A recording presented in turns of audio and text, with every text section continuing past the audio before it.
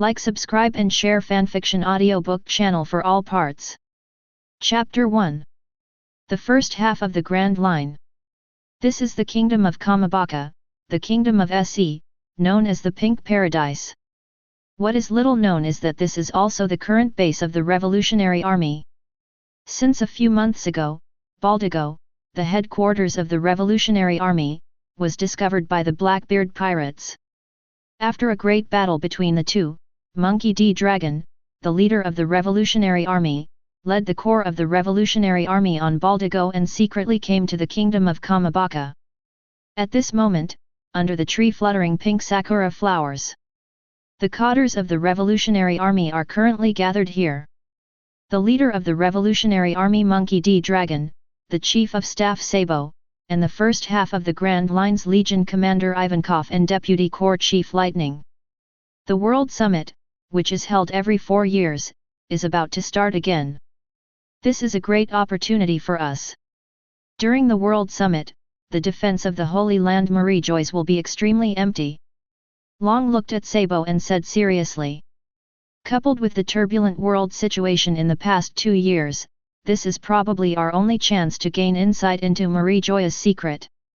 There is also the bear enslaved by the celestial dragons. According to intelligence, he is on Mariejois at the moment. Sabo, this operation is up to you. The dragon's eyes are deep.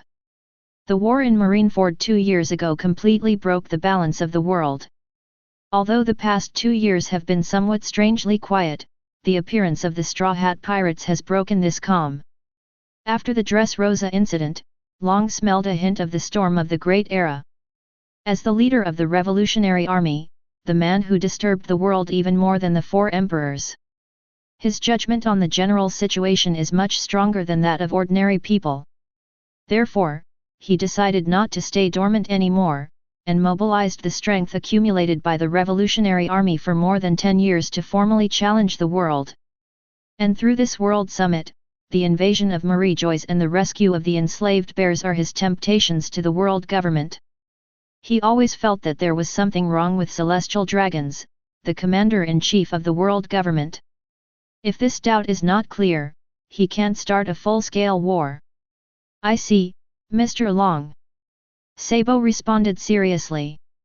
I will summon 4 legion commanders, and they will assist you in your actions. Then, the meeting is over. After Long finished speaking, Sabo was about to get up. As a result, the body did not move at all. What? Sabo showed shock.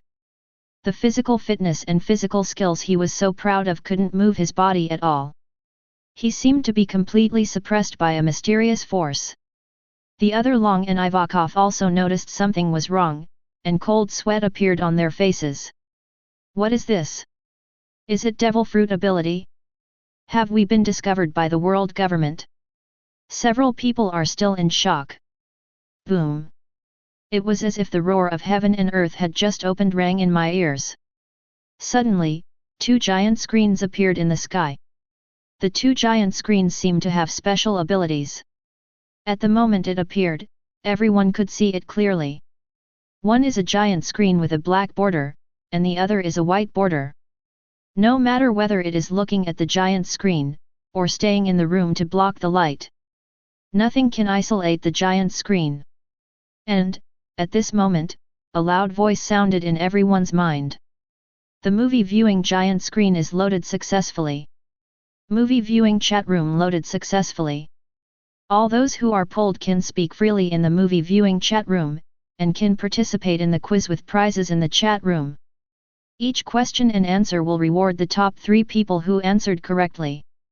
Remark 1, the quizzes with prizes are all-encompassing, including everything that human beings can imagine. Remark 2, during the viewing period, all things will be imprisoned, and all abilities cannot be activated. Remark 3, this movie viewing is a dual-world movie viewing. After each movie viewing, it may have an interactive impact on both worlds, and the impact is unknown. The mysterious voice of the macro god tier echoed in everyone's mind. Then it seemed to turn into the deepest memory, deeply engraved in everyone's mind, so that they cannot forget. At this moment, everyone in the world was stunned. What the hell? Movie viewing, chat room? Also, the whole world is imprisoned? How can it be? In an instant, all the powerhouses in the world wanted to try to break through this confinement. On the Void Throne, I'm wanted to burst out the terrifying darkness in her body. However, everything seemed to be adjusted, and he couldn't mobilize the slightest ability. Even harder than him are the 5 elders beneath the Void Throne. They were reporting work to Im, but the sudden appearance of the giant screen made the 5 of them kneel down and couldn't move. Kaido from Wano Kuni, the redhead from unnamed Winter Island, Garp who is holding his booger in the marine headquarters, and Aokiji who is riding a bicycle on the sea. Can't break through at the moment. After realizing this, these proud and powerful men focused more on other information about what they said just now. Chat rooms, movies, rewards. Contains all human fantasies? Can I get berry? Can it become the strongest? Can it prolong life? Can it be revived? The giant screen in the sky, the grand sound in the ear. Whitebeard in the undead posture thought excitedly in his heart. If he can be resurrected, he can still sail with his family on this sea. If he can be resurrected, he can also resurrect Ace. Chat room, yes, you can only get rewards for speaking and answering questions in the chat room. The longing in my heart for my family. Let Whitebeard speak first. Whitebeard, does the reward include resurrection? Whitebeard? When the voice rang in everyone's mind. Everyone strangely knew who was speaking, so they were even more shocked. Whitebeard? Didn't he die 2 years ago? However, one wave of ups and downs rose again. Whitebeard's voice just fell, and it turned into an even more shocking voice. Roger, long time no see, Newgate. One Piece Roger. This man who turned the world upside down is actually there? Whitebeard, Roger.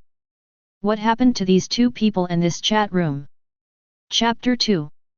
Sengoku, Whitebeard, didn't you die 2 years ago? Could it be that it is red hair? Redhead, hey, Sengoku, I don't want to take this blame. If I had the ability to resurrect people, I would have revived Captain Roger a long time ago. As soon as the redhead finished speaking, he felt something was wrong. Captain Roger, it seems that he did speak just now.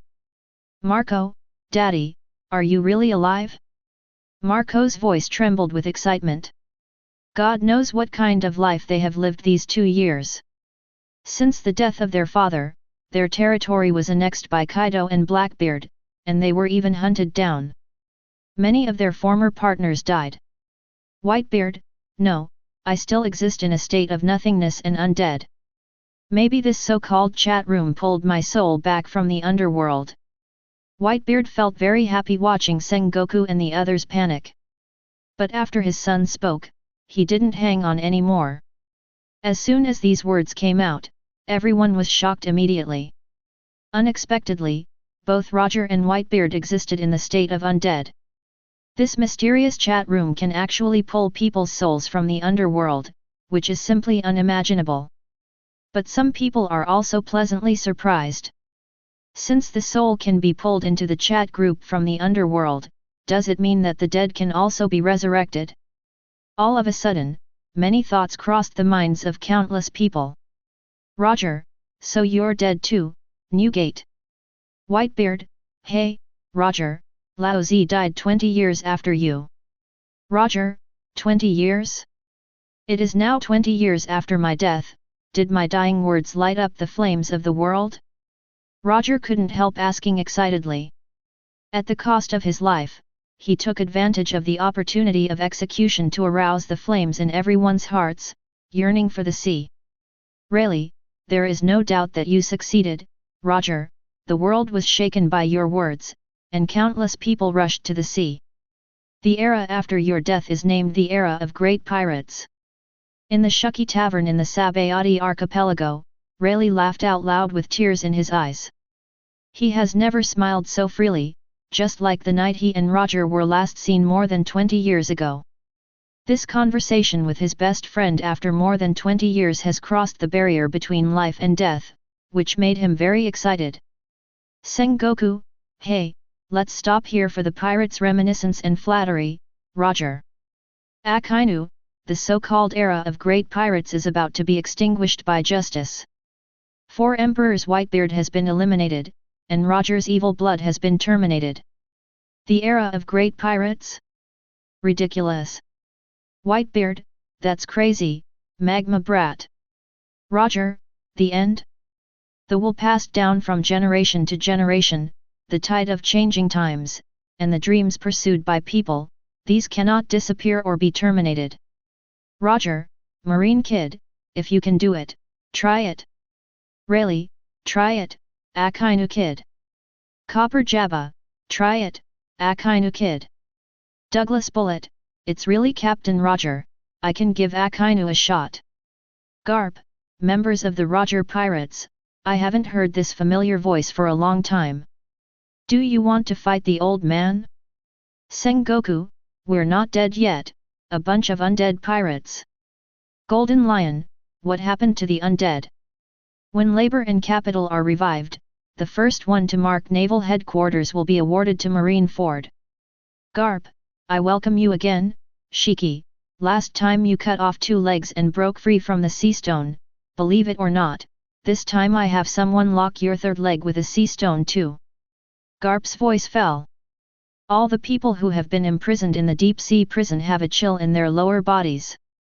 With the hands and feet tied, some people can still make up their minds to cut them off, but if the bottom is tied, then the problem is a bit big. Golden Lion, damn it, Garp UBD. The Golden Lion's undead form couldn't help but smoke from anger. Garp looks simple and honest, and the words he speaks are not ordinary poisonous. Crane, really, an old man still says such things that affect Marine's appearance. Rocks, it's really lively. I didn't expect to see so many acquaintances here. The sound of rocks made the pirates and Marines present collectively thump. Roger, Whitebeard, and Garp all showed expressions of distaste for trouble. But Sengoku and the others were extremely fearful. Although the legend of rocks has gradually disappeared in the world over time. But those who know him know how terrible he is, and he is even more threatening to the world than Roger. On the Mariejois, the kneeling 5 elders thought something terrible. With this chat room, Roger and Rocks, who know all the secrets of the world. It will be able to disclose the secret they have been keeping secret to the world, and they will not have any means of countermeasures. At the same time, he also did not speak in the chat room. Has been dormant.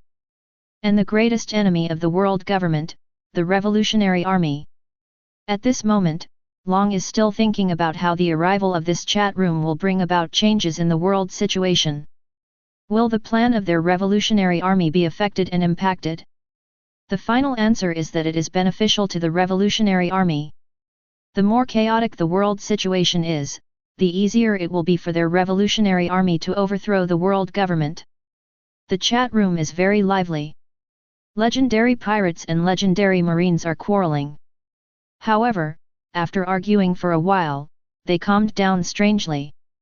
Because some of them are undead, some are living people, but without exception, they are all imprisoned by mysterious energy. It can only be a mouthful. In the end, something like an appointment was made. Such as Golden Lions wait for me to resurrect marked naval headquarters. Roger's waiting for me to revive, I'm going to hammer my son's magma imp. Whitebeard's wait for me to revive and return to peak, after the magma imp comes to fight again. The smell of gunpowder is not so strong. Also at this time, the grand voice echoed in everyone's mind again. Viewing content loaded. Watching object, the leader of the Revolutionary Army of the Two Worlds. Start watching. Wait until the sound dies down. The black screen in the sky visibly began to flicker. Immediately afterwards, there was an extremely clear picture, like a holographic light and shadow. Sunny mountaintop, the cliff is covered by grass, the forest behind is dense, the breeze is blowing, and the wings of seagulls cut through the sky. Standing on the edge of the cliff is a very handsome young man. He is wearing a black cloak, with messy and wild hair. And behind him, there is a middle-aged man with white temples and an unusually burly figure. Chapter 3. Kingdom of Kamabaka. At the moment when the giant screen image came out, Sabo and the others looked directly at the dragon. "This is Mr. Long?" asked Sabo. Although the dragons in this period looked very young, without the slippers on their faces, because they were young, they didn't look so fierce even without eyebrows. Dragon is still very handsome at his age. Ivankov on the side couldn't help but said. Only the corner of Long's mouth twitched, looking at the giant screen, his eyes were a little weird. The content of the movie on this giant screen is the leader of the revolutionary army of the two worlds? This is undoubtedly him. What is the leader of the revolutionary army in another world? Is there a revolutionary army in another world? What is their state? While thinking on Long's side, irrelevant people in the chat group had already started chatting. Golden Lion, what is this, and who is this young man? Rox, can anyone tell me what the revolutionary army is, pirates? Roger, hey, isn't that you? Garp, it's you when you were younger. Whitebeard, why did Garp show up? Is this watching a movie, is it watching someone in our world? Kong, for Garp when he was young, it seems that watching movies is at a different time from our current one, which is interesting. Crane, Dragon, that man. Moreover, by taking this opportunity, they can also have a further understanding of the extremely mysterious leader of the revolutionary army. Roger, hey? Does that Garp guy have a son? Garp, what nonsense are you talking about, Roger? Compared to you, an old virgin who only had a son in his 50s, Laozi had a son in his 20s. Roger, Laozi is not an old virgin or in a hole, it's just that he had a son late. Whitebeard, Roger, this needs no explanation, is there a woman on your boat? Roger, BD Whitebeard. Garp, by the way, Laozi not only has a son, but also a grandson. Laozi's grandson is about the same age as your son. Garp, so, labor and management just let your son call me grandpa, Roger, your son calls me grandpa. Roger, I'm going to kill you, BD Garp. Whitebeard, count me in, when I come back to life, I'm going to shake that BD Garp to the bottom of the ocean. Whitebeard bristled angrily. He treats Ace like his own son, but Garp, the BD, has been secretly taking advantage of him and Roger.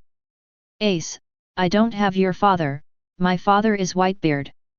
Whitebeard, Ace. Roger, are you my son? Ace, it's a boy, Rouge. Ace, I don't allow you to mention your mother's name. Golden Lion, the joys and sorrows of people are not connected. At the moment, I just think you are noisy. Rox, so no one has told me what the revolutionary army really is? Sengoku, hey, Garp, answer my question, when exactly did this happen? Garp, I can't remember, it seems like 30 years ago, that Brad had a rebellious mentality, he didn't want to be a marine, he wanted to go to sea. The noise in the chat room did not affect the continuation of the images on the giant screen. The breeze is blowing across the grass, the dragon's eyes are looking at the distant sea, his eyes are extremely deep, and Garp behind is digging his nostrils and looking at the dragon's back helplessly. Have you made a decision yet? Dragon. Yes, father, I don't intend to become a marine. In the past few years, I have traveled to every corner of the Goa kingdom, and I have seen poor people living in garbage dumps and beaten slaves. I saw the nobleman whose heart has been rotten. I can't accept all of this, I can't accept that as a marine, I will protect such a group of people, that is not my ideal, moreover, I hate fighting, I hate war. Long said calmly, his voice was full of vicissitudes that did not match his age. If you're not a marine, what are you going to do? I don't know, maybe I will call a group of like-minded people to discuss it. There is definitely something wrong in this world, but I don't know how to solve it yet."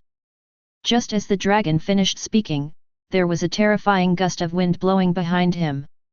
Long managed to dodge, only to see a majestic figure waving his fist and hitting the sloping ground with a fist. With a loud bang, the entire cliff shattered directly, turning into countless rubble and falling down. Cold sweat emerged on Long's forehead. If the punch hit him just now, he would definitely be injured. "Are you crazy, old man?" Long looked confused. He still doesn't know why his father attacked him.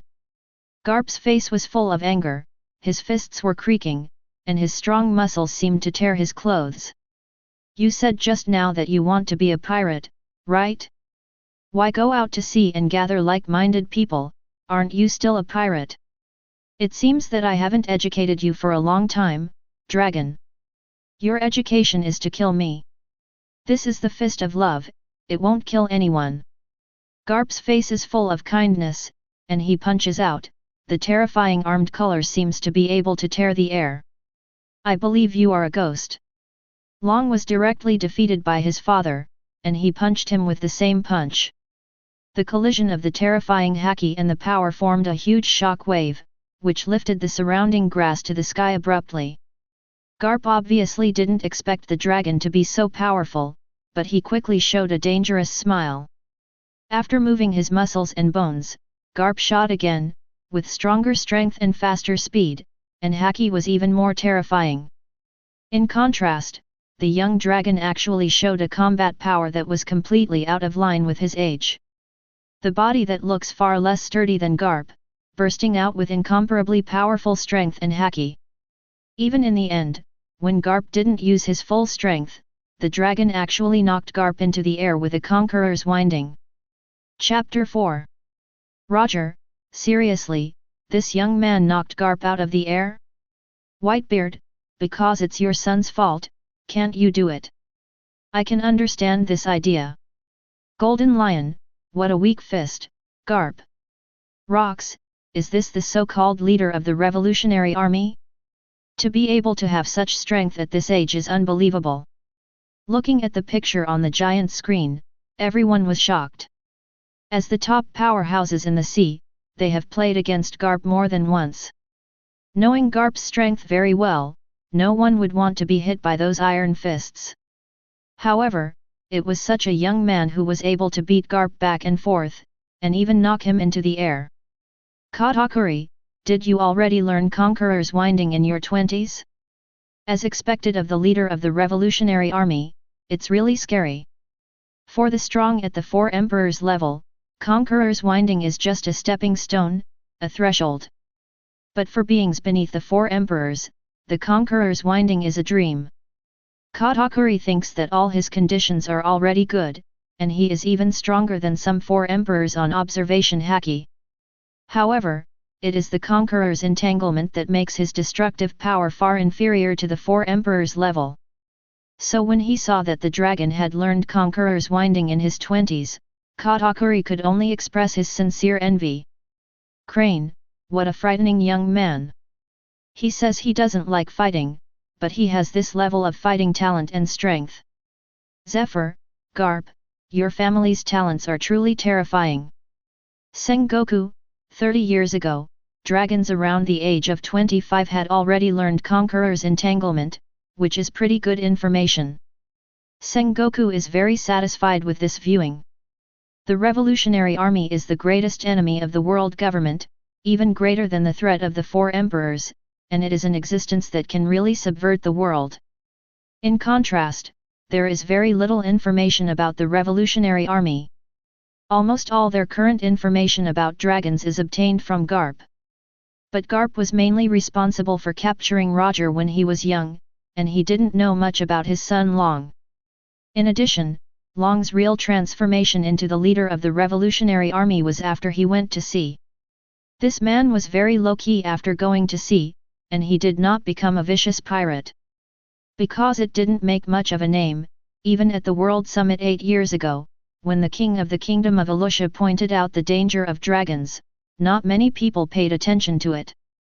The result became a prophecy. During these 8 years, the strength of the revolutionary army expanded rapidly. They have their power in the 4 seas, including the Grand Line. Not only that, even the dozen countries that joined the world government have been overthrown by them. It can be called terrible.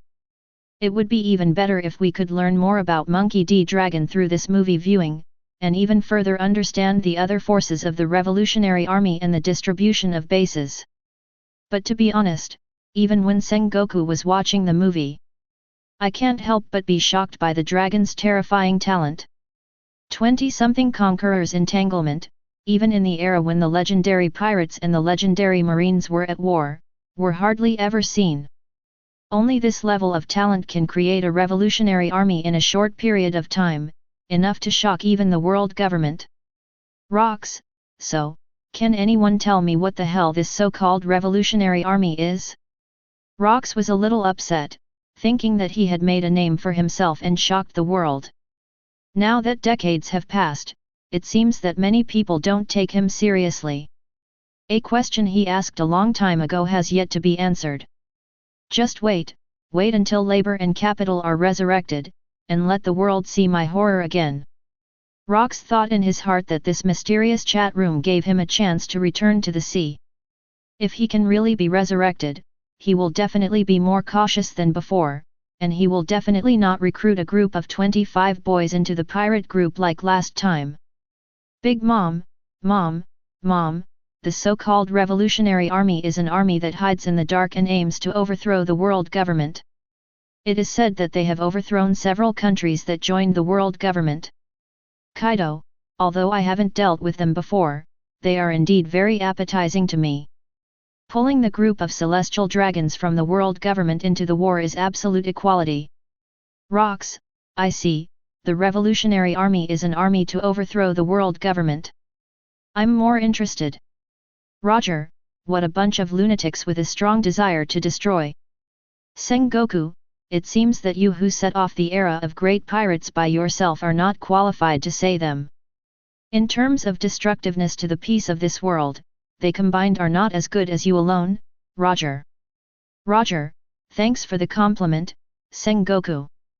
Sengoku, labor and management didn't praise you BD. When everyone in the chat room was noisy, the video on the giant screen was coming to an end. Garp's vacation this time is unexpectedly long, and the dragon is taught by Garp's fist called Love almost every day. Although in the last battle, Long used the unexpected conqueror's winding to make a small move, but in front of the serious Garp, he can't be an opponent at all. Facing the dragon with bruised nose and swollen face every day, Garp called it the education of love. Until he gave up being a pirate and joined the marine, he would not hammer him anymore. But the more obedient dragon in the past is normal, even if he is beaten every day with a bruised nose and a swollen face, he still has not admitted defeat. And in the process of being beaten, his talent is fully displayed, physical skills, haki, and combat experience are all improving rapidly. That terrifying talent almost made him undergo a completely new level of change. Even Garp has to admit that his son is very talented. This kind of person seems to be born to stand on top of the world. Half a month later, Garp returned to naval headquarters because of the friction between the Roger pirates and the Golden Lion pirates. And Long also took advantage of this opportunity, just found a tattered boat and went out to sea. As the dragon went out to sea, the huge black screen gradually became dim. And the huge white screen on the side began to light up gradually, just like the precursor to the video played by the huge black screen just now. Chapter 5. Burndy World, what does this mean? This is the end? Roger, I'm a little curious about what will happen to this kid after he goes to sea. It's said that he went to sea so early, but he didn't make any famous things while I was alive. Whitebeard, the Revolutionary Army was active for about 5 or 6 years when I died, but it developed extremely rapidly. They may have been dormant for a long time to continue their strength. Rocks, with such strength and talent, that kid named Monkey D. Dragon is destined to stand on top of the world. Red hair, another giant white screen began to light up. I remember I said it was a dual world viewing. Crane, the black giant screen corresponds to our world without a doubt, so the white giant screen corresponds to another world. Golden Lion, another world, it sounds very interesting. What is the other world like? Balo Betty, is there a revolutionary army in another world? I'm a little curious, what does the revolutionary army look like in another world? Is the leader of the revolutionary army on the other side as strong as Mr. Long? Khalifa, the mouse of the revolutionary army, also jumped out of the gutter. Balo Betty, commander of the Eastern Army, we will definitely arrest you. Balo Betty, isn't this a member of the CP organization? It's a pity that you can only watch quietly now. Monkey D. Dragon, Betty, try to speak as little as possible here, some information will be exposed. Long thought a lot in his mind at the moment. A magical chat room, and a revolutionary army from another world. Is there any connection between that world and this world? Otherwise, why is there a revolutionary army in that world? How did the leaders of the revolutionary army in that world carry out the revolution? There is also what this mysterious voice said, the end of watching the movie will have a certain impact on the two worlds. What is this impact? Long thought a lot at this moment. But no matter how much you think about it, you can only see what kind of video will appear on the next giant screen. On Mariejois, the 5 elders also await. They also want to see what the so-called revolutionary army in another world can achieve. When everyone is watching the giant screen, suddenly the loud voice sounded again. Bonus quiz opens. Question: what would the leader of the revolutionary army look like in another world? 1. The brave and fearless archaeologist who pursues the history of the world. 2. An inventor who is gifted and capable of inventing human fantasy creations. 3.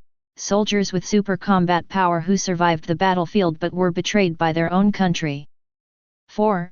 Ordinary civilians who have subjugated the country, orphans who have no power to restrain chickens. 5. The son of a marine hero with a profound background and both talent and strength. 6. Celestial dragons who are kind-hearted and have abandoned the status of celestial dragons. 7. The king of the superpower with benevolence and righteousness. 8. The world's #1 swordsman touring the world with a sword. Prize quiz: think for 10 seconds, and after 10 seconds, make a choice. The top 3 who guess the correct answer can get rich rewards, including all human fantasy products, including but not limited to, resurrection props, lifespan, strength, etc. Roger, what did I see? This time I said it directly, right? There really are resurrection items. Whitebeard, I'm going to revive Ace. Roger, Ace is my son, Whitebeard, and I will resurrect him. Garp, Ace is my grandson, let Grandpa revive him. Ace. Luffy, I'll revive Ace. Rocks, the background of this kid named Ace is really big, so many people want to revive him. Golden Lion, gee ha ha ha ha, you guys are acting as if you already got the resurrection props. Sengoku, there are so many people answering the question, and there are only a few options.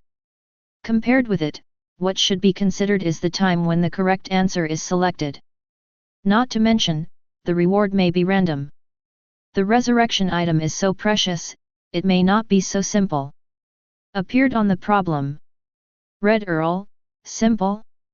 Then you should analyze it, Mr. Sengoku, which one is more likely to be the correct answer? Analyze. Mariejois 1 branch, now in Naval Headquarters, Sengoku couldn't help but sneer. Even if it can be analyzed, who will tell you?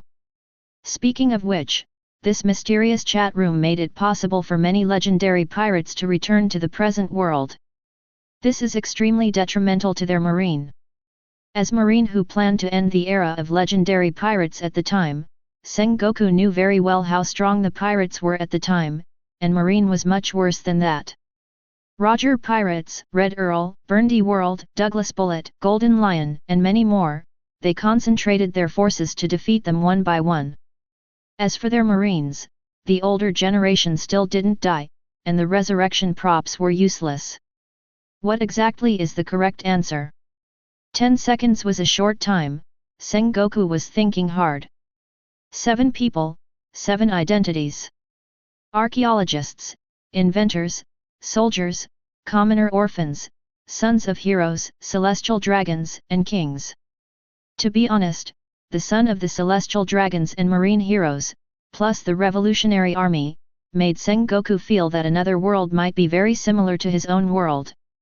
Even a parallel world. Otherwise, it is impossible to explain why there are such things as celestial dragons and revolutionary army in another world. Moreover, among the 7 identities, Sengoku can almost find similar archetypes in his own world. Dr. Clover for archaeologists, Vegapunk for inventors, Kaido or Bullet for soldiers, the list goes on, Whitebeard for civilian orphans, and Red Earl for civilian orphans. Even he, Garp, Akainu and others are war orphans. The son of hero is too obvious. The leader of the revolutionary army, celestial dragons, are 2 members of the Donquixote family, and the king may be Cobra or others. If my guess is correct, it should be the son of the marine hero. Although the time was short, Sengoku had a lot to think about. Thanks to Marine's wide range of intelligence, his many intelligences, and his own wisdom, he chose the most likely option. The leader of the revolutionary army in their world is the dragon. If, as he speculated, the other world might be a parallel world of theirs, then, the dragon from another world is very likely to be the leader of the revolutionary army. Regardless of strength, talent, mind, wrist, or character, Long is the best candidate for the leader of the revolutionary army. This, even Sengoku cannot deny. Chapter 6. Well thought out compared to Sengoku. Although other people have also thought about it, most people's vision and intelligence are not as comprehensive as Sengoku. The conversation in the chat room at the moment is already full of excitement. Rorano Azoro, I choose 8, the leader of the revolutionary army in another world, definitely a great swordsman. There is no reason, everything is possible, so Zoro simply chose Jianhao. Kaido, where did the kid come from? Of course he is a strong soldier. War, only war can bring changes to the world. There is no reason, just because Kaido himself is a soldier, and he was betrayed. Douglas Bullet, I agree with Kaido's words, the big man standing at the top of the world must be a powerful soldier who has been betrayed. Nico Robin, archaeologists, only archaeologists understand the nature of the world and can change the world. Dr. Clover, well said, Robin. Vegapunk, of course it is technology, only technology can change the world, the power of technology, I choose 2.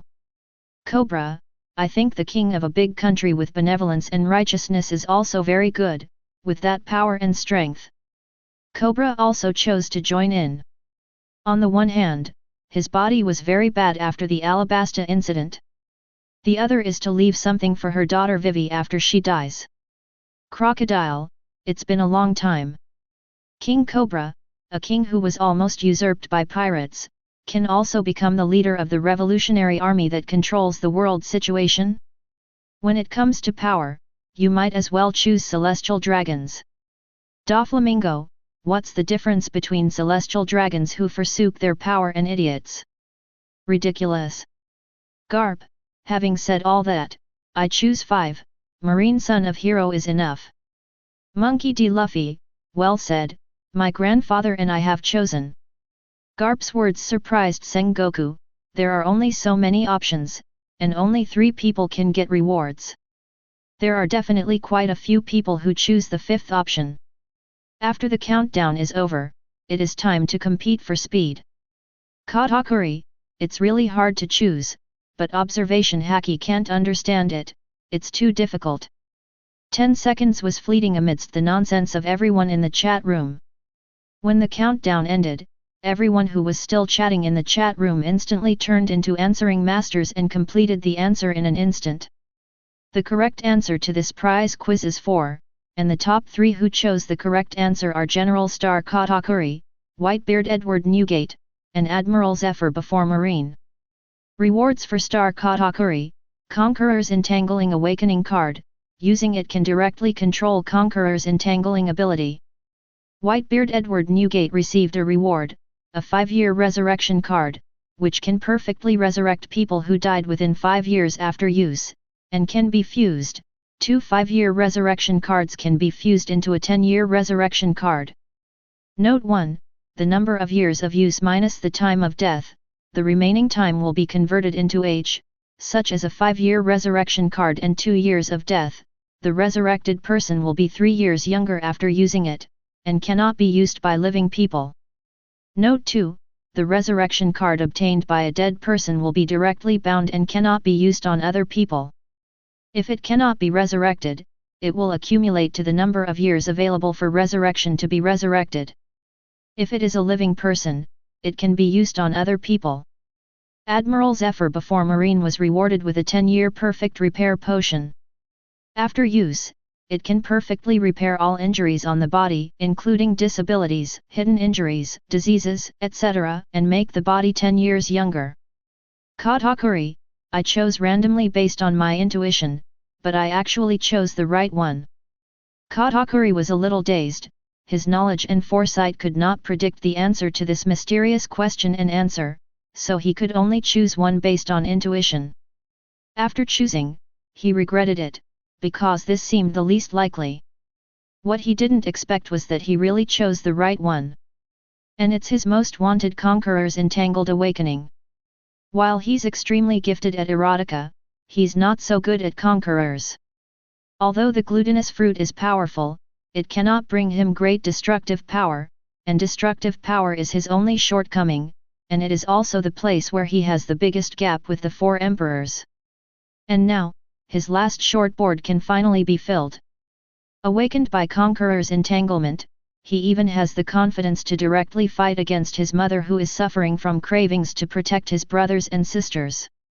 Whitebeard, orphans of common people, it seems fate is on my side.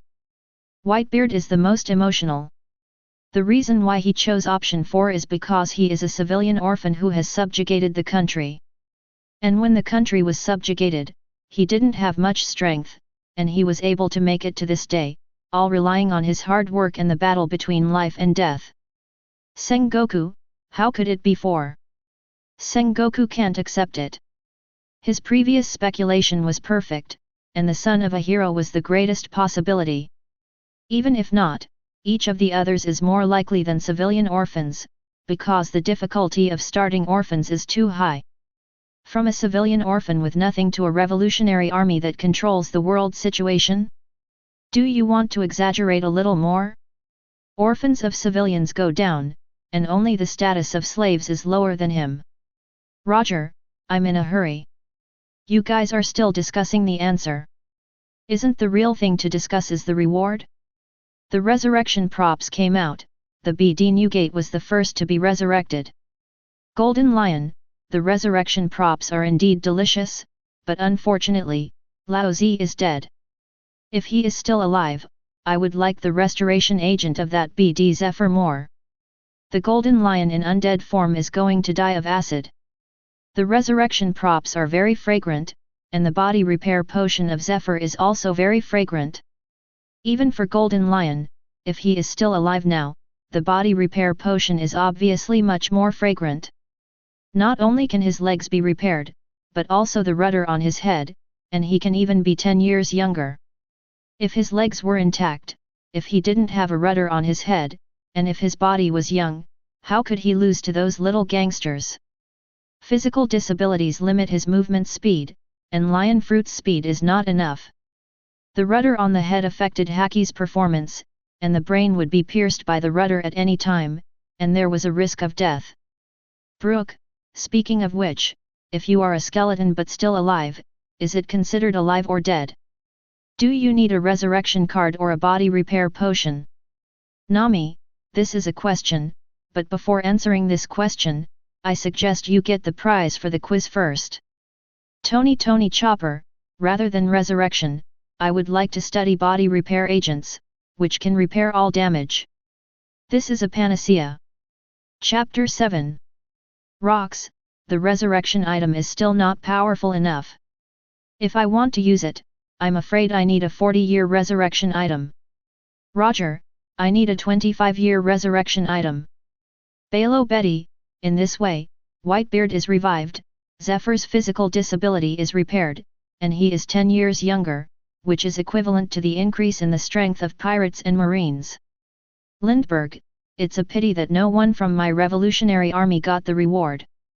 Although the reward of Conqueror's Winding is not as good as the other two, it is still pretty good. Zephyr, don't compare me with those weak marines. Hey, I am the commander of the new marine, Zephyr, not the former admiral of the marine.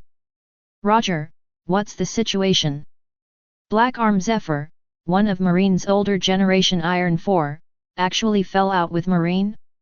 Golden Lion, jahahaha, things seem to be getting interesting. Sengoku, Garp, Crane, come out and explain. Red Earl, the Marine executives are all silent. It seems that the matter is true. I am a little curious, what did the Marine do? It can make Marines like Zephyr defect. Zephyr, Field, UBD, what is defection? Marine betrayed me. Kaido, I do know that the world government recruited a Shishibukai who despicably severed Zephyr's arm and killed his students 10 years ago. Burndy world, hehe, this is indeed something that the bastards of the world government can do. The useless Marine admiral is like a rag and can be thrown away. Rocks, it's so sad, Marine, why don't you join my Rocks pirate, and when I'm resurrected, I'll take you to Mariejois and conquer the world. Big Mom, the one who cut off Zephyr's arm seems to be Whitebeard's son. The guy named Weiabul, Whitebeard, can't you say a few words? Roger, Nanny? That Whitebeard guy has a son. Marco. Roger, I'm talking about my own son. I always thought that man was not a womanizer. Golden Lion, speaking of which BD Whitebeard? It seems that after saying a word before, it disappeared. Whitebeard, thank you for the invitation. I have just been resurrected. I am in my hometown and I am in good condition. Golden Lion, CAO, UBD Whitebeard, have you really come back to life? Whitebeard, let's talk about the feeling of resurrection. First of all, the resurrection card can choose the resurrection location. I chose my hometown. Whitebeard, the second is the state after resurrection. It should be a reshaped body that is exactly the same as the original one, but it is about 3 years younger. The disease of the body is still there, and the physical quality is not much different from before life. If you want to really repair the body, you will need a body repair agent to solve the disease and all hidden injuries. Whitebeard, but I'm pretty happy with it, the way it is now. Sphinx Island. The warm sunshine falls on the lush green grass, and when the wind blows, it seems to set off waves of green waves on the ground. Whitebeard looked at Marco and the others on the grass with gentle eyes. Although the body is imprisoned, some small movements limited to the surrounding body can still be done, and the sound can also be transmitted. Sons, I'm back! Whitebeard exclaimed. The response was countless choked cheers. It's as if children who have been bullied have found their safe haven. It's good to be alive. Whitebeard felt the warm sunshine, looked at the beautiful and quiet hometown, and the sons in front of him, thinking in his heart. Of course, being alive is the first step, and the next step is to resurrect Ace. Also punch that traitor Teach. Blackbeard, one thing I'm curious about is, if Whitebeard is revived, will Shock Fruit still have the ability? If so, it means that 2 identical fruit abilities are in the world together. Whitebeard, guess what, Teach, when my fist lands on your face, feel with your heart whether you have the ability of Shock Fruit. Blackbeard, there will not be 2 identical abilities in the world at the same time. Without the ability of Shock Fruit, do you think I will be afraid of you? Whitebeard. Vegapunk, actually, according to my research, Devil Fruit can be copied, and there will be exactly the same fruit ability in the world. Blackbeard, Dad, I'm your son. Whitebeard, you're going to die terribly when the movie lock is over, Teach. Whitebeard's voice was full of killing intent. Even if he tried to die again, he would kill Teach. But honestly, Whitebeard was pretty confident that he could kill Teach without dying. Although his current state is not as good as when he was young, it is much better than when he was in the Summit War. He is equivalent to the physical state of 3 years ago. At that time, Ace hadn't boarded the boat yet, and his physical condition was still able to support the use of Conqueror's Haki. He has confidence in dealing with a person like Teach who is conceited and relies too much on his fruit ability. What's more, his shock fruit ability is still there. The mysterious chat room actually made the same devil fruit ability appear at the same time. New World Naval Headquarters. Sengoku sighed. Whitebeard has been resurrected, Zephyr has received the body repair potion, and has returned to his peak state. He will definitely take revenge on this world, and the times will be chaotic again. It deserves it. Anyway, I won't take action against Zephyr. I opposed it before. Since the old man above was so determined at the beginning, let them have a headache. Garp pinched his nostrils and said, let those old men bear the wrath of a peak admiral. Garp and Zephyr are old comrades. Know the strength of an admiral. The body has been completely repaired, and the strength of admiral, who is 10 years younger, is absolutely terrifying. The 64-year-old Zephyr is only 5 or 6 years older than the current Kizaru, and it is an admiral at its peak. As long as they are enemies of justice, they will all be defeated. Akainu, who was sitting on the marshal's seat, was smoking a cigar, and said in a low tone full of oppression. Okay, defeat them all. Garp picked his nostrils disdainfully. Now only Whitebeard is resurrected. When the Rocks, Golden Lion, Burndy World, these bastards are all resurrected, when Pluton Rayleigh, Copper Jabba, these former legends are all young. Boy, you know how difficult these people are. Kaido? Red hair? Big Mom, these people are leftovers from that era. Chapter 8. Mariejois. 5 elders is still kneeling at this moment, very helpless. They also chose to answer the question before, but they didn't choose the right one. That's fine, the key is that the 3 people who answered correctly were all on the opposite side of them. Whitebeard and Katakuri are out of the question. Zephyr, the Marine, was abandoned by them not long ago. At the time, they all thought that Zephyr, an old, sick, and disabled old man, was not good enough to fight.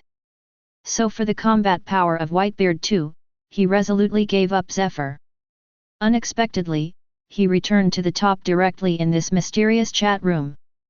This is simply lifting a rock and shooting yourself in the foot. However, now, things are irreversible, and they can only swallow this in their stomachs. Unlike the outside world where some people are happy and some are sad, the chat room is still full of fun. Roger, Newgate, now that you've been resurrected, let's talk about your own son, Whitebeard too. Golden Lion, I didn't expect you, an old boy, to be quite sullen, and you made a biological son without saying a word. Whitebeard. What are you bastards talking about? Where did labor and capital get their own son? Whitebeard too, Daddy, it's good to have you back. Garp, I'm out of words now, Whitebeard, ha ha ha. Whitebeard. Etc. Are you my own son? Who is your mother? Whitebeard too, mother's name is Barkingham Stussy. Golden Lion, it turned out to be Miss B.A. Jin, that kind of greedy woman, you actually did it. Roger, I remember that B.A. Jin seemed quite beautiful when she was young. Really, that was so many years ago, now B.A. Jin has no eyes, hot eyes. Rocks, it turns out that the 2 of you got together secretly. On my boat, I really didn't expect it. It's really too deep. Whitebeard, wait, I didn't, how could I have S*X with that woman Barkin, are you out of your mind? Garp, do you still deny it when you have a son? Whitebeard. Vegapunk, it's a clone. Whitebeard, Nanny? Are you saying the so-called Whitebeard too is a clone? Could it be my clone? Vegapunk, yes, it is your clone, but obviously, from the performance of Whitebeard too, Jin should have failed in cloning, and only inherited strength, not wisdom. Marco, can cloning technology reach this level? Can that terrifying combat power be cloned? Vegapunk, yes, in fact, the current cloning experiment, I have already succeeded. Anyone who knows the power of Whitebeard 2 can't help but feel a chill when they see Vegapunk at this moment. It turns out that the world government's cloning technology has reached such a level that even the strong can be cloned, and it also has Shishibukai level combat power. What's more, that is Jin's cloning technology, not Vegapunk's technology. It is hard to imagine, with Vegapunk's cloning technology, to what level he can clone a strong person. Jagalyasha Satan-san, Vegapunk, you talk a little too much, you should be very clear about what should be said and what should not be said. 5 elders didn't expect that Vegapunk would be able to make a big one after they were distracted for a while. The cloning technology must be strictly kept secret, which involves the Seraph in the back and the plan to completely wipe out the pirates. Vegapunk, the old man didn't say anything. Enter Egghead, Vegapunk curls his lips. To be honest, he is more curious about the power of this mysterious chat room than the cloning technology. To be able to create advanced props for awakening haki, props for resurrection, and perfect body repair potions, even Vegapunk is hard to understand. Rocks, rare visitor, I didn't expect 5 elders to come to such a chat room, what a rare visitor. Kaido, I can't sit still. I didn't succeed in answering the question. With this chat room, I'm curious when you 5 elders will be pulled down from the altar. Saint Topman Vachalai, hey, untouchables. Although his mouth was so condescending, 5 elders was in a bad mood at the moment. For a world government with absolute dominance, such out-of-spec power in the chat room is too damaging to the domination. An unknown sea in the new world. On a refitted new marine warship. Zephyr opened his eyes slowly now. On the opposite side of him, Anne, Bins and Shuzo all looked at the teacher nervously at the moment. It's never felt so good. Zephyr had a long-lost, hearty smile on his face. Then he tore off the black glove wrapped around his right hand. It was supposed to be a prosthetic limb made by the Marine Science and Technology Department, but after taking off the black gloves at this moment, it was a complete body of flesh and blood. Not only that, the muscle strength of the newborn right arm was exactly the same as that of the left hand. Whether it's punching or arming, there is no problem with Conqueror's winding. This is his arm at its peak. What's more, Zephyr was pleasantly surprised. My own asthma has also been completely cured. The feeling of chest tightness and shortness of breath when I exerted a little force in the past has been completely restored now. Under the effect of that miraculous potion, his body has completely recovered to the physical state when he was 64 years old. No, it's better than it was 10 years ago. Because the dark wounds and asthma have all been repaired, he can even be compared to his peak state at the age of 50. The Black Arm Zephyr, who sits firmly on Admiral's seat alongside Garp and Sengoku with absolute strength. Wait, weak Marine, I will bring the newborn Marine to subvert this world and implement true justice. If it is said that the previous Zephyr was determined to die, in order to block the Marine and world government. Well, now he really has some confidence to wrestle with Marine. At least with his current strength, the world government sent a single admiral, and there was nothing they could do about him. An admiral who maintains high mobility and is completely outside the rules is so terrifying. But this is not enough, I must also get rewards from this chat room as much as possible. Zephyr thought to himself. This mysterious movie viewing chat room is really too strong. Just one answer reward brought him back to the top. It would be unimaginable to come again several times. Along with Zephyr, the 3 of Whitebeard and Katakuri completely digested the reward. The giant white screen in the sky was also completely opened. Chapter 9. Roger, the giant white curtain opens. Doflamingo, another world. Monkey D. Dragon, the revolutionary army in another world, I'm really curious. On the huge white screen, in everyone's expectation, the image gradually became clear. Blood and fire are burning. The sky is black, it is covered by the black smoke from the burning of civilian houses. The ground is blood-colored, and there are corpses of civilians everywhere, like irregular floor tiles, spread on the ground. And in this hell-like environment, there is only a boy about 7 or 8 years old, sitting in the corpse with a dull face. Can't see the boy's face clearly, his whole body has been covered in blood stains.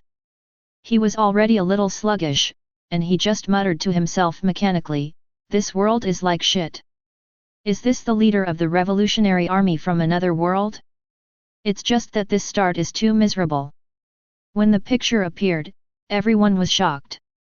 Everyone knows that the boy in the picture is the leader of the revolutionary army from another world. Orphan civilians, exactly the same as mentioned in the options. What shocked them was that the opponent's appearance was really so miserable. The description of an orphan in a subjugated country is too plain. It was like an orphan crawling out of a pile of corpses. How did he become the leader of the revolutionary army who can stir up the world? Balo Betty, is this the leader of the revolutionary army in another world? Ivankov, unbelievable, the boy. Sabo, really or not? Even the members of the revolutionary army, who are generally diving and extremely low-key, couldn't help but speak out at this moment. The contrast between this scene and the previous dragon is too strong. On one side is the son of a marine hero, who has lived a carefree life since he was a child, and has a strong talent.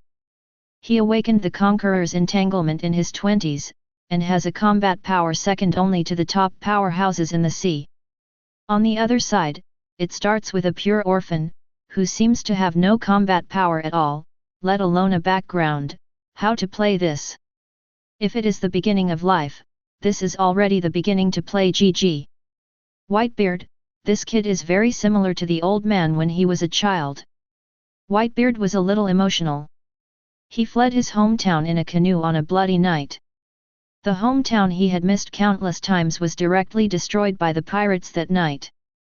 He can understand the mood of the child in the video. Naval Headquarters.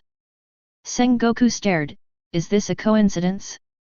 The scene in the picture, the island, and the port, looked somewhat familiar. King Liku, why does this port look so much like the port of the Krojashi Kingdom? Rocks, which is the Krojashi Kingdom? Never heard of it. Monkey D. Dragon, which Krojashi Kingdom? How can it be? King Liku, are you reading it wrong? King Liku, maybe it is, but it is indeed very similar. When I was young, I went to the kingdom of Rojashi.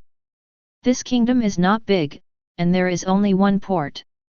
Although most of it has been burned down at the moment, it is too similar in terms of layout and other things. King Riku, maybe it's my eyes that are really dazzled.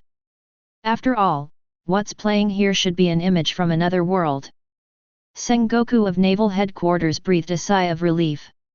Indeed, what is playing here should be an influence from another world, definitely not the kingdom of Krojashi. If it was really that country, it would be a huge scandal if it was broadcast. The flames are spreading, and the corpses everywhere have become fuel. The boy was surrounded by flames and thick black smoke, and the boy couldn't escape from such a fire scene. When the boy was about to be engulfed by the fire, a swift and fierce saber force forcibly cut a passage through the fire. At the end of the fire scene, there is a very tall, mature-looking young man holding a knife in his backhand. His face is full of grief and indignation at the moment. The young man with a sad and indignant face crossed the flame passage in one step, took the boy in the middle of the fire scene into his hands, and then another one. The flame seemed to be distorted and torn apart by some invisible force, revealing a passage. The mature youth takes the boy away from the scene of the fire. When this scene of the screen appears, the world boiled directly. Because many people can recognize who is that mature young man holding a knife. Admiral Fujitora, 2 newcomers to the marine world conscript. Although Fujitora is very young at the moment, and he is not blind in both eyes, but he has an old-fashioned appearance, a tall body, and the iconic stick sword. They have clearly pointed out his identity. Fujitora, what's going on here? How could it be the old man? The images on the giant screen are amazing. Not only can people have an immersive feeling, even Fujitora, who is blind, will have a clear image in his mind. Therefore, even the blind Fujitora can watch movies. It is even more clear to see the young self in the giant screen image. Fujitora, that's impossible. 30 years ago, when the Krojashi kingdom fell, I went there, but I went there too late, and there were no survivors there. Fujitora wasn't at naval headquarters, and Sengoku couldn't stop it if he wanted to. I can only watch Fujitora speak out all the important information. Sure enough, after Fujitora said this, many people in the world guessed the nature of the matter. Monkey D. Dragon, that is to say, the world that is playing now is a parallel world that is exactly the same as our world. Sabo, no, Mr. Long, I can't say they are exactly the same, but most of them are the same. For example, the leaders of the Revolutionary Army in the two worlds are different. Roger, the time is about the same as the time of the last giant screen. Are they all 30 years ago? I had heard about the kingdom of Krojashi. 30 years ago, Roger was still alive. At that time, he had already made a name for himself and was known as a legendary pirate. As for the Krojashi kingdom, although it happened in the world at that time and was suppressed by the world government, it is not difficult for people of their level to understand the truth of the matter. Whitebeard, are 5 elders and Marine playing dead? Why don't you come out now? Sengoku, Garp, why don't you say a few words? Rocks, judging from your reactions, I can probably guess something, but this should be regarded as a normal operation for the world government. Nami, so, was the kingdom of Crocia destroyed by the pirates? So cruel. Marco, Miss Straw Hat, pirates have a lot of bastards, but the pirates really didn't do what happened this time. Diamond Jaws, the kingdom of Crocia was forcibly erased by world government's Buster Call. Nami, hey? Chapter 10. 30 years ago. The kingdom of Krojashi has just been plundered by pirates. They have been robbed of the heavenly gold, and they can no longer pay the high heavenly gold. After the king of the Krojashi kingdom failed to pray for the world government, he began to search for the last living rations of the residents. Finally, the angry people formed a rebel army, rushed into the royal family, destroyed the Roja royal family, and announced their withdrawal from the world government. 10 days later, the marine warship responded to Buster Call's call and bombarded the Krojashi kingdom. After the bombardment, the remaining middle-aged men were driven to the kingdom of the bridge as an effort to build the bridge that had been built for 700 years. Afterwards, the world government announced to the outside world that it was the vicious pirates and human traffickers who destroyed the Krojashi kingdom. Monkey D. Dragon, this is what happened in the kingdom of Crocia 30 years ago. To this day, there are still survivors from the incident in the kingdom of Roja and the kingdom of Bridges. Sabo, Mr. Fujitora thinks that there are no survivors, maybe because he didn't consider the existence of slaves. As for the boy in the fire, it is the difference between the two worlds. Fujitora, I'm afraid that's the case. When I rushed to the port fire, there were no people alive. Nami, such a truth is too cruel. Golden Lion, my dear Miss Navigator, do you really think that the world government is an organization full of kindness and justice? Can't afford to pay the heavenly gold, do you think it's just a name of a non-member country? The laws of the world government do not apply to non-member countries, do you know what that means? You may see many non-affiliated countries in New World. Have you ever seen non-affiliated countries in the world? Especially East Blue. Even East Blue, the weakest pirate, has no non-member countries. Do you know why? The kingdom of Krojashi is an example. World government has the right to send troops to non-member countries. Simply relying on the so-called justice and kindness, can those allied countries risk famine and pay a high amount of heavenly money? What a joke! Jahahaha, in this world, after all, power makes all the rules. The words of the Golden Lion echoed in everyone's mind. But no one could refute it. Sengoku and Garp still have a certain moral bottom line, and they didn't make any excuses about the Krojashi kingdom. As for the 5 elders, they can throw dirty water at each other. But it didn't work. Admiral Zephyr before Marine is still here, plus this chat room, many things cannot be hidden at all. In the silence of the crowd, the image continued. Youth Fujitora took the boy and left the scene of the fire. Above the turbulent fire, dark clouds as thick as a curtain are gathering, and after a while, bean-sized raindrops fall down. The downpour extinguished the raging fire, and also revealed the miserable scene that was covered by the flames, which was like a purgatory on earth. Charred corpses are everywhere, and there are craters made by huge shells. Fujitora is located on a slightly higher soil slope, looking at the scene in front of him at the moment, his eyes are full of grief and indignation. I don't know if it's rain or tears, it slipped down his face. The strong protect the weak, and the world government establishes order and shelters the people. Why is it like this? Fujitora murmured in a low voice, something seemed to be broken in his mind. I don't know how long it took, even the heavy rain had stopped. Fujitora finally took a deep look at the scene in front of him, and then drew out the stick knife. The light of the knife passed by, blood dripped directly from his face. It's a blessing not to see things. There are too many scenes in this world that people can't bear to look at. This guy. Everyone who witnessed this scene couldn't help but be surprised. Especially those strong people. Because of the special nature of the light curtain image. They could directly feel the huge improvement in Fujitora's aura after self-destructing his eyes. Among other things, his will, his sense of knowledge, definitely had a qualitative breakthrough. This man. Roger couldn't help admiring. Who can have the courage to self-destruct important eyes?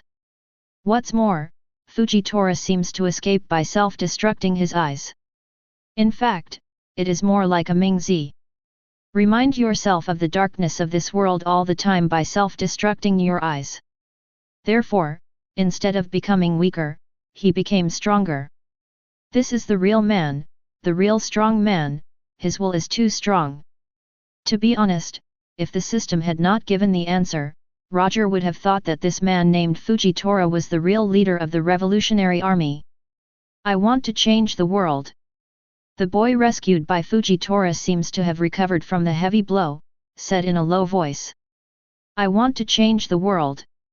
The boy's voice gradually became louder, the blood on his face has been washed away under the heavy rain, as if he has regained his life.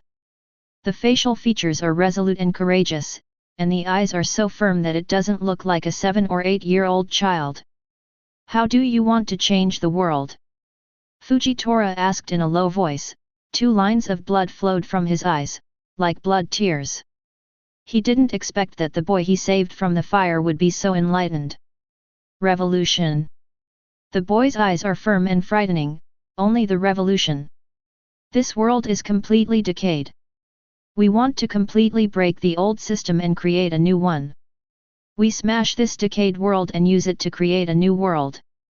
A new world full of freedom and equality. Fujitora was a little surprised, he didn't expect a child of 7 or 8 years old to say such a thing. He asked curiously, what are you going to do? After the question, even Fujitora couldn't help laughing. He didn't expect that he would ask a 7 or 8-year-old child how to change the world. However, he didn't expect that the boy would answer this question quickly after thinking for a while. Give me a year to exercise first, and then I will go deep into a certain kingdom in the world to conduct a detailed investigation. Research. Yes, without research, there is no right to speak. The boy said firmly. Fujitora was slightly moved, he asked seriously, my name is Yuxiao, what is your name? From today, my name is Roja, Asherat Roja. Roja said in a low voice. Asherat means a child covered in dust. He will never forget the day when the Crojashi kingdom was destroyed, and he will never forget the dust on his body. He is a child born from the bottom of the earth. Chapter 11. So far, the comparison in the first paragraph has ended, and the white light curtain is slowly extinguished. Cobra, Asherat Roja, it is really hard to imagine that he is only a child of 7 or 8 years old, and he can say such simple and profound words. King Liku, compared with the dragon, this boy seems to lack a lot of things, but he also has something that the dragon does not have. Roger, I am looking forward to what kind of changes this young man with such courage will bring to the world. Fujitora, Asherat Roja, is this the boy I saved from another world? Rocks, there are too many brats in the world who can only talk big. In comparison, I am more optimistic about the kid from the Garp family. Kid, yes, after all, only strength is the fundamental factor that determines the direction of the world. Without strength, everything is empty talk. Bello Betty, but he did become the leader of the revolutionary army. Kizaru, it's really curious, how did this penniless boy surpass the dragon and become the leader of the revolutionary army? Lindbergh, compared to this, the headache should be the world government. The scandal of the Crojashi kingdom has spread throughout the world. Koala, frantically whitewashing his own world government, this time the fig leaf will finally be torn. Nasha Hiro-san, shut up, UBD of the revolutionary army. Monkey D. Dragon, will the 5 elders also break the defense? At this moment, when the revolutionary army and the world government were frantically facing each other, the huge black screen was lit up again. Dragon is driving a boat out to sea, he meets some pirates. East Blue's pirates are extremely weak, at least in front of Dragon's. The dragon who doesn't like fighting didn't make any moves at all, just Conqueror's Haki easily eliminated this group of pirates. The dragon did not linger in the East Blue, his boat was broken in the storm, so he followed a caravan to the North Blue. This is the first time Long went to other sea areas. He stayed in North Blue for a year and witnessed the turmoil and chaos far beyond East Blue. Even under the world government order, the world is still full of unimaginable hunger and chaos. The franchise countries pay high heavenly money every year, and the foundation of civilians cannot be guaranteed at all. The protection promised by the world government is not there at all. The marine base will only shelter the royal capital of the nobles. The other small islands do not have any protection at all, but they still have to pay the heavenly money. This system is definitely problematic. Long saw what East Blue couldn't see, and he was determined to change all this. This year, he was 26 years old. Lightning, as expected of Mr. Long, at the age of 26, he already has such courage. Bello Betty, are other seas so turbulent? East Blue is a bit better, not too many wars, but North Blue has so many wars. Lindbergh, we must know that this is not the age of the great pirates. When the era of the great pirates really starts after Roger's death, that will be the time of real turmoil and chaos. Roger, it was not me who set off the era of great pirates, but all the people who went to sea, driven by freedom. This is not a career that I can do alone, I need like-minded partners. The dragon mutters to himself. Long created an organization called the Self-Volunteer Army. The Self-Yongjun is not a pirate, its purpose is to organize those who see the darkness and disadvantages of this world, and jointly study the way out of this world. Being brave and self-improving, resisting the world government and the decadent rule of the nobility, this is the program and policy of the Volunteer Army, and it is also the predecessor of the Revolutionary Army. The Self-Yongjun Army is a very small organization, currently there is only Long alone, and there is no boat of his own. Sengoku, is this the predecessor of the Revolutionary Army? Since the Brave Army? Crane, no wonder there was no information about the Revolutionary Army before. His threat was so small that no one would notice such a small organization. Both Sengoku and Tsuru couldn't help but sigh. Since the Yongjun, a small organization with only one dragon and no ships at the beginning. In a few years, it will grow into a super large organization larger than the 4 emperors' pirates, enough to threaten the rule of the world government. Roger, that's how it is. At this time, there is already a revolutionary army. It's a pity that I didn't have a glass of wine with such a man when I was alive. It's a pity. Really, there will be a chance, Roger, I'm waiting for your resurrection. Dragon began to follow the caravan to various sea areas, and every time he came to a country or island, he would promote his ideas. In his spare time, he will also fight some vicious pirates to earn some organization funds. Because my ideas involve the interests of the nobles, the dragon will be expelled by the nobles most of the time. Because of its powerful strength, it can retreat unscathed every time. Until one day, the dragon came to South Blue, which is the seat of the Sorby Kingdom. At this moment, the self-volunteer army already has a certain scale, dozens of people, plus the powerful leader Long, and a boat. On this day, Long Yi was giving a speech on the street as usual, and the surrounding people, like other countries, after hearing his speech, most of them avoided it. There is only a very tall man holding a Bible and listening to his speech with rapt attention. Long finished his speech, happy that he found a comrade, he walked forward with a smile and said, "My name is Monkey D. Dragon, I don't know who you are." Bartholomew Kuma. Bear stretches out a big gloved hand, and gently shakes the dragon's hand. This unusually tall man, unlike his appearance, has a very gentle personality, like a quietly growing tree, generous, broad, and gentle. Long and Xiong hit it off, they chatted a lot, about the nationals of the allied countries, about the influence of heavenly gold on the allied countries, and about the war. It was not until the end that the dragon knew that Xiong was the king of the Sobel kingdom where he lived. A truly benevolent king, he can't bear to see the people of the country suffer from hunger because of the gold in the sky, and his gentle character prevents him from plundering wealth through war. Until the appearance of the dragon gave him the direction to move forward, so Xiong fully supported the dragon's self-propelled army.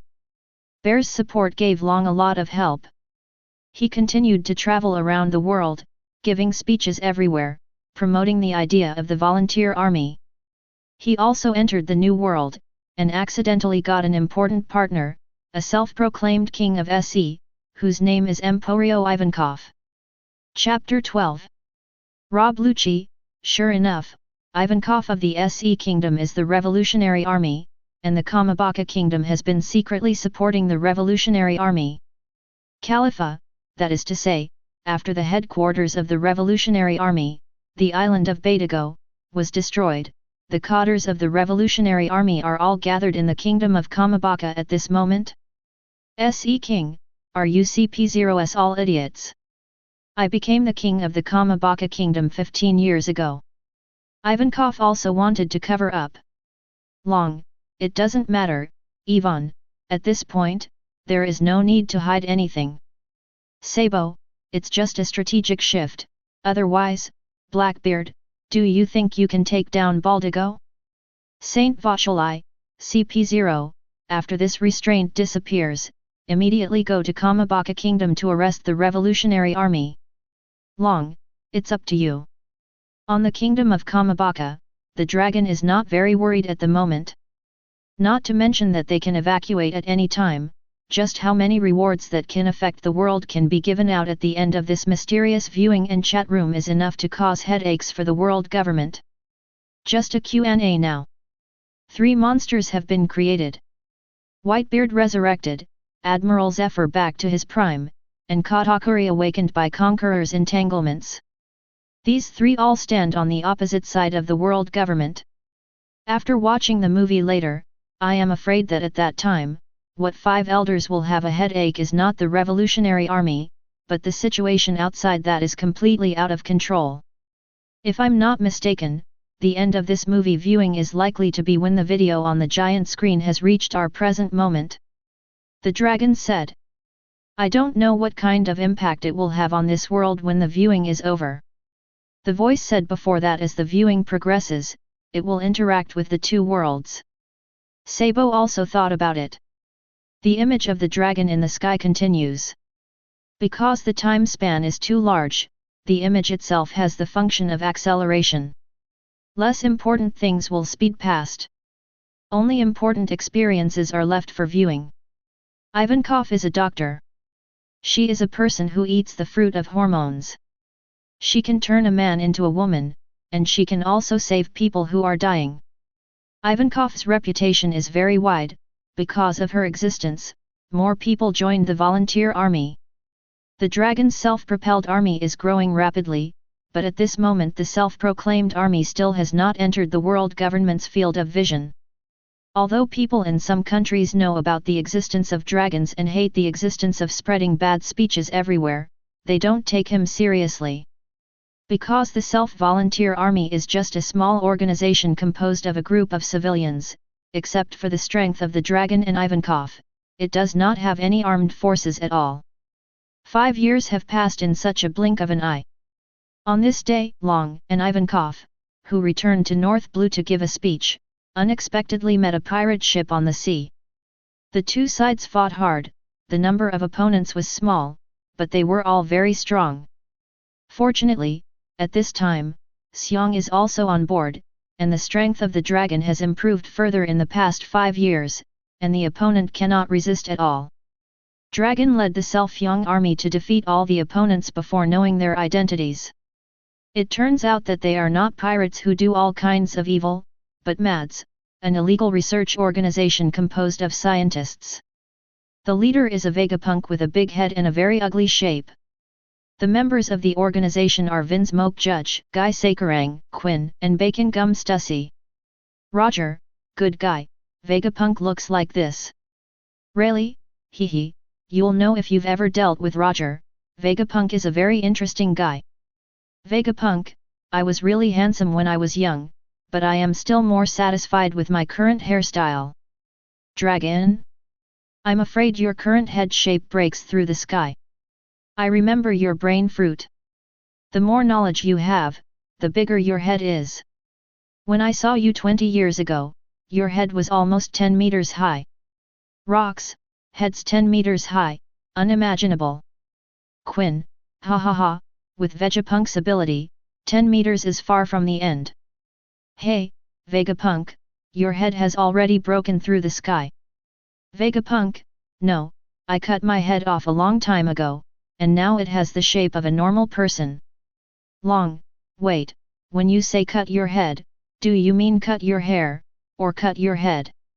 Kid, what stupid things are being said upstairs, isn't a haircut just a haircut? Vegapunk, I had my skull amputated and I feel so much more relaxed now. Roger, haha, awesome. Everyone was shocked. Unexpectedly, the mad scientist Vegapunk actually cut off his head. Is this something humans can do? Of course, this is because they didn't know that Vegapunk's head was cut off and became an island. If they knew, they would call 666 directly. Vince Moke Judge, speaking of which, that time was really happy, and it was also the last happy day. Quinn, yeah, there is no such pleasant travel experience anymore, and in 2 years, MADS will completely part ways. The scientists of MADS couldn't help but sigh with emotion. At the beginning, they also traveled freely on the sea. They could study whatever they wanted to study, and if they didn't have funds, they would go to black and white. But later, because of the life plan, they were vigorously besieged by Marine, and Vegapunk was arrested. Their journey is also completely over. To be honest, in those days, they learned a lot from Vegapunk. They are all top scientists, but because of the fruit, Vegapunk is a super scientist beyond the limit of their era. Guy Sakurang, I am very satisfied with the current research. Hey. Guy doesn't like Vegapunk, he is good at the research of biological and chemical weapons. However, Vegapunk refused to conduct research in this area and warned him many times. Although the two were once in MADS, their relationship was very ordinary. Long discovered that the members of MADS are powerful, and it is because of the technological power they control, that Long invited MADS to join the volunteer army. Vegapunk and Dragon have talked a lot, and their views on this terrible world are very close. But after careful consideration, Vegapunk rejected the dragon. You are really too poor, Long, you can't support my research. Vegapunk said directly. Mads and the self-volunteer army parted ways. Although Long felt a little lost in his heart, he didn't think much about it. He was very satisfied with the road he was going on now. As the final Mads drifted away, the huge black screen also dimmed. Chapter 13. Sengoku, up to now, it is still an army of volunteers, has it not yet developed into a revolutionary army? Kong, as expected of the leader of the revolutionary army, compared to his strength, his luck and charisma are simply amazing. The empty words also represent the thoughts of the audience. Watching until now, there is no doubt about Long's strength and talent. He has been 31 years old since he left Windmill Village 6 years ago. The 31-year-old Long physique and haki are even stronger, and they are only the last line away from the top powerhouses in this sea. His luck was even better with a blast. During these 6 years, he got the allegiance of Bartholomew the Great Bear and Ivankov the She-Boy King. Both of these are solid Shishibukai level combat power, and even Big Bear will have Admiral level combat power in the future. Not to mention that there is a country behind Big Bear. This kind of combat power is only as Long thinks. He can pull up a 4 Emperors level team in an instant. This is the leader of the revolutionary army, the existence of full strength, talent, character, and luck. Only in this way can it become the only existence that poses a huge threat to the rule of the world government in the past 800 years. Kaido, too naive, Monkey D. Dragon, you have this level of power at the moment, and you still want to develop power through speech? Ridiculous, war, only war. For a natural war freak like Kaido, the dragon and his volunteer army reveal a feeling of weakness from beginning to end. Too gentle, and gentleness equals weakness. Don't dare to fight, only dare to talk about it. Will the world government be defeated by mouth-watering speeches? Rocks, indeed, with this level of strength, there is no corresponding awareness. Golden Lion, to overthrow the world government, the means are too mild. The world government is not a kind person. Douglas Bullet, in my hometown, with this level of power, I have long since quit the franchise country. Is it more comfortable to become a pirate than to pay the heavenly money honestly? Mori, how do you know, Mr. Long's thoughts? Long, Mori, well, there are also pirates, although I don't agree with your ideas, but I am really not enlightened enough in this period. Long said in a heavy tone. In fact, watching the movie again, he found that his problem was really big. He had received the support of Xiong and Yvonne early on, and he definitely had no shortage of strength in his hands, but at this moment, he never thought of creating his own armed force. As Golden Lion said, he still underestimated the evil of world government. Vegapunk, if it wasn't for that incident, I'm afraid you hate fighting, and you, who hate war, wouldn't have made up your mind. As soon as Vegapunk's words came out, everyone became curious. What kind of event would make the gentle and even weak dragon decide to form a revolutionary army? Someone asked, but apparently neither Dragon nor Vegapunk chose to answer. But Sengoku and the others have heard a little bit about it. Although the threat of the revolutionary army really entered the world government at the World Summit 8 years ago. But it was not long after Ohara that Monkey D. Dragon, Ivankov, and Bartholomew Kuma really made their name. Then the answer is already obvious. Long's movie viewing came to an end. Everyone is amazed at the life footprint of this legendary figure, and everyone is amazed at the rapid expansion of the Revolutionary Army, the predecessor of this legendary organization, the Self-Young Jun. Monkey D. Dragon, he can indeed be called a legend, his lofty ideals, his strength and talent, his charisma and so on. Lindbergh, the process of Mr. Long's self-volunteer army is over, and the next thing is the boy named Asherat Roja. I don't know how the leader of the Revolutionary Army in another world created the Revolutionary Army from scratch. Trafalgar Law, according to the previous movie viewing time, the movie viewing in both worlds started in the same year, 30 years ago. In other words, this period of watching movies in another world is roughly from the time 30 years ago to the last time watching movies, about 6 years. Jun, 6 years is too short. Not only Jun, everyone is not very optimistic about Roja from another world. Because it's different from a dragon. Long is 25 to 31 years old, which is the peak period of a person. Whether it is experience, physical strength, or strength, he is at the best stage of a person. And Roja does. In 6 years, it is only 7 or 8 years old, and it is 13 or 14 years old. This age is still a teenager, not even an adult. What can he do? Crane, this is what confuses me the most. There is such a big difference in age, and Ryu has already founded the Self-Yuan army. In this parallel world, how did Asherat Roja replace Monkey D. Dragon as the leader of the Revolutionary Army? They are watching the movie at the moment, but they are also watching the movie on the premise of knowing the final result. This is where it gets most confusing. It is precisely because I know the final result that I can't help but compare Roja and Dragon every time I watch the movie. Every time there is a comparison in the mind, one can feel the huge gap between the two situations. However, with such a huge gap and situation, the final result is completely different. Everyone is puzzled. The same is true for Long. Of course, he doesn't care about the false name of the so-called leader of the Revolutionary Army. He is curious. How exactly Roja was revolutionary? This young man who had nothing and started in hell must have surpassed him in some ways, that's why he became the leader of the Revolutionary Army. Long has a clear understanding of himself.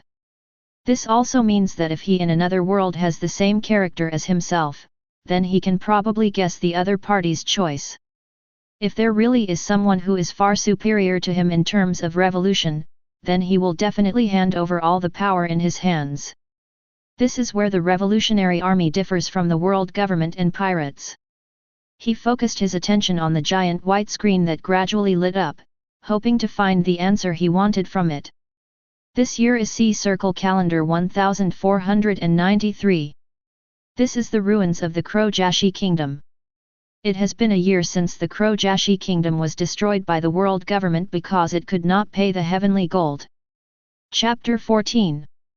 Copper Jabba, C Circle Calendar in 1493, that is, 29 years ago. I remember that it was this year, Captain Roger, you found out an incurable disease. As soon as this remark came out, it aroused the emotions of countless members of the Roger Pirates all over the world. Their captains are truly jealous of their talents. It was the pinnacle moment of his life, but he was suffering from an incurable disease. If it weren't for the captain's incurable disease, they would not have parted ways in just a few years. They wouldn't want to be like Whitebeard if they could. Sailing everywhere on the sea, or looking for a certain sea area, just spend the rest of my life happily. A man on the sea, isn't it a cool thing to live a person's life on the sea? A seabed in New World. In the deep sea, in a steel submarine like a whale.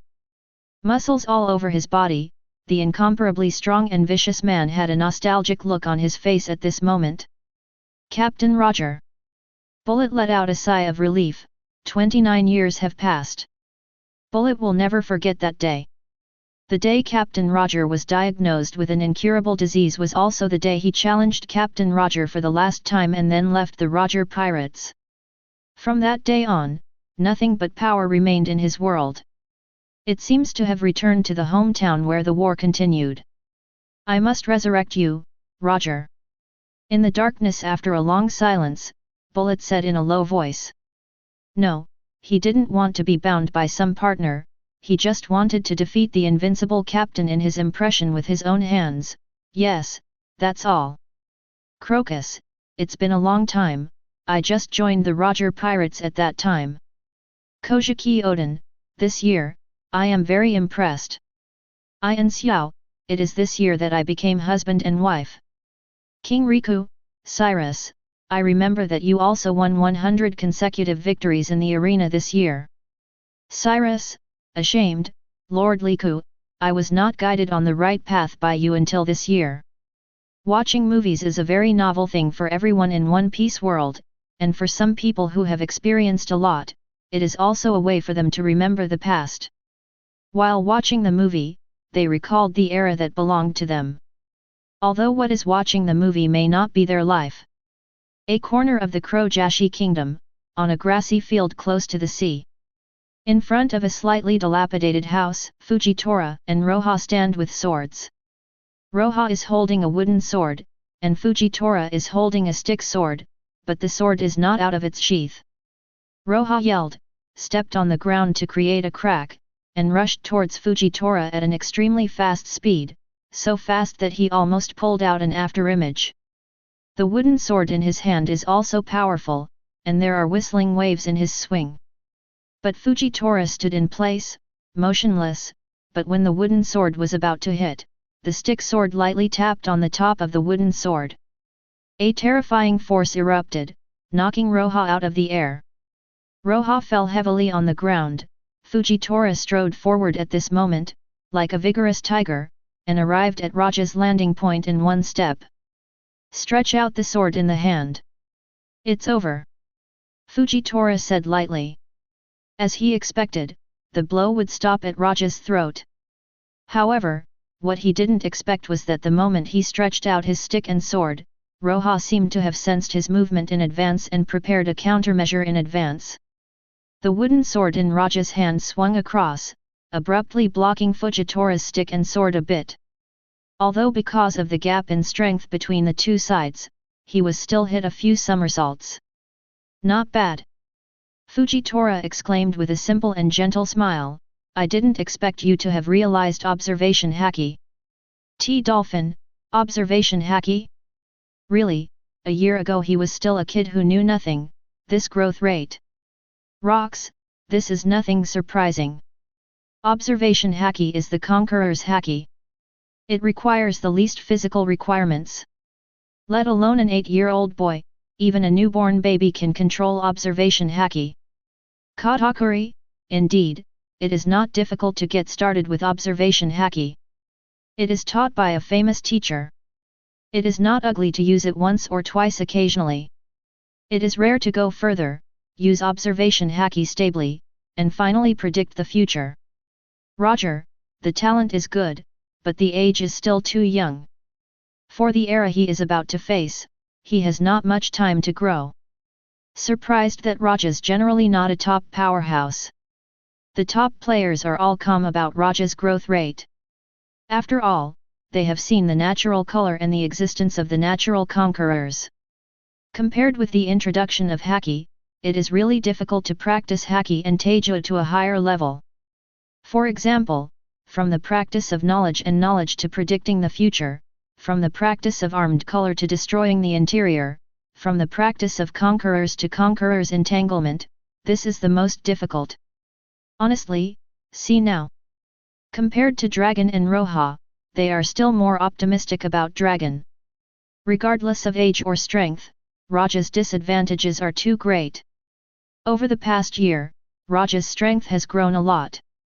After realizing the color of knowledge, his strength is already comparable to pirates with a bounty of 20 to 30 million. The reason why there are only 20 to 30 million is because he is too young, and his strength and speed are not strong enough. This kind of strength already has the means of self-protection in 4 seas, and it also gave Fujitora the idea of leaving. He has his own ideas and ways to go. He wants to feel the general trend of this world, the darkness.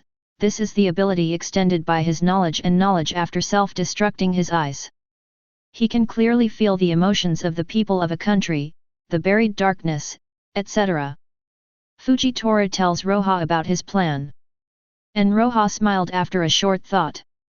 Mr. Fujitora, since you plan to travel around the world, why don't you come together? I also plan to do some research in the 4 seas. Research? Yes. Didn't I say it before? Without research, you have no right to speak. If you want to change the world, you need to understand the world better than anyone else. If Mr. Fujitora wants to do his part to change the world, you might as well do some research with me first. Roja said in a childish voice, but his idea was very righteous, and everything he said was surprisingly convincing. This seems to be good. Fujitora thought for a moment, then nodded and said. Then, we are gay. Roja said with a smile. Comrade. Fujitora was puzzled by this new vocabulary, but also somewhat inexplicably friendly. Yes, comrade. Roja smiles brightly. Chapter 15. Comrade? What a nice title. Long couldn't help admiring. Compared with the words compatriots, same family, and comrades, there seems to be a natural intimacy for the members of the Revolutionary Army. It is different from pirates who come together for various reasons and do not belong to the same goal. It's different from the Marines who uphold justice. Their Revolutionary Army, all of them, have a common goal and are fighting for this common goal. That is to overthrow the world government and establish a new system. This is the goal of all revolutionary armies, they are like-minded people. Comrades, people with the same aspirations, do not emphasize positions, only aspirations. From now on, in our revolutionary army, we will call each other by comrades, not by positions. Long said to Sabo and the others. Previously, acquaintances used to call each other names, while unfamiliar people used titles or other unfamiliar titles. And the title of comrade, whether it is a stranger or an acquaintance, is polite and eager. Although it is only a title, Long can feel that just a title can also enhance the cohesion of the revolutionary army as a whole. And, besides this comrade, he was even more curious. How Roja went about his research next. He has also done similar things like research, after all, he has traveled to too many places and witnessed too much darkness. But subconsciously told him that the research done by Roja should be completely different from the kind of research he thought. Even though he's only an 8-year-old boy, he feels like a mature teacher to me. Sabo said with a strange face. Obviously Admiral Fujitora was his teacher when he was young, but at some point, the two sides seem to have completely switched over. This feeling is so strange. That kind of mature aura, an immature body and face, formed an extremely strong contrast. It's because every step of his is too clear, there is no confusion, only firmness, and this kind of firmness is usually achieved by people with rich experience and a detailed understanding of their own life and the world they live in. It's hard to imagine that an 8-year-old boy, after going through the hell of subjugation, has no confusion at all and has a clear plan for every step he takes. Ivankov said with a serious face. Don't look at him who is often out of tune. But as a king who can save dying countries, Ivankov's wisdom is very high when he is serious, and his vision is extremely vicious. Even a strong man like Fujitora, who can destroy his eyes and make his ambition clear, can't get rid of confusion, but this boy named Roja can do it. It's just this decisiveness. At least I now believe that he can become the leader of the revolutionary army. Ivankov said bluntly. The members of the revolutionary army did not look at Roja unilaterally from the perspective of strength with the group of pirates and marine in the chat room. What they value more is Roja's thoughts and qualities as a leader. For the revolutionary army, the strength of the leader is not the most important thing, the most important thing is that he can be firm in every step and walk in the right direction. The revolutionary army is not afraid of lack of strength. They have never been able to develop from the volunteer army to the present, not by the power of the dragon, but by the thought of the dragon. Ideas create the common right aspiration that brings all men together under the banner of the revolutionary army. The upper limit of the power of thought is the upper limit of the power of the revolutionary army, and the vitality of thought is the vitality of the revolutionary army. Right and wrong are not important to most people. But for the revolutionary army, it is very important. Fujitora and Roja returned to the house after making a decision, took out a map, and they wanted to determine where to go next. The picture on the giant screen was frozen at this moment, and then a loud voice sounded. Start of quizzes with prizes. Question: in the next 5 years, where will Roja stay the longest? 1. East Blue. 2. West Blue. 3. South Blue. 4. North Blue. 5. Paradise. 6. New World. Another quiz with prizes. The emergence of this prize quiz made all the people in the chat room excited. Because they have already witnessed the reward of the first prize quiz. Resurrection cards, Conqueror's Winding, and body repair potions that can be called panaceas. How can this not be exciting? Luffy, this time I must answer the question successfully, get the resurrection card reward, and revive Ace. Zoro, I'm going to resurrect Kuina. Shimotsuki Kojiro, let's work together, Zoro. Trafalgar Law, wait for me, Kora-san. Sengoku, Rosinante. Garp, the old man wants to revive Ace. Nami, Belmere. Frankie, Mr. Tom. Voices echoed one by one. In comparison, everyone has regrets hidden in the bottom of their hearts. The desire to revive the person in my heart is the strongest. Of course, there are still some for stronger combat power and longer lifespan. 10 seconds of thinking time. After 10 seconds, the answering will begin. Within 10 seconds of thinking, no one is allowed to send information through the chat room. 10. 9. Accompanied by the beginning of the grand sound. Everyone in the world also began to think nervously. Nobody, not even the Whitebeard trio who have already been rewarded, is clueless about rewards for answering questions. They are more able to experience the dream of that reward. Sphinx Island. Think of the right answer quickly, sons. Whitebeard shouted. Father, each of us should choose a different answer. The number of answers is limited, and the number of us entering the chat room exceeds this number. Marco yelled. When answering the question for the first time, some people may not believe that the reward is waiting and watching, and some people may not have time to think about this level. Of course, most of it may be because there are not so many people entering the chat room, and the world is imprisoned, so no one discusses openly in the chat room. Therefore, the first prize-winning quiz was done in a panic, alone for the battle. And the second time, those organizations that have many people entering the chat room can use the method that Marco said. It's just that a loophole was obviously filled in the second time, and that was the loophole for the chat room to transmit information. If this loophole is closed, it will be difficult for those organizations that have not gathered together to confirm each other's chosen answers through the chat room. And besides that, there are other problems too. That is the distribution of rewards. Even if it is the same organization, when everyone is imprisoned, the rewards obtained by a single person answering the questions are ultimately rewarded to the individual, not the organization. Coupled with the fact that the rewards are so attractive, no effective guarantee can be established. Whether this method can be used depends on the cohesion of the organization and the moral level of the members themselves. Chapter 16. The Whitebeard pirates have an advantage, and their main members are all gathered in Sphinx at this moment. And in terms of cohesion alone, their Whitebeard pirates have always been the most cohesive.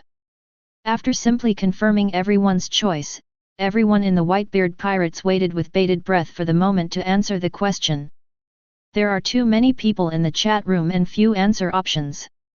In the end, it's all about luck and the speed of answering questions. It's not just the Whitebeard pirates who think this way at the moment. Thousand Sunny on. The members of the Straw Hat Pirates have quickly determined each other's choices at this moment. They are all on board at the moment, and all of them have entered the chat room. The number of people at this moment is enough to ensure that all answers can be chosen by someone. It's just that whether you can get the reward in the end depends on luck. Kingdom of Kamabaka. Long was thinking hard at the moment. Thinking from the perspective of a revolutionary army, which sea area Roja will spend the most time on Earth. In fact, if this question is magnified over time, such as 10 or 20 years, Long has an idea. The place where the leaders of the Revolutionary Army stayed the most must be the headquarters of the Revolutionary Army. As for the choice of the headquarters, the dragon will be placed in the paradise. No matter how many times you choose. Paradise is the first half of the Grand Line. This is a very important sea area, which connects the New World and the Four Seas, and can return to the Four Seas at any time through the upside-down mountain. In addition, compared to the Four Seas, the world government's control over the paradise is slightly weaker. If the headquarters is here, the probability of being found is not high. As for the New World, Dragon wouldn't think about it at all. The environment of New World is too cruel, and the closedness is also a big problem. The only way to return to the Four Seas is through the Calm Belt, and the Fishmen Island at the bottom of the 10,000 meter seabed is empty, and the risk is too great. If he is Roja, his headquarters must also be located in Paradise. Of course, this is under the condition that Roja will complete the research in a short time and establish the headquarters of the Revolutionary Army. If the research takes a long time, then there is a high probability of choosing one of the East, West, North, South and Four Seas, and the dragon is biased towards North Blue. The North Blue is the most hostile sea area among the Four Seas, with chaotic magnetic fields, currents, and air currents. It can almost be said to be the most dangerous sea area except the Grand Line. All of this is also the sea area where the world government has the least control in the Four Seas. If the Revolutionary Army wants to mobilize the power of the masses of the world, the chaotic North Blue is a good choice. Including himself, he also stayed at North Blue for the longest time. My preference is North Blue and the first half of the Grand Line. The dragon said. Those present were all core cadres of the Revolutionary Army, and there were not a few people who joined the chat room. At this moment, Long tried his best to ensure that every answer was chosen by someone, and then he focused on betting on the answer he preferred. As for the New World option, Long actually didn't want to choose, because he felt that New World was the most impossible. But Koala, who has the best character, finally chose New World, plugging the last gap. 3, 2, 1. In just a split second, everyone made their choices as quickly as possible. The answer is over. The correct answer is 6, New World. The correct answer is Koala, Silver Rayleigh, Aokiji. Koala gets a reward, a random resurrection card. Note 1, after obtaining the random number resurrection card, a fixed number of years is randomly assigned, and the guarantee is 10 years. Note 2, the resurrection card with a random number of years is only used for resurrection, and the extra years cannot be converted into lifespan. Silver Rayleigh is rewarded, 20 years younger. Aokiji is rewarded, comprehensively strengthens the potion. After use, it can repair the whole body's injuries, and the excess energy will strengthen the physical fitness in all directions. As soon as the question and answer rewards came out, everyone was excited. Lifespan, resurrection card, and comprehensive strengthening of strength. These three rewards can almost hit the main desires of more than 99% of people in the world. The elderly long for longevity, the living long for strength, and the undead long for resurrection. Aokiji, Alara, I didn't expect to be able to win by just choosing one. Now my disabled leg can be repaired. Garp, congratulations, Brat Aokiji, when will you be back in Marine? Aokiji, I'm sorry, Mr. Garp, but I'm still at a loss right now. Sengoku, there will always be a place for you at the Marine side. Zephyr, talking is worse than singing. Sengoku, the current Marine is just a dog of the world government.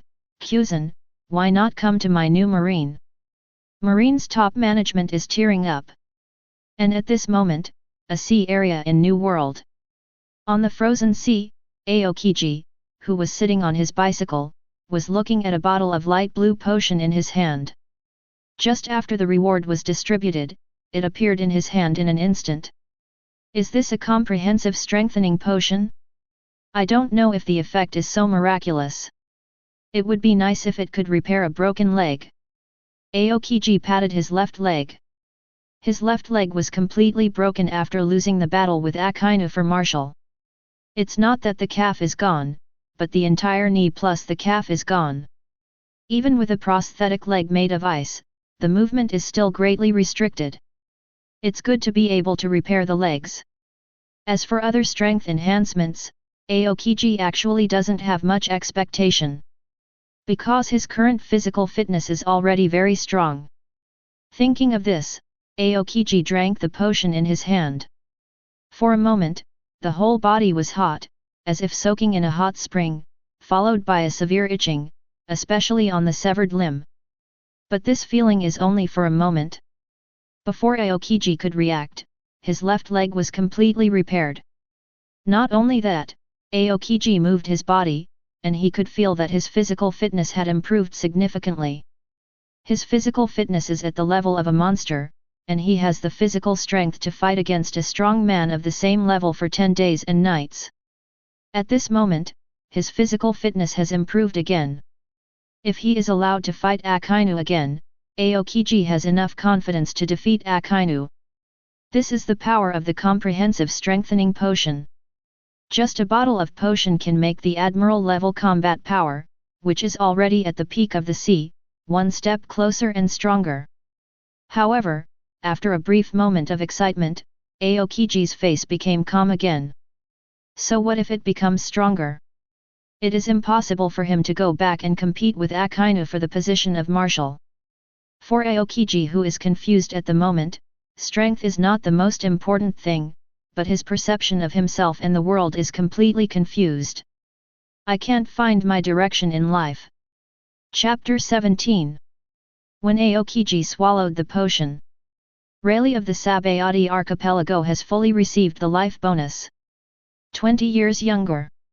For a living person, especially an old man who is almost 80 years old, it is really the best reward. Inside Shuki's ripped-off bar. Sitting in front of the bar, Rayleigh is changing at a speed visible to the naked eye. The wrinkles on his face were decreasing, and the pale, lifeless hair on his head was turning golden at an extremely fast speed. Almost in the blink of an eye, Rayleigh returned to his 50s and 60s. She has blonde hair, most of the wrinkles on her face have disappeared, her figure has become a bit stronger, and her whole person is full of vitality. What an amazing transformation, Rayleigh! Shuki on the opposite side watched Rayleigh's changes and couldn't help but marvel. The previous Rayleigh was 78 years old, although because of his strength and good maintenance, he is not very old. But it can also be seen that he is an old man. Rayleigh, who is now 20 years younger, looks like he is at the peak of his prime, not at all 60. I'm a little envious. Shuki said with a slight sigh. You look younger than me now, do you still need to envy me? Rayleigh couldn't help laughing. Shuki wasn't much younger than him, but outwardly, 20 years younger than he was, he looked younger. This is simply an unsolved mystery. But it's still a pity. It would be great if the lifespan can be replaced with a 20-year resurrection card. Rayleigh shook the wine glass in his hand, and said with a gulp. Although the 20-year resurrection card cannot directly resurrect Roger, it is almost the same. What about after Roger is revived? Shuki lowered his eyes slightly, exhaled lightly, and said, Roger resurrected in his 50s. If you didn't have this reward, you'd be 80 years old. Rayleigh, it's not a bad thing. Rayleigh froze for a moment, looked at Shuki, and couldn't help smiling. Indeed, you're right, Shuki. Speaking of which, isn't there a resurrection card this time? And a little girl got it.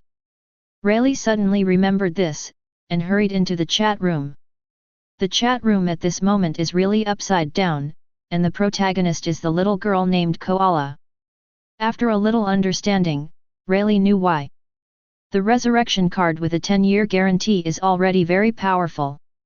And this little girl named Koala was so lucky that she burst. She actually got a 35-year resurrection card at random. Even if the extra years of this resurrection card cannot be converted into lifespan, it is enough to pervert. 35 years, you can resurrect any undead within 35 years. This can already revive the person that most people want to resurrect in the world today, including Rayleigh. It was only 24 years since Roger was executed. This resurrection card is more than enough. Rayleigh, Koala Girl, please, as long as you use this card to revive our Captain Roger, our entire Roger pirate group will owe you a big favor. Douglas Bullet, plus me, you can tell whoever you want to kill as long as you can revive Roger. Copper Jabba, hey, Bullet, close your mouth, don't scare the little girl.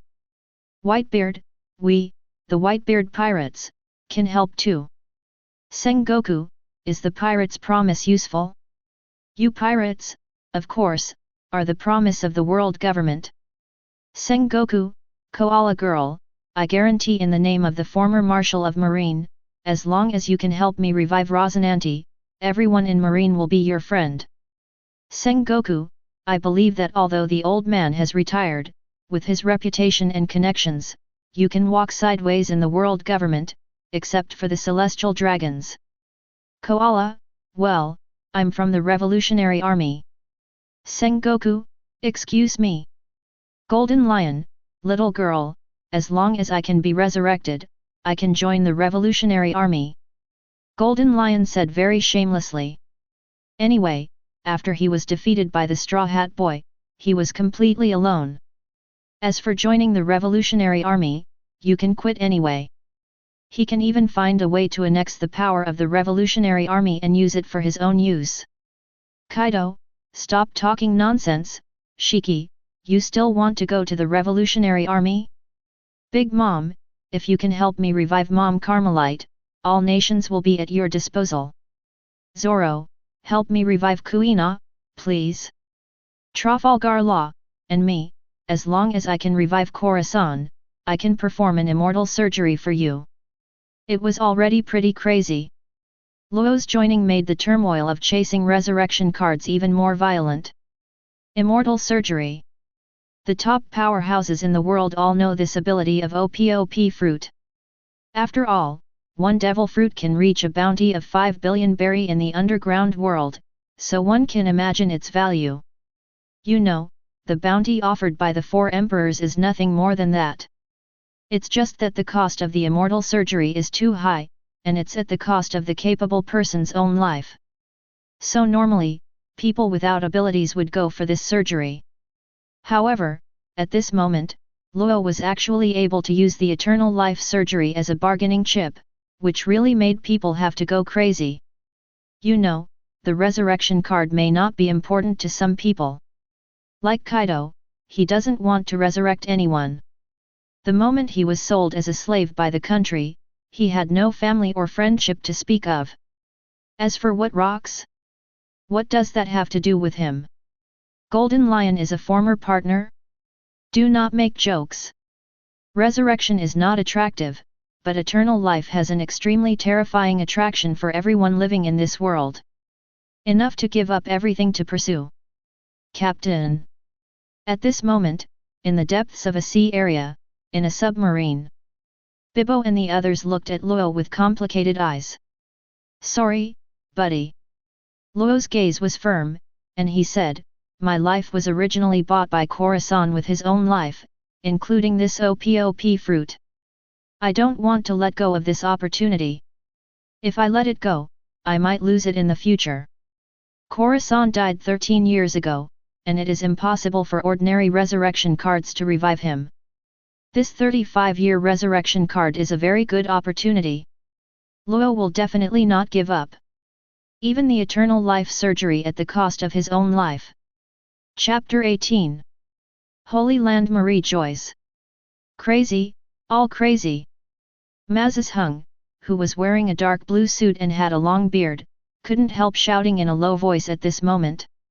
The powerhouses in the whole world are crazy. A 35-year resurrection card is enough to shake up the situation in the whole world. The remnants of Roger, the Whitebeard pirates, and the Red Hair pirates, including those who want to revive their relatives and friends. And the eternal life surgery has even affected the nerves of the remaining strong people. What's even more hateful is that the person who owns this resurrection card is a criminal from the Revolutionary Army. Even the 5 elders couldn't help feeling flustered at the moment. This card is more terrifying than a 4 emperors regiment. If it is used well, it can even attract 2, or even 3 or 4 emperors regiments to launch operations against the world government. Is this chat room targeting me? Even in front of Peter Saint could not suppress his anger. There were 2 prize quizzes, and the 5 elders didn't get rewards for the 2 prize quizzes.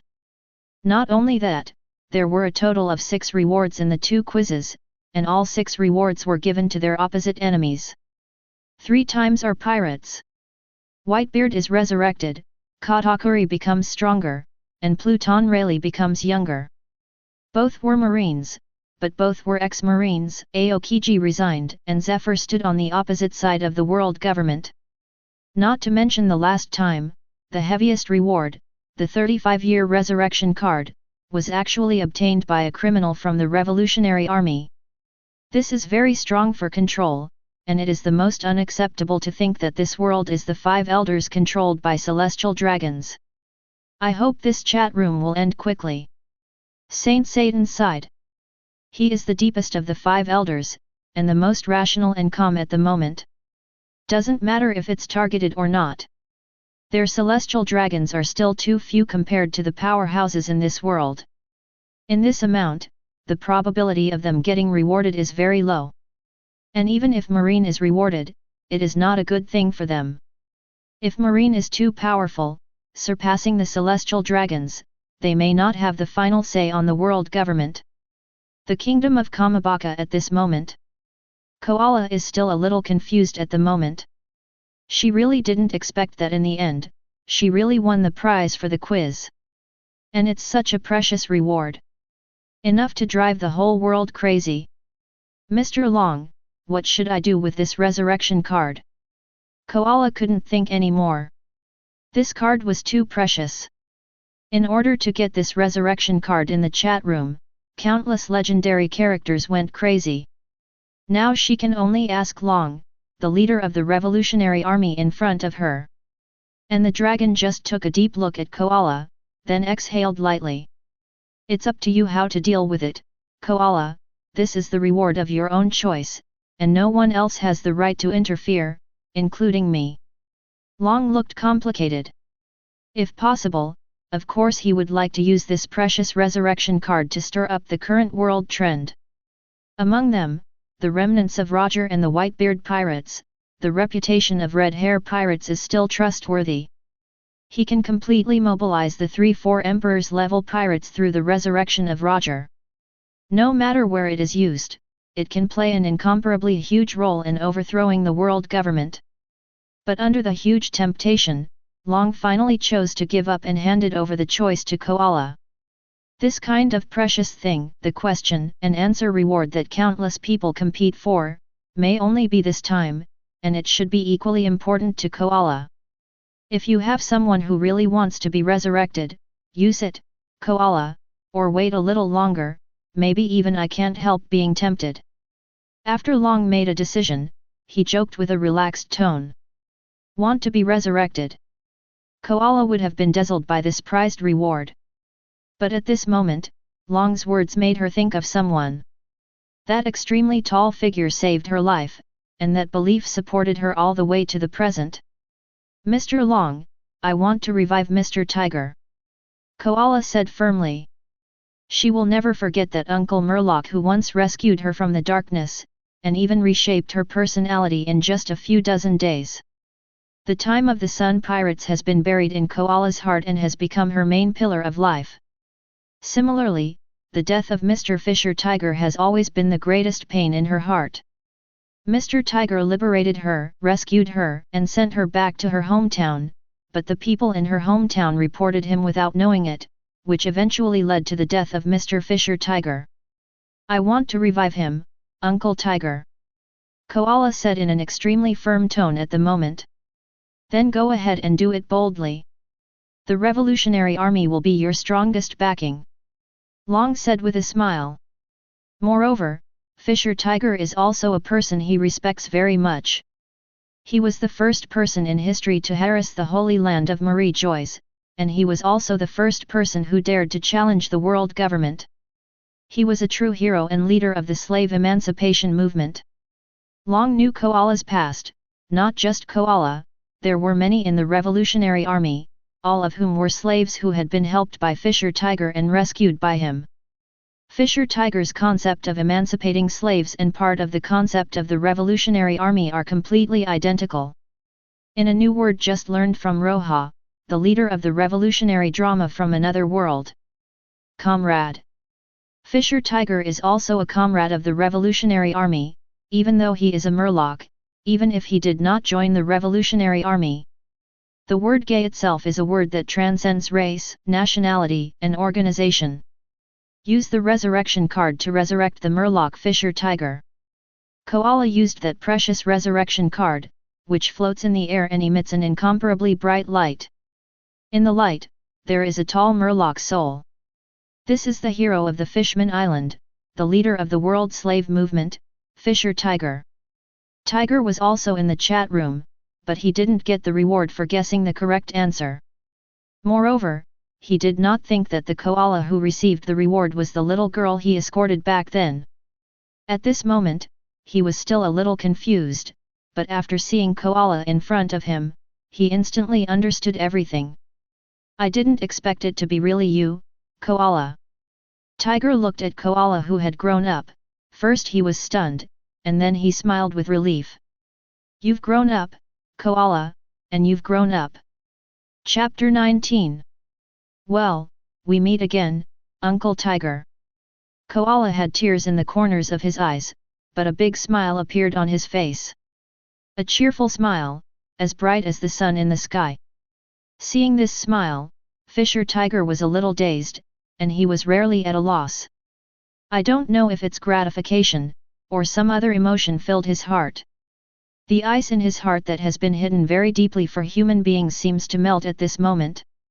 12 years ago, he escorted an 11-year-old slave girl named Koala back to her hometown, and was ambushed by Marine because of this. With hatred for humans, he refused blood transfusions and died. 12 years later, the little girl who was escorted by him back then has grown up and resurrected him with the most precious resurrection card in the world. There seems to be a thread somewhere, a thread of fate, connecting them. This line has nothing to do with race, but only lies in the initial good cause and the good result.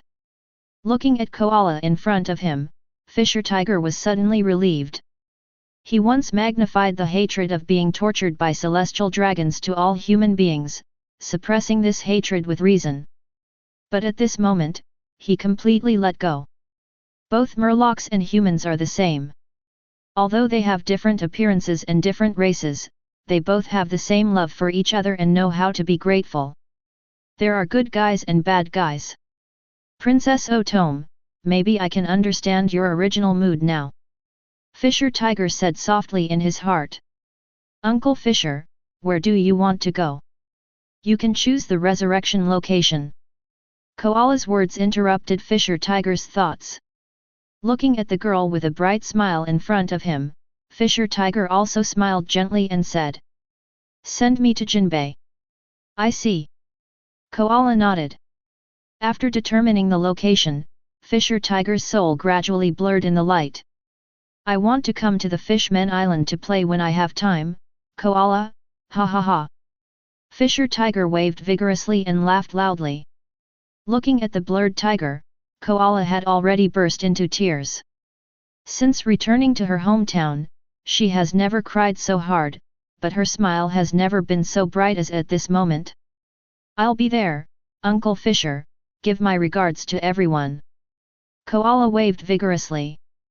The Fishman Island, the forest of the sea. After the Summit War, Jinbei lived here most of the time, with the members of the Sun Pirates. It's crazy.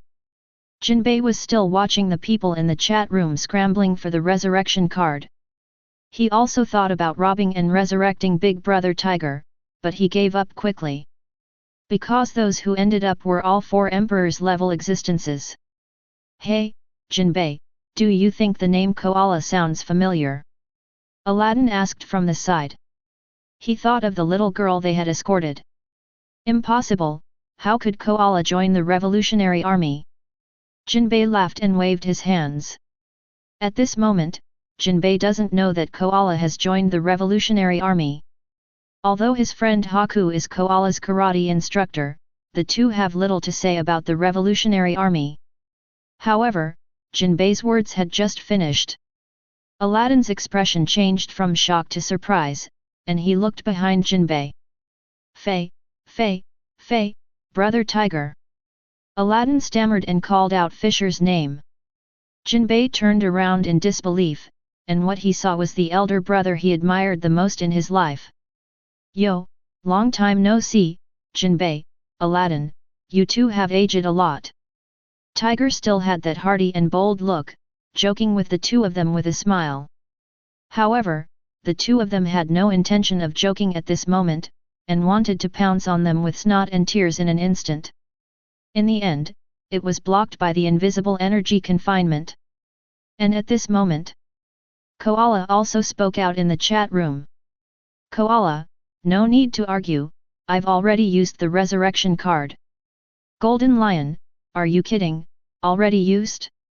Big Mom, hey, little girl, don't think that just one word can make us let go of the resurrection card in your hand. Kaido, surgery for immortality, unless you tell who is resurrected. Otherwise, you're just waiting to face the beast's pirates. Long, do you want to go to war with our revolutionary army? Kaido. Sabo, although there is still a gap between our current power and the world government, it is more than enough to deal with you, Kaido. The smell of gunpowder instantly became stronger. At the moment, the five elders are in a good mood, and they can't wait for the revolutionary army to fight the four emperors Kaido. Although it is now under the confinement of the energy field. Fisher Tiger, what Koala resurrected is that I have been resurrected. If you want to start a war, why not fight with our sun pirates? Naturally, Tiger would not watch Koala being targeted by the pirates. Directly speaking, all eyes were on him. Jinbei, if you want to deal with Koala, then come on. Whitebeard, it turned out that it was Tiger who was resurrected. Although it wasn't Roger, Tiger is one of the few people I admire in this sea. Neptune, the king of the Fishmen Island, is my old friend, so let's count me in. 1. Really, if it's Tiger, I'll help too. Empress, whoever is against Mr. Tiger is against my concubine. Red-haired, it's rare. Some of my subordinates have been favored by Mr. Tiger. No one thought that Fisher Tiger alone would cause several legendary figures to speak for him. But if you think about what Fisher Tiger has done, this is also normal. The Straw Hats became famous all over the world simply because Sabayati punched the celestial dragons. And Fisher Tiger made a big fuss about the existence of Mariejois. He not only freed a large number of slaves in Mariejois, but also established the Sun Pirates in the future and carried out a 3-year slave liberation movement. Like Vegapunk, they are the kind of people who are not very strong, but they are world-class fame. On the sea, I don't know how many people regard Fisher Tiger as an idol. The slaves he rescued back then, even children, have grown up and become Shishibukai as strong as the Empress. Whether it is those who are favored by him, or those who admire him because of his actions, spontaneously speak out for him at this moment. In this case, even murderous people like Kaido and Big Mom didn't say anything more. On the one hand, the resurrection card has indeed been used. On the other hand, Fisher Tiger is really not easy to mess with. Chapter 20. Fisher Tiger, that guy is indeed a man. Naval Headquarters, Garp laughed. He not only said it in the headquarters, but also said it in the chat room. In contrast, the 5 elders are about to blow up. Another BD has been resurrected. The bald 5 elders holding a demon knife said bitterly. Fisher Tiger may not be as strong as Whitebeard, but his threat is no worse than Whitebeard. He was a leader of the slave emancipation movement. And who is the biggest promoter in the slave market?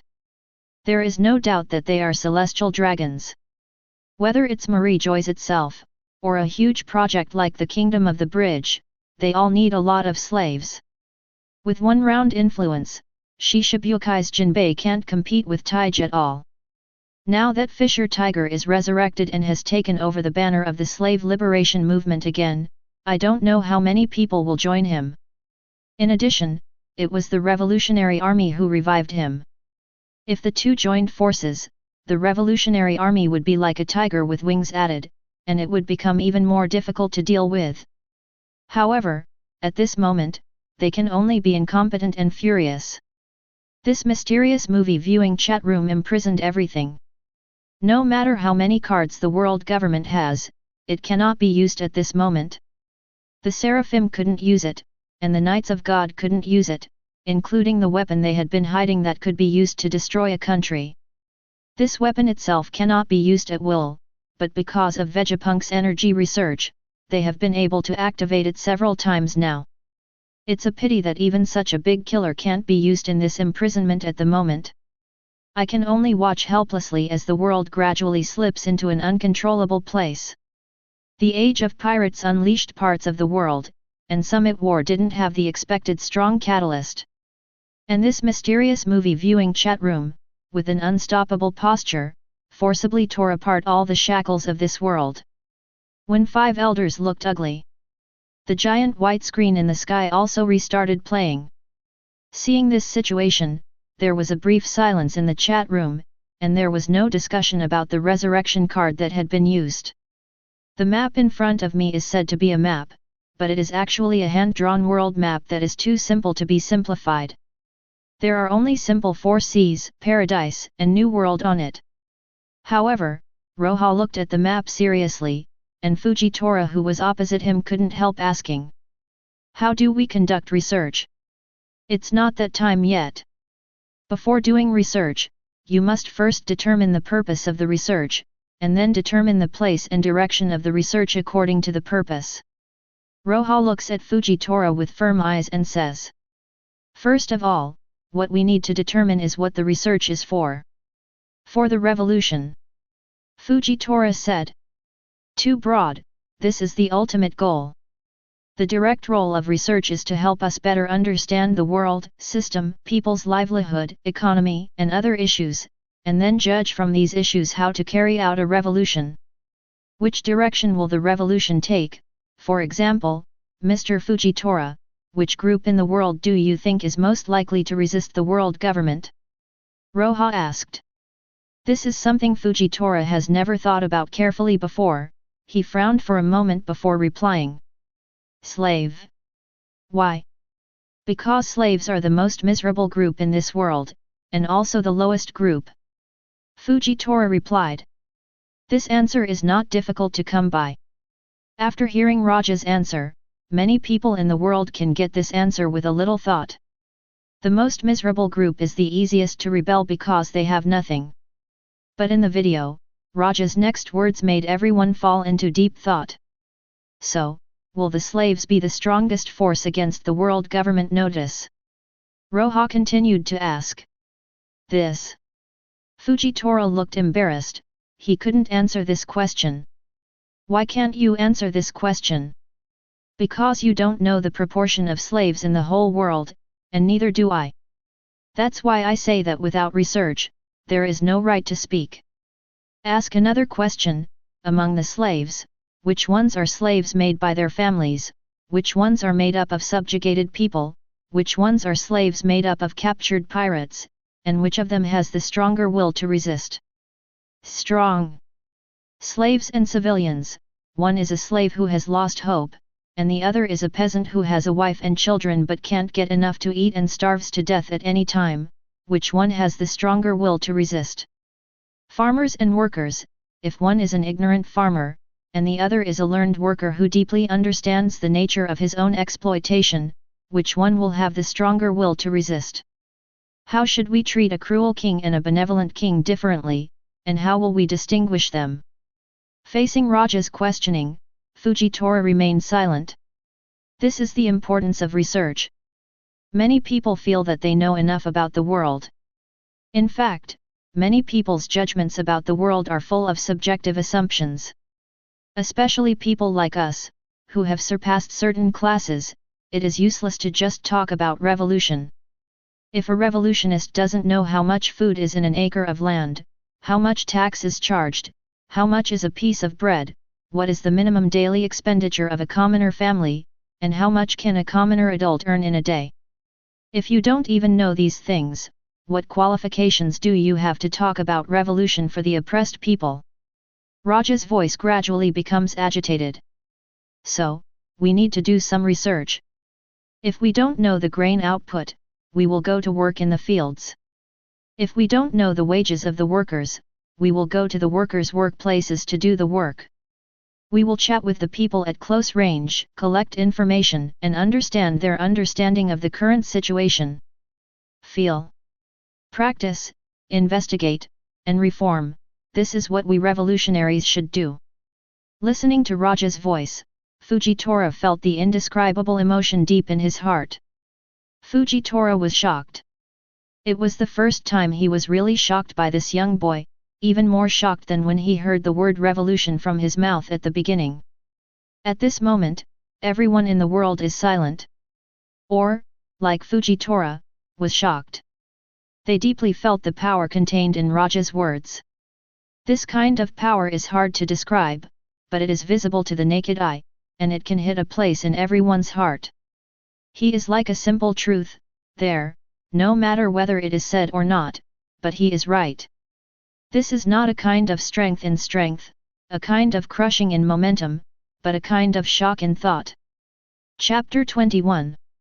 Looking at the boy in the movie, everyone couldn't imagine that this was something an 8-year-old child could say. Not too profound, but too simple and correct.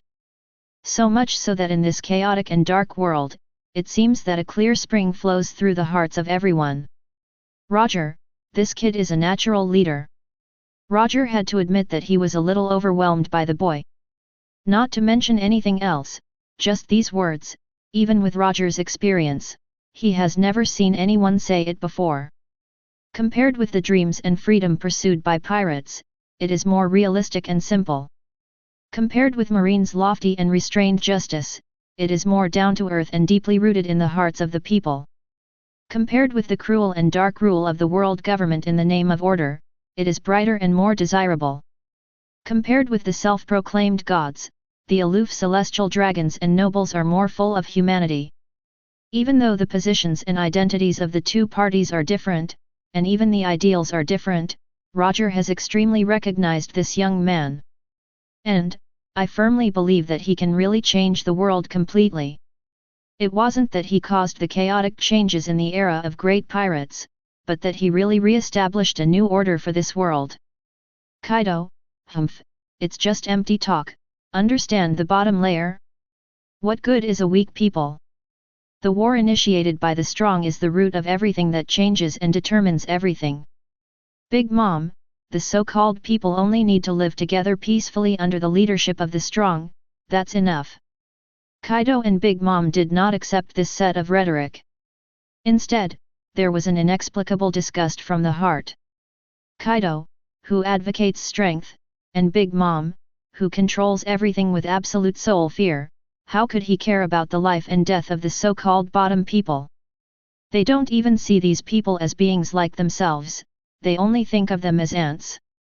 Same with pirates. Among the Marines, there is a completely different understanding of Roja's words at this moment. That's really nice of you to say, that kid. Garp smiled. He didn't think too much about it, he just felt that Roja's words were so correct and simple, and they were good words.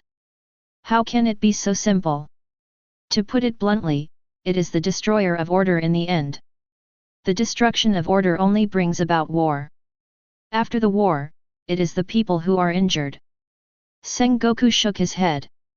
He knew what Roja said was true. But being right doesn't have to be done. Who doesn't yearn for an ideal world? But radical revolutions will only bring chaos and war. Sengoku is more inclined to maintain the existing order than to break it. At least in this way, there is still the most basic order. Speaking, it's really good. Under the sakura flower tree in Kamabaka Kingdom, the dragon opened his mouth and almost squeezed out these words from his throat.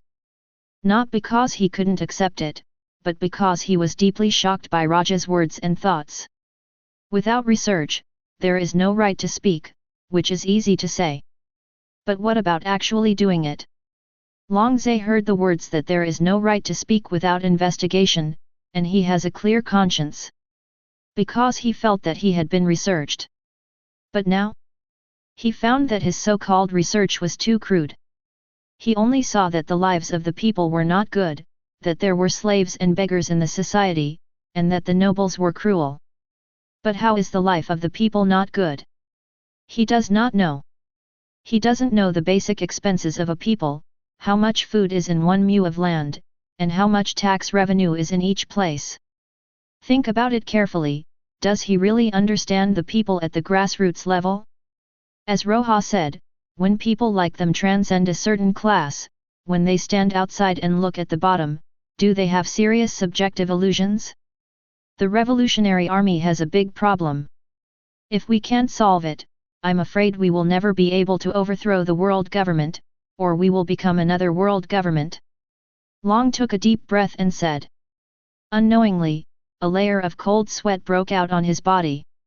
I didn't think there was anything at first, but looking back at the Revolutionary Army now, I realized that my Revolutionary Army, which is in full swing, seems to have always been a castle in the air. Indeed. Including the SE King Ivankov was also in a cold sweat at the moment. Although she is a king, the kingdom of Kamabaka, a kingdom of human monsters, is different from ordinary kingdoms. Her kingdom should be the most special one among all the kingdoms, so it can't be used in other countries controlled by the Revolutionary Army at all. I may know why he was able to replace Mr. Long as the leader of the Revolutionary Army in another world. Sabo said with a long sigh of relief. This is not to belittle the dragon, but to express admiration for the leader of the Revolutionary Army in another world. Their leader, Mr. Long, has done a good job. But I have to say, at the height of thought, in the correct understanding of the Revolutionary Army, this 8-year-old boy, like a natural leader of the Revolutionary Army, suppressed the dragon. Yeah, it's really shocking. Next, let's see how he performs the meticulous operation. Longin's eyes were full of anticipation. Comrade. A perception of the research revolution. It has benefited him a lot. Next, if you can see the actual operation process again, it will be tens of thousands of times better than the resurrection card reward for the Revolutionary Army. Where are you going to conduct research? Fujitora asked. East Blue. Roja blurted out. Oh, why? Fujitora wondered. East Blue is the most peaceful and richest place under the world government.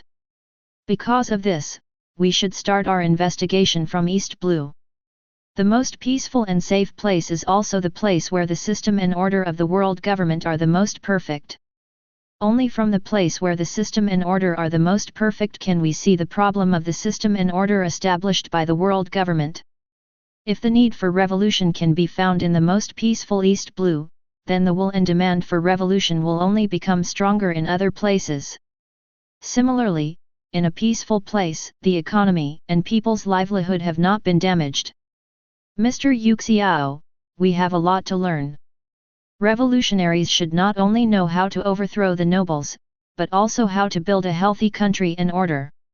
Our purpose is not to overthrow the existing order and cause chaos. Our purpose is to break the dark order system and establish a better order. Learn through investigation, improve through practice, and finally give back to the public. So, the first step is the East Blue investigation.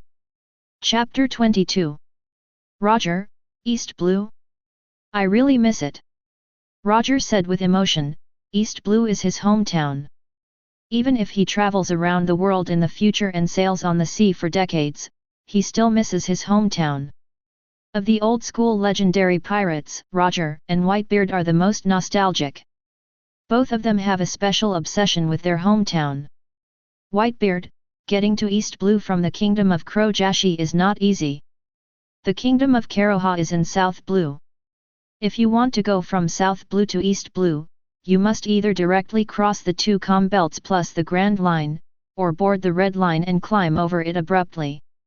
The former is an absolute dead end, and no one except Marine has such technology, and the second way is also very time-consuming and labor-intensive. Golden Lion, what's so rare about this? Why not just float over there? Burndy World, do you think everyone has such useful abilities like you? Those who know the Golden Lion's ability can't help but complain in their hearts. Lion Fruit's ability is really easy to use. With Lion Fruit, the terrain basically won't cause any problems, only bad weather will affect him. Airships, flying the Red Line and Com Belt are all simple. It's not easy to go to East Blue, Mr. Smile, do you know any caravans that can cross the sea? Roja asks thoughtfully. Hey, don't bother, my ability can take you directly over the Com Belt. Fujitora said with eyes closed. The ability of the Fruit of Gravity can indeed do this. Roja said with a smile. However, there is no need. Although it was said that the research location is East Blue, in fact, the research has already started now. The road from South Blue to East Blue is also very worth investigating. A few days later, Roja and Fujitora boarded a cross-sea caravan. It took a few days for the caravan to arrive near Reverse Mountain. At the foot of the upside-down mountain, Roja saw a camp. There were a lot of people here. It was a camp jointly established by some caravans doing cross-sea business. Aren't you worried about pirates? Roja asked. This is relatively close to the reverse current that enters the top of the mountain. Although the strength of this camp is not weak, there is still a gap compared with the vicious pirates. If a pirate with a bounty of more than 20 million came to plunder, this camp would really be unstoppable. Don't worry, it won't happen. The captain explained with a relaxed smile. For one thing, there are many and strong undercurrents around the upside-down mountain, and the climate conditions are close to the Grand Line. Ordinary pirates will not come here. The powerful pirates who come to the upside-down mountain always go to the Grand Line. Secondly, there are not many islands near Reversing Mountain. Under normal circumstances, even if pirates plunder, they will choose places where those small islands gather. I see. Roja took out a notebook and recorded what the captain said. The caravan has been to the Reverse Mountain many times, but they are familiar with the road, avoiding the currents that can push large ships to the top of the Reverse Mountain, and arrived at the foot of the mountain smoothly. Fujitora and Roja helped the caravan load and unload the cargo. They showed strength beyond ordinary people, which made the captain secretly awed. Although I didn't show more strength, but this is enough. Right now, Roja and Fujitora are relatively free to act. After all, they are still civilians and have not been rewarded by the world government. Unloading the cargo to the camp at the foot of the mountain, Roja asked the captain curiously. Are we going to climb the Red Line to the East Blue? Yes. Because Roja and Fujitora showed a little bit of strength, the captain explained more politely at this moment. If you want to go from South Blue to East Blue, this is the only way to go. Is there no other way? For example, the sea route that can cross the Com Belt, or the Reverse Mountain has a current that can go to other sea areas. If only there was such a convenient thing. The captain said with a wry smile. Com Belt has no wind or current, sailboats can't move forward at all, let alone the lair of sea kings, it's impossible to pass through. The upside-down mountain has only these 5 passages, 4 of which are upwelling currents, and only one going down to the Grand Line. Hasn't anyone thought of creating a new current route at upside down? Roja asked. Of course some people have tried it, but the undercurrent near Reversing Mountain is very special. Although the water flow from the top of the mountain is downward, once it connects with the seas of the 4 seas, the turbulent undercurrent will instantly turn this stream upward. Current. Roja is recording with a notebook. The captain was a little curious about his behavior before, but now he is no longer surprised. So, has anyone thought about installing a mechanical device directly from the Red Line? I heard that there is a bubble lift at Mariejois, which is more than enough to transport goods. Roja is like a reporter. As the captain of a cross-sea caravan, the captain has a lot of knowledge. He just shook his head slightly. I don't know where you heard about it, brother. There are only 2 bubble lifts in Hong Kong, and there are not enough people to transport them, let alone goods. Maybe the world government will occasionally use it to deliver goods, but ordinary merchants don't have to think about it. If the bubble machine can build more than 1, Mariejois will not only build 2. As for the mechanical device, I heard that there was a caravan from North Blue who wanted to try it before. They also invited scientists from Bokimo and excellent craftsmen from the water capital. Scientists in Bokimo and artisans in the capital of water. Roja whispered. Seeing the smile on the side, he was a little puzzled, and Roja explained to him. Bokimo is known as the country of the future. It is a well-known technological country. It is said that the technology in it is 100 years ahead of the world, and the 7 capitals of water is a water city that gathers the best shipbuilders in the world. If it's scientists from Bokimo and craftsmen from the city of water, it shouldn't be difficult to build a mechanical device that can easily board the Red Line. Yes, it's a pity that this project was finally stopped by the world government. The captain said with some regret. Stop it? Why? Roja was a little surprised at first, but soon calmed down and recorded something in the notebook. I don't know, the world government said that the law does not allow it, and even sent marines to disperse everyone. Sure enough. Roja nodded. After a while, all the goods are unloaded. We will rest here for half a day, and then start to cross the Red Line. The guests can find a place to rest first. The captain left after speaking. You seem happy. Fujitora asked after the captain left. He was there for the entire conversation with the captain just now, but he didn't hear anything to be happy about. He only felt that the world government was really not human. Because I have found the #1 advantage that our revolutionaries have over the world government. Roja raised the notebook in his hand and said with a smile, this is what investigation does. Chapter 23. Hey! Fujitora looked confused. Did he miss something? Obviously everyone heard it from the beginning to the end, so why didn't he hear something? At this moment, everyone in the chat room feels the same as Fujitora. Luffy, do you understand? Garp, that's what it's like to not study well, Luffy. Golden Lion, hey, Garp, it sounds like you understand it, but you should talk about it. Garp, Pick knows why did the old man explain to you a pirate? Roger, it's like pretending to understand when you don't know. It is different from the noise in the chat room. At this moment, Sengoku has a dignified expression on his face. He was thinking, what did Roja discover from the captain's words? Do these words really contain the great advantage of overthrowing the world government? Peter Saint, hey, inexplicable, ridiculous. Although Five Elders was a little flustered, he habitually refuted it. Satan, the world government has ruled the world for 800 years, because it can be overthrown by a captain? Ridiculous. Unlike the marine world government, Long seems to have grasped that point of inspiration at the moment.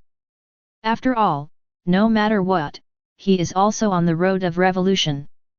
He has been groping for decades, and he still has a little sense of revolution, but it is still relatively vague, as if separated by a layer of window paper. What is the advantage?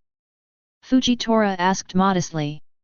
Different from the beginning, after getting along for such a long time, Fujitora no longer treats Roja as an 8-year-old child.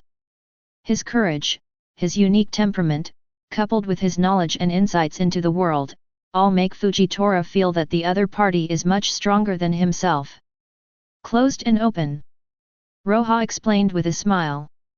Even the businessmen know that the Red Line will be transformed by combining the mechanical technology of Bokimo and the craftsmanship of the 7 capitals of water.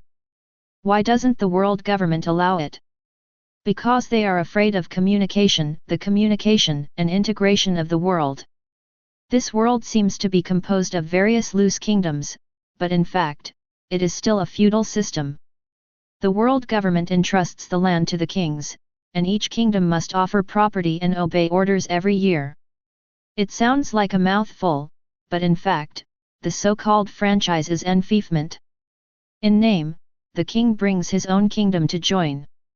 In fact, after joining, the world government has a strong control. When a country joins the world government, its land is no longer his land in the strict sense. The world government enjoys taxation rights through Tianjin, and the kingdom needs to abide by the laws of the world government. If you seriously violate the law, you will be destroyed. If you can't pay the heavenly gold, you won't be protected. The kingdom has no right to reject the heavenly gold. The root of maintaining this situation lies in the powerful strength of the world government. It has the strength to destroy several countries at one go, and the ability to fight against dozens of countries. If you want to maintain the supreme power of the world government, you must ensure that the world government is absolutely oppressive to the forces in the world today. What the world government has to do is to suppress the development of the outside world, absorb the outstanding talents and technologies from the outside world through the talent siphon effect, and at the same time keep it as closed as possible, so that the world government can achieve monopoly and restrictions on excellent technologies and talents. Because of the red line and calm belt, they have done this very well, so they can't make people build a passage that can easily cross the red line. Because this means that the communication between the world and even the Grand Line is more convenient. Just imagine, East Blue is rich but not advanced, and North Blue is advanced but lacks supplies. If a more convenient trade route is opened up, North Blue has East Blue's supplies, and East Blue has North Blue's advanced technology. Similarly, what about South Blue and West Blue? When the world begins to develop rapidly, when the power of the country can easily resist pirates, do they still need to join the world government and pay a huge amount of money every year? They can even form another alliance to compete with the world government. At that time, will the world government still be able to maintain its current control over the world? Roja said a lot in one breath, and his eyes became brighter and brighter. Seclusion means backwardness, and backwardness means weakness. Weakness needs to be controlled and blood-sucked by stronger people. This is the purpose of world government and the means to maintain its rule for hundreds of years.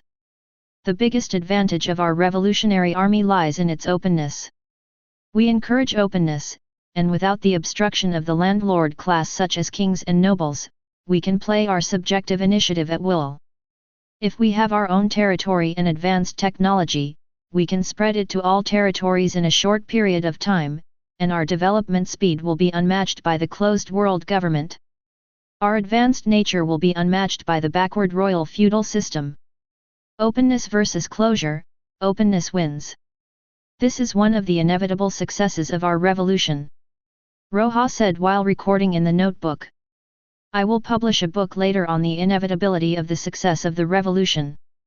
Mr. Yuxiao, you have to remember one very important thing. It is very important to let the people have confidence in the revolutionary army. Although we are weak compared to the world government at the moment, I want everyone, when they read this book, to understand that the revolutionary army will definitely win. This is an open victory. Roja, you are really amazing.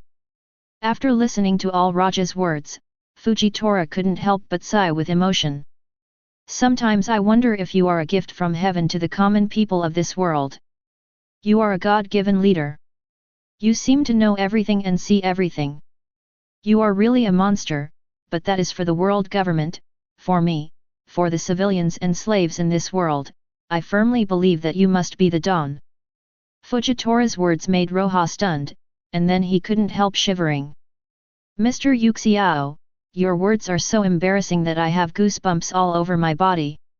Is Fujitora's words embarrassing? It's a bit embarrassing. But it is also the thoughts of most people in the chat room at the moment. Chapter 24. A boy with an immature face, when he speaks, who will treat him as a real child. His boldness, his thinking, almost convinced these veterans who had been in the sea for an unknown amount of time and had seen so much darkness and cruelty. It's hard to describe what that feels like. The demeanor of lifting weights lightly? Or is it a kind of divine color like a prophet?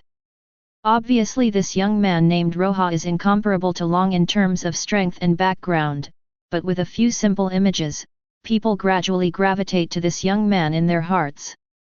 Obviously, his so-called revolutionary army only has 2 people at the moment. Compared with the world government that has ruled the world for 800 years, it is so small that even small is not enough to describe the gap between the 2 sides. But when he said that the revolution must win, unexpectedly, no one felt that there was anything wrong, but there was a feeling that it should be so. Is this the so-called confidence in the victory of the revolution? It is very important for the people to have confidence in the victory of the revolution. Long murmured softly. He felt as if he had realized something. It is obviously a very simple and plain language, but it can have such a big impact on people's hearts. A few simple words may be able to give the people some confidence in the victory of the revolution. Don't underestimate this bit of confidence. Long has spent decades in business. After overthrowing many alliance countries and possessing a strong military force, the confidence of the bottom revolutionaries and the people in the revolution may not be so firm. After all, the 800-year ruling prestige of the world government has formed a terrible inertia in the hearts of the people. It's like celestial dragons calling themselves gods.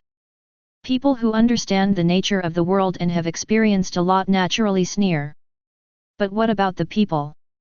I am afraid that there are not a few people who think that celestial dragons are gods. 800 years of rule that has not been overthrown, this is the most terrifying part of world government. This kind of horror lies in the fact that even if the gold in the sky drives people into such poverty, many people can't afford to resist. If the dragon is excited, it seems to have a general mentality of enlightenment.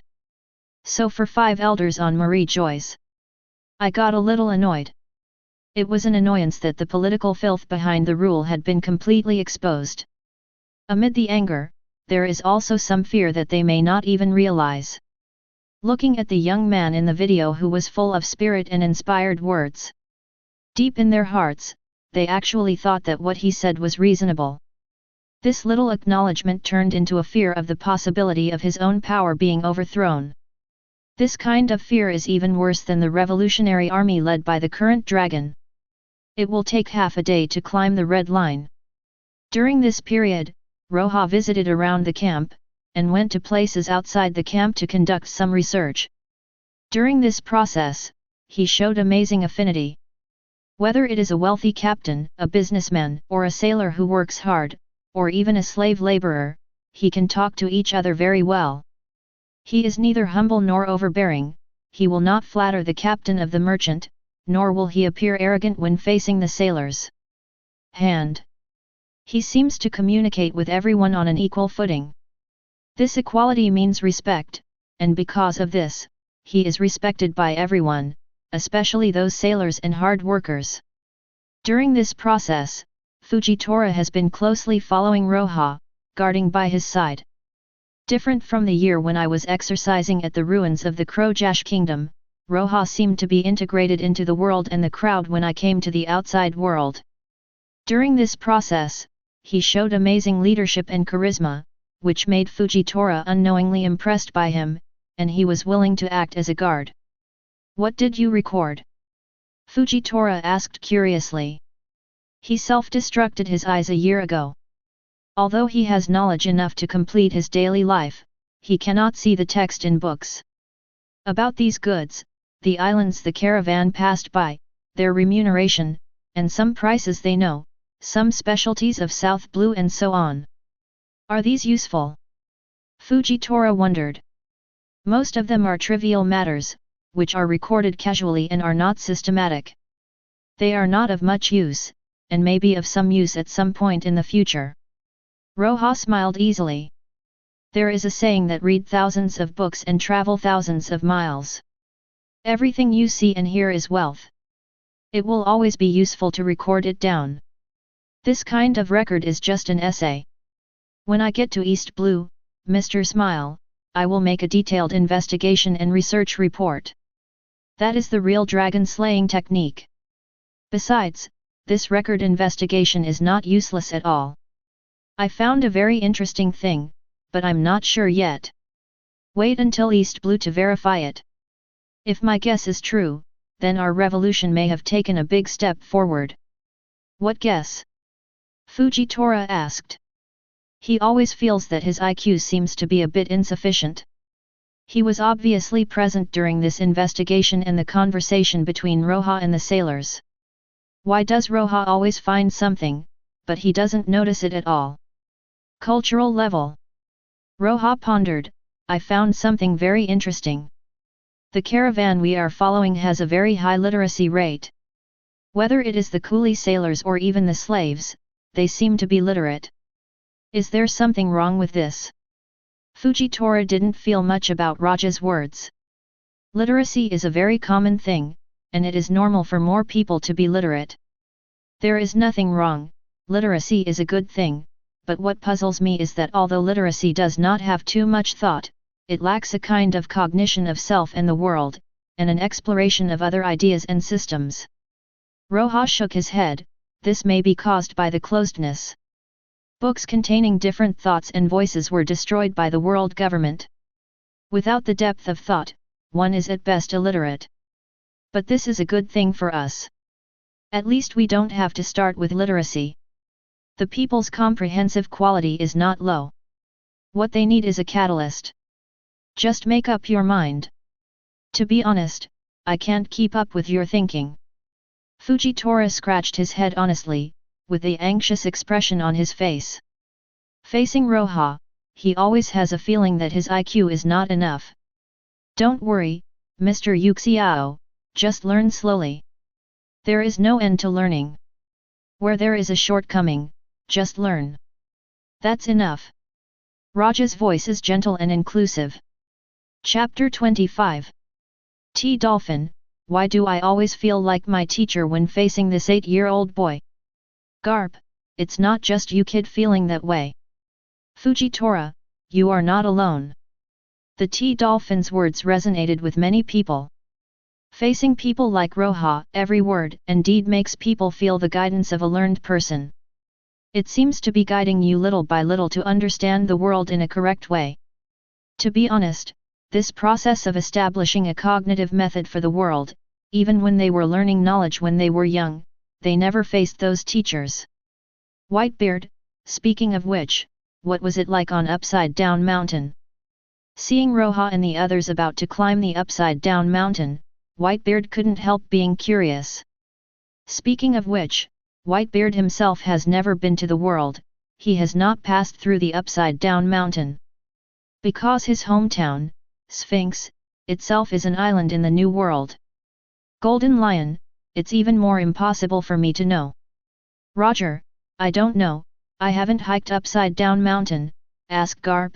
Marines should often need to go to the 4 seas from the Grand Line. Garp, before Vegapunk invented the Sea Stone warship, generally speaking, Marines of my level did not often return to the 4 seas. Garp, if you do go back, like the Mariejois, it's via a mechanical elevator that can board the Red Line, and then change to a warship on the other side. It's just that the lifting device here is not comparable to the bubble lift at Mariejois, and the efficiency of transporting people is very slow. Otherwise, why would we establish a marine branch system? It's not because the Grand Line is too difficult to go to the 4 seas. As for how the merchants cross the Red Line, I really don't know much about it. Other marine mid-level and high-level players are almost the same as Garp. Everyone looked at the giant screen. At this moment Roja and the others were ready to go. Have the guests rested? When the captain of the caravan arrived in front of Roja, even Roja couldn't help being stunned for a moment. Because behind the captain, there is a group of giant snails, the size of these snails is like a small house. In front of the shells of the giant snails, seats were installed one by one, and the top of the shells on their backs was partially broken. What is this? Roja looked at the creature. Ah, this is a special creature on the red line called giant bivalve snails. They have a gentle temperament and will not attack people, and they can also travel on steep mountain walls. As long as the outer shell is broken and the top is smashed, a large amount of goods can be loaded in. This is also an important means for us to transport goods to other sea areas. Otherwise, it would be impossible to carry the cargo across the reversing mountain with manpower alone. The captain explained. I see. Roja lightly jumped into the air, looked down from a height, and indeed saw a hard shell inside the snail. The two shells are like a big cargo bucket, which can hold a lot of goods. And with this structure, even if you encounter a steep place, you don't have to worry about the cargo falling out. The world is so big, there are so many wonders. Roja couldn't help but marvel, and took out his notebook to record it. Businessmen's wisdom is indeed powerful sometimes. In order to pursue their interests, whether it is exploratory, their action power will be stronger than ordinary people. These giant bivalve snails are obviously cultivated in a systematic way, and then rented out.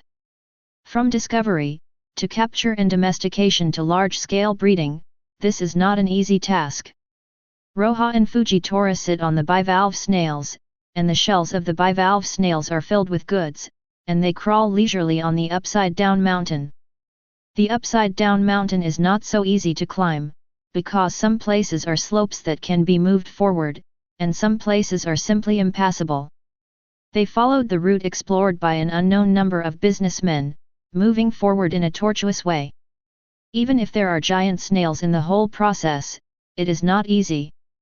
Half a month later, Roja and his party followed the caravan and finally crossed the upside-down mountain and came to the East Blue Sea area. There is also a gathering place jointly built by merchants at the foot of the upside-down mountain on the East Blue side. Cross-sea trade is not so much a matter of cross-sea caravans, but rather an alliance of merchants. For example, Roja learned about the mortgage of the ship from here.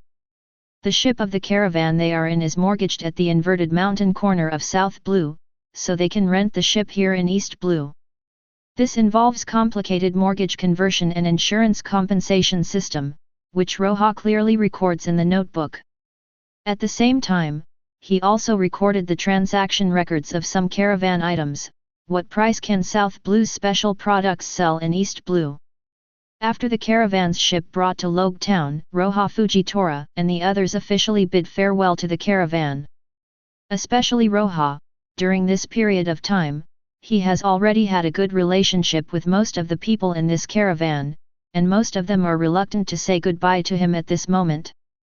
The port of Logue Town, Roja and Fujitora disembark. They did not leave in a hurry, but stayed here. Roja took Fujitora, and first investigated and inquired at the port of Logue Town for a long time, and thoroughly figured out the countries and islands that Logue Town can lead to. The port of Logue Town is very developed, 10 routes can connect almost all the large countries and islands in East Blue. Recorded the port routes and the corresponding country islands, Roja also specially bought a simplified chart of East Blue and marked it on the map. After recording everything, Roja took Fujitora and stayed in Logue Town for the time being. During the days in Logue Town, Roja went out to investigate the records every day. He can communicate with some marine soldiers, as well as businessmen, workers, farmers, children, and even gangsters and pirates, and become one with them. Strong affinity and equal and sincere treatment make him invincible, and as for some pirate gangsters who cannot communicate in words, Roja will not be stingy with his fists. Relying on the dual communication of language and fist, Roja collected a lot of information from Logue Town in just 5 days. The 3 meals a day habits and approximate prices of people in Logue Town, as large as the situation in each country in East Blue, and the overall situation in East Blue, etc. Everyone in the chat room watched Roja build up his knowledge of Logue Town from nothing. In just 5 days, through simple communication plus paper and pen records. Let Roja build up an incredibly detailed record of information. The recording method is astonishing. Even a person who just came to Logtown and doesn't know anything about Logtown can learn about every bit of Logtown in detail through this record. Before this, they had never seen someone who could record a place's information in such a concise and self-contained recording method. Chapter 26. But I have to say that this recording method is really easy to use. Ultimate Long recorded this recording method as much as possible, and he decided to promote it to the entire Revolutionary Army for use. Is this the dragon slaying technique you often talk about? This kind of investigation method is really powerful, simple but straight to the core. When Roja read the investigation records of the past few days to Fujitora, Fujitora couldn't help admiring. However, to his surprise, Roja just shook his head calmly and said, "Mr. Yuxiao, this is just a simple investigation report, not yet at the level of dragon slaying. Logtown is still too small, and it is not an independent social system. Coupled with its unique geographical location, the investigation report does not have the universality. Moreover, the nature of this town is problematic, and it is not suitable for detailed investigation and research as a typical case." Roja spread out the map and clicked somewhere on the map. "Our next place is here, Goa Kingdom. This is a relatively remote country in East Blue. Relatively speaking, it is relatively less attacked by pirates.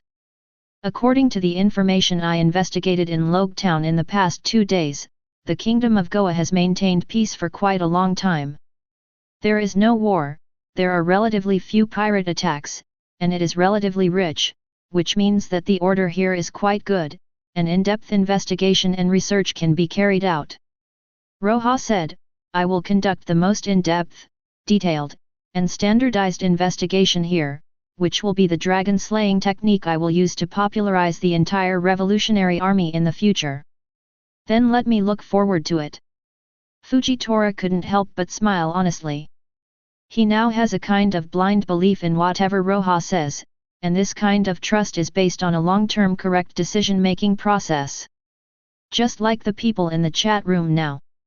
Although many people think that the investigation of Logtown has been written in great detail, it is difficult for even Roja to come up with a more detailed report. However, he did not directly doubt and deny it as before, but took a wait-and-see attitude first. However, where Roja is about to go, many people have noticed. "Roger, hey, Garp, Goa Kingdom is your hometown, I think." Garp, pick nose yet, in general it's a shitty country. It's a shitty country. Long, old man, I have exactly the same opinion as you on this point. Luffy, it sucks. I don't feel anything. Ace, hey, Luffy, for your full-fed, happy-go-lucky personality, there shouldn't be anything that sucks. Kingdom of Goa. Sabo couldn't help falling into memories. When he was young, he was the son of a nobleman in the Kingdom of Goa, and his parents had very high status. As tall as his parents' adopted son, Staley, is now the king of the Kingdom of Goa. It's just the arrogance and ugliness of the nobles, as well as the cruelty that destroys humanity, that made him feel extremely disgusted with his noble status. Sabo avoids and escapes the status of nobility all the time. It wasn't until 12 years ago that he fled Goa Kingdom and was bombarded by celestial dragons and joined the Revolutionary Army, that he completely lost this aristocratic identity that he hated. Now, he has grown up and become the second in command of the Revolutionary Army. However, ever since he regained his memory, he couldn't help but vomit every time he thought of the faces of the nobles in the Goa Kingdom. It can be said that in Goa Kingdom, apart from the good memories of Ace, Luffy, Dodin, and those people in Windmill Village, his memory of the whole Goa Kingdom is gloomy. But apart from the greyness, it seems that he doesn't know much about the Kingdom of Goa. At this moment, he was a little curious. A character like Roja, in what way will he look at the hometown he once desperately escaped from? Besides Sabo, there are dragons, and there is Garp. Also Sengoku and Crane, Aokiji and Zephyr, Roger and Whitebeard. Many people who were born as commoners and had benevolence in their hearts wanted to see what Roja's so-called dragon-slaying technique was. What kind of change can something he is so proud of bring to the world? After more than 10 days of sea travel, the merchant ship finally arrived at the port of Goa Kingdom. East Blue is really blessed to be the most peaceful sea area. After getting off the boat, Roja couldn't help but sigh with emotion. I originally thought that it would be so peaceful because East Blue has a big pirate like Gold Roger, and the hometown of marine hero Garp is in East Blue. Now it seems that I am also subjective. The reason why East Blue can become the most peaceful sea area is entirely because of its unique climate conditions. Compared to South Blue, the climate here is milder and less extreme, and judging from these days of sailing, it is very valuable that islands with a livable climate are very common in East Blue. With such a big environment, it's no wonder that the world government and marine will focus on protecting this place. If you want to choose the most suitable sea area for human habitation in this world, East Blue is probably the only one. Fujitora looks at Roja quietly from the side, he is used to it. No matter what is common to him, Roja can always find some unique insights and deeper information pointed to by these information. Roja seems to be learning and improving all the time. In his words, it means reading thousands of books and traveling thousands of miles. The two are indispensable and promote each other. However, for Fujitora, Wan has never been read, and after traveling thousands of miles, I don't feel much about it. Sometimes, the gap between people is bigger than imagined. From the port, not far away is the capital of the Kingdom of Goa. However, Roja did not rush to the capital, but took Fujitora into a hidden grove. After making sure that no one is around, Roja asked Fujitora to manipulate a rock and lead them up into the sky. In the sky, Roja took out a notebook and a pen, and simply drew a bird's eye view of the entire Goa Kingdom. The Kingdom of Goa is not too big, it is a typical island country.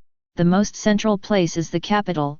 The prosperous capital is surrounded by the entire Khyber Mountains on 3 sides, and the other side is close to the sea. The entire royal capital was built with a high wall outside, like the Khyber Mountains, connecting it to the seaside, surrounding the entire royal capital. There is still a lot of open space on the outskirts of the Khyber Mountains, but it is too far away to see clearly, but Roja marked it on the map, and the outskirts may be small villages.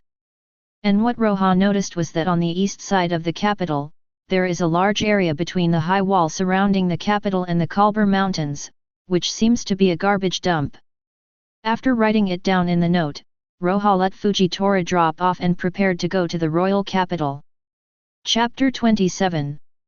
The kings of the Goa Kingdom are very prosperous and very clean. The cleanly painted walls, although it is impossible to be spotless, but the floor paved with floor tiles is very tidy at a glance. Everyone's face is full of smiles, and revealing a healthy blush. Coupled with the mild climate and bright sunshine, this country seems to be shining brightly.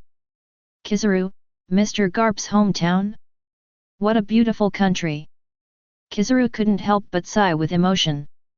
Compared to his birthplace, North Blue is an unknown island with an extremely harsh environment. The Kingdom of Goa is truly beautiful. Rich, cheerful, beautiful, any good adjective for a town seems to fit here. This is very rare in this turbulent sea. Aokiji, I heard that the Kingdom of Goa is known as the Pearl of East Blue, the most beautiful place in East Blue, and a country known as a spotless country. Now it seems that it is indeed beautiful. Don't be fooled by appearances, keep reading and you will know. Sabo, the beauty of this country is based on total darkness. Garp, my hometown is not this glamorous country, it's just an ordinary small village. Comparing to the praise of people in other sea areas. Every strong man who came out of Goa Kingdom showed no love for this country. Some just sneered and sneered. The strong disgust can be clearly felt through the voice. And at this moment, in the image on the giant screen, Roja and Fujitora also happen to have mixed reviews of this spotless royal capital. What a beautiful country! Fujitora closed his eyes. He could feel the relaxed feeling in the heart of the citizens of this royal capital. The rich life makes the residents here do not have much life pressure. Beautiful? If Mr. Yuxiao could open his eyes and take a look, he wouldn't think so. Roja said flatly. What's the matter? Is this city dirty? I heard that Goya Kingdom is the most beautiful country in East Blue, spotless. Fujitora asked curiously. No. Roja shook his head. If we only look at the sanitation conditions currently displayed in this town, this should be the best of all the towns we have ever experienced. Why? First, there are 3 huge walls here. The first wall is the largest and surrounds the entire capital. The second wall is high in the inner city. The buildings inside are obviously more gorgeous. The third high wall stands at the highest point in the city center. There is an obvious royal palace inside. The 3 walls are obvious class divisions. It can be seen from the architecture alone that class divisions are very serious in this country, at least in this royal capital. The so-called class refers to the different groups that people are divided into in a certain social production relationship because of their different status and different means of production. I will publish a book in detail on this point later. Mr. Yuxiao, you have to remember that you can never talk about revolution without class. All human history is the history of class struggle. Roja said seriously. Talking about class, there is another saying that wherever there is class division and struggle, there must be exploitation and oppression. Seeing Fujitora lost in thought, Roja continued. This is also the second point. People here in the capital live well. Where does their wealth come from? There is obviously no farmland in the capital, and this is not a country with advanced technology. The Kingdom of Goya is a remote and small country, and the maritime trade is not well developed. This does not match the style they show at all. Of course, these are just my conjectures. If you want to draw a conclusion, you have to conduct field investigations before you can be sure. Let's go, Mr. Smile, let's come to the field and study this so-called spotless East Blue Pearl. Roja strode towards the outer city, which is the so-called garbage he saw on the map field place. Is class the division of groups brought about by differences in status and means of production? What does means of production mean? Class and class struggle, exploitation and oppression. All human history is the history of class struggle. In a small town in East Blue, Balo Betty, wearing sunglasses, murmured in a low voice. As expected of the leader of the revolutionary army in another world, he can speak deafening words every time. What he said was always concise and full of power. This kind of power is not a destructive force, but a kind of essential power that goes straight to the core, as if it can move people's hearts, and then move the world. Clover, the history of mankind is the history of class struggle. This sentence is really good, although it is different from the direction in which we archaeologists study history. In the chat room, the dead Dr. Clover spoke. Surprised the 5 elders on Mariejois. They are really afraid of this group of archaeologists, and they will reveal all the history they have studied. And more people wanted to see the darkness under the so-called beauty of the Kingdom of Goa and how Roja dealt with it. The royal capital is not too big. Roja and Fujitora quickly moved from the central position to the position near the southeast city wall. When they came to the class, Fujitora and Roja couldn't help but frowned. Here, they could already smell the faint odor in the air. This is not at all compatible with the spotless and beautiful country mentioned earlier. Moreover, the low and dilapidated houses here form a very strong contrast with the neat and clean high-rise buildings on Central Street. Although the 2 sides are not separated by a wall, there is a very wide road between the 2, as if it is a dividing line. Also, the people here are not as decent and relaxed as the people on the Central Street before. Roja and Fujitora came here, and they have seen several fights between gangsters fighting fiercely. Hey, you 2 strangers over there, if you don't want to die, just take out all the money in your hands. When Roja wanted to find a local to ask about the situation, they have been surrounded by a group of gangsters. Listening to the words of the gangsters, Roja seemed very relaxed, and Fujitora on the side also stepped forward with a simple and honest expression, and took out some money. Brother, we just want to ask about things here. Fujitora has a gentle personality and did not act immediately. His tall body and the sword in his hand were originally extremely intimidating. But the gangsters became unscrupulous after seeing his simple and honest character and his blindness. And Roja sighed helplessly. To provoke Fujitora, how dare you do that? Chapter 28.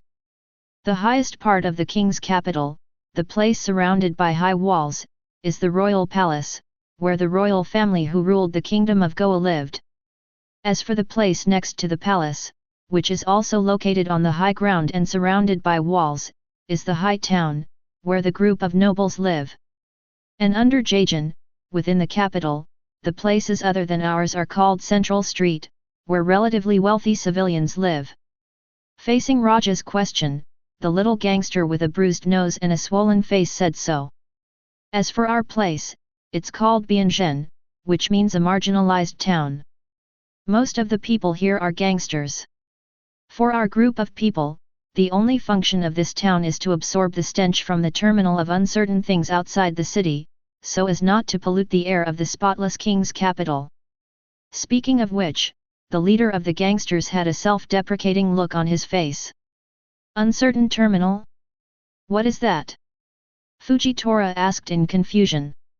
It's the huge garbage dump outside the city. The leader of the gangster laughed.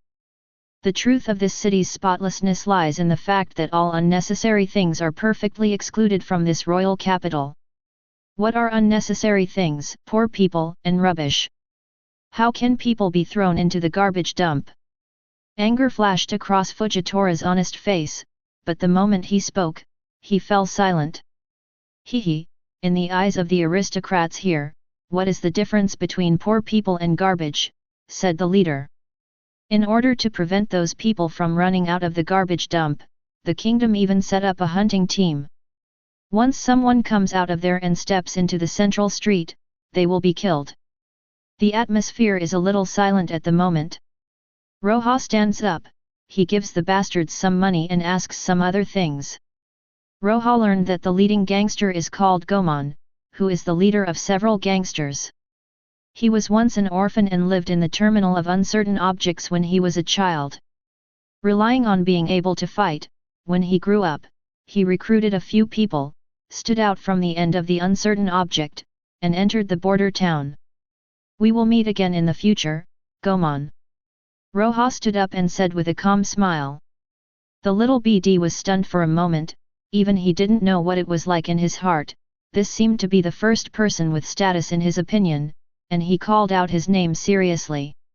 It's just that when he saw Roja take Fujitora across the wide road that divides the border town and the central street, and return to the central street side, Goming couldn't help muttering in a low voice, after all, it's just a high-ranking nobleman.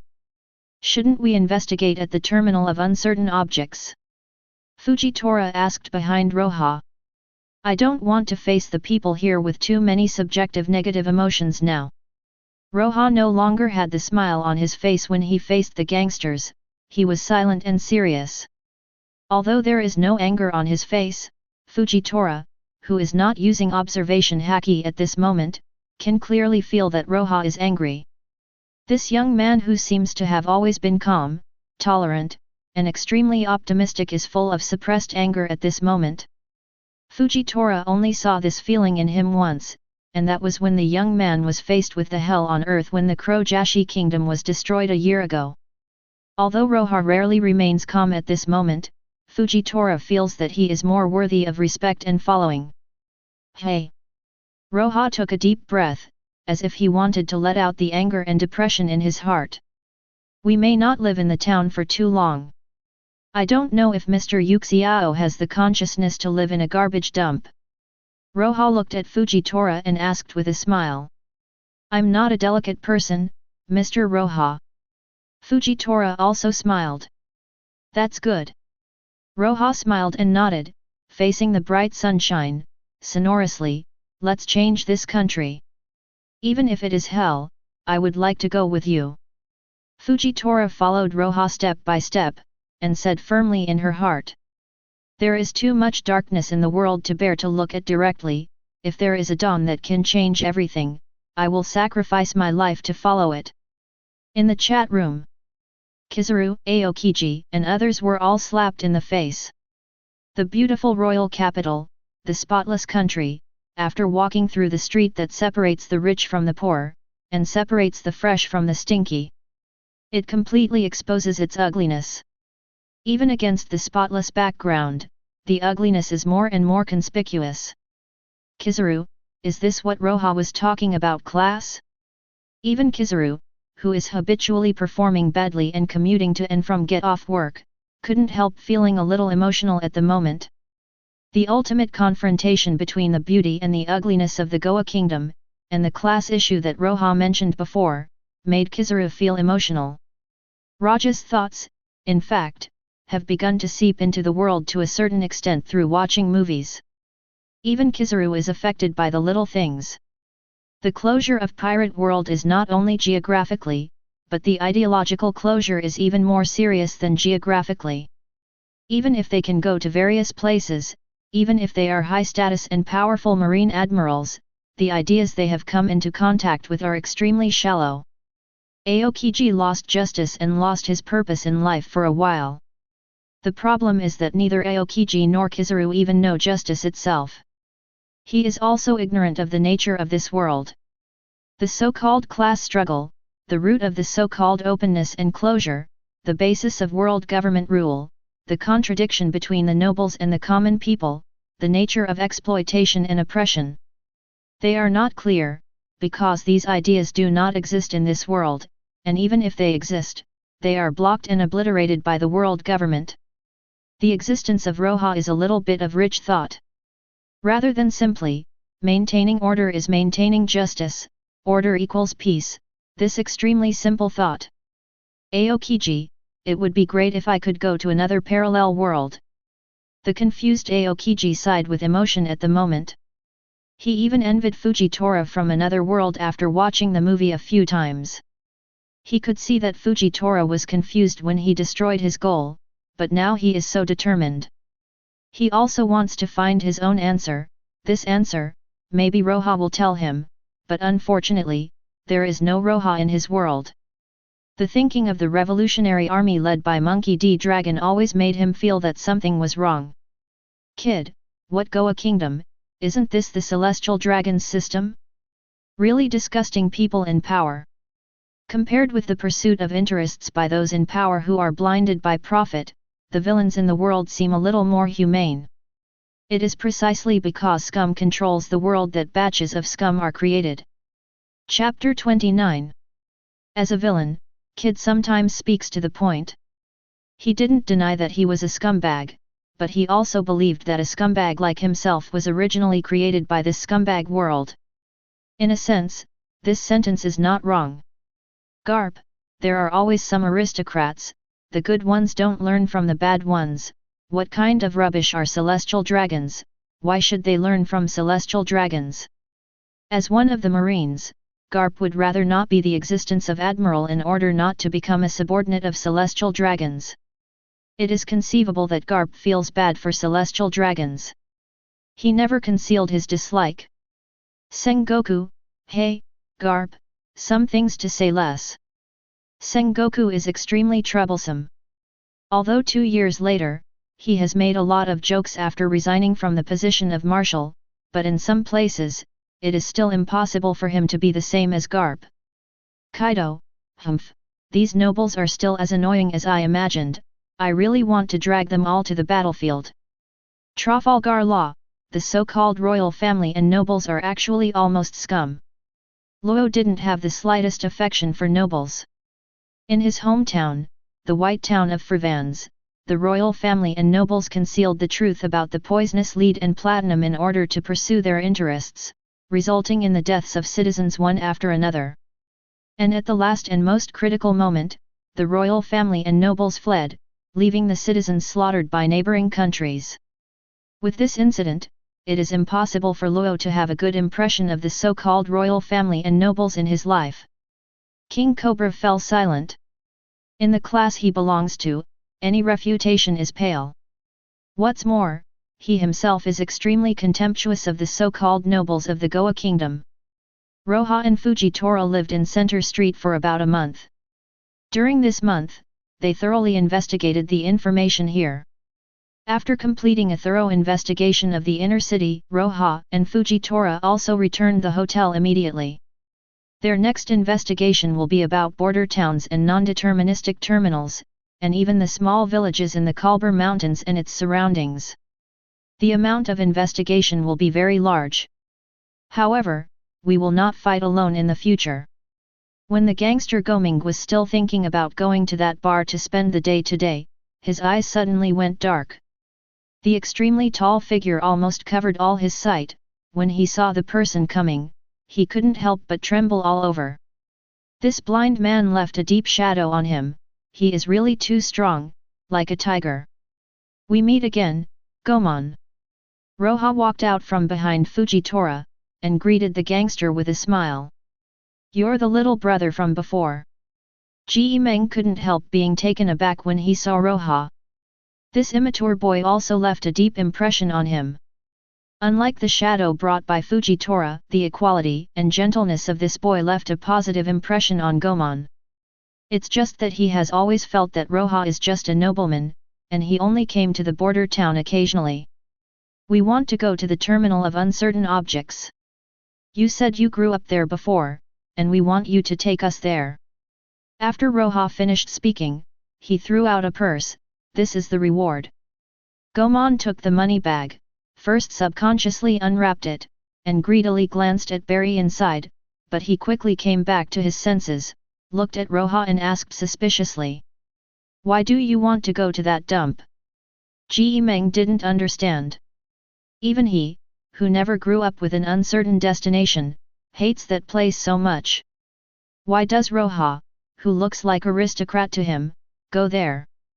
You know, the nobles in the inner city treat people like them as rubbish and the source of disease, and they wish to eliminate them directly. This country is sick and needs treatment. The medicine may be at the terminal of uncertain objects. Roja explained calmly. Hee. Ji Meng snorted subconsciously, but when he saw Roja's firm gaze, he couldn't help swallowing the mocking words abruptly. I don't know why, although he is a child, Gomon always ignores the other party's age and body shape, and treats the other party as an equal adult. Obviously he is the noble kid he hates the most, but Gomon will always remember the scene where Roja called out his name equally, not the so-called BD, that pariah, or that BD. I see, I'll take you there, but it's more dangerous there. Ji Meng said. You don't have to worry about this, we will guarantee safety. Roja said with a smile. Gomon glanced at Fujitora behind Roja, and felt that he seemed to have said something stupid. Take Roja and Fujitora through the low houses in the border town, and they come to the high wall. The closer to the city wall, the more Roja and Fujitora can smell the stench of rotting garbage. However, even so, Roja and Fujitora didn't show the slightest disgust on their faces, which made Gomon, who had been observing them, have an inexplicable feeling in his heart. After passing this gate, there will be a garbage dump behind, so be mentally prepared. After Gomon finished speaking, he walked forward quickly, followed by Roja Fujitora. Passing through the gate of the city wall, the smell comes from the pavement, but compared with the smell, the visual impact is even more obvious. Garbage piled up into mountains, thick black filth accumulated on the ground, dirty water flowing, flies flying around, mice running around. However, even in such an environment, you can still see a lot of people living here. Different from those ruddy, healthy, and well-dressed people on Zhongzhen Street, the people here are disheveled, wearing shabby clothes, like walking dead, living in this dirty and smelly environment. Here is also hell, a hell created by those in power. Roja froze in place. Fujitora tightly clenched the sword in his hand. His sense of knowledge sensed huge negative emotions. This is a garbage dump where only rotten garbage is located. Goming, who was carefree and aggressive, returned to the place where he grew up. His face was dark, his eyes were cloudy, full of resentment and disgust. They're not rubbish, they're human. The anger in Roja's eyes was burning, and his voice was a little low. People, do you think they regard themselves as human beings? The old society turned people into ghosts, and the new society turned ghosts into people. What we have to do is to smash the old society and create a new society. A new society where people should not be treated as garbage. Don't say anything beautiful. Ji Meng was born to be disgusted with such superior and beautiful words. It's just that before he continued to sneer, he saw Roja walking forward. Near a garbage mountain, he reached into the dirty garbage and picked out some garbage. What are you doing? Gomon was stunned. Is the nobleman picking up trash? I plan to stay here for a long time, do you want to come together? Roja held the dirty trash and extended an invitation to him. I once swore that I would never live in such a garbage dump again. Gomon said. Chapter 30. Gomon still violated his oath and taught Roja and Fujitora how to use garbage to build a slightly sleepable place, and he followed him to live.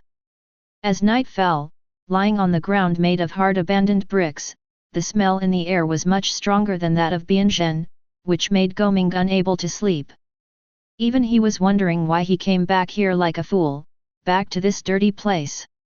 Perhaps when that special boy walked towards the garbage mountain, when that boy reached into the garbage dump, when that boy really lived in this garbage dump. Perhaps these actions made Gomon feel that he had the ridiculous idea that that young man might really be able to change the world. It's ridiculous.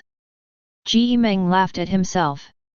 Then after tossing and turning for a long time, there was a very soft murmur, let's take another look. The next morning, Roja and Fujitora got up, they wandered around in the terminal of uncertain objects. Roja is still the iconic paper and pen, recording something. It will be like this for the next few days. Gomon didn't even think that the noble kid he thought could last for so long. The decent clothes are slightly torn, and the face and hands have become a little dirty. This is the terminus of uncertain things. Here, there is no such thing as clean and tidy. The longer you stay, the closer you are to garbage.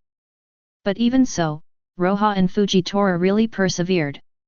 They investigate in this harsh environment, and experience the lives of the people at the terminal of the uncertain object most deeply.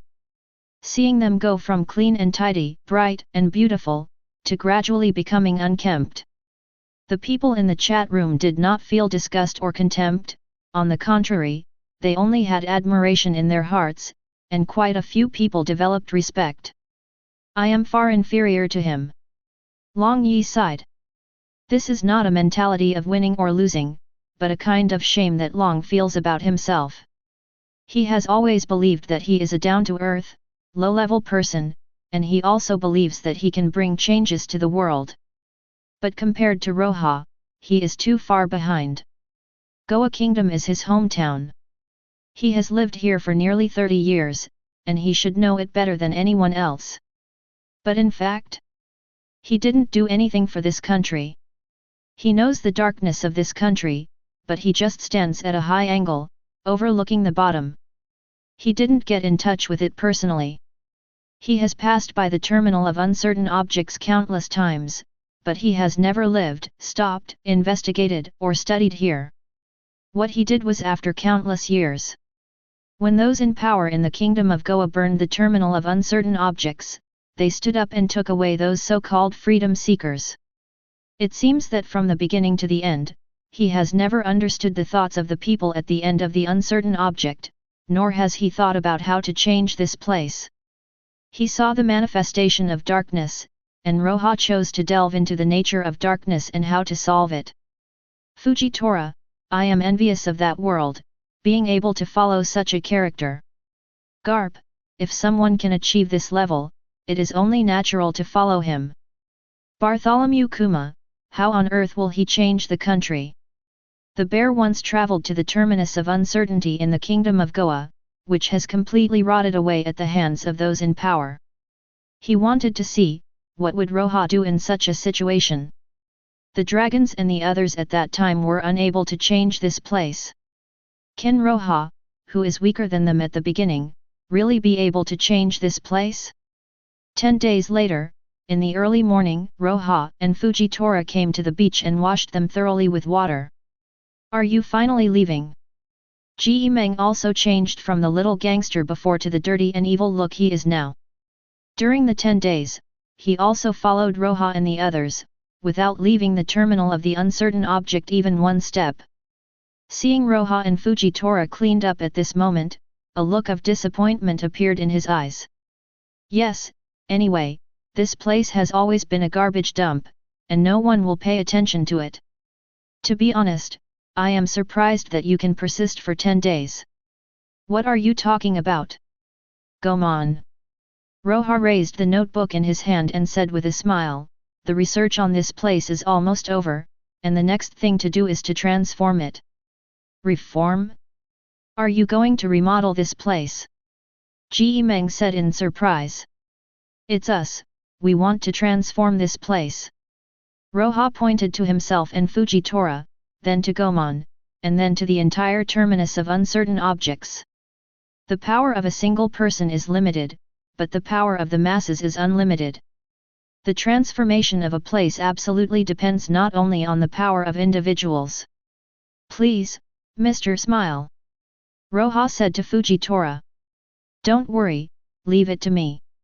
With a wave of Fujitora's stick and sword, a piece of brick flew up, supporting him and flying towards the Kalbar Mountains.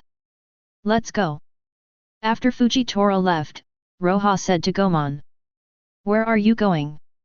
Ji Meng was still in a daze at the moment. Go and mobilize the masses. Roja said with a smile.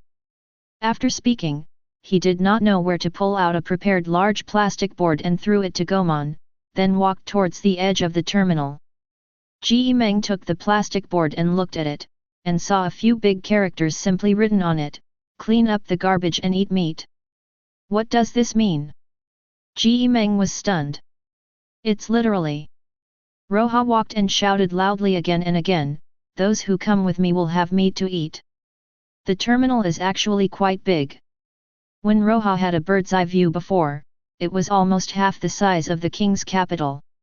At this moment, with Raja's yelling, dirty people came out of the garbage pile one by one. They are no strangers to Roja. In the past 10 days, people around have learned about Roja and Fujitora, a pair of freaks.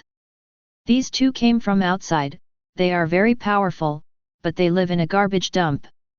Because of the trust in Raja's strength, many people who are begging for a living in the garbage dump have followed up at this moment. They don't long for a piece of meat. For them, being able to eat a clean and hot meal is already a very good thing. Accompanied by Raja's marching shouts, not long after, a lot of people have gathered behind him. And they, following Roja, have come to the outskirts of the terminal, near the Korpo Mountains. Chapter 31. The terminal is located on the outskirts of the capital of Goya, and the outermost edge is directly connected to the Kerber Mountains and the sea. The people who followed Roja came to the edge, looking at the forest in the Kerber Mountains, with a look of fear on their faces. The people who passed through the terminal like walking corpses are generally poor people who were kicked out of the capital. They have no money, no strength, and even no heart. They are much worse than gangsters like Ji Meng. The environment in the Korber Mountains is much better than that of the terminal, but it is also much more dangerous, with ferocious beasts rampant. If Roja hadn't said that there was meat to eat, they would have already been sent back to the trash heap. The irony is that the stinky garbage sometimes becomes a shield for these people. The so-called Goya authorities are not as useful as garbage to them. The environment here is pretty good.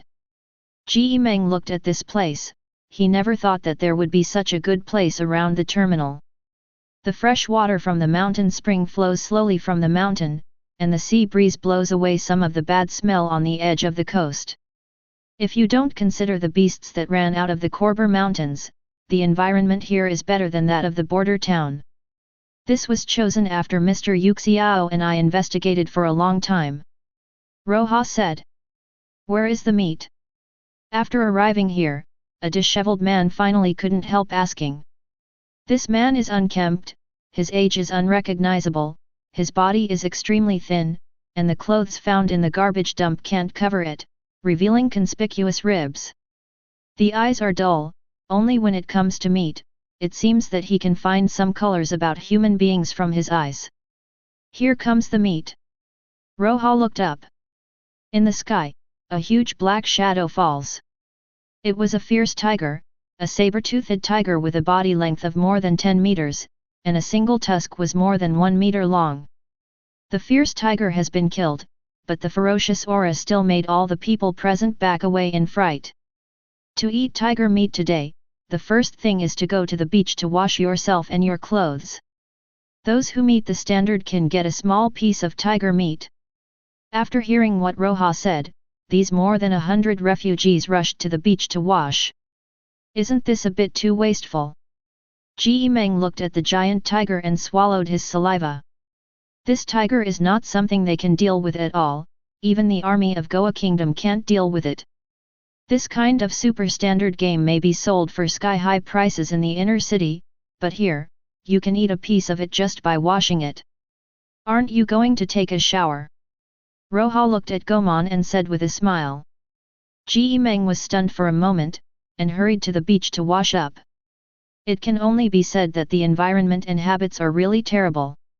Although he was not that decent in the border town before, Ji Meng thought he was still clean, but after 10 days at the terminal, he was basically like garbage. While everyone was washing, Fujitora drew out his staff and sword, cut up the giant tiger, and then took out the prepared pot, and put the tiger meat into the pot. When I was in the Krojash kingdom, Fujitora and Roja came here in the same way. They are familiar with cooking. Although it is not delicious, it is definitely not bad. And for the people at the terminal, not to mention unpalatable, clean hot rice is better than anything else, not to mention the tonic tiger meat. Tiger meat is not processed much, it is stewed in the pot, it is rotten and fragrant. Some people who fooled and washed hurriedly came back from the beach, sniffing the fragrance greedily, but he was persuaded by Roja to go back, and the washing did not meet the standard. Is it necessary to be so strict? Ji Meng had already finished washing. After all, he has only been here for 10 days, unlike those regulars who think he is garbage no matter from the outside or the heart. Appearance is important. Roja said, do you feel like a person now, or have you just become more like a person? If it was the way it was before, facing the reflection in the sea, would you consider yourself a human being? You are the only ones who treat them as adults. Ji Meng was stunned for a long time, then sighed, except for you, no one would think of coming to the garbage dump to save this group of garbage. They are human beings, whether it's you, me, or them, they are all equal. Roja's eyes were deep. It's not that we're saving them, it's them who want to save themselves. What we can do is just a guiding role to let them return to human beings, rather than feeling like a piece of rubbish. It's not their fault in itself, it's this country, the people in power who are greedy for profit and unscrupulous, turned them into this. What we have to do is to open up a new country in this garbage dump. At that time, you will see that this place will no longer be piled up with garbage, but fertile farmland, houses with scattered heights, and neatly dressed working people. Will that day really happen? Ji Meng asked with a dazed look in his eyes. There will definitely be. Roja's tone was firm, and he firmly believed in all this from the bottom of his heart. Is the king built by the nobles? No, it was built by the laborers. Instead, it is the garbage dump here, which belongs to the nobles. Handwriting. The people can build a royal capital from scratch on this island, and they can build another new town from scratch in this garbage dump. The people are the creators of history, not the aristocratic royal families. Roja's faith spread to Goman's heart. He stared blankly at the young man in front of him. Something seemed to have changed in his heart. Goming didn't say much, but walked up silently, picked up the bowls that Roja and Fujitora had prepared a long time ago, and silently took the tiger meat soup. He has changed a lot from before. Fujitora said silently beside Roja. Fujitora's sense of knowledge has always been open, he can understand people's emotions, he can feel that at that moment, this little gangster named Goemon seems to have undergone some transformation. It's hard to imagine that 10 days ago, he was just a gangster. Fujitora couldn't help feeling a little emotional. He just once lost confidence in reality. Roja said, I just let him know what people should think of themselves, and let him know that he has this kind of power. This is already very valuable. Fujitora said with emotion. He thought of himself, he was like Goemon, under the influence of Roja, he gradually found his own belief and path. This is so precious to a person. Chapter 32. Everyone was shocked by Goemon's transformation. A month ago, Ji Meng was still a foolish, aggressive little BD. Such people are regarded as a kind of garbage most of the time, a kind of garbage that endangers society. But what about now? Where is the young man with firm eyes and silent work, really the same person as the gangster from a month ago? Dolphin, I remember a month ago, this Goemon was still a little gangster. Garp, it didn't have to be a month ago, 10 days ago, he was still a typical gangster. 10 days, he can actually bring about such a big change. Kuzan, from the time Roja went to the terminal of the uncertain object, the mentality of this Goemon has already begun to change. After Roja and Fujitora's 10-day life at the terminal, Goemon has completely recognized Roja and Fujitora in his heart. Coupled with Roja's way of not just preaching, but doing it every word and deed, so that Goemon has always seen it in his eyes, coupled with his simple thinking, I think this kind of change is quite normal. As a person who is in a state of confusion, Aokiji sees Roja's every word and deed in more detail than ordinary people. Because even in many cases, he brought himself into Fujitora, and even Goemon, to see Roja's every move. The more he was like this, the more he admired him. Unity of knowledge and action, equal treatment of people, erudition and broadness, tolerance of all things, and equal treatment. Don't show arrogance in the face of humbleness, and don't be contemptuous because of depravity. Little by little, he stretched out his hand to wash away the mud and filth of this terminal. Goemon was originally an orphan born at the terminal. When he was young, he never dreamed that someone could come to this filthy place to save him. It's just that hope is wiped out and gradually turned into a gangster. Now that Roja has become this person, has been recognized by this little person, and no longer holds the mentality of passing by to this world, then he will naturally transform. When a person wants to do something from the bottom of his heart, his will, his actions, and everything about him will burst into brilliance, the kind of brilliance that belongs to human beings. The old society turned people into ghosts, and the new society turned ghosts into people. Aokiji thought again of what Roja said when he first entered the terminal. At that time, I didn't realize the weight of this sentence, but now I feel that this sentence has a lot of weight. It was so heavy that it seemed to crush the justice he once stood for. Are those in power in the kingdom of Goa who are blinded by greed a representative of the old society? This is undoubtedly because of them, there will be such a twisted and dirty place like the terminal of uncertain objects. Is it the world government? I'm afraid it is true, the world government is serving the celestial dragons, and the royal nobles of the kingdom of Goa are imitating the celestial dragons. Is it Marine? Not knowing, Aokiji was even more confused. Is Marine upholding justice or order? Or is it the interests of the nobles, maintaining the old society that turns people into ghosts? On the one hand, it is the concept of justice that has been deeply rooted since childhood, and on the other hand, it is Roja's strong attack on the existence of nobles. Aokiji didn't know how to clearly recognize the two, and he desperately wanted to find the answer from Roja. And on the other side, Long is quite touched by Roja's phrase "the people are the creators of history." He always felt as if he had caught something, but there seemed to be something separated. These words seem to be related to exploitation and oppression, but the current him is unable to penetrate the deeper meaning.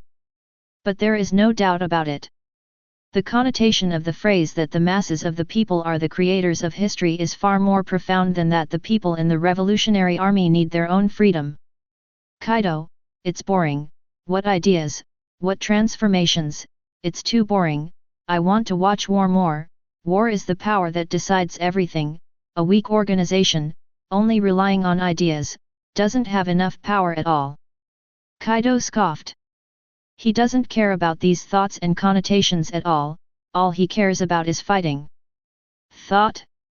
Could it be that these weak, self-deprecating pariahs alone can overthrow the world government? Joke. The current Roja, in Kaido's view, is like a child's playhouse. Others didn't care, Kaido's reaction was normal. As a well-known war madman among the four emperors, he follows absolute force. It is difficult to expect such a person to understand the so-called people and the so-called ideology. However, the progress of watching the movie will not be changed by Kaido's will, and the movie watching is still going on. 10 days have passed. The first plastic plate is no longer simply washed and eaten. Clean up the garbage in the garbage dump, landfill or incinerate useless garbage, and sort out useful garbage, all of which can be exchanged for clean food, clothes, or other daily necessities. Roja also asked Gomon to register everyone's identity. In the past 3 days, everyone still looked dull, but the appearance was a little tidier. After 4 or 5 days, maybe after eating enough food for a few days in a row, with strength, some people began to work hard on the garbage mountain to earn more food and daily necessities. Up to now, all the people who come here work in full swing every day, and even have other occupations. Some of them pick up razors, wash them and give them a simple treatment of hair and beard. Some learn Fujitora's cooking techniques and process food. The people at the terminal are orphans who grew up here, but most of them were driven out of the city. They themselves have skills and can read and write, but they are just forced to become garbage, and they seem to be adults again at this moment. In just 10 days, the camp built from scratch in this garbage dump has already begun to take shape. The several large garbage mountains that were close to here are now much shorter, and the area of the camp is expanding. This seemingly small camp seems to be full of infinite vitality at the moment. Starting from this edge, it seems to be nibbling away at the end of the huge uncertain object. Incredible. That's what the people in the chat room thought. Although watching movies has accelerated, they can still clearly see the changes in this camp. All Roja did was to inject a small stream of living water into this stagnant terminal, and then established a simple order. It is under this simple order that everyone spontaneously becomes the maintainer and creator of the order. It's hard to imagine that they were self-decomposing garbage before, but 10 days later, they could burst out with such strong creativity and enthusiasm.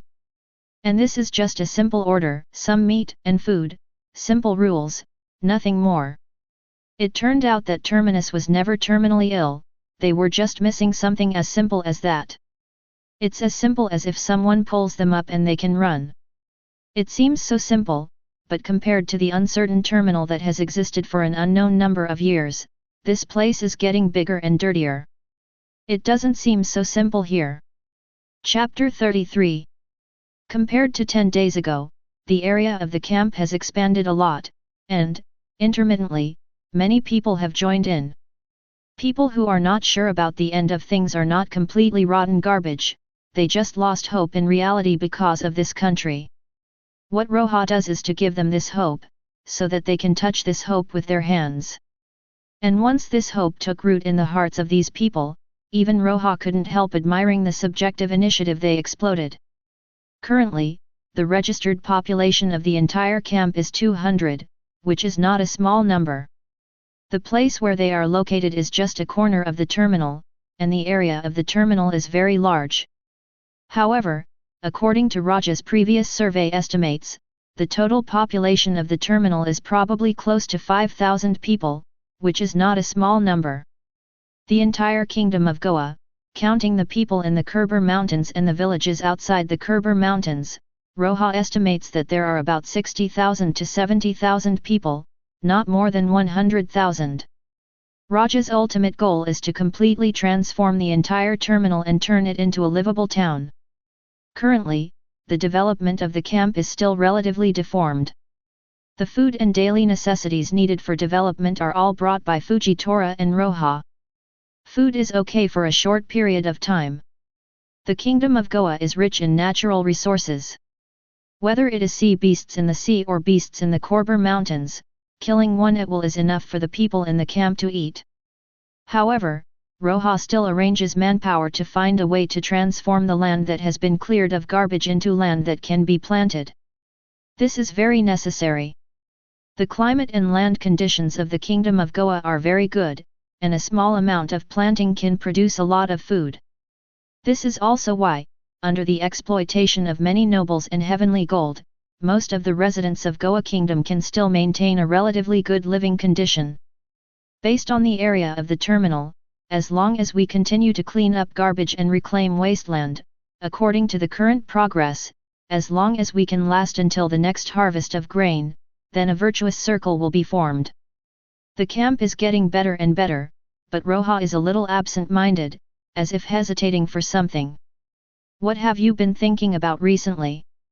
Fujitora couldn't help asking. I'm wondering whether to teach them fighting skills. Roja replied, we can't stay here forever.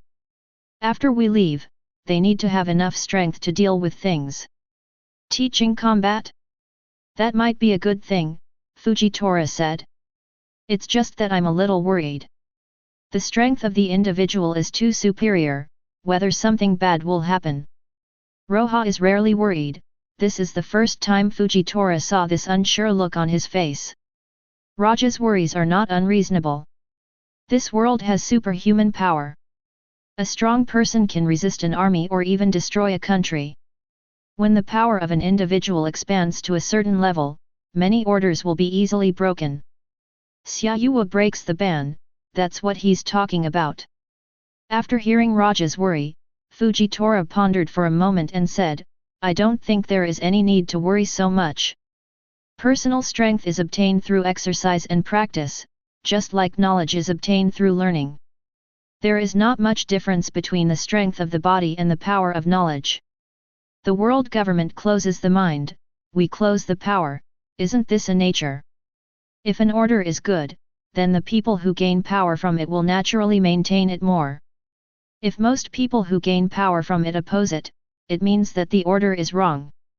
Just like we are going against the world government and the nobles of the kingdom now. Fujitora said. Of course, this is just my own opinion. Compared with the understanding of the revolution and the world, I am far less profound than you. Fujitora touched his head a little honestly. No, you're right, Mr. Yuxiao. Roja said with a relieved smile, you're right. I'm far inferior to you in terms of thinking about this issue. I always talk about liberating the power of the masses, but at this moment, I am afraid of the masses who have gained power. This is my problem. In addition to figuring out the problem, Roja is also very pleased with Fujitora's progress. From the beginning, I could only follow in his footsteps, and now Fujitora has been able to think deeply and consider issues from a revolutionary perspective. This is very good, I will teach some methods later, and Fujitora can be alone. After the discussion, Roja quickly adjusted the current schedule of the campers. Guided by Fujitora in the morning, practice swordsmanship and body arts, and continue to level garbage and reclaim land in the afternoon. There is a food allowance for combat training, and you can also choose to give it up voluntarily. Sengoku, is this building an army? Kaido, I can tell you very clearly that this is indeed building an army. It is just pure training and no fighting. Such an army will not have much combat effectiveness. Crane, did the so-called revolutionary army finally embark on this path of violent warfare? As a marine, Crane is naturally disgusted with this kind of behavior of forming an army privately and disrupting order. Long, there is no way to fight. The revolutionary army must have its own army. I just realized this too late, so I let you have such a tragedy in Ohara. Once again Roja didn't disappoint the dragon. He really knew the necessity of the army for the revolutionary army. The former dragon also held power, thinking that through appeals and ideas, the society can be changed. He used to hate war so much, he hated the army.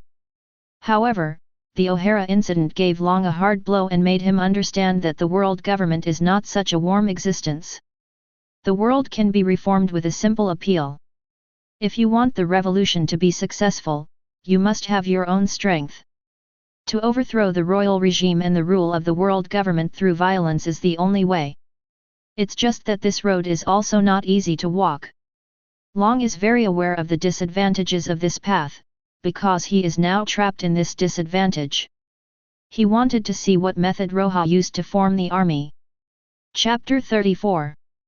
In the blink of an eye, a month has passed. For this month, Fujitora and Roja have not stayed in the camp all the time. The order of the camp itself has been established, and everyone in the camp is the defender of this hard-won order. And this month, Roja has not been idle. He took Fujitora to complete the final investigation of the Kingdom of Goa. That is, a detailed investigation of the situation inside the Khyber Mountains and the scattered small villages outside the Khyber Mountains. In a small village of Ning located in the farthest corner of the Kingdom of Goa, Roja is pinching the chubby face of a 2 or 3-year-old toddler, and talking to a hotel proprietress. After recording the last item in the notebook, Roja couldn't help but let out a long sigh of relief. After 2.5 months, it's finally over. This investigation. The investigation time this time is really long enough. Fujitora couldn't help but sigh with emotion. The investigation in Log Town only took a few days, but the investigation of Goa Kingdom took more than 2 months. Currently, the survey data is still messy, and the last step of integration is still needed. Roja stretched his waist, and then said with a smile. Mr. Yuxiao, do you remember? I told you before that I will show you what is the real investigation report and what is the real dragon slaying technique. Is this it? Fujitora was startled. He thought that the modification he saw at the terminal was already at the level of dragon slaying, but he didn't expect that it was not. Yes, the finished investigation report can definitely be called dragon slaying level. Roja had a relaxed smile on his face. That's really looking forward to it. Fujitora touched his head and smiled honestly. Then goodbye, lady boss, and you, little Machina. Roja pinched Machina's baby fat smiling face hard, then left with a big laugh. Luffy, hey, is that Machina? Redhead, really or not, this Machina? Sabo, so gentle Miss Machina? Garp, did the 3 of you just find out? Ace, I really didn't realize it. In other words, with such a small size, who would be able to tell that this is Ms. Machina? Long, that's right. Miss Machina's mother passed away when you were in Windmill Village. It's normal that you don't know each other. Ivankov, hey, are you all focused on Machina? Didn't you hear? Aren't you curious about the investigation that Roja mentioned, the investigation at the level of dragon slaying? If Ivankov's big face wasn't imprisoned by the energy field, it would have reached the dragon's face at this moment. What exactly does a dragon slaying level investigation report look like? She is simply curious to the extreme, okay? This seems to be the first thing that Roja said reached the level of dragon slaying. Of course Sengoku and the others were also curious, but they didn't show it. To be honest, apart from forming an army, Marines such as Sengoku and Crane are more opposed. What the other Rojas did, even as Marines, they couldn't find any faults. On the contrary, if they were on the scene, they might support them as much as Fujitora. The transformation of the garbage station, in Sengoku's view, is indeed a just thing. Dragon slaying, ridiculous. On Mariejois, 5 elders snorted. To be honest, 5 elders' fear of Roja is not that strong after watching the movie so far. Until now, the 5 elders have not sensed Roja's danger. It is nothing more than a little more detailed investigation, a more thorough look, and a few beautiful words. There is still a big gap between saying and doing.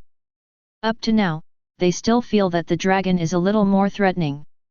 After all, the dragon has already succeeded in this world, and this is a threat that is visible to the naked eye.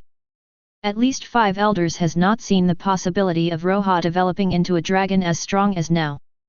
As for the so-called thought, this kind of thing, except for those who have really seen the success of the revolution, know its strength. When it didn't really show its power, everyone didn't know how powerful it was enough to crush the backward class. Not to mention the 5 elders, even the current dragons are the same. Of course, that's what they said, and they are still watching the movie seriously.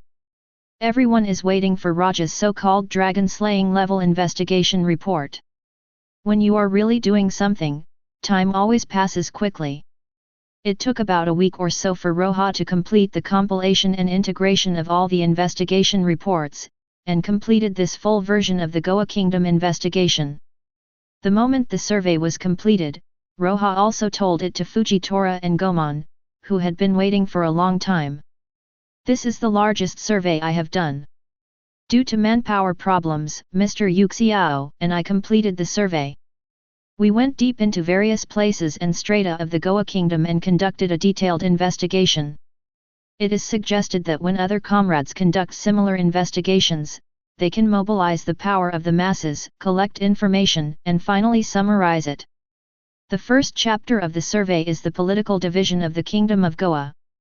The country is divided into 1 city and 20 villages, which are the royal capital on the inner side of the Khyber Mountains and 20 villages on the outer side of the Khyber Mountains.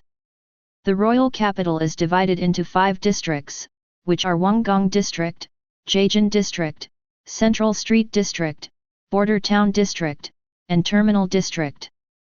The 20 surrounding villages are Fengch Village, Kiluo Village.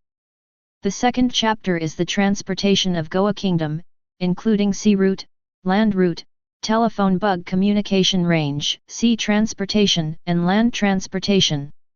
The third chapter is the most detailed. It records the business of the Kingdom of Goa, including the foreign trade of the Kingdom of Goa and the goods within the kingdom, etc. The fourth chapter is the analysis of the production relations of Goa Kingdom. Roja took it easy and told Fujitora and Gomon 1 sentence at a time. The expressions on the faces of the latter 2 gradually became shocking.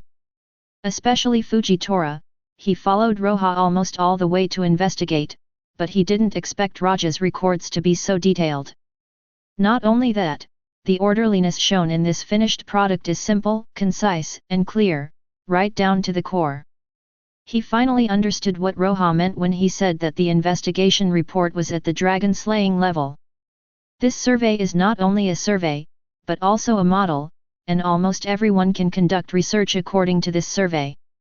Chapter 35. The mood of the people in the chat room at the moment is almost the same as that of Fujitora at the moment. Roja is teaching Fujitora how to do the survey, and the people in the chat room can naturally hear the whole content of the survey clearly. It is precisely because of this that they are incomparably shocked. Investigation is not an easy task. One of the biggest difficulties is not knowing what to investigate. Some people think that the investigation is very simple, but when it comes to doing the investigation, they will find that either they don't know what to investigate. Either the basic investigation was done, and at the end of the summary, it was found that the investigation was rubbish, which was useless at all. As for Roja's survey, it can be said to be both detailed and brief, without any redundant and useless things. He has investigated almost all the points that everyone can think of and can't think of. Regardless of the political divisions of the Kingdom of Goa, Roja has also used land and sea routes when investigating Log Town before. The real strength lies in the second half. In particular, the business of the Kingdom of Goa has had a particularly large impact on everyone. This is also the place with the most space, recording almost all the major and minor commodities in the Goa Kingdom, and the total price and value. It even includes the names, locations, and information of all professionals in Goa Kingdom, as well as the prices of the types of goods they sell, or the charging standards for their occupations, etc. It can be said that this business report alone has already stripped the underpants of the Goa kingdom for a clean look. In this era, almost no one would have thought of such a detailed investigation report. Roja, on the other hand, refreshed everyone's cognition again and again, from the Red Line to Logue Town, and then to the investigation report of the Goa kingdom, which is a comprehensive dragon-slaying level. At this moment, everyone thought of Roja's first words again. No investigation, no right to speak. With this survey report, the decision-makers have a deeper and more thorough understanding of the Kingdom of Goa than anyone else. In this way, whether it is development or targeting, the decisions made will be extremely accurate. If the product survey in Chapter 3 has the greatest impact, then the analysis of production relations in Chapter 4 is the dragon-slaying technique that makes the revolutionary army ecstatic and the 5 elders frightened. In this chapter, the people in the chat room, for the first time, see the class that Roja said before. The aristocracy was divided into the landlord class who relied on land exploitation and the bourgeoisie who exploited through trade or factories. Or a combination of both. These are analyzed with the initial administrative division and specific nature. The information is extremely detailed, almost recording the names of nobles, family history, family properties, fields and assets owned, and means of exploitation. Of course, the vast majority here are surveyed from the grassroots, and the information may be distorted. Roja also clearly stated this above. After all, at this time, their ideas have not yet spread, and the Kingdom of Goa does not have a strong mass base. The peasants and workers living in the central street, the border towns, and the surrounding villages and the Kalbar Mountains were divided into the proletariat by Roja, and then subdivided into the working class and the peasant class. Even at a more granular level. In this chapter, not only is the exploitation and oppression relationship of each class recorded in detail, but it is also clearly written who is likely to win over and who is absolutely opposed to the revolution. It can be said that compared to the previous purely informative business survey, this last chapter is the real powerful ideological force that can be used for revolution. Fujitora, I seem to have seen the end of Goa Kingdom. Kizaru, me too. Faced with such an opponent, if the group of nobles who only know how to enjoy themselves can resist, it would be hell. As admiral, I have this basic vision. Kizaru and Fujitora are too aware of what kind of PS the so-called nobleman is.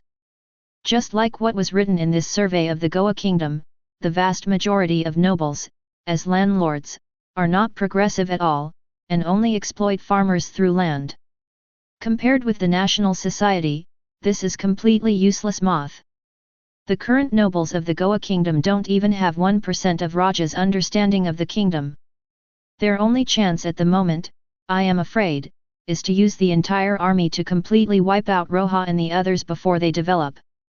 Of course, in fact, they can't do this. Because Roja still has Fujitora, the top powerhouse, for the army of a small country like the East Blue Goa Kingdom, it is okay to deal with ordinary refugees. To deal with Fujitora, it is better to wash up and sleep. Not to mention that this was a movie viewing nearly 30 years ago. It is impossible for the Goa Kingdom in another world to focus on the garbage dump during this period. I'm afraid, it's already dead. Akainu, maybe, after all, the Goa Kingdom is still a member country of the world government. If the world government asks for help, maybe the government will send strong people to destroy it. Peter Saint, that's right, the world government will do its best to protect the safety of every member country. Garp, disdain 5 elders, you can say that. What else can you do besides collect money? If the countries relied on your protection, they would have perished long ago. Balo Betty, attention, the key point is the franchised countries. It doesn't matter who rules the world government, as long as they can pay the heavenly gold on time, isn't it? Belo Betty knows the world government too well. Wasn't the Kroyahi kingdom killed just because it withdrew from the franchise? The king can be gone, the nobles can be gone, and the gold in the sky can't be less. This is the world government. The 5 elders did not speak again. What was shown was the viewing of the leader of the revolutionary army, which led to the exposure of a lot of things that the world government had been trying to hide for a long time. And most importantly, the 5 elders aren't in the mood to flirt right now. They were afraid that Roja would come up with something new. At that time, let alone the threat of being in another world. The new things that Roja brought out alone may be able to bring about a radical change in the already threatening revolutionary army. At that time, it will really shake the rule of the world government. If possible, 5 elders would really like to turn off the projection at this moment. However, things only got worse than 5 elders imagined. After Roja finished reading, he handed over the Goa survey to Goman and asked him to copy it again. Afterwards, this report will make everyone in the camp focus on learning how to copy it. There is also this one, which I just wrote. Do you want to listen to it? Roja pulled out a thin piece of paper from the notebook and smiled. Of course. Fujitora's face was full of anticipation. Okay, then I'll read it to you. Roja said, Analysis of the various classes in the Kingdom of Goa. Chapter 36. In the beginning, everyone in the chat room didn't pay attention to this seemingly simple analysis. Because the previous Goa Kingdom investigation was really shocking and useful. But when Roja uttered the first sentence, the top brass of the revolutionary army had already pricked up their ears. Who is our enemy? Who is our friend? This is the first question of the revolution. On a larger scale, the celestial dragons are our absolute enemy. What about the world government? It doesn't have to be marine. More specific analysis is required. As soon as these words came out, Fujitora and Goman nodded thoughtfully. Especially Fujitora, because of the Krojashi kingdom's destruction incident, he is extremely dissatisfied with the world government, including marine. But here, Roja's words are obviously more rational. Enter the kingdom of Kamabaka. Long's eyes were fixed, and he recalled the conversation with Vegapunk on Ohara 22 years ago. The other party once clearly told him that to find out who the real enemy is, the world government is also divided into many factions, and there are also enlightened people. At first, he kept this sentence in his heart, including now. But it's just that he and the higher UPS are relatively rational. What about the revolutionaries below? With the growing power of the revolutionary army, do those numerous revolutionaries still maintain such sanity? To be honest, the recent series of events in the movement to liberate some kingdoms made Long not optimistic. This is also a problem that has always troubled him. From the current point of view, Roja seems to have foreseen this problem a long time ago, and has begun to think of ways to solve it. Because the current understanding of the factions within the world government is not detailed, so here we only discuss the Goa kingdom that has been investigated. It is worth noting that there is a big gap between the strength of our proletarian revolutionaries and the ruling class at present. If we want to ensure the success of the revolution, we must pay attention to uniting our real friends to attack our real enemies. To distinguish between true friends and foes, one must make a general analysis of the economic status and revolutionary attitudes of the various classes in the Kingdom of Goa. First, the royal family and nobles of the Goa Kingdom. They own the most land and privileges in the Goa Kingdom, and the class they represent is also the most backward class in the Goa Kingdom, hindering the development of the Goa Kingdom's productivity. They are completely incompatible with the purpose of the revolutionaries, and they are an absolute counter-revolutionary faction.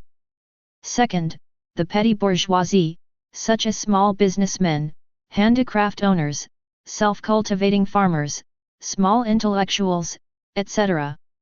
This class can generally be divided into 3 parts: those with surplus money, those who are basically self-sufficient, and those whose living standards have declined. Of course, because the Kingdom of Goa is relatively rich. Although this part of the people is exploited, they are relatively rich materially. They are timid and afraid of nobles, but they are also afraid of revolution. They are afraid that they will not be able to maintain their current life in a chaotic situation. This class can be wooed. They are also the oppressed. Generally, their interests are different from those of the nobles. They cannot be pushed into the camp of the nobles. When the revolution rises, this class will also be subordinate to the revolution and become a revolutionist. The power of Third, the semi-proletariat. The vast majority of peasants are semi-proletarian. Fourth, the working class, composed of workers who sell their labor completely and have nothing but their hands. Fifth, homeless proletarians, most of them are concentrated in border towns and terminals of uncertain things. Under normal circumstances, the semi-proletariat and the working class are the main force of the revolution, but in the relatively wealthy and peaceful kingdom of Goa, although they still endure the exploitation in their eyes, their basic life can be guaranteed, so here in the kingdom of Goa, are generally not regarded as the main force of the revolution. Note that only in the relatively wealthy kingdom of Goa, generally speaking, as long as many people can barely maintain their lives, their motivation for revolution will be much smaller. So in the kingdom of Goa, the homeless proletarians should be the core driving force of the revolution. They are the most persecuted, especially the residents of the uncertain destination. To sum up, generally speaking, the royal family and the nobles are our absolute enemies, the petty bourgeoisie can be drawn in, and the semi-proletariat and the working class are generally the main forces when analyzed in detail. In general, it is still necessary to conduct a specific analysis based on the investigation. Analysis without investigation is untenable. This is also at the level of dragon slaughter. Long couldn't help feeling emotional, and at the same time recalled Roja's class analysis bit by bit in his mind. This is definitely something that can be used as a program of action for the Revolutionary Army. It is a good medicine for the now growing Revolutionary Army. Genius. Ivankov doesn't know how to describe it anymore. He really wanted to crack Roja's mind and see how this teenager was thinking. Obviously at such a young age, why does he see the revolution so thoroughly? Even old men who have been revolutionizing for decades are far behind. How is it? Do you feel any problems after listening to it? Roja asked after retracting the report. No problem, enlightened, I feel that the situation of the entire Goa kingdom is clear. Fujitora said. Instead, it was Goemon, thoughtful, then looked at Roja and said. Does Mr. Roja want to use the people of Border Town to start a revolution? Yes, what's the problem? Roja valued Goemon's thoughts, after all, he was born and raised in Goa Kingdom. Unlike the people who are not sure about the terminal, the people in the border town may not be so easy to become our strength. Most of them are gangsters who were squeezed out from the central street. There are still a lot of people who just fought from the terminal, and they are different from me. Some of them have been in the border town for many years, relying on their viciousness, and some have developed into complete gangs. Goeming's meaning is obvious. Compared to expecting them to become a revolutionary force, the probability of these gangsters becoming order disruptors may be higher. I know, I won't think about it in a short time. Roja nodded after thinking about it. He won't feel that he can influence gangsters casually just because of Goemon's case, especially those gangster leaders, who have already changed from oppressed to exploiters. His basic plan must still be based on this uncertain terminal. Chapter 37. Half a month has passed since the last investigation report was completed. During the past half-month, Roja has done several important things. First, the organization of the Revolutionary Army was finally established. Before that, it was all verbal and not really established, but now it is considered to be the real establishment of the Revolutionary Army, led by Roja, followed by Fujitora and Goemon. The current number of 500 in the camp is uncertain. The residents of the terminal all belong to the Revolutionary Army.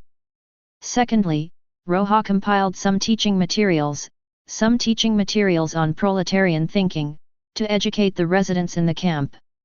Thirdly, the members who are still training with Fujitora are organized by Roja into the First Army of the Revolutionary Army. The number is about 200, and they receive strict ideological and political education. This will be the first army to fight for the liberation of the proletarian people. It is worth mentioning that Roja's previous guess was correct. At least in Goa Kingdom, even the residents in the terminal of the uncertain object have a very high literacy rate, and there is basically no need for literacy, only the spread of ideas is needed. In addition to the persecution, Roja was shocked by the absorption and awareness of the proletarian ideology of the residents in the camp. This is also the first time that he has such great confidence in the inevitable success of the revolutionary cause. Because in this short period of time, the number of revolutionary comrades has increased by hundreds, and this number is still increasing. How's the training going, Mr. Fujitora? In the morning, Roja looked at the training of the revolutionary army and asked. Because of the food, they had poor foundations before, but since receiving your ideological education work, their enthusiasm and will for training have become much higher. With a sufficient supply of meat, according to this progress, their strength will be very good after a while, but they are limited to fighting with cold weapons. Fujitora sighed, their will and hard work are admirable, not to mention their discipline. I believe that with their awareness, they are the bravest even on the battlefield. However, after all, they are still at the level of ordinary people. Facing an army armed with guns, their chances of winning with poor equipment are too low. Roja looked at the soldiers who were sweating profusely practicing swordsmanship. Compared to their previous self-decomposing state, they are now completely reborn, but as Fujitora said, the equipment is too simple. Basically no one has a normal sword, the better one holds a broken sword, and the worse one is a piece of water pipe. It is also impossible to wear armor on the body. With this kind of equipment, there is basically no chance of winning in the face of bullets. However, there is no way, Roja is not a god, he was able to build such a camp in 2 months is already very powerful. If you want complete equipment, you must go to the black market arms trade. Ahem, find a way to attack the pirates and buy some ammunition. Roja coughed twice and said to Fujitora. Fujitora nodded, they have always been doing this, fighting some vicious pirates in exchange for high rewards, otherwise where would the income of the two of them come from? By the way, when we investigated before, didn't there be a ruby pirates? I heard that the captain is a pirate with a bounty of more than 10 million, and he liked to kill the residents of the terminal here before. Roja suddenly remembered said. This is what he and Fujitora learned from some people at the terminal during the first 10 days of investigation. It's just that the ruby pirates are also pirates after all, they often go out to plunder, and the beach at the terminal is one of his strongholds. And when they went there, the ruby pirates had already gone out to plunder. You mean to practice with them? Fujitora asked. Yes, there are bounties to get, but also to eliminate harm for the people, and to test the courage of the army, killing 3 birds with 1 stone. Roja said with a smile. It's possible. Fujitora thought for a while. Treating the pirates will not attract the attention of the kingdom's high-level officials, and pirates of this level will not be as difficult to deal with as an army with established guns. Basic combat methods are still required.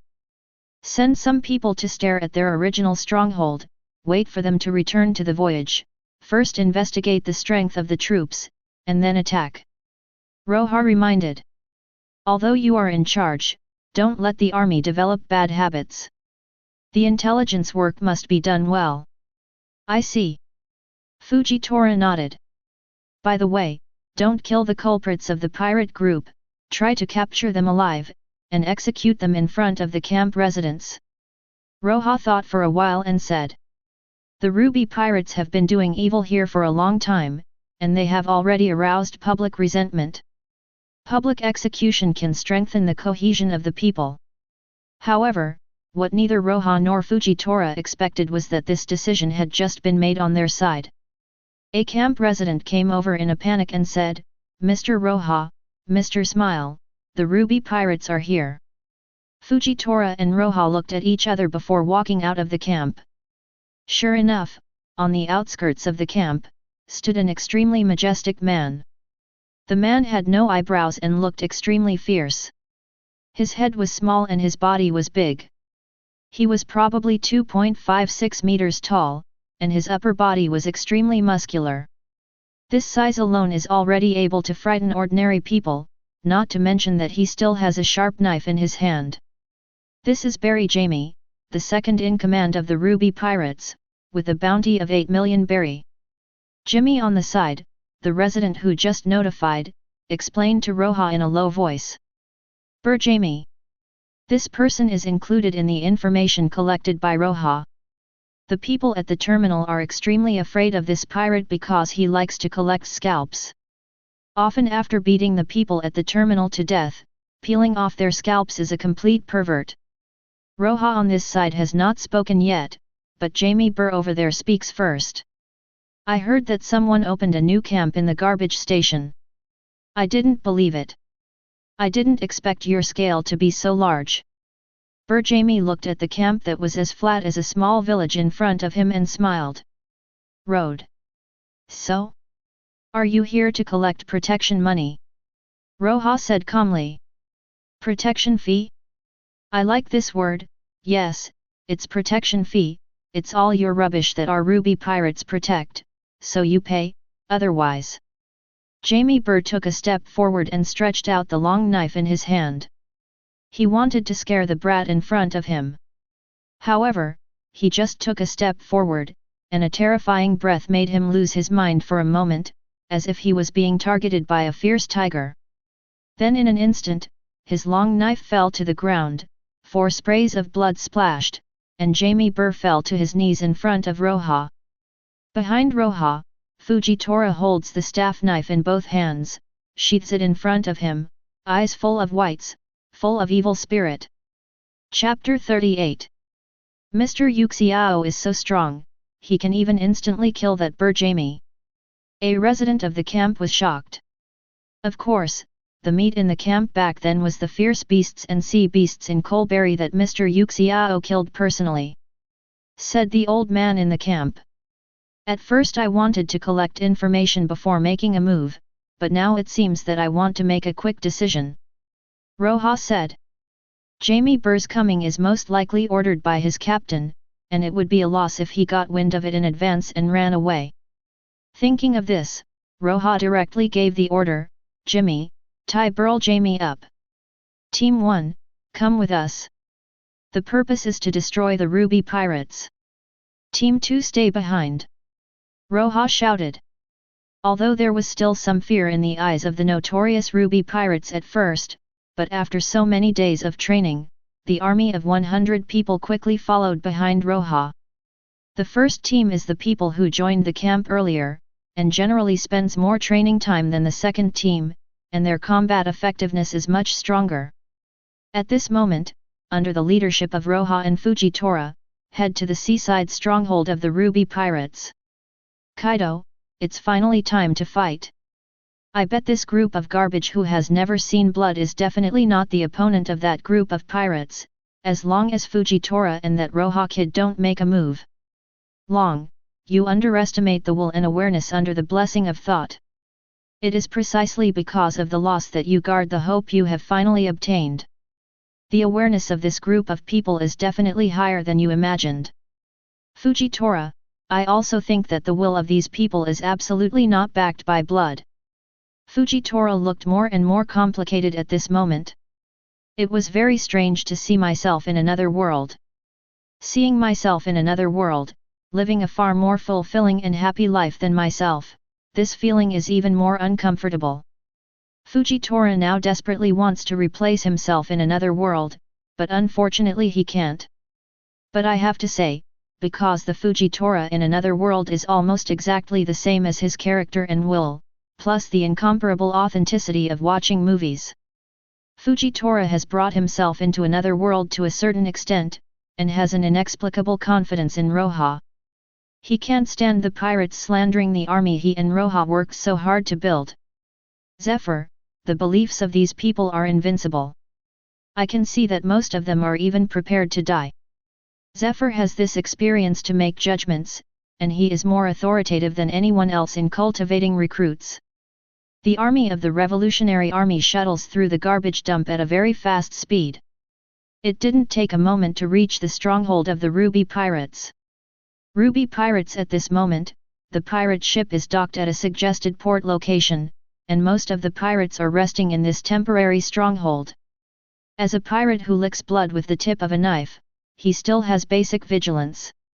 After discovering that Roja and the others had arrived, the pirates who were just lazy gathered together in an instant. Ruby Pirates is a small pirate group, about 50 or 60 people, headed by a fierce man named Blue Mr. 5, offering a bounty of 12 million pirates. The weapon is a long knife. The previous Burjami was the second in command of Ruby, and there was a third in command with a bounty of 5 million. Mr. Yuxiao, you are here. If any soldier is about to be killed, you can shoot. As for the captain, leave it to me. Roja held a water pipe. Fujitora nodded silently. Without too much nonsense, Roja directly took the lead and rushed forward. And the pirates of the Ruby Pirates on the opposite side, seeing this posture, did not show any fear at all. They are pirates who have experienced battles, and the weapons in their hands are more sophisticated. How could they be afraid of a group of people holding water pipes and wearing simple clothes? A cold weapon battle with this number of people is a direct charge. As soon as the confrontation took place, the Revolutionary Army lost the lottery, and the pirates had better equipment and were even more desperate. They were all a group of desperados. As for the Revolutionary Army, 2 months ago, it was almost rotten garbage, a complete loser. Blood splatters, comrades fall, it will indeed cause some shaking. For a moment, the well-equipped pirates almost crushed the larger number of revolutionary troops. In the face of the more ferocious desperate pirates, many soldiers showed a look of fear on their faces. Training and fighting desperately are not the same thing after all. Before facing death, everyone feels that they have enough courage. However, at this moment, a voice made all the soldiers look firm. Don't you guys want to go back to the old life? Exploited, oppressed, pushed out from normal people to dump as garbage. The person who yelled these words was obviously also very frightened. Facing the blood, his voice trembled obviously. However, even so, he did not choose to retreat. At the beginning in the capital, he was oppressed and exploited silently, thinking that the days would pass. Then he was deprived of his human rights, and was thrown into the terminal of uncertain objects as garbage, watching himself rotten little by little, gradually merging with the mountain of garbage. Suddenly one day, he joined the camp with half-believing feelings, and then changed from trash to human again. The camp is getting better and better, thanks to his construction. The land where the seeds were just planted was he who cleaned up the garbage bit by bit, and then leveled it out. He never thought that he could escape from the trash Yamanaka and return to a normal life. Let him become trash again, he would rather die. So in the face of vicious pirates, he will not allow himself to take half a step back, never. No way. The standing people are shouting, even the injured and lying down seem to forget the pain, and they are hoarse. When 100 voices converged into a torrent, Roja knew that victory was inevitable. Victory is inevitable. The number of the Revolutionary Army is more than that of the Ruby Pirates, and the basic quality is also better. In the past 2 months, the meat of ferocious beasts and sea beasts has been given priority, which contains a lot of energy, plus exercise, which has already improved their physical fitness, no worse than this group of pirates. Not to mention the swordsmanship personally guided by Fujitora. Whether it is the number of people, basic quality, discipline, or fighting skills, they are stronger than these pirates. In just a moment of effort, the Ruby Pirates were defeated steadily. As for Roja, he has already resolved the battle in an instant. 12 million pirates are much weaker than he imagined. What a powerful army! Fujitora praised from the bottom of his heart.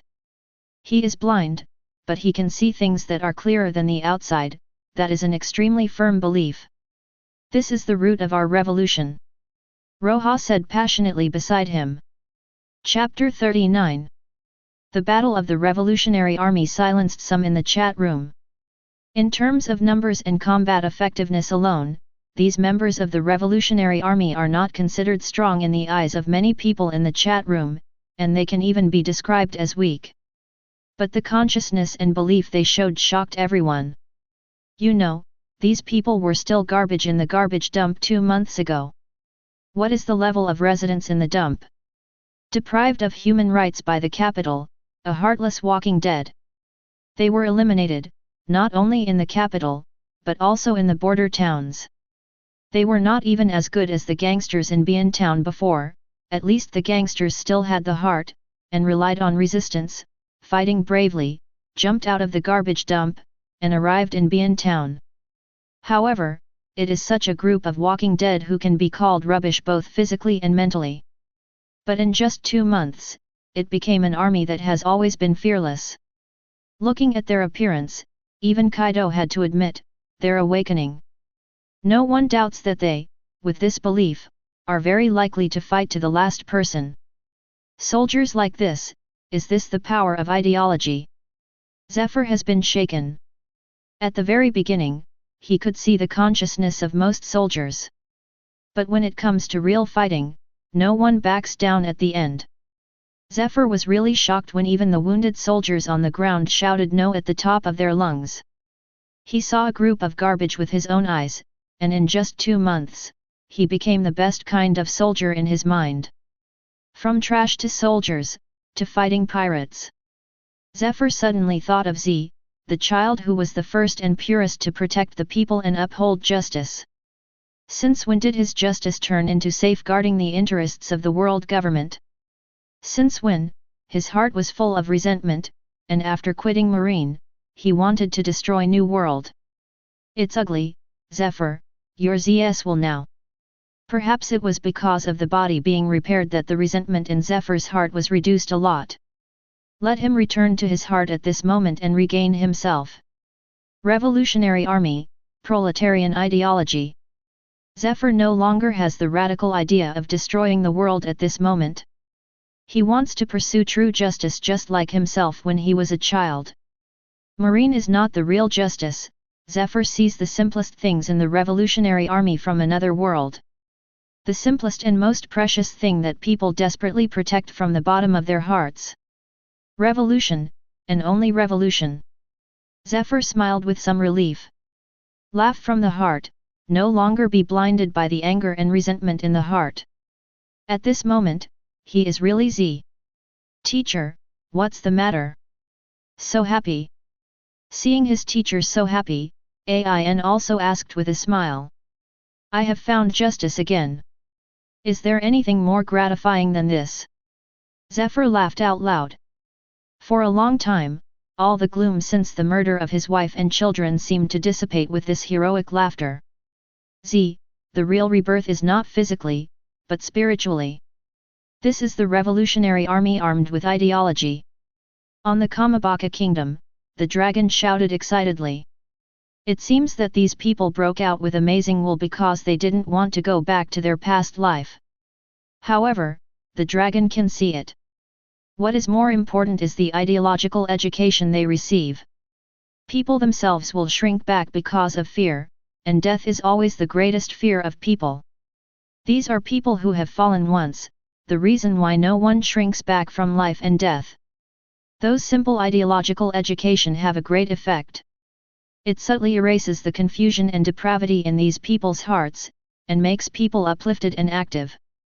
And, dragons can assert. As the thinking deepens, the beliefs that these soldiers can burst out will become more and more amazing. It will even create miracles that ordinary people can't imagine. Watching the movie is really worth it, for long. This is better than any reward. For the Revolutionary Army, all of Roja's current teachings are the most precious treasures. The battle ended with the complete victory of the Revolutionary Army, and even the third-in-command pirate who offered a bounty of 5 million was beaten down by a group of justice.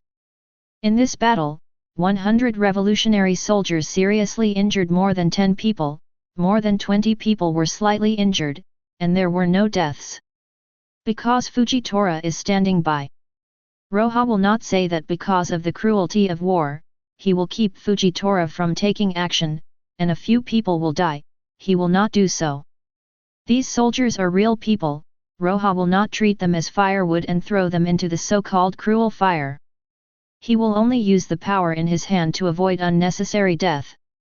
There are still more than a dozen pirates left, and the soldiers of the Revolutionary Army tied them up. Roja will bring these vicious pirates back to the camp, and let them be executed together with their deputy captain under the witness of the public. 4 months have passed in the blink of an eye. In 4 months, the camp has entered a virtuous circle, and piles of garbage mountains have been cleared and transformed into fertile fields. The first camp near the Kerber Mountains has been surrounded by thick fences. The fertile land reclaimed from the garbage mountain has already been harvested once. The climate conditions and land of the Goa kingdom are not covered. There is a high-yield crop here, which can be grown almost 3 times a year, which is why there is no shortage of food when the nobles of the kingdom of Goa are in groups. The camp at this time has already gathered everyone from the terminal of the uncertain object. After statistics, the number is similar to what Roja estimated before, more than 5,600 people. There are nearly 2,000 people among them. They follow Fujitora to practice and learn fighting skills. They are a powerful fighting force. The first 200 soldiers of the Revolutionary Army have been promoted by Roja as cadres, responsible for the daily training and ideological education of their respective teams. At this moment, it has been half a year since Roja established the camp. If you look down from a high altitude, the terminal of uncertain objects, which was originally a mountain of garbage, now looks like a harmonious village, with fertile fields and residential buildings in a patchwork pattern. And from the perspective of the capital, what you see is still a mountain of garbage enough to block your sight. Perhaps the gangsters in the border town will be puzzled, the smell from the terminal of the uncertain object is getting weaker and weaker. Roja specifically asked the camp residents not to clean up the garbage station near the city wall. Keep blocking the arrogant sight of the nobles in the city, and strive for more time for stable development. Facts have proved that his decision is correct. The surrounding garbage mountains have blocked the changes here, and it is impossible for nobles and commoners to set foot here. So they can't see the amazing changes here. Chapter 40. In half a year, the entire terminal of uncertain objects has been completely renewed, not only the environment, but also the people here. Can we directly conquer the kingdom of Goa now? In a room, Fujitora asked. Across from him, sits Roja, and beside him, there are Gomon, Jimmy, and a middle-aged man named Sorrow. Sorrow is also the one who yelled soul torture in the first battle against the pirates. These 3 people are also the ones who have learned the most profoundly about the proletarian ideology and have the deepest awareness besides Roja and Fujitora. Through learning their thoughts, they clearly realized that revolution is not a dinner party, and there is an absolutely irreconcilable contradiction between them and the aristocratic ruling class of the Kingdom of Goa. Armed struggle is necessary to eliminate the old aristocratic and big landlord class. Fujitora's words made Roja think. The strength of the current revolutionary army is really not weak. With the teaching of Fujitora, it is basically equivalent to the recruit training camp led by Marine Admiral himself. Early after the Ruby Pirates were eliminated, Fujitora has never let go of the actual combat of the team, whether it is the actual combat in the Kerber Mountains, or taking a boat to find those vicious pirates. A large amount of money accumulated in this process has also truly armed the soldiers through the black market. Don't look at the Goa kingdom's economy is much better than Raja's in all aspects, but in a real fight, those royal capital army can't be the opponent of the revolutionary army at all. Plus Fujitora, who is walking sideways in East Blue. It can be said that as long as Roja gives an order now, the royal capital can be completely captured in one day. But after thinking about it in detail, Roja still gave a negative. Not yet. We have only recently completed the final integration of the terminal of uncertain objects. Many people who have just joined have not completely changed their minds and strengthened their bodies. Also, there are not enough talents in the team who can really manage, and their experience is still too little. I need more time. From the very beginning, Roja has intentionally strengthened the training of officers in the team, training personal abilities and management abilities. The purpose is to be able to manage the country better and not cause too much turmoil when he conquers the capital in the future. Like the 200 revolutionary army soldiers in the initial camp, they have been dispersed into the entire army, leading their respective teams. And the most important point is the attitude of the world government. Roja took a deep breath and said, "The backward Goa king's family and nobles are nothing, but the celestial dragons and world government that have ruled the world for 800 years. He is our worst enemy. The tragedy of the kingdom of Rojashi is still in sight, and we must be cautious in our decisions. There are still a few months before the next harvest, and the uprising time is set for the next harvest. During this time, we can continue to accumulate strength, and find a way to understand the possible attitude of the world government." Roja said seriously. "The revolutionary army is not weak now, but it is only compared to the kingdom of Goa, and compared to the entire world government, it is not enough at all." The same sentence, no investigation, no right to speak, facing a strong opponent, Roja needs to conduct some investigations. Although he has no idea yet, if he really wants to investigate the attitude of the world government, he needs to find someone who knows the world government very well. Hey!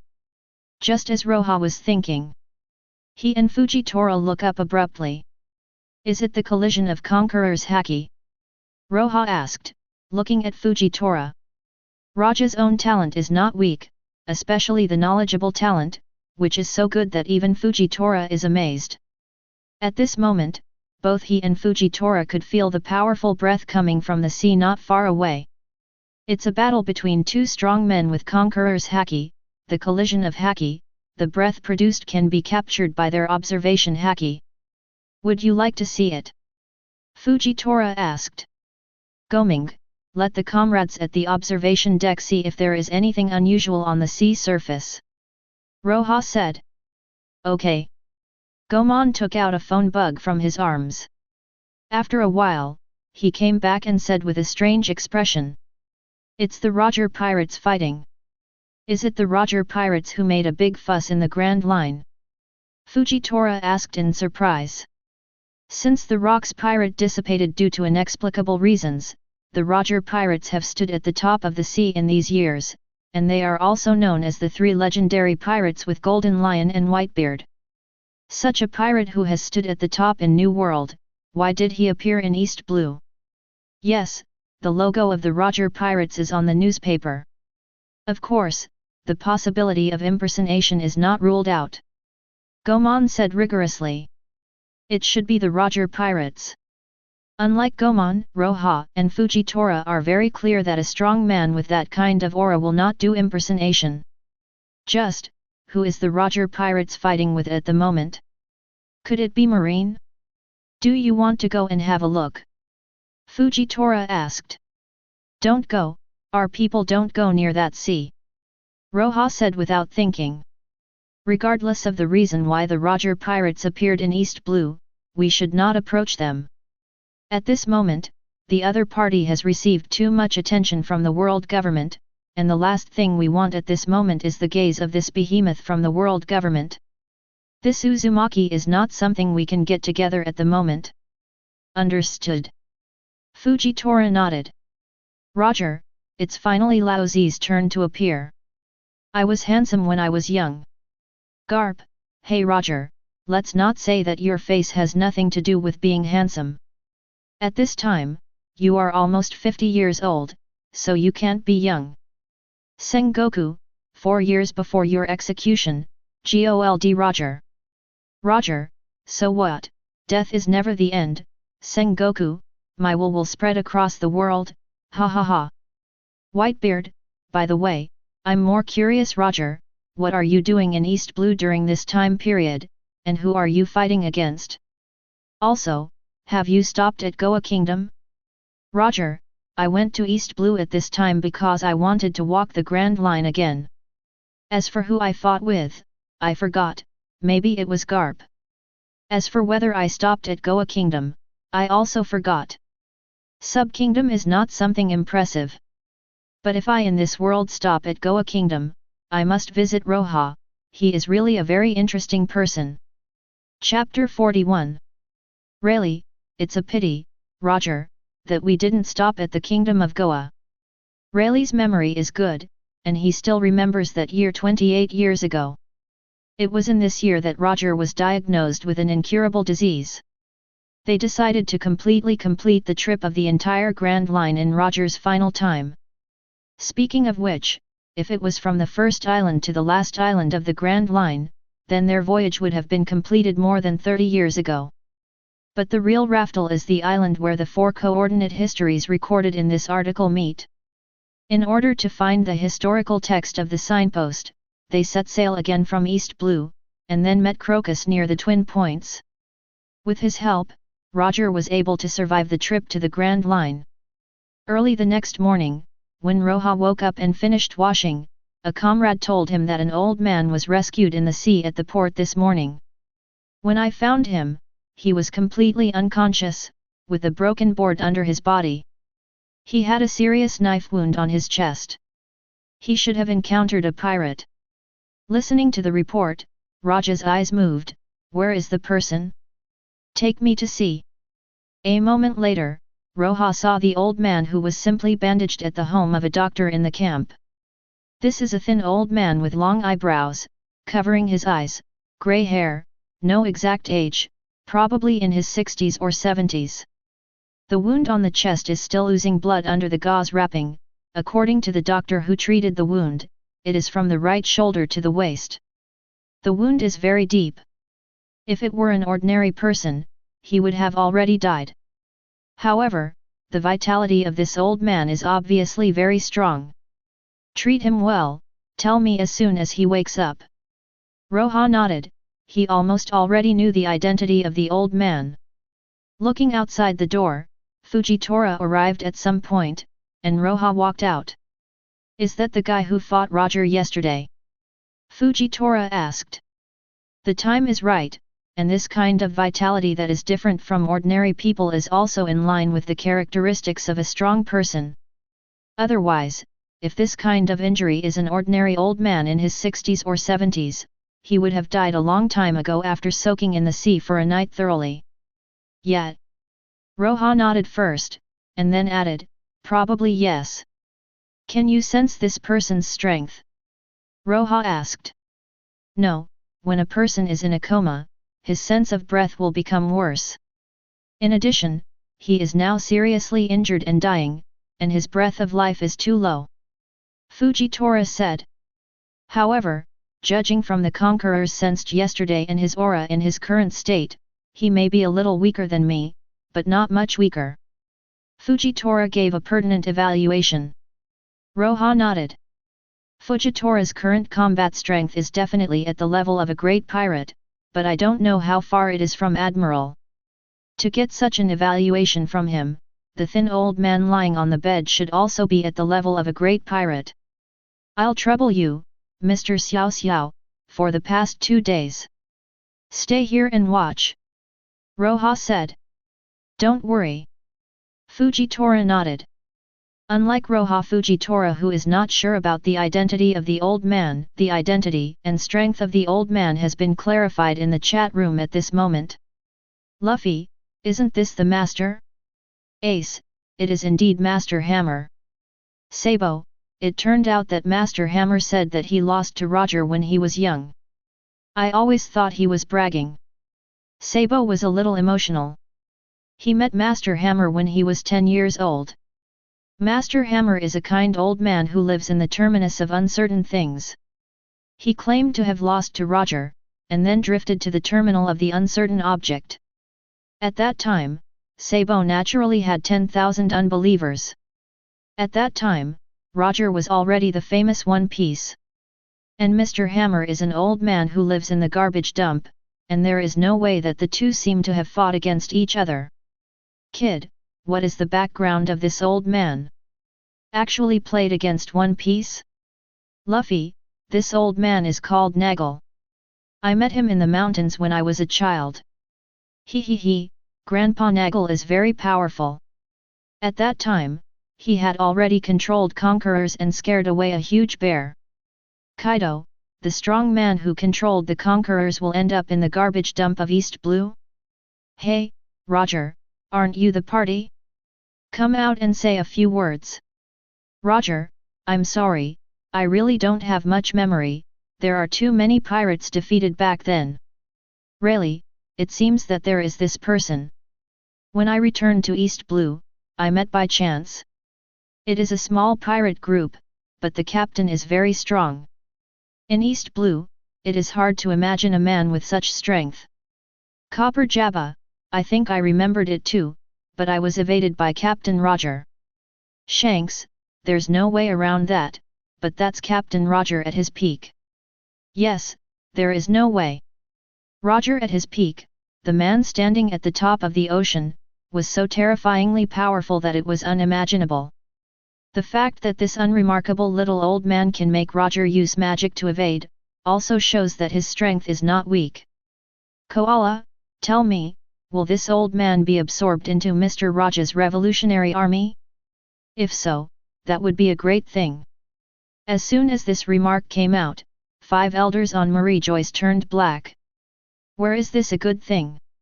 He already has a Fujitora, and another big pirate who has mastered conquerors and fought Roger. This kind of strength is almost even surpassing the dragon's self-propelled army of the same period, which is not a good thing. It's just that there are 10,000 unwillingness in my heart, and I can only watch the movie honestly and watch the development of the situation. The injured old man's physical fitness is unbelievably good, he woke up just an hour after the bandage was done. He calls himself Nagli, a small businessman who met a pirate and hopes to recover from his injuries for a few days. Neither Fujitora nor Roja exposed him. In one day, Nagli was able to get out of bed. When he walked out of the medical room with a cane, he couldn't help being shocked. He sees the mountains of rubbish in the distance and the huge wall that separates everything, and he sees the Kalber Mountains in the distance. Is this the final destination of the Goa Kingdom? Nagli asked in disbelief. After being affirmed by Fujitora, Nagli still couldn't believe it. Isn't there a mountain of rubbish here? Why is there only a little bit left now, and there are fields and houses here? Chapter 42. This is all created by the residents of the terminal led by Roja. Although Fujitora is blind, he is very clear that the current terminal is completely different from when it first came. The deep emotions of everyone here are the best proof. Roja? Is that the boy from before? Nagli asked in surprise. At the very beginning, he felt that the boy had a high status here. Yes, that's him. Fujitora nodded. It's unbelievable, unbelievable, such a young boy can actually do this, it's a miracle. Nag used miracles to describe the changes here. For him who knows what this place used to be, this change is indeed a miracle. Accompanied by Fujitora, Nagli walked around the entire camp. His expression changed from being shocked at the beginning to becoming complicated at the end. Old man, listen to your tone, have you been here before? Fujitora asked. At this moment, Nagli, with them, is still the mysterious pirate who fought against Roger, and the danger is still extremely high, so Fujitora wants to find out his origin and get more information about him. You may not believe it, but I grew up here. Nagli said with emotion. I grew up in the terminal station of uncertain things. I have lived here for more than 20 years. I know the harsh environment here better than anyone else, so I fled here desperately and became a pirate. It's been more than 40 years in a flash. I thought I would never come back here again, but unexpectedly, I finally came back here. Nagli's expression was a little relieved. He was very wary of Roja in this camp at the beginning, after all, he was seriously injured. However, after discovering that this place was once the terminal of the uncertain things he grew up in, he developed a great affection for Roja, who transformed everything here. Then after visiting the entire camp, he had a thorough understanding of the situation here. During this process, his vigilance towards Fujitora and Roja has actually dropped a lot. Being a pirate for so many years, with so much experience in life, at least in terms of personality, Nagli will not be too bad. He knows very well what the terminal of the uncertain object was like before, and he also knows how difficult it is to transform it into what it is now. The person who can do such a thing is definitely not a bad person.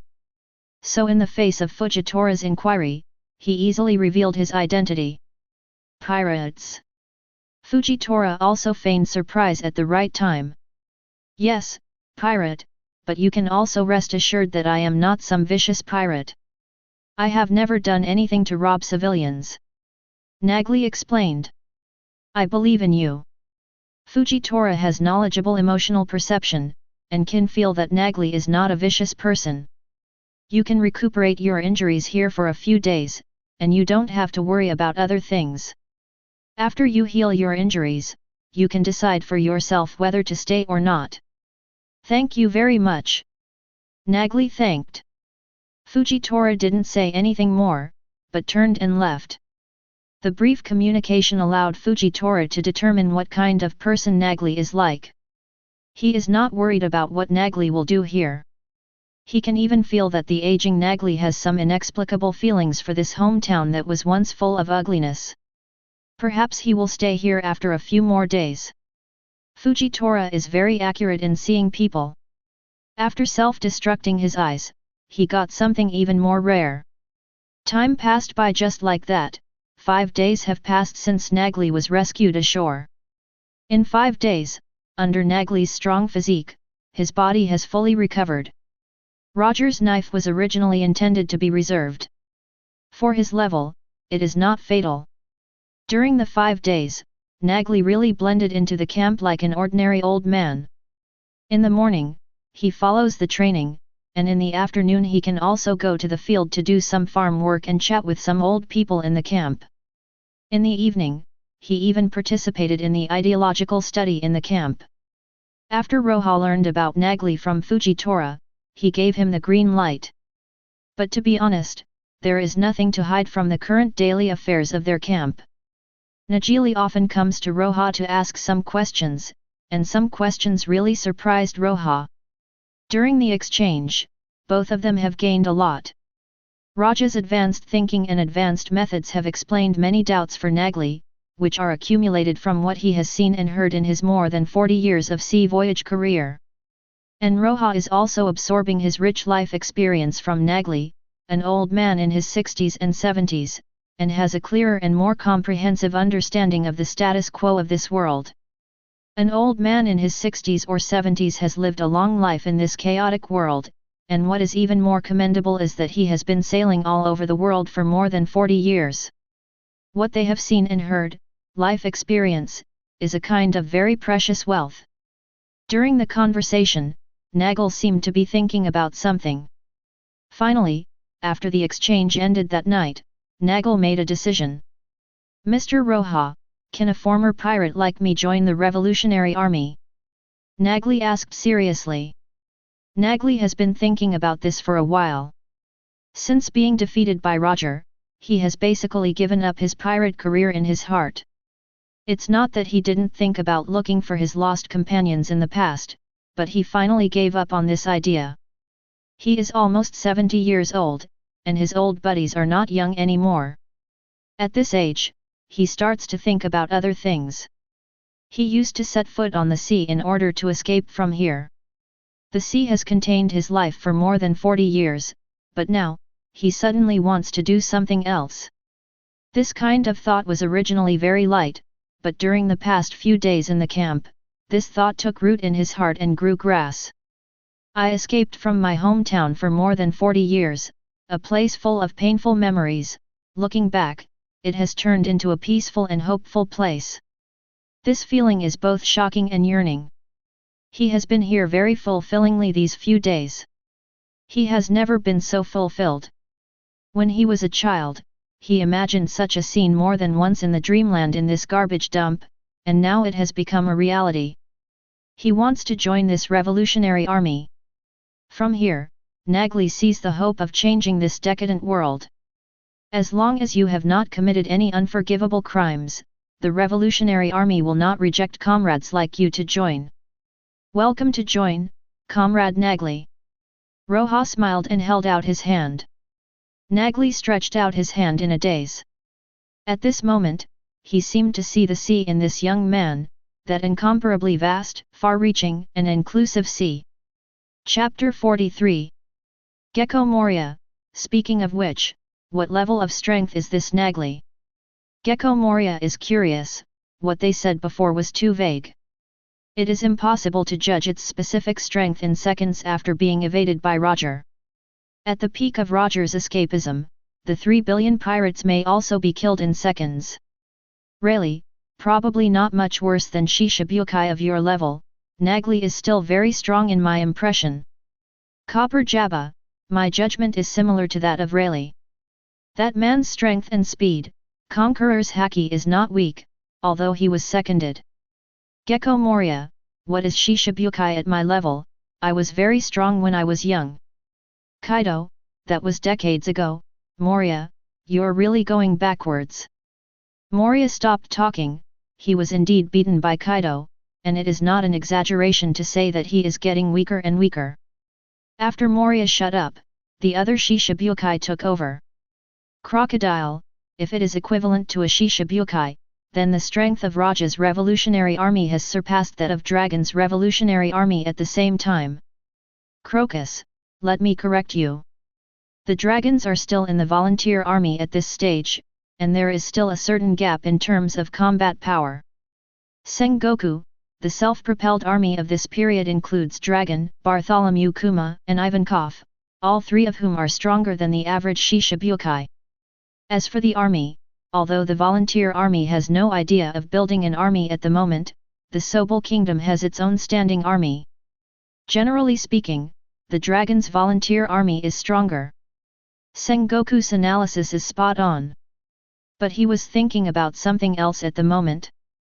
Whether it is the Revolutionary Army or the Volunteer Army, to be honest, they are not weak, they are both very strong. Converted to pirates, these two groups were probably second only to the 3 or 4 pirate groups standing at the top of the sea in that era. And the key point is that these two teams are not only strong in combat, but also terribly talented. Except for Nagli, the others are terribly young. When the two are combined, it is really soaring into the sky.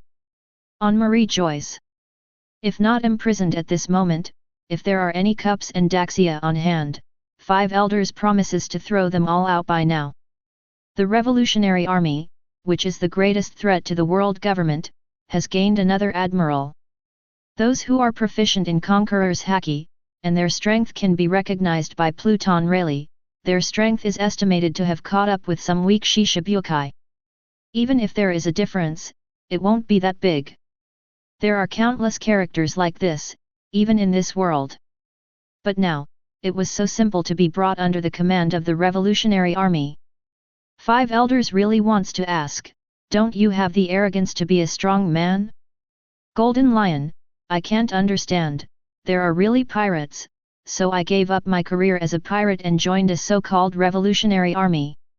Roger, if it were me, maybe it is also possible. Shiki, you will not understand the importance of hometown to people like us, just like you cannot understand dreams. Golden Lion didn't respond, and fell into silence. He was defeated twice, both by the pirates who had their hometown and dreams in mind. Even he couldn't say anything to refute. Aokiji, if I were here, I'm afraid I would have made the same decision as Nagli. Looking at it now, Aokiji at this moment is really only here with Roja, seeing the kind of justice he once imagined. Protect the world, protect the people, and then be loved by the people from the heart, instead of constantly compromising the darkness for the sake of the so-called general justice. There was an exclamation from the people in the chat group, and the thought in Aokiji's heart seemed to have become a reality at this moment. Among the images on the giant screen, a scene that alarmed the cadres of the Revolutionary Army and excited the 5 elders happened.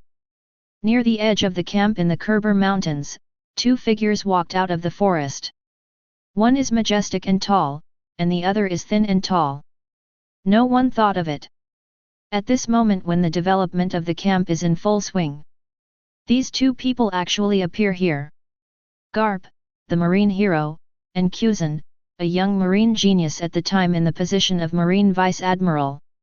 Marine is recognized as the most violent organization under the world government, and one of the top leaders of this violent organization appeared here. In an instant, the situation was very unfavorable for Roja and their revolution. Garp and Aokiji stepped out from the jungle trail in Mount Kerber, looking at the vast and peaceful camp in front of them. Garp smiled, his mouth full white fang revealed, and there was a bit of shock in his eyes. I didn't believe it when I heard what Dodin and the tavern owner Nian said. I didn't expect that this garbage dump was actually transformed into what it is now. It's amazing. Mr. Garp, is this the dump that you said was created by the stupid rulers of the Goa kingdom? It doesn't look like it. Kuzan, who was still cheerful at the moment, raised his sunglasses and asked suspiciously. Don't say it's you, I wouldn't believe it if I hadn't been here a few times. Garp pointed to the garbage mountain near the city wall far away and said, see the garbage mountain there. When the old man came last time, from that place to where we are standing now, it was all a mountain of rubbish at that level. Garp's words made Aokiji's eyes widen. He couldn't imagine that scene, from the mountains here to the city wall, such a big place is full of rubbish mountains? It's probably too exaggerated. By the way, the last time I came back was only 7 or 8 months ago. Garp glanced at Aokiji and said with a smile, according to Dodin and the others, the changes here took place within half a year. It's a miracle. Aokiji admired sincerely, is it really a boy less than 10 years old who did all this? That's what Dodin said. Garp was also a little curious about the Roja who transformed here, if it is true, don't you know if you go and see? After speaking, Garp walked directly towards the interior of the camp. Both Garp and Aokiji were wearing civilian clothes, not marine uniforms. Therefore, the revolutionary soldiers on guard asked a few words and learned that they came from the windmill village, so they let them go. The camp itself is open to the outside world, and the fence is only to prevent the beasts rushing in from the Kalbar mountains. The construction here is really good. Garp put his hands in his pockets and walked around here with ease. Aokiji next to him is asking the local residents about Roja's location. However, the residents here seem to be very vigilant. After Aokiji only asked a few people about Roja, he found that there was already a patrol team following behind them. Not far away, a tall blind man also tapped the road with his stick and sword, and walked towards them. Chapter 44. Fujitora is standing next to Roja, and on the other side of Roja is Nagli. Garp and Aokiji didn't hide their breath at all. Roja and Fujitora felt their breath after they entered the camp. Very strong. Fujitora stood still not far from the two of them, holding the stick and sword tightly with both hands. Nagli on the other side, holding a wooden long hammer, looked at the two people in the distance, and said with an extremely ugly expression, Hero Garp. Nagli is not well known as a pirate. Although he is not weak, he has basically not caused any major incidents, and the bounty is not very high. Garp may not know him, but how could Nagli, a marine hero, who is a pirate, not know Garp? How well known are the legendary pirates like Roger on the sea today, and the same is true for the highest combat power of marine corresponding to them. Garp was right about Roger, and Nagli had also heard about the Valley of the Gods incident 10 years ago. It was the smiling man in front of him who ended the Rock's pirate. The strength of the opponent made Nagli tremble. After all, he was killed by Roger in a single blow not long ago, and Garp in front of him is definitely a strong man at the same level as Roger. The atmosphere in the air is a bit frozen, compared to the nervousness of Fujitora and Nagli. Garp and Aokiji are a little relaxed and calm. Fight, fight! Rush up and FK him. There are quite a few people with this kind of thinking in the chat room at the moment. On the one hand, it is curiosity about the power of the young Fujitora, and on the other hand, it is the human nature to watch the excitement and not to think too much about it. Of course, there are also some people who have long recognized the Roja Revolutionary Army in their hearts. Long, why did the old man suddenly return to the kingdom of Goa? Didn't he still follow the Roger pirates? Roger, I don't take the blame for this. I just appeared in East Blue, but I didn't dock in Goa Kingdom. Garp, I happened to be close to home during the hunt for pirates, isn't it normal to go home and take a vacation? Anyway, Lao Zi is not admiral. Sengoku. Saint Peter, now, the revolutionary army is finished. Either it is like a dragon, acting like a mouse all over the world, or it will be wiped out directly. In the naval headquarters office, Garp pinches his nose. He always felt that the 5 elders were happy too soon. Just as everyone was nervously waiting for the next development, the image on the giant screen suddenly froze. At the same time, the grand voice sounded again. Start of quizzes with prizes. The mood of many people in the chat room is like a dead dog at the moment. I was looking forward to it, but it was suddenly interrupted, and I couldn't get up or down. But soon, they were attracted by the prize quiz again. After all, apart from the Revolutionary Army, most of the other pirates and marines, looking at this, isn't it just for the top rewards of the prize quiz? 6 people have now been rewarded, with both Whitebeard and Fisher Tiger resurrected. The other 4 also gained great benefits. While everyone was holding their breaths, the question came as promised. Question: what action will Garp take against the Revolutionary Army next? One facing Fujitora and Nagli, who are not weak, Garp found something was wrong, and the 2 sides had a fierce conflict. The final result was that Garp won easily, but the 2 sides became friendly after solving the misunderstanding. 2. Facing Roja, who transformed the terminal of the uncertain object, Garp highly praised him, and became friends with everyone, and continued to hunt down Roger a few days later. 3. Garp didn't have any conflicts at first. After staying here for a few days, he accidentally discovered the dangerous ideas promoted by Roja, took action to arrest Roja, Fujitora, Nagli, and others, and informed Sora. 4. Garp noticed something was wrong with the Revolutionary Army camp, but he didn't investigate deeply, but told the King of Goa Kingdom what happened here. 5. Garp admired Roja's thoughts and actions, and chose to help him conceal everything here, but he will not provide any help. 6. Garp was convinced by Roja's thoughts, joined the Revolutionary Army, and persuaded Aokiji to join the Revolutionary Army, and both of them have become excellent revolutionary fighters since then. 7. After communicating with Roja, Garp and Roja became close friends. Garp did not approve of Roja's armed revolution, but they reached a consensus on disliking celestial dragons and nobles. In the end, Garp chose to help Roja cover and provide Roja with some information about celestial dragons and intelligence at the top of the government. 10 seconds of thinking time. After 10 seconds, the answering question begins. After reading all the answer options, everyone's expressions became strange. Judging from the answer options, how does it feel that Garp is so similar to the 25th boy of the world government? Of the 7 answer options, 5 are harmless to Roja and the others, and 6 or 7 of them are Garp's great help to the Revolutionary Army. And it's the kind of help that directly betrays the world government. 6 options simply took Aokiji to join the Revolutionary Army. This is indeed a road that no one has ever imagined. When I think about it, I feel that the picture is really beautiful.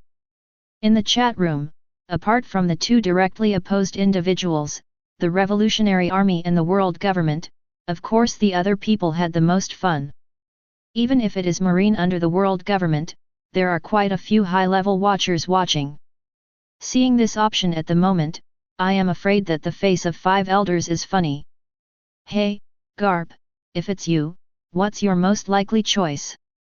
In the headquarters conference room, Sengoku asked Garp directly. The person involved is here with him, and he will be the person closest to the answer. This time, he must grab a reward for Marine. 2, 5, 7, 2, and 7 are more likely. Garp said with a smile while hugging his shoulders. First of all, due to the personalities of Fujitora and Nagli, they will not take the initiative to attack me, and with my personality, I will not take the initiative to speak out, so conflicts are impossible. Second point, I will not report even if I find the terminus of uncertain objects. Those in power in the kingdom of Goa can create an end of uncertain objects, and Roja can transform it into a peaceful village and town. Why should I do you want to consider the group of idiot nobles in Goa kingdom? Moreover, I will most likely help them. Celestial dragons are not a fun thing. Just providing some information about celestial dragons is nothing to me. Of course, there is also a high possibility that I didn't find anything and left directly. This possibility is not small. Garp smiled and said, but I will choose the seventh option. Sengoku nodded. Humph, Garp, colluding with the rebels, it's really yours. Akainu couldn't help but snorted coldly, but he still silently confirmed his answer in his heart. 7. Chapter 45. From my understanding of Garp, he will definitely choose 2, 5, 7. Somewhere in an unknown land, Roger's soul floats here, and he has already come up with the answer after a little thought. No one knows Garp better than I do.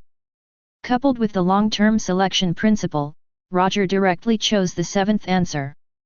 I don't know what Grandpa will think. On Thousand Sunny, Luffy racked his brains at the moment, and said in a dazed expression. He only had the various hell-style trainings of his grandfather in his mind, and there were no such messy things as his grandpa's ideals and aspirations. Too useless, Luffy. Zoro couldn't help but tilted his head and complained. Too useless. It's useless. Chopper and Usopp made a 3-hit combo. 2. 1. The countdown ended with a loud voice. Everyone made their choice in an instant. After about 3 seconds. The answer is over, the correct answer is 7.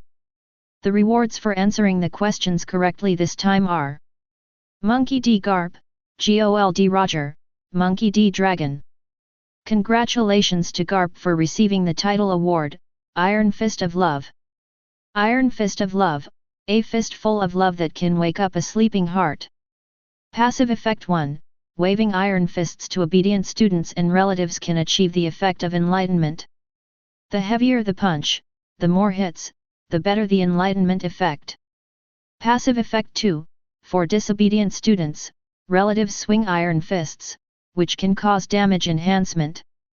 The more disobedient students and relatives are, the stronger the damage will be. Congratulations to Roger for getting a 10-year resurrection card.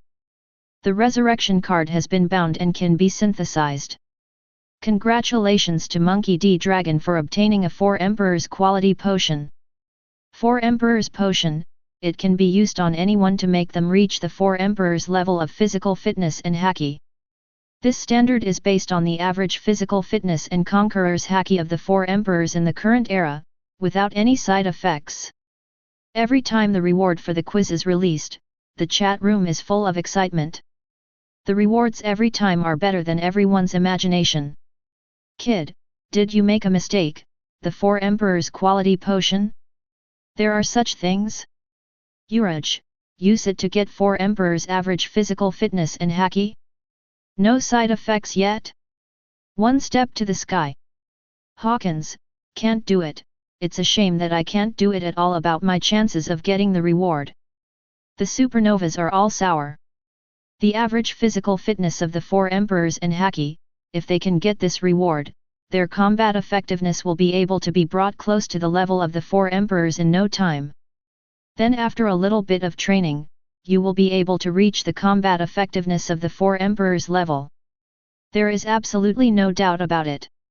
After all, today's 4 Emperors, red-haired Haki Wushuan, Kaido's physical fitness is beyond the charts and Conqueror's haki is strong, Big Mom's physical talent is the first among human beings. Although Blackbeard, the new 4 Emperors who relies mostly on fruit abilities, is lagging behind haki in terms of physical fitness, but it is definitely not weak. On average, it is still very scary. Combat skills can be honed, and fruit abilities can be developed, but physical fitness and haki, the bottleneck is the real bottleneck. A conqueror's twist stuck Katakuri and Marco for years. One can imagine.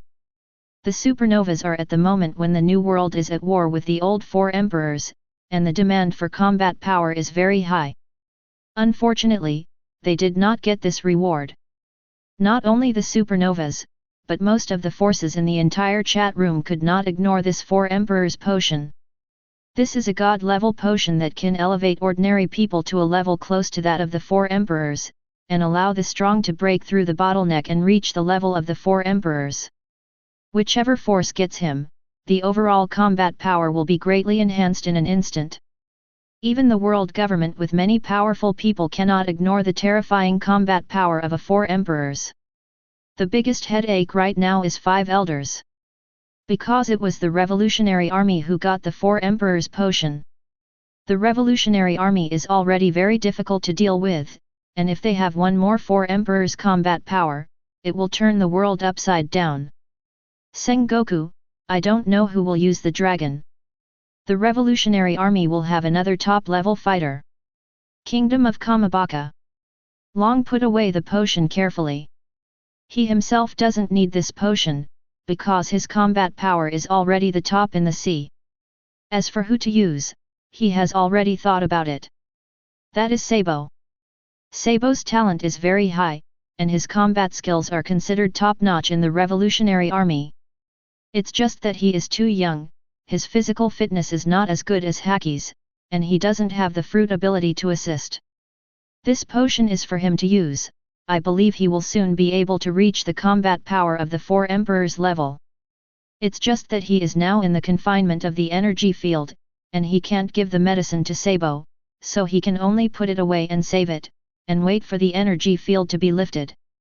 Congratulations, Sabo. Ivankov winked at Sabo when he heard the dragon's decision. Ivankov didn't have much pursuit of strength. If she got this potion by herself, he would probably give it to Sabo. To be able to become the chief of staff of the Revolutionary Army at this age already speaks for itself. In the chat group at this moment, discussions about the reward just now are still in full swing. The focus of the discussion was naturally the ownership of the bottle of 4 Emperors potion. As well as the magic of the question and answer rewards, the rewards seem to be getting better and better. This 4 Emperors reward is much stronger than Katakuri's Conqueror's Winding Awakening for the first time. As for the resurrection card that is issued almost every time, there is less discussion. Roger got the resurrection card, which was directly bound, and no one would think about it. And it's only been 10 years, which is far from the 35-year resurrection card that Koala got before, which can be used by anyone. When everyone is discussing in full swing, only Garp looked at his fist in a daze. When the quiz rewards are issued, he really felt that a light had directly merged into his body. But it's not an egg. He didn't feel any change at all. And this effect feels very nonsense. Intensification of harm to students and relatives?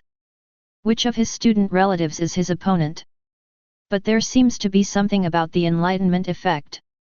The harder the beating, the better the educational effect, which is more to Garp's liking.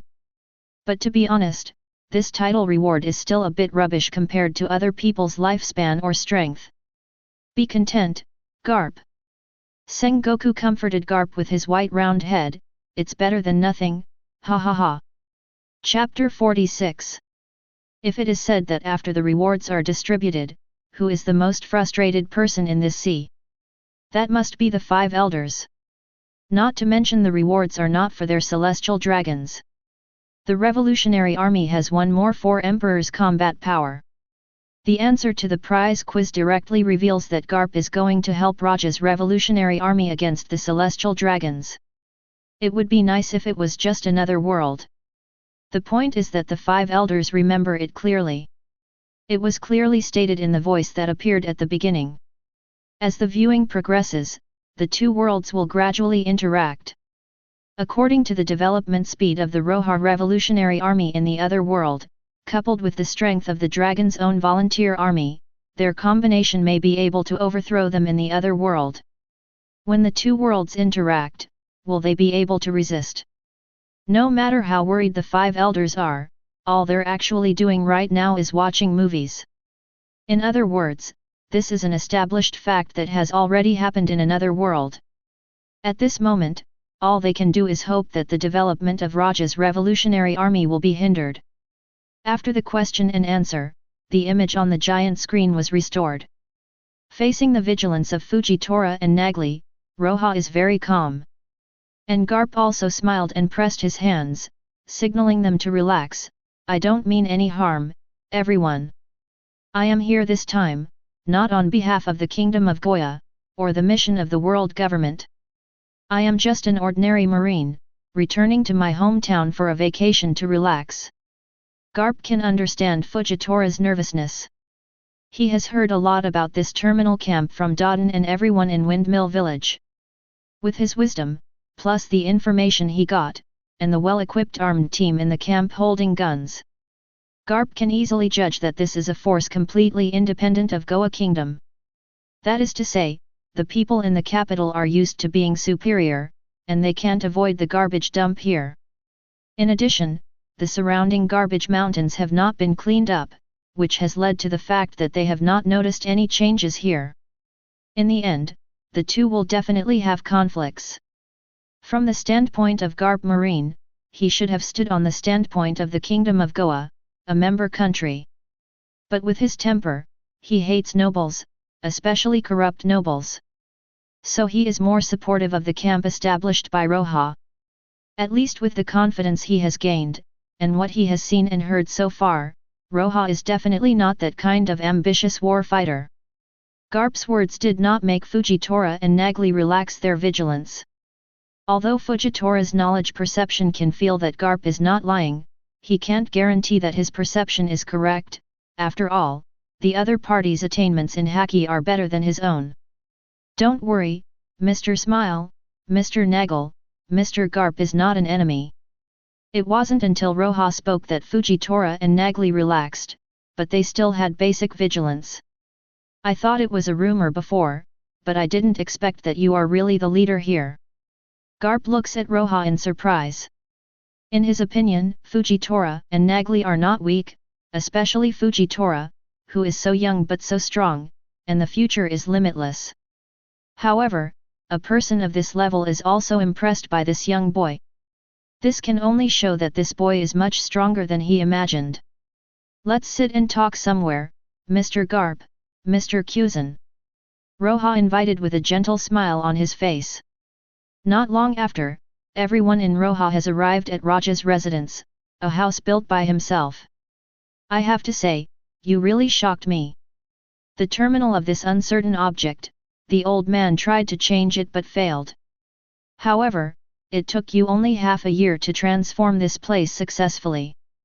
Garp sat down and said with some emotion.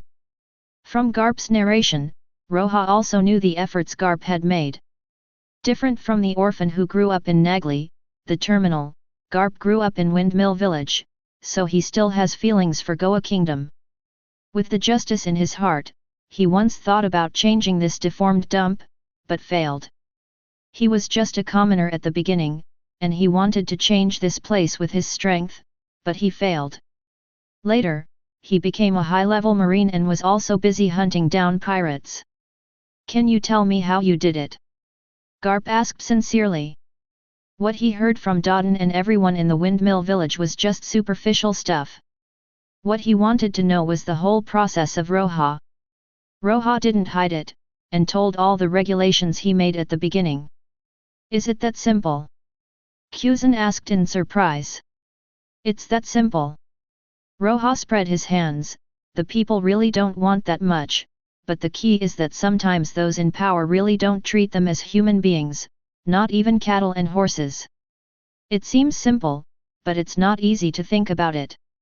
It's even more difficult to think about it, have the courage, and have the ability to do it. Garp looked at the teenager in front of him and praised, "You are really amazing, Roja. He now knows why Fujitora and Nagli are impressed by this boy. After a brief exchange, even he was somewhat convinced. Not because of strength, but something deeper. Thank you for the compliment. Roja smiled gently, and was not complacent about Marine Hero's compliment. Can I stay here longer? Garp asked. Of course, no problem, we always welcome friends like Mr. Garp. Roja said sincerely. Garp's justice has its limitations, but he is kind, and he is not afraid of power. This kind of person can become a friend of the Revolutionary Army, or even a comrade. Then I won't bother. Garp laughed and stood up. After walking out, Aokiji asked puzzledly, why did you stay here for a few days, Mr. Garp? The headquarters is still urging us to keep up with Roger. I always feel that there is something more important in this camp. Garp mused. Something more important? Yes, the mental outlook of the people here is a bit too good. Garp said, in terms of material adequacy, they are far from being ample here. The living environment and supporting facilities are very simple. But everyone here has a smile full of hope and vitality, which cannot be achieved by simple environmental transformation. Garp looked at the people here and said with a smile. As for the orders from the headquarters, don't worry about him. Anyway, I'm not admiral, and I have a high degree of freedom. Let Roger take a breather first. Garp laughs, and behind him is Aokiji, who is full of admiration.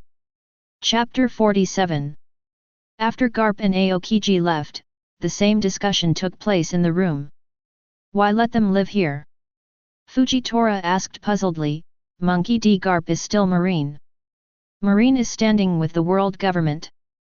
Fujitora is like this, let alone Nagli, he is a pirate, facing Garp, it is like a mouse seeing a cat.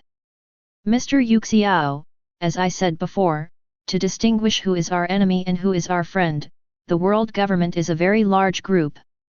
The enemies we can confirm at present are celestial dragons, and they absolutely support celestial dragons' power.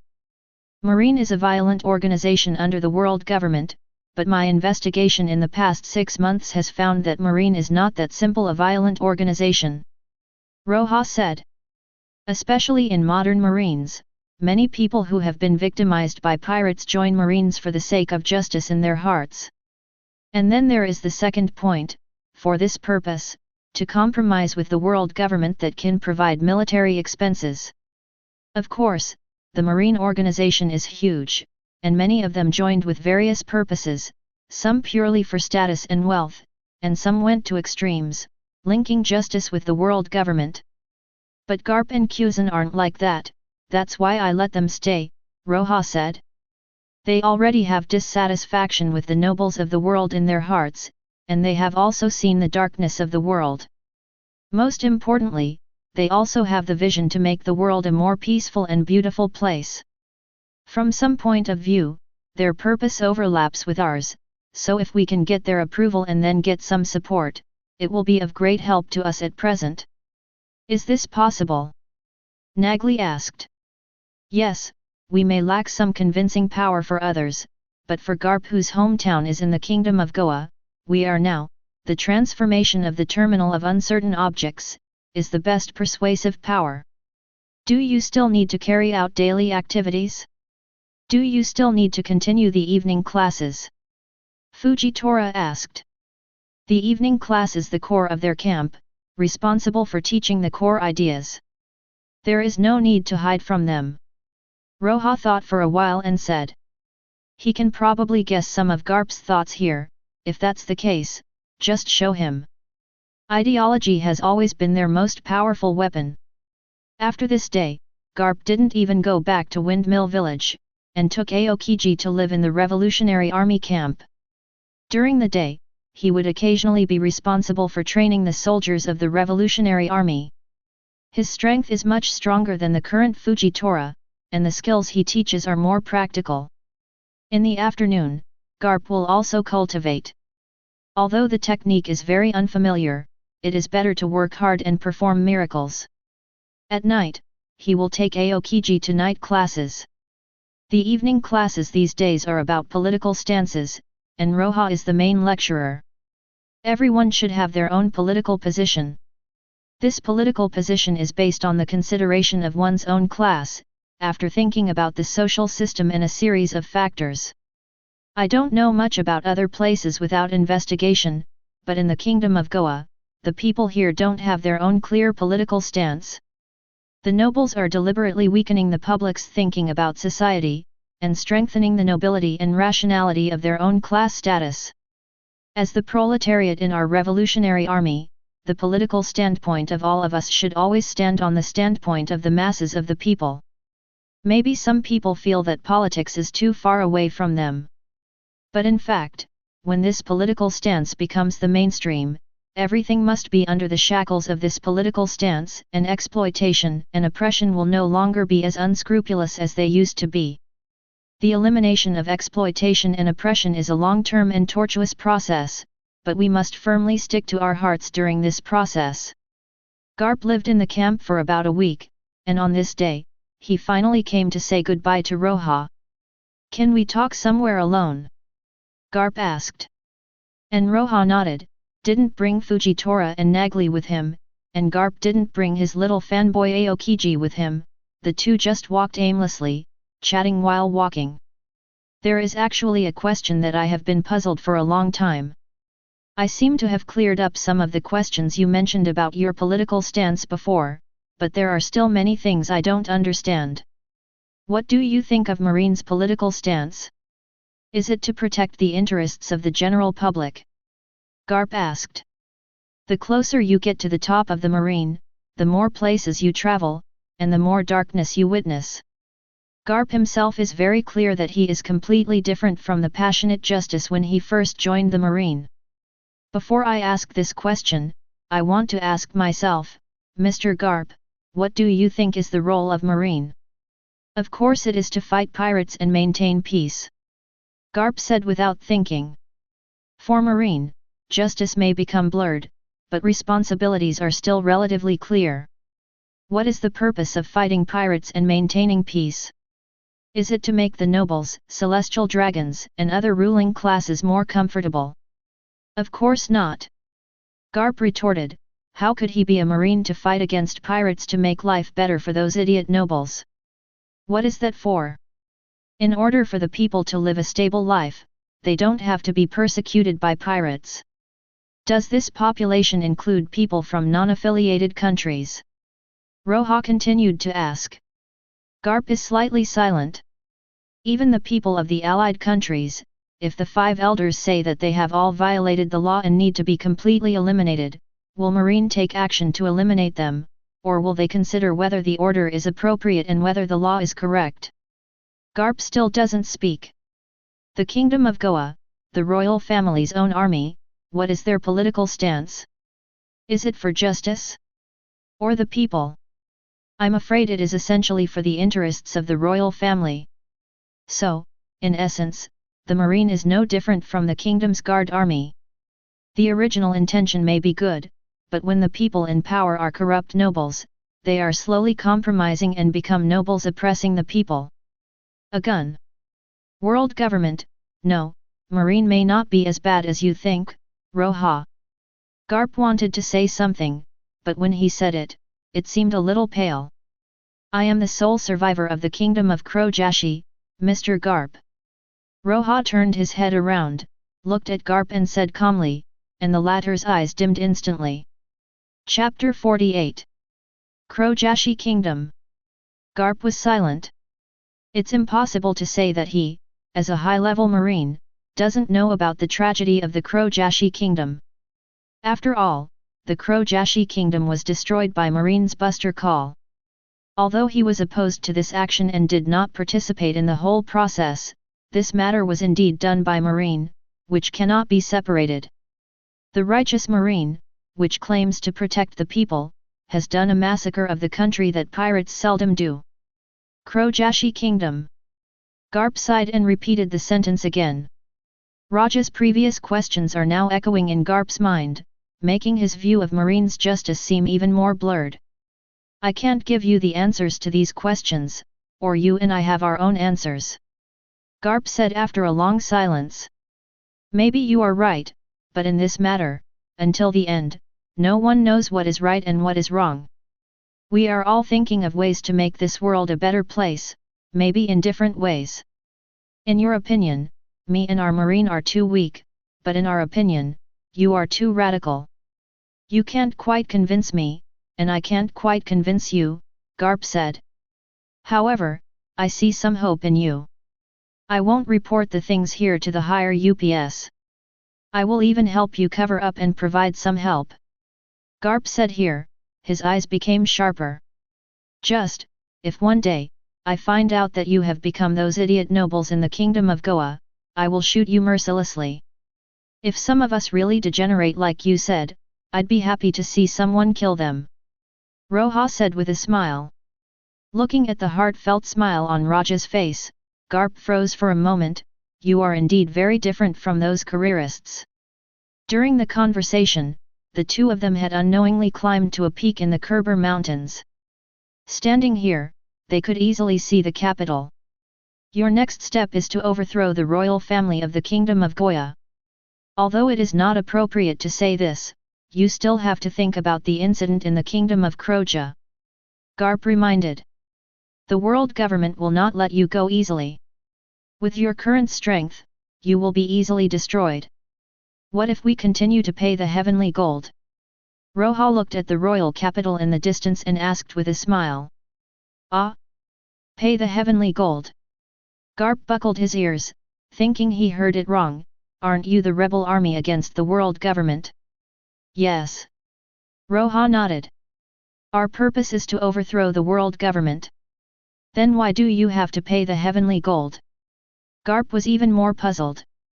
If you don't pay the heavenly gold, you will be destroyed by Buster Call just like the Krojashi kingdom if you quit the franchise country. What you said makes sense, but... Garp scratched his head, and he couldn't find a reason to refute for a while. Do you think my actions are too realistic, as if they are not in line with our idealistic thinking? Roja asked with a smile. Yes, that's the feeling. I still admire you when you say you want to overthrow the world government, but paying the heavenly money seems to be bowing your head. There is no way, the enemy is strong and we are weak, so we can only pretend to be vain. The revolutionary cause itself is advancing in twists and turns. Desperation has no meaning except that it will cause unnecessary sacrifices. Roja said. Only by accumulating strength can one day overthrow the world government. If that's the case, what's the difference between your compromise and ours? Garp tried to save Marine. The difference? Roja looked at Garp and said seriously, we have a unified mind, a clear goal, and always keep in mind the exploitation and oppression we have suffered, so that we will not be corrupted and eroded in the emptiness and arrogance. What about Marine? Are there any of these? Is there vague justice?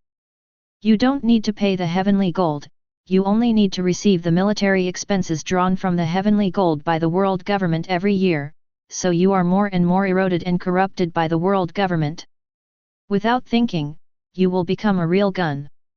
You are good at hunting down pirates, and the same is true for massacring cities and countries.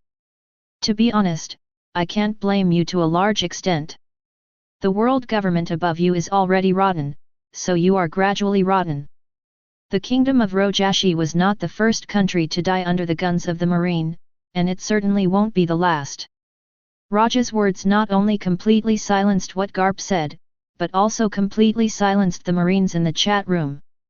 Very angry, an inexplicable anger, but powerless to refute. Roja's few questions not only stopped Garp, but also stopped all the people in Marine who still have justice and kindness in their hearts. Citizens of member and non-member countries.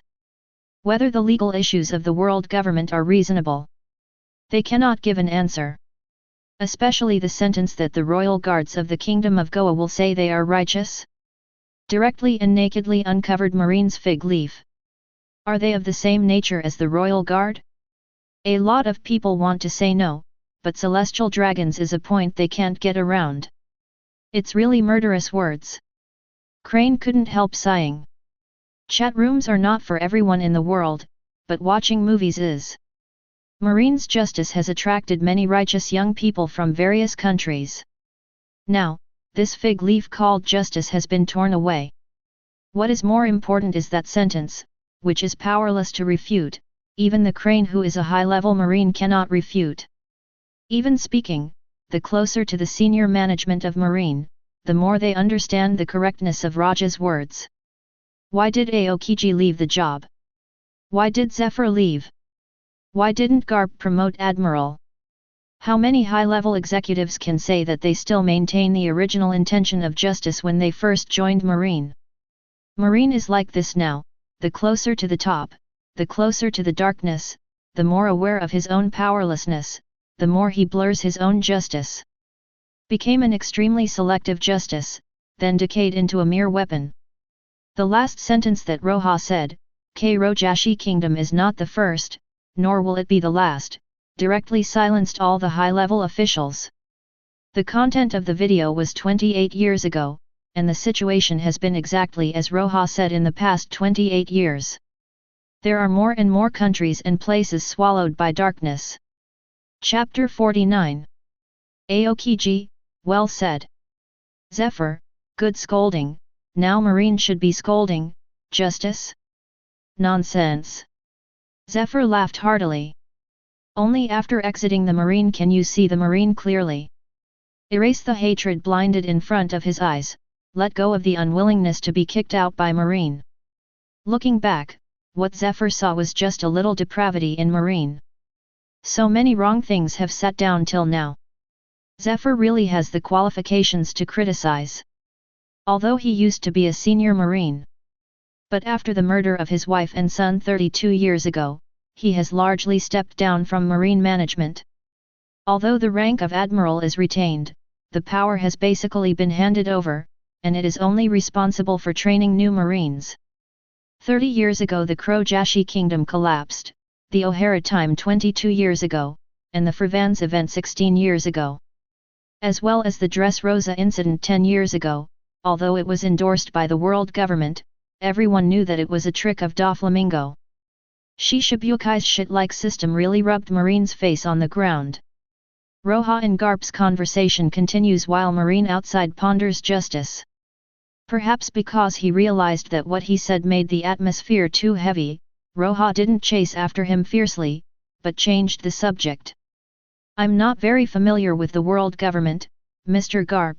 I want to ask, if I really lead the rebel army to overthrow the Goa Kingdom's rule, but if I choose to continue to pay the heavenly gold, will the world government still make a move? Roja asked. Garp didn't even think about it, he pinched his nostrils and waved his hands. Don't worry, the celestial dragons are a bunch of idiots who only want to enjoy themselves.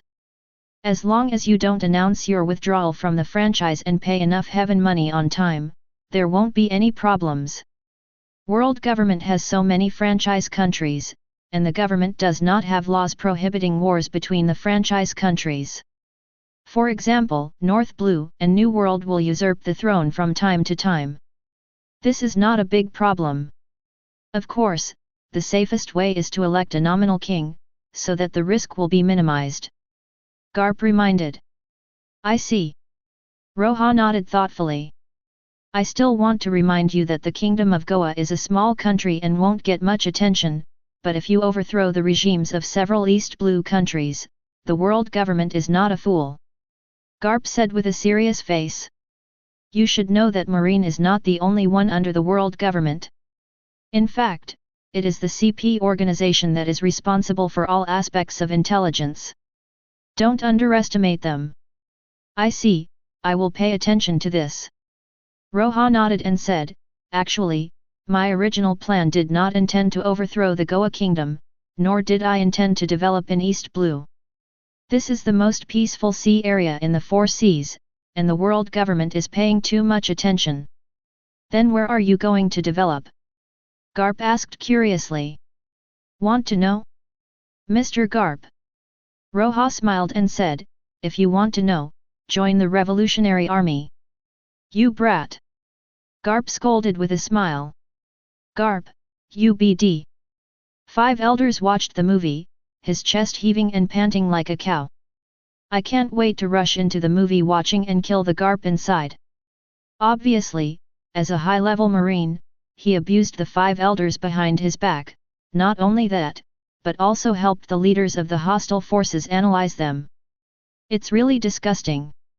Are you a marine or a revolutionary army? Did you BD forget who paid you? The 5 elders cursed without grace. At this moment, they even forgot that I was still sitting on the high void throne in front of them. Achoo! In the New World's naval headquarters offices, Garp sneezes loudly. Who's talking about me? Hehe, 5 elders is afraid to kill you right now. Sengoku joked, hey, Garp, after watching the movie, why don't you find a place to hide for a few days? Am I afraid of those old bastards? Garp sniffed his nostrils and said disdainfully. But it's time to go home and take a vacation. Hehe. The exchange between the two ends, Roja sends Garp to the port of Windmill Village, where there is already a warship waiting. Before leaving, Garp didn't say anything, but Aokiji came up, looked at Roja and said seriously. Although I admire what you have done, it is against the law to pull up such a large armed group. I will keep an eye on you. If I find out that you are starting a war in East Blue, I will definitely shoot. Roja did not speak, and did not show any signs of anger because of the remarks, but asked with a smile, do you want to join our revolutionary army, Mr. Kuzan? Hey!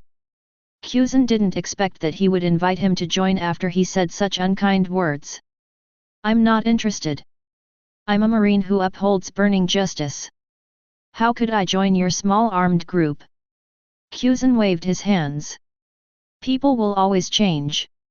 Roja still smiled calmly, we will meet again in the future, I hope that when we meet again next time, you will stick to your justice and say such words firmly. Roja's calm made Aokiji a little uncomfortable, he shuddered inexplicably, he always felt that Roja, a young man, was a bit evil. At this age, it seems that he has insight into many things in the world. The tone of his speech and the look in his eyes just now seemed to have insight into his future. This feeling of being seen through made Aokiji very uncomfortable. He didn't talk to Roja anymore, and quickly boarded the warship. Roja was fine, smiled and waved. When the warship left completely, Roja looked at the wide sea, and said indifferently, the gears of fate have started to turn. Although some changes have been made, they will not have much impact at all. There is not much time left. What are you talking about, brother Roja? Makina, who was already 3 years old, tugged on Roja's trousers and asked curiously. It's nothing, speaking of it, Makina, you sneaked out again behind the proprietress's back, this is not good. Roja picked up Makina. After handing over Makina to the anxious tavern proprietress, Roja also returned to the camp. The first thing Roja did when he got back to the camp was that he urgently summoned several high-level people in the current camp. Smile, Nagli, and Ge Meng and other cadres. Everyone, we can speed up the development, and the previous plan can be implemented. Roja waited for everyone to arrive, and said with a smile to everyone. Chapter 50. Really? That's great. As long as you give an order, Mr. Roja, I will immediately lead people into the capital. Ge Meng said excitedly. He was already full of anger at the nobles in the city. Goming is like this, not to mention the other cadres who have been living in the terminal. Their lives were worse than slaves before, thanks to the aristocrats and those in power in the city. I want to fight, but I can't fight like this. Roja pressed his hand and signaled them to calm down. If you fight directly, it will easily turn into siege warfare and street fighting. At that time, the casualty data will be very high, and it will affect the civilians. Even if the king's capital is finally won, the price is not what we want to see. Therefore, try to lure the guards of the royal capital out of the city to fight, and then defeat them with an absolute superior force, and finally drive straight in, and directly encircle the high town and the palace. One day, I will explain that neither Mr. Smile nor Mr. Nagli will participate in the battle with all their strength, so don't underestimate the enemy. Roja said, looking at Gomon and the other army cadres. In the beginning, Roja's idea was to use Yuxiao and Nagli's strong personal strength, wait for the time to be ripe, and directly crush and arrest all the royal families and nobles, and then the army would enter and directly take over the entire capital. But after talking to Garp, Roja changed his mind. As the world government is most concerned about East Blue, it cannot be so rude. After the uprising is over, people from the CP organization will inevitably come to investigate. If this uprising is defined as an incident of a big pirate invading the kingdom and plundering the throne, it will not be so easy to end. After all, he is not Doflamingo, and he can successfully usurp the country with such crude means. Secondly, as he and Garp said, he is not planning to focus on the development of Goa Kingdom. East Blue can't play it here, and he and Fujitora will inevitably have a fierce fight elsewhere. At that time, someone will follow the clues to investigate here, and it will also cause bad reactions. So, in this uprising, Roja will try to downplay Fujitora and his traces, and even after this success, it is almost time for him to leave East Blue. As for Nagli, let alone, he is a pirate with a bounty, and Roja will not let him go out and show his face. However, to be honest, the combat effectiveness of the current revolutionary army is far superior to that of the Imperial Guard army. The strength of the Royal Guard army of a small country in Goa can be imagined. During the Goa Kingdom survey a few months ago, Roja did a rough survey on this aspect, and the standing force of the Royal Guard army is only about 1,000 people, and the maximum is no more than 1,500. The current number of the Revolutionary Army is about 2,000. Whether it is personal physical fitness, combat skills, or fighting will, they are far superior to the Royal Guard army. If this fails to achieve a big victory, then Roja and Fujitora have been here for more than half a year for nothing. This time is also a test for you guys. Discuss the specific battle plan yourself. I won't participate in any discussion this time. Roja said to Gomon and the others. These cadres have been taught by him in the past few months. They are already rich in theoretical knowledge, and what they lack is actual combat and the last bit of courage. This is the last challenge given by Roja. He and Fujitora are leaving. Sooner or later, Gomon and the others will be responsible for the development here. They must also learn to play the leading role. It's time to clean up the rubbish mountains around the city wall. Ji Meng thought for a while and said, it's not difficult to lure out the guards, as long as those greedy nobles see that it's profitable. If the nobles see the changes here, they will definitely send people to collect taxes. When we refuse, and then have several conflicts to show weakness, those nobles will definitely send troops to take over forcibly. Jimmy said. At that time, the guards will be dealt with, and they will advance into the capital. It can be divided into two teams. One team is responsible for solving the forced conscripts, and the other team disguises itself as a caravan on a ship and disembarks from the front port. Leave some people to take over the port to prevent the nobles from escaping from the sea. Some people are responsible for appeasing the civilians in the central street, and the last part surrounds the high ground to prevent the nobles from mixing into the civilian area. Some people have to be arranged to seal off the border town, and the gangsters inside are a huge unstable factor. Roja didn't say a word, just watched their discussion with a smile on his face. Who can imagine that these people who can formulate detailed battle plans were still gangsters and rotting garbage in the terminal half a year ago? And half a year later, they are strong and strong, with clear thinking, climbed up from the bottom of society, and are now planning how to overthrow the top rulers of this country. Roja gets up to leave. He is relieved that these people have grown up and can be independent. Compared with those who have risen from hell, armed with advanced ideas, and strengthened by hard training, the decadent nobles are simply impossible to be their opponents.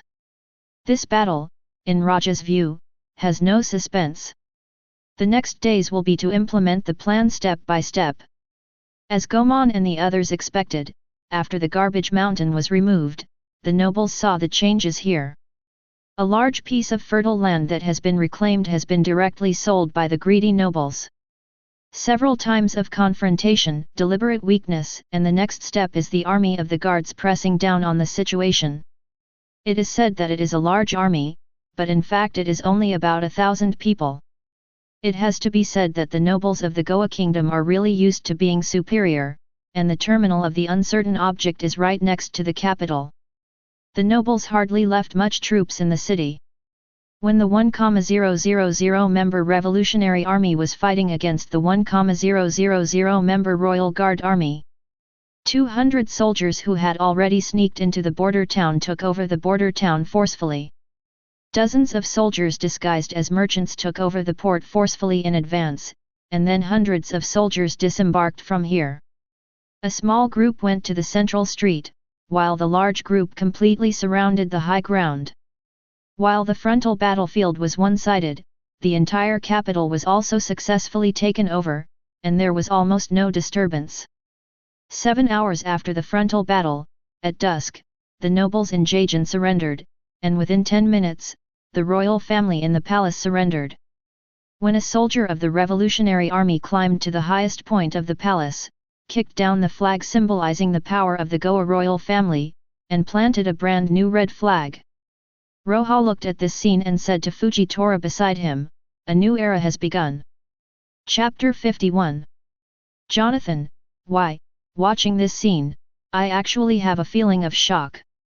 Smoker, a group of people who were still a puddle of mud half a year ago, a group of people who were garbage in a garbage dump half a year ago, were brought out by that boy, and easily overthrew a kingdom in such a short period of time. Lindbergh, a new era has arrived, and the corrupt nobles will be completely overthrown. Kaido, I take back what I said before, their army is really good, and they can have this level of combat power in such a short period of time. Roger, actually, to be honest, I would rather see this flag planted over Mariejois. Rocks, Roger, you're in a hole, but I have to agree with that statement, and I get excited just thinking about it happening in Mariejois. Sengoku, take it easy, pirates, a group of bastards who disrupt the world order, do you think the Revolutionary Army is on your side? According to Roja's personality, pirates are also his targets. Cobra, although they are also members of the royal family, to be honest, watching this scene, I still feel admiration from the bottom of my heart. In the chat room at the moment, many people are a little excited. After watching the movie for so long, although there is acceleration, I still watched Roja gradually transform the terminal of the uncertain object into this shape, and then overthrow the royal family. To be honest, such a plot has a high probability of being able to poke the excitement of most people in this world except the nobles. How many nobles are there in this world? Civilians are the mainstream. There are very few good nobles. Not to mention the heavy heavenly gold system, except for the really rich countries like East Blue, most of the country's civilians are very poor. As for those countries that are in chaotic seas and wars break out every day, let alone the lives of civilians. The dislike of nobles can be said to be common to most people in this sea. No matter you are a civilian, a pirate, a marine, or a revolutionary army, bounty hunter. As long as they are not aristocrats, most people hate the mention of aristocrats. In addition, a group of people united to overthrow the nobles, which just confirmed many things Roja said before. The people are the creators of history. At this moment, many civilians, slaves, and people living in dire straits all over the world looked at the scene in front of them, and there was something in their eyes that they never had before. It's called resistance. So to speak, this moment. When the banner of royal power of the Kingdom of Goa was kicked over by a revolutionary soldier from a garbage station. The impact on the oppressed civilians all over the world is stronger than Roger's execution before his death. Roger's remarks before his death caused those people in this world who already had a heart of resistance to start going to sea. The scene where the terminal of uncertain things overthrew the Goa kingdom in just half a year planted a seed in the hearts of those people who were oppressed but had no desire to resist for various reasons. Compared with the former, the number of the latter is much larger. After the revolutionary army took over the capital, it didn't take much time to get familiar with the administrative system here. To be honest, the kingdom of Goa is pitifully small. Strictly speaking, it cannot be called a kingdom at all. It's just a big king's capital, plus dozens of small villages outside the Khyber Mountains. And for the villages outside the Khyber Mountains, the upper echelons of the nobles of the royal capital basically stock them, and basically do not intervene except for tax collection. As for the interior of the royal capital, it is a very simple aristocratic management system.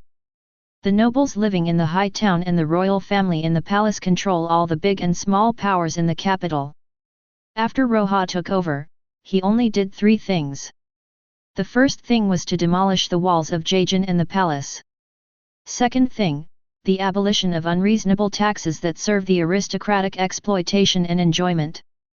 The third thing, punish the guilty royal family and nobles.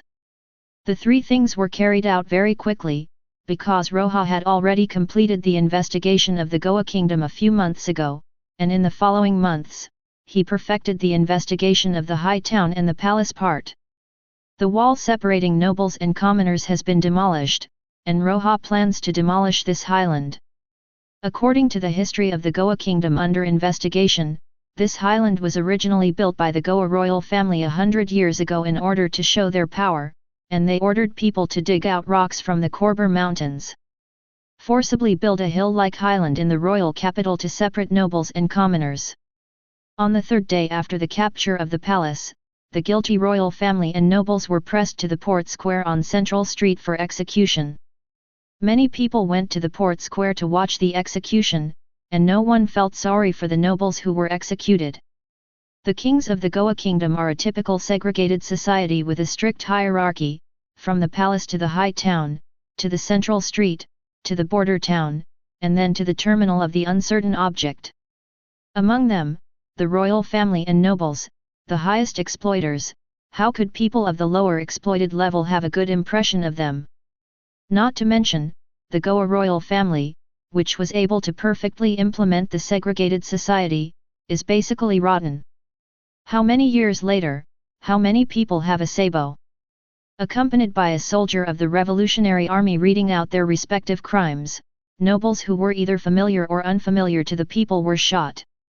Accompanied by the sound of gunshots, the shackles of thoughts instilled in the hearts of the people by the nobles for a long time were loosened a bit.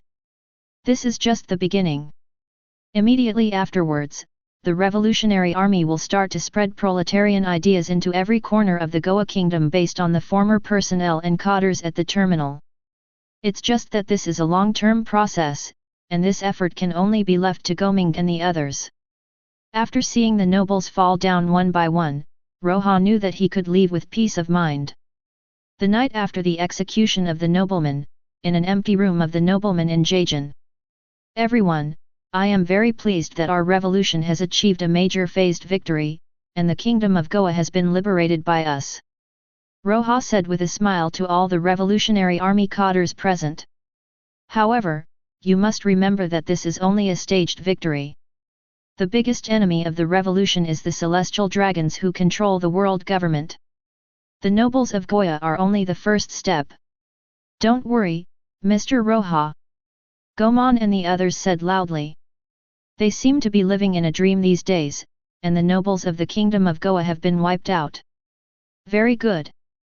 Roja looked at the following, the cadres he had personally taught, with a gentle smile on their faces, and said with a little reluctance, you guys did a good job in this operation. You have proved that even without me and Mr. Yuxiao, you can still be on your own. Mr. Yuxiao and I can leave with peace of mind. From now on, the revolutionary cause of East Blue will be entrusted to you. Chapter 52. As soon as Roja's words came out, Ji Meng and the others became anxious for a few moments. They never thought that one day Roja and the others would leave. They did not leave in the worst environment at the terminal, and now is the time for an overall improvement. Okay, it's not life and death. Roja smiled and pressed his hands, signaling them to calm down. Then he said in a gentle voice, having studied ideology and participated in the revolution for more than half a year, you should have your own understanding of the world situation. Relying solely on the revolutionary power of the Goa kingdom, it is impossible to overthrow the world government, not even the entire East Blue. If you want to overthrow the world government, you must unite the people of the world. When the sparks of the whole world form a prairie fire, then even the celestial dragons who control the world government will be like the Goya nobles today, was easily overthrown. Roja said with a smile, the revolution cannot rely on me alone, nor can it rely on you.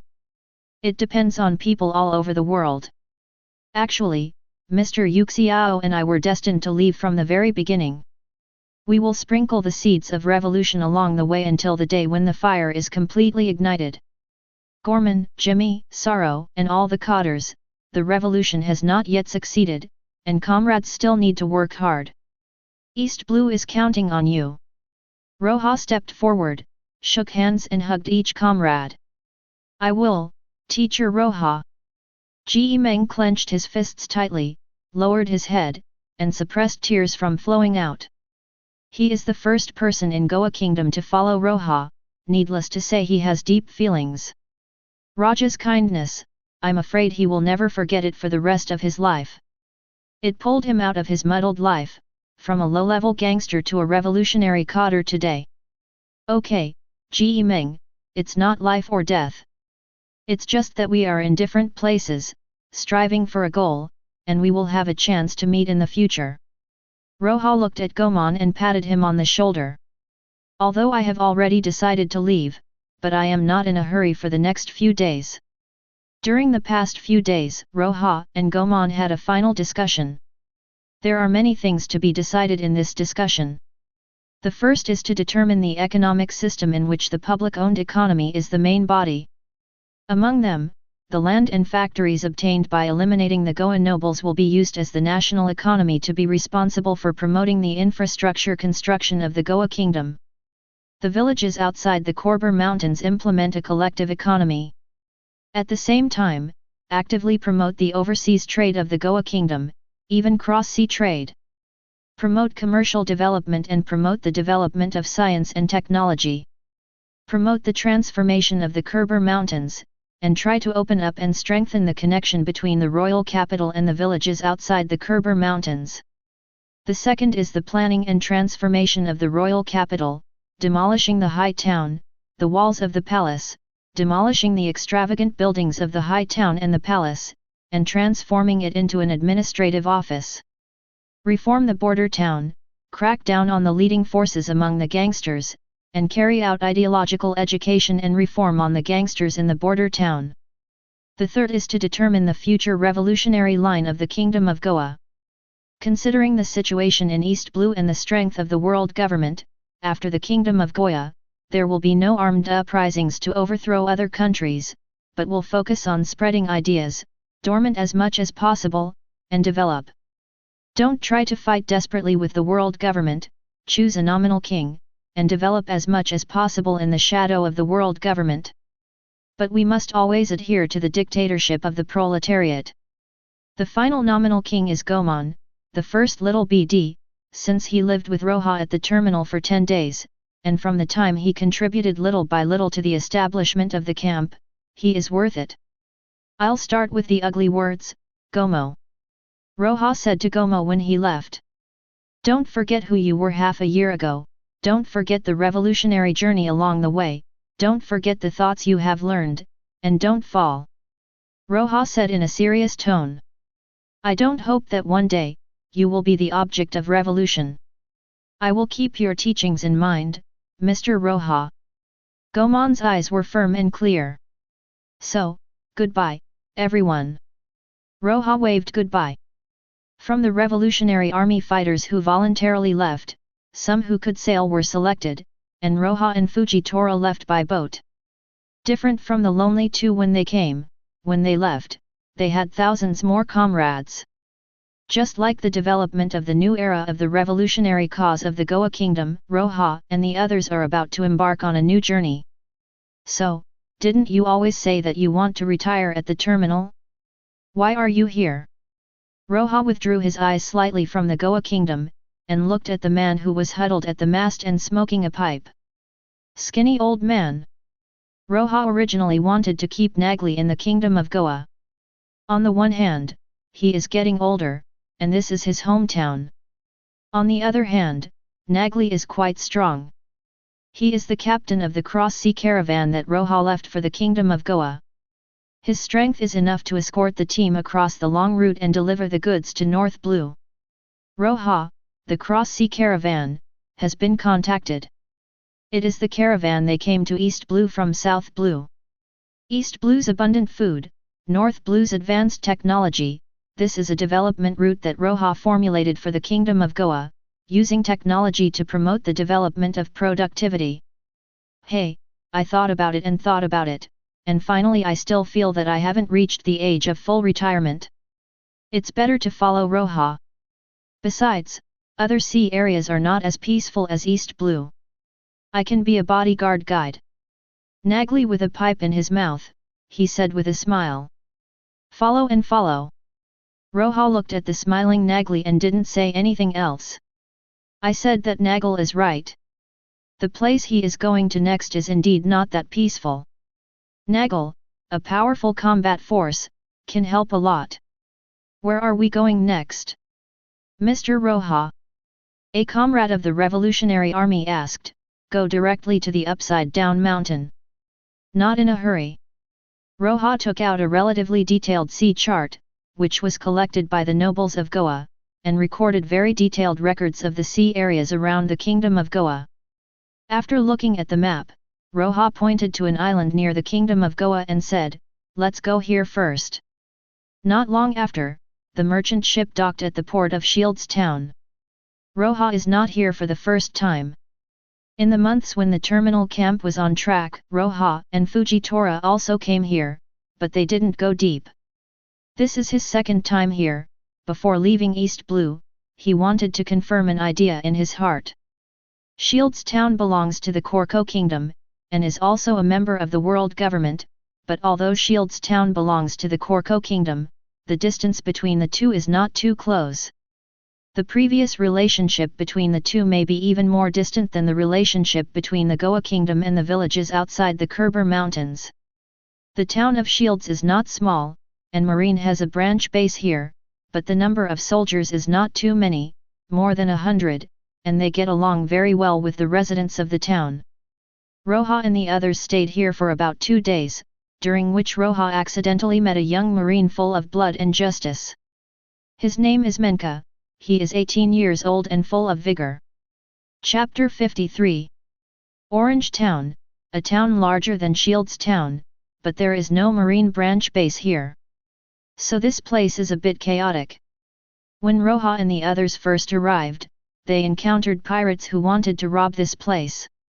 Several little pirates whose bounties did not exceed tens of millions were easily dealt with by Nagli, and the bounties became Roja's expenses. Here is also a small country belonging to a franchise country, but it is basically kept in a state of stocking by the country. The defense force here is very poor, and basically the villagers can only rely on spontaneous organizations to resist pirates. Roja took notes here, stayed for a day, and then left a few revolutionary soldiers behind before leaving, asking them to stay and help train the militia to resist pirates. Did you discover something else? Fujitora asked from the side. He spent the longest time with Roja, and seeing Roja's expression, it is clear that he has made a new discovery. Just like when I was in Red Line, and like when the Kingdom of Goa decided to transform the terminal of uncertain objects. I found some useful things, but let me put it off first, and I'll talk about it after more confirmation. Roja said with a smile. Is there anything useful? Fujitora asked. Yes. Roja had a relaxed smile on his face, it's very useful. If my confirmation is correct, the general direction of the East Blue Revolution and the grand strategy can be formulated. Even under the eyes of the world government, I can guarantee that without being discovered by them, I will secretly develop the power of revolution to every corner of East Blue.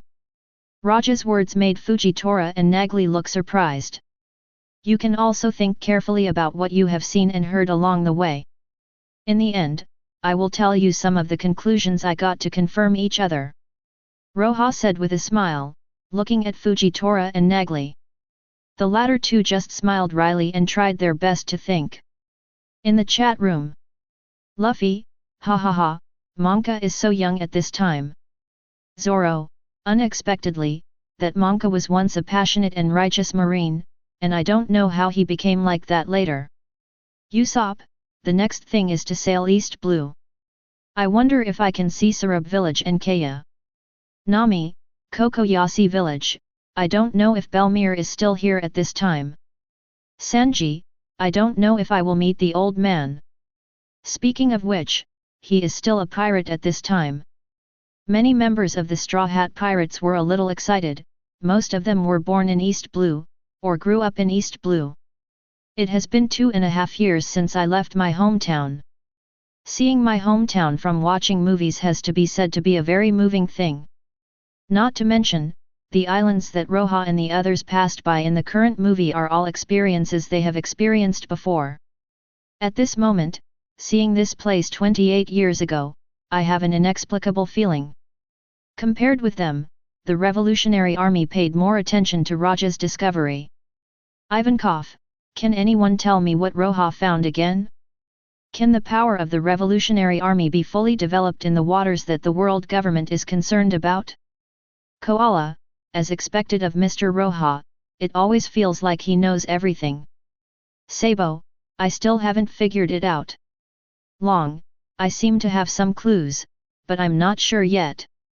5 elders have high blood pressure. The last thing they want to see is Roja's smug smile.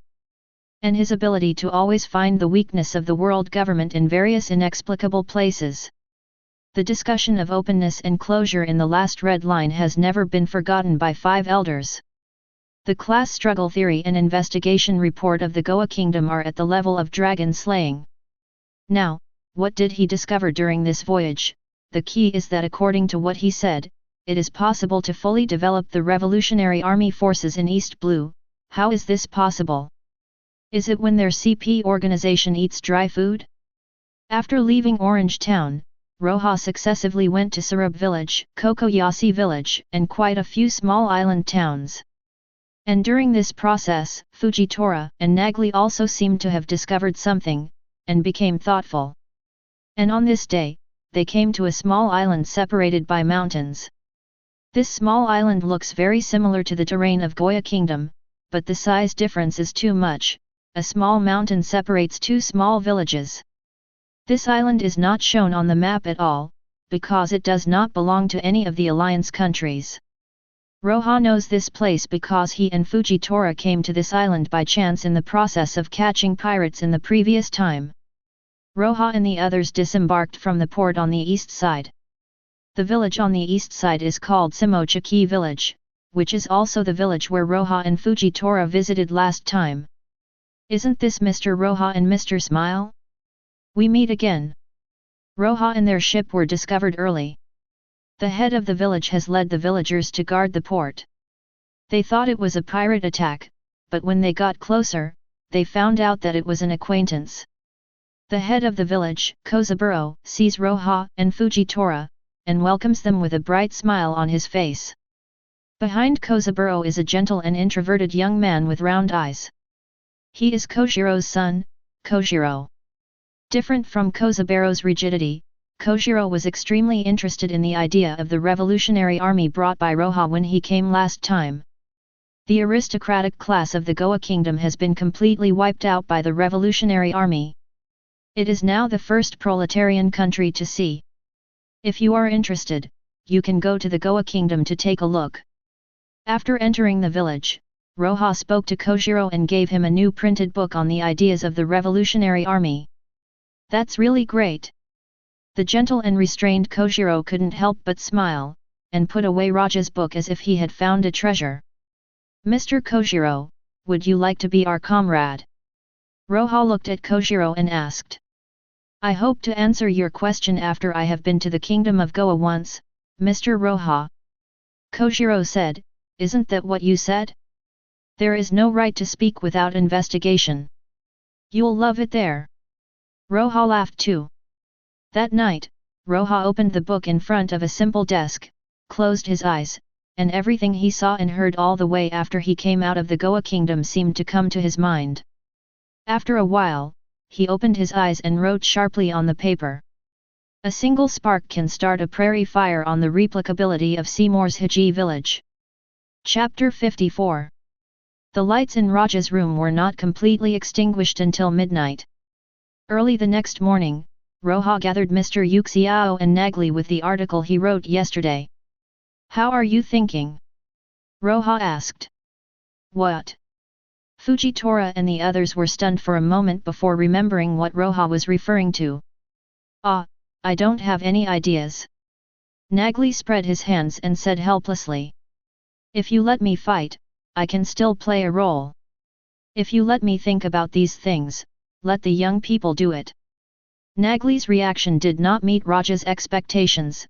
He looked at Fujitora. Fujitora frowned, thinking silently, and Roja didn't urge her. After a long time, Fujitora said with a little uncertainty, most of the places we have sailed through are villages and towns based on scattered islands. Did you see anything? These villages and towns are generally isolated overseas, and few mainstream routes pass through them, so the marine forces in these villages and towns are basically very weak. Not only that, because it is far away from the franchise country to which it belongs, apart from collecting taxes, the nobles of the franchise country rarely pay attention to these villages and towns, let alone garrison protection. Fujitora, you said the harder you work, the more you seem to have completely opened up your mind. So the attention of the whole East Blue is very high, that is, in the franchise country, but the foundation of the franchise country is just the king's capital, where the nobles gather. East Blue has many island countries. Many island countries are similar to the Goa kingdom. The capital is very large, the nobles gather, the villages are small, and they are basically in stocking. That's why there are so many pirate attacks. That is to say, as long as we take down these villages and towns based on scattered islands, we can spread the power of the Revolutionary Army to the entire East Blue under the eyes of the world government. Fujitora said excitedly that in more than half a year, he has already determined his own path, the revolutionary path of civilian struggle. And Roja also has a look of relief. Although there is a reason for prompting along the way, it is not easy for Fujitora to think about this on his own. It's just how to take these places, we still need to plan. Although they are all villages and small towns, any big moves will definitely attract attention. Fujitora fell into thought. And Roja smiled and said, Mr. Fujitora, do you know the history of the establishment of Shiji village in Seymour? I don't know. Although Fujitora was a little puzzled why Roja suddenly mentioned the history of the village here, he knew very well that there must be a reason for Roja to say these things. Mr. Kojiro told me the history of the establishment of Shiki village in Seymour. 720. 55 years ago, this was a small, nameless village that was attacked by bandits and pirates. Mr. Kozaburo was a samurai who escaped from Wano Kuni, a closed country, to take risks. 1. He came here with a group of samurai, taught the people in the village sword skills, and helped them resist bandits and pirates. Later, Kozaburo fell in love with a woman here, and he has been here since then. 1. Since then, Mr. Kozaburo established Shimoshiki village here, and his Shimotsuki family is also respected by the villagers because of their contributions, and has the highest reputation in the village. Mr. Smile. Roja turned around, looked at the thoughtful Fujitora with a smile and said, East Blue has no continents, most of them are scattered islands. The people here don't have a high degree of recognition of the world government and the country they belong to. For the people, the simplest wish is to be able to live a more stable life without worrying about being attacked by pirates. Therefore, they respect whoever can help them repel the pirates. This is the simplest truth. However, even if it is such an easy wish, the top leaders of the world government and the nobles of the countries they belong to have not satisfied them. Roja said with deep eyes, "Is it really difficult to resist the pirates? We have walked all the way, are the pirates in East Blue really strong?" "No, after training, militiamen with guns can repel most of the pirates. Why can't a town like Orange Town, which is called rich, be able to resist the invasion of some ordinary pirates? It can only be explained that some things have been rotten for a long time, and they don't care about the life and death of these low-level people at all. This is our advantage, and it is also an opportunity given to us by the world government and the nobles. A single spark can start a prairie fire. These small islands that are ignored by the nobles, villages, and towns that have been invaded by pirates, are the clusters of flames that will ignite the entire East Blue sooner or later. Based on the backbone of the Revolutionary Army, enter villages and towns in disguise, help these places, train fighting skills, resist pirates, gain fame, and gradually spread ideas. In the end, at the critical moment of the revolution, when everyone responds, countless sparks are ignited, villages surround towns, towns surround allied countries, and set off the most thorough wave of uprisings. East Blue can easily win." Roja stretched out his right hand and clenched his fist vigorously, as if holding the entire East Blue in his palm. The sonorous voice fell. Fujitora and Nagli were short of breath, and they also seemed to follow the description of Roja, and saw the scene of the uprising of hundreds of islands together. "CHCF, I saw countless sparks gathered into a prairie fire, burning the entire East Blue, seeing the nobles being wiped out, and the soldiers ascending to the high platform to plant the banner of revolution under the subordinates." And outside the chat room, everyone also stared blankly at the young man who spoke vigorously, seeing that the young man understood the whole East Blue in just a few words. Looking at the teenager, he clenched his fist, as if holding East Blue. It's hard to explain what kind of feeling it is, shocking, admiring, it can't be described in words. Even those 4 emperors, big pirates, are the same. They enclose land in New World, occupy territory, and fight for some territory. Up to now, it is only a square inch. However, Roja used a strong strategic vision to formulate a strategy to win East Blue. The key is, everyone who watched the movie couldn't refute it. Because of his strategy, all feasibility is based on the investigations along the way, and all of them are watching these investigations. They cannot launch this strategic answer based on this survey like Roja did. But from this strategic answer, they combined this survey information to deduce the strategic feasibility that Roja said, and they found that this feasibility is visible to the naked eye. Golden Lion, this is the real careerist. Compared to him, what is the old man? The lion swallows the world, this is the real swallowing the world. Jahahaha. When will the 2 worlds interact? This old man must take this person under his command. This is the real talent. This is the arm that can truly win the world. Golden Lion couldn't help laughing excitedly. Roja made a detailed investigation, but Golden Lion didn't care. Roja mobilized the people at the bottom to promote proletarian ideology, but Golden Lion scoffed. However, Roja's strategy formulation this time really surprised Golden Lion. Focus on the reality, look at the world, use the smallest and most easily overlooked place, and use the weakest and lowest power to move the situation of the entire sea. Even the Golden Lion has to admire this. In his opinion, this is far better than taking the Goya kingdom with garbage from the garbage dump. Shock, only tremor, carefree, only carefree. This kind of strategy really moved any careerist and hero in the world. This is the real dragon slaying technique. This is the real dragon slaying technique. In the kingdom of Kamabaka, the dragon was already too excited. If you hear the Tao in the morning, you can die in the evening. He really heard the truth of revolution. What on earth is little Roja's brain made of? This method allows him to find it out so easily. Ivankov opened his mouth at the moment, not knowing what to say. For the Revolutionary Army, the villages and towns encircling the royal capital and secretly developing a way to win over the allied countries one day seemed like a clear vision of the sky. Their Revolutionary Army has decades of revolutionary experience, and his method is not as clear and easy to use. After all, he is Roja. Sabo couldn't help but admire sincerely.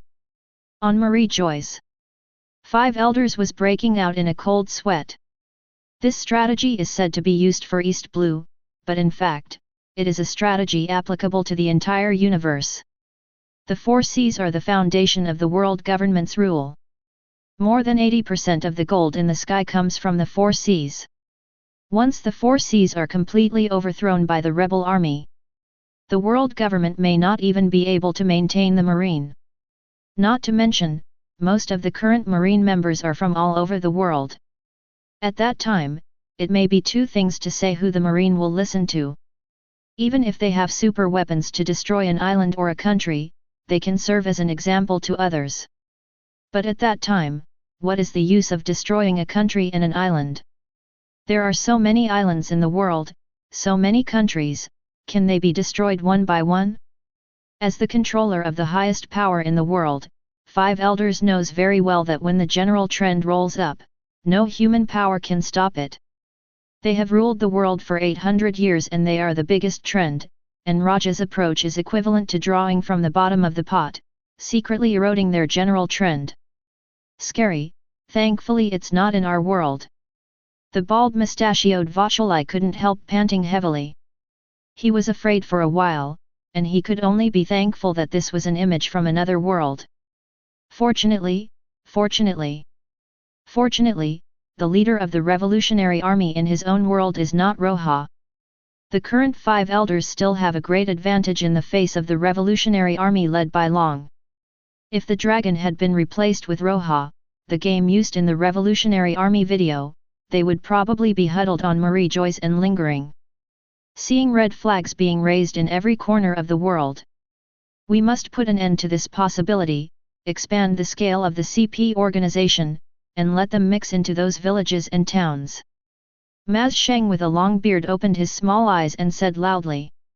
Fortunately, there are images, and the Revolutionary Army must not be allowed to copy the path of another world Revolutionary Army. In case the world interacts in the future. Sa Tans Hung, wearing a black hat, sighed worriedly. No chance. The bald 5 elders, holding a sword, spoke as sharply as a knife. The degree of interaction may not be as great as we imagined. Be sure to take precautions. While the 5 elders were discussing heatedly, a voice came from the Void Throne. 5 elders stared blankly at Lord I'm on the Void Throne, but unexpectedly the Lord spoke. There is no way, the strategy in the video is too vicious for the world government. Even a high-ranking man like I'm can't sit still. The image is still going on. Continuing, the 5 elders are exhausted at the moment. Before Long's 6-year career as a volunteer, they all watched it with disdain, and they were relaxed after watching it. Now the image of Roja, less than 2 years have passed. To be precise, apart from the first year of practice, Roja only went to sea for less than a year. The 5 elders feel as if the world has been turned upside down at this moment. Give this report to Gomon of Goa Kingdom for me, please, Mr. Kojiro. After staying in Seymour's Haji village for 2 days, Roja formally bid farewell. Transferred to Kojiro. Give it to someone else. Roja is worried, and Kojiro happens to be going to Goa Kingdom in the near future. Although Kojiro is 20 years old now, his strength is already very strong. He is proficient in knowledge color and armed color, and his swordsmanship is also very high. Unfortunately, the signal of the phone bugs in our hands is not strong enough. I heard from Mr. Garp that Marine still has a phone bug that can directly send faxes. We should pay attention to this aspect in the future. Down. Roja said with some regret. In order to maintain contact between the Revolutionary Army groups in various sea areas in the future, a phone bug with a strong signal is a must, and even eavesdropping must be prevented. I hope that in North Blue, a technologically advanced sea area, we can find the corresponding technology. Then, let's take our leave. Roja shook hands with Kosaburo. Thank you, Mr. Kosaburo, for your care these 2 days. Where is it? I welcome Mr. Roja very much. Kosaburo said with a smile. The boat was drifting away. Kosaburo looked at the distant boat with a pipe in his mouth and couldn't help but sigh with emotion. It's really a hero born of a boy, he has such courage at such an age. Yet. Kojiro nodded, looking at the ship in the distance. The report in his hand was squeezed hard, and his joints turned white. Roja is not wary of Kojiro, he can read this report at will, as long as it is guaranteed to be delivered to the kingdom of Kojiro. After reading the full report and the final strategic plan, Kojiro finally understood how powerful Roja is. Mr. Roja, destined to change the world and this era. It is a great honor for me to be able to follow the light. Kojiro was throbbing in his heart. He felt that it was time to bid farewell to his father, just like Mr. Roja. Look at the world.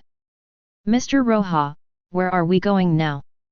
The East Blue investigation is completely over, let's go to Logue Town. After resupplying, we will start to fly over the Red Line to North Blue. Roja said. With the final formulation of the East Blue strategy, it is time for them to go to other sea areas and sow the seeds of revolution. However, 3 days after leaving Seymour's Hiji village, the sailors at the observation deck discovered that an island outside the route was burning. There is the kingdom of Oikote. Roja looked at the chart in his hand. The kingdom of Oikote is a member of the world government, but compared to the kingdom of Goa, this country is very poor. The poorer you are, the less attention the world government has, and the lower the attention, the higher the possibility of pirates coming here to plunder. Have you been attacked by pirates? Pull the boat over to save people. Roja said loudly without the slightest hesitation. After speaking, he immediately asked Fujitora to use the fruit ability to take him to the burning island. When Roja, Fujitora, and Nagli came to the island, the scene on the island made their hearts sink. The port was either shot or hacked to death, and the wooden huts that were burning in the fire not far away made crackling sounds. There's one more person. Roja approached, their knowledge playing a role. Besides the fire scene, there is a little girl who looks to be only 6 or 7 years old. She is waving this crude flag that is much taller than her body. Her face is full of tears. Face to face, looking at the fire scene in front of you. Sorry, we're late. Roja walked to the little girl and whispered. I don't know how long this little girl has been waving. The moment Roja touched her, she lost all strength. Her body was so soft that she was still holding that side with her hands. Banner. Chapter 55. Roja sighed, looking at the hellish scene in front of him. The raging fire devoured everything, corpses, houses, heaven and earth, and the people tried their best to create and develop these things in this world, just to survive simply. However, under the violence, it was easily destroyed. Roja's eyes were a little dazed, as if he had returned to the raging fire and hell on earth in the kingdom of Roja more than a year ago. This is the normal state of life in this world, chaos, killing, every day, people will be killed. The nobles are high above, sucking the blood of the people, and the pirates are rampant everywhere, using violence to attack the stability of the bottom. The people at the bottom can only bear it silently, as if because they are the weakest, they deserve to die. This damned world! Roja yelled like that time in the kingdom of Krojashi. These damned pirates! Fujitora clenched the sword in his hand and cursed. It's not pirates, it's the kingdom guard. At this moment, a panting female voice sounded. Roja turned around and saw that it was a young marine female soldier wearing marine recruit clothing. The shaved hair is ugly, judging by the appearance. I am afraid that he is 16 years old at most. I am Marine Seaman Recruit Belmir, a marine stationed in the kingdom of Oikote. Belmir explained out of breath. Finally calmed down and breathed, Belmir looked at the girl lying in Roja's arms, with a look of pity flashing in his eyes. is she the only one who survived? What a poor child! What did you mean by kingdom guard? Roja asked, staring at Belmir with sword-like eyes. Alas! Belmir sighed and said, this is Maluabia village. The villagers here have just been robbed by pirates and have to pay the tax burden of wooden money and nobles. The royal family of the Oikote kingdom did not agree, and the villagers could only be forced to launch an uprising, which was suppressed by the kingdom guard. Speaking of this, Belmir clenched his fists forcefully. It would be great if it were pirates. Marines have no right to interfere in the internal affairs of the franchise countries, but I didn't expect that they would do so badly. Who would have imagined that the guards would kill all the peasants who only had farm tools in their hands? Those bastards! Fujitora, who has always been good-tempered, couldn't help it anymore. He opened his eyes full of whites, and tightly held the stick and sword in his hands with both hands, and the terrifying breath scattered. If he hadn't consciously avoided the little girl in Belmir's and Roja's arms, this breath of boundless anger was enough to stun them both. Perhaps it was Belmir's words that aroused the little girl's painful memories of the past. She grabbed the clothes on Roja's chest vigorously, tears wet Roja's chest almost instantly, and a choked voice sounded from Roja's arms. My mother said, as long as I wave the flag, everyone will have the courage and strength to resist. Father said that as long as the nobles can see our determination to resist, we will collect a little less tax, at least so that everyone can live until the next harvest. But I waved the flag very hard and didn't dare to stop. Everyone was killed. Why, obviously everyone is such a kind person, why are they killed? Why? A childish and hoarse voice sounded in front of this fire scene. It's very quiet, only the girls crying is quiet.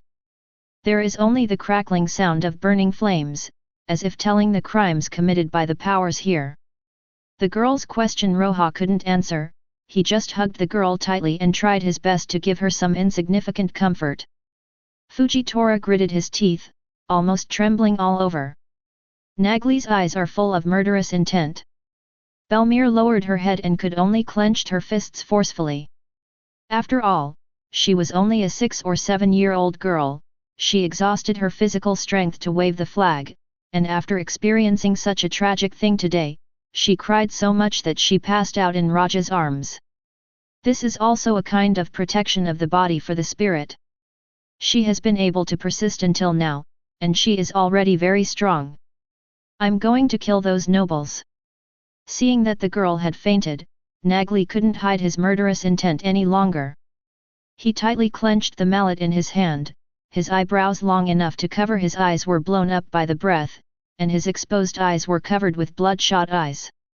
Fujitora silently drew out the stick knife, the sharp blade looked red under the reflection of the flames. Fujitora, who is always gentle and good-tempered, also wants to become Shura at this moment. Stop! Roja stopped them both. Do you know who to kill? Do you know where the nobles are? After killing the guards, can you ensure that pirates will not take the opportunity to attack this country? After scolding the two, Roja turned to look at Belmir at the side, and asked calmly and coldly. Miss Belmir, can you provide us with some information? Can you guarantee that the marine here will be able to withstand the attack of pirates after losing part of the guards and royal family? Ah! Belmir was taken aback for a moment, then nodded earnestly and said, I can provide information, and Oikote did not cover up this operation at all. In terms of safety, you don't have to worry too much. Although the marine around Oikote is not enough to protect all the villages, it can guarantee that most of the people will not be attacked by the marine. Actually, we have always been doing the defense against pirates. What the guards do is just like today, dealing with dirty things for the nobles. Belmir's words were full of criticism of the king. The disgust of the guards. That's good. Roja gently handed the fainted little girl to the doctor on board, who rushed over, and then said to Belmir, then I will trouble you to lead the way. Where are you going? The capital. Roja's eyes were terribly cold. What are you two still doing in a daze? Why don't you catch up quickly? Roja yelled at Fujitora and Nagli, who were still in a daze. To be honest, Roja is very clear that killing the royal family has no effect at all. The root cause of the tragedy in Mariejois village cannot be solved by killing at all. However, he really couldn't take it anymore. After getting the information from Belmir, the last trace of rationality in Roja's heart disappeared. Tonight, he wants to kill himself. It was night, and raging fire rose in the palace. Under the darkness of night, the three men who were as terrifying as Shura slaughtered the royal family of Oikote, and even wiped out the notorious guards of the main capital. The king of Oikote Kingdom and the captain of the guard army who led the team to kill Mariejois village were hung on the city gate and hanged alive.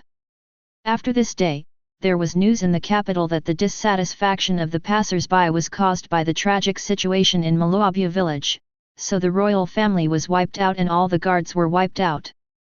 However, the remaining nobles in the capital declared that vicious pirates had entered the capital, and they used this to put pressure on Marine to ask for more troops to guard it. At this moment, Roja has already led the people away. Belmir stood on a rock in Mariejois village, and waved vigorously at Roja and the others. She didn't ask Roja and their identities, but she knew very well that one day, she would definitely read about Roja and their deeds in the newspaper. From today onwards, follow us. If you really have the consciousness to prevent the tragedy of Mariejois village from happening in the world, I will teach you with my heart. Roja looked at Mariejois from the stern. The little girl from Buletin village said gently. I will definitely do it. The little girl's tone was firm. Roja doesn't doubt her will at all. She can wave the flag vigorously until she loses strength. She is far stronger than her peers, although the price of growth is extremely heavy. 1. By the way, I haven't asked your name yet. Roja seemed to feel that such a division was too heavy for a girl of this age, so he deliberately changed the topic and asked. My name is Balo Betty. The little girl named Balo Betty tightly clenched the shabby flag in her hand, wiped away the tears from her eyes were full of awareness. Good kill. On Thousand Sunny, Zoro was the first to applaud. He was originally a character who was decisive in killing and killing evil. Although 2 years of training made him calm, Zoro couldn't help shouting loudly in the face of the disgusting royal family and guards. It's too much, it's too cruel, how could they do this? Chopper's eyes were full of shock. He couldn't imagine that people's evil could reach such a level, killing farmers who had no resistance. Belmir. Nami was crying at the moment. Facing her former adoptive mother, she really couldn't control her inner feelings. And she can empathize with what happened to Mariejois village. Because she herself is an orphan of the Oikote Kingdom, and it was Belmir who took her and Aokiji from the Oikote Kingdom back to Kokoyasi village to raise them. At this moment, Nami is once again proud of her adoptive mother. She is still so strong and righteous. The chat room was full of venting voices. Roger, it's so relieved, Roja is really angry with me, facing this kind of rubbish nobles, you should kill them, ugly moths. Roger laughed heartily. What he hates the most is this kind of aristocrats who only oppress the people. He also destroyed the army of a kingdom once. A noble's army, good or bad, really depends on the king. This is what he has learned from sailing and seeing too many disgusting countries. Cobra, I can understand the suppression of the uprising, but I can't understand why it is so extreme and why the entire Mariejois village was massacred. Rocks, these are the nobles under the protection of Marine. As far as I know, the celestial dragons are probably worse than the nobles of the Oikote Kingdom. Garp, those scumbags in Oikote deserve to die, and if I were there, I'd definitely do it too. Hey, Garp, there are some things you just can't say. In the headquarters conference room, Sengoku reminded. Just say it, what's the problem? Garp said heavily. When Sengoku saw his gloomy face and angry eyes, he couldn't say anything to persuade him. *yen. If he could control his temper out of fear of the 5 elders, he wouldn't be Garp. Well. Sengoku also sighed, he didn't know what to say anymore. When he was young, even in the face of this level of darkness, he was able to firmly maintain order. But since he stepped down from the position of marshal, he has become more and more disdainful of such things. It has been 5 days since I came out of the kingdom of Oikot. The incident of the kingdom of Oikot was defined as a vicious incident of pirates, and several arrest warrants were issued, but only paste a few blurry photos. It's so blurry that even if you compare it with Roja and the others face to face with the arrest warrant, you can't see it. However, the bounty amount is very high. Fujitora's bounty reached 100 million berry, Nagli's bounty was 80 million berry, and Roja's bounty was 20 million berry. For newcomers, the reward amount is very high. For pirates, I am afraid it can make them happy for a long time. After all, for pirates, the reward gold is about the same as status honor. And Roja just looked at the bounty in the newspaper for a while, and lost interest. In the evening, Roja and the others boarded Logue Town. They will resupply at this last stop, and then use Fujitora's ability to fly over the red line to North Blue. This night in Logue Town, Roja thought a lot. In the hotel, he couldn't sleep anyway, so he got up and wrote a letter. Gomon, Jimmy, comrades of the Revolutionary Army of Goa Kingdom. Sailing to the kingdom of Oikot, I witnessed that the royal family here suppressed the uprising of the villagers in Maluabia village with brutal means, and the blood flowed like a river. In the end, only one named Balo Betty's little girl survived. 0. Why did the royal family of Oikot do such a cruel and bloody thing? Because they felt that the peasant uprising challenged their authority. However, what's wrong with the farmers in Maluabia village? Because of the money and taxes in the sky, they can hardly survive. I have a lot of feelings about this matter. I personally think that these nobles have gained power, as if they are superior to others, sitting on the world and resting easy, and don't pay attention to the people. For such a person, the masses should oppose him and revolt. I think it is appropriate. I welcome this kind of thing the most. Public uprising, we must understand why they revolted and solve the problems of the people. It is a good thing, and the second is to solve the problem. Violent suppression is not advisable. I hope you can take it as a warning.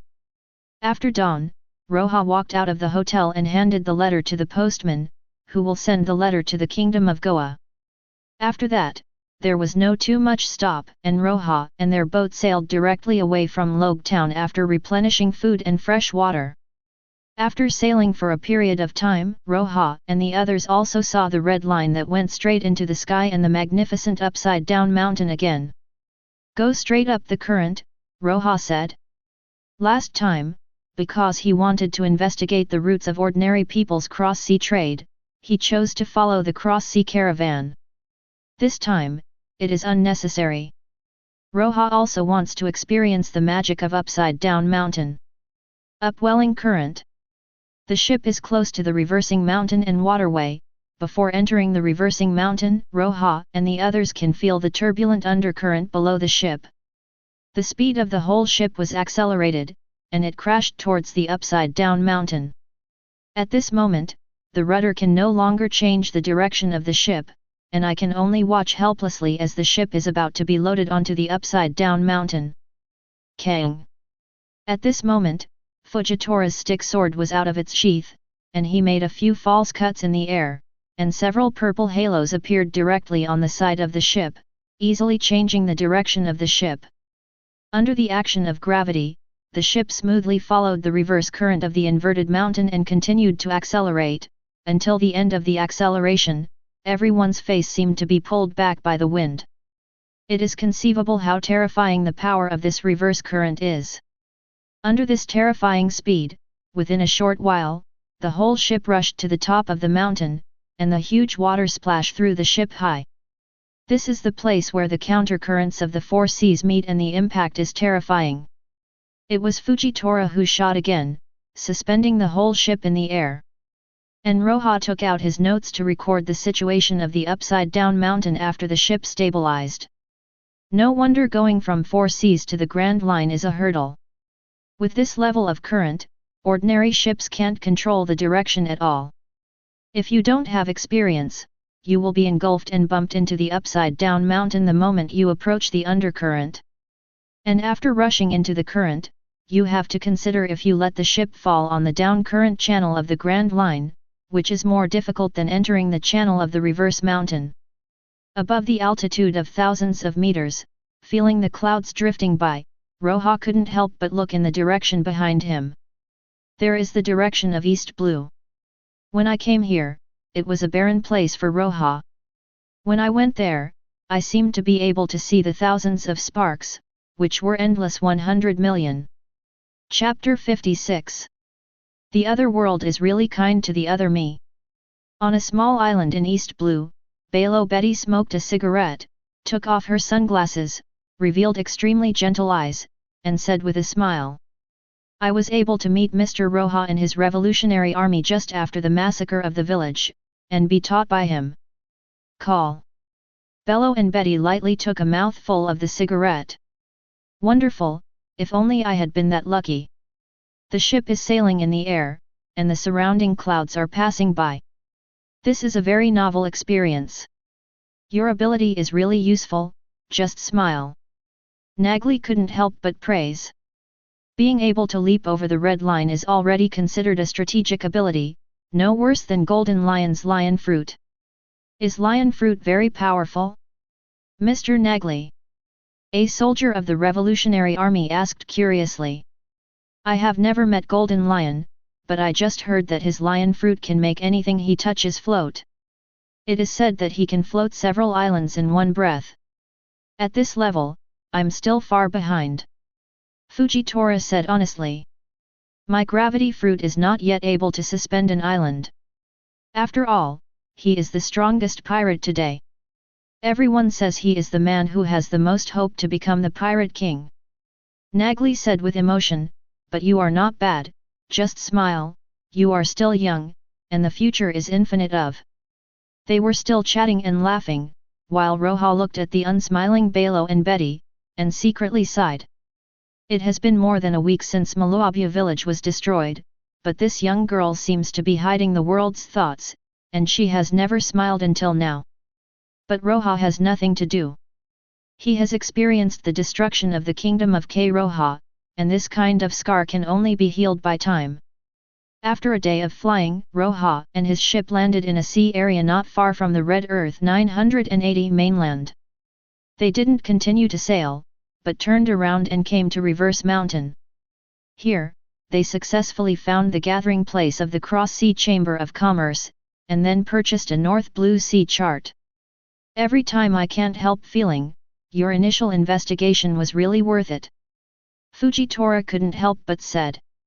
The initial investigation across the Red Line allowed them to directly know the existence of the Trans-Ocean Chamber of Commerce and establish contact with it. Many times in the future, the existence of the Trans-Sea Chamber of Commerce has helped Roja and the others a lot. That's why you need to do more research. The world has developed countless paths in the dark. If you don't investigate, you don't know any of them. People always have to be good at learning. Roja said with a smile. After a little resupply, Roja and their ships set sail again. Because they are not familiar with North Blue, Roja and the others don't have a clear destination. Anyway, they are here for research, so Roja simply follows the distances of the islands on the sea chart. In the blink of an eye, it has been half a month since Roja and the others came to North Blue. It has to be said that during the past half-month, Roja and the others had an initial understanding of North Blue. Harsh sea environment. Compared to the mild climate conditions of East Blue, and except for some sea beasts, there are basically no rough sea conditions. The Sea of North Blue deserves to be said to be the sea area closest to the Grand Line, and it is unpredictable. Maybe 1 second is calm, the next second is a raging storm. The weather is also the same. Perhaps in the previous sea area, one island is still mild or even hot, while the next island becomes a winter island, with snow all year round, making people shiver with cold. 1. No wonder North Blue will become the most chaotic island. The climate here is too harsh, and the living conditions of the people here are far worse than those of the civilians in the kingdom of Goa. A revolutionary soldier wrapped his cotton coat tightly and complained tremblingly road. Hey, the climate here is far worse than that of Grand Line, and even worse than that of New World. Nagli laughed. When you go to the Grand Line, you will know what is called warmth and warmth. In the blink of an eye, there will be thousands of miles of snow. As for the New World, it will be a super thunderstorm that will dry out in seconds. That's the kind of environment where people will die if you don't pay attention.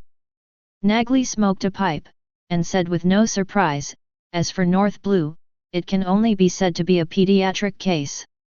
Master Hammer, you are always a boss, we are so small in stature. The complaining revolutionary soldier couldn't help being speechless. Stinky boy. Nagel wanted to hit him on the head with a pipe, and cursed with a smile. Before smashing the pipe, Nagli stopped his hands, looked into the distance helplessly and complained, "This North Blue is already in such a mess, why are there so many pirates?" Boom boom boom. Nagli's voice of complaint just fell, and several shells fell towards them.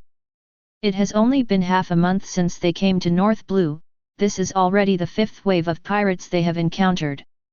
Fujitora's staff and sword were unsheathed, and the purple gravity wave fixed all the shells, and then shot back, sinking the pirate ship. Everyone is already used to the strangeness, and has long been used to this situation.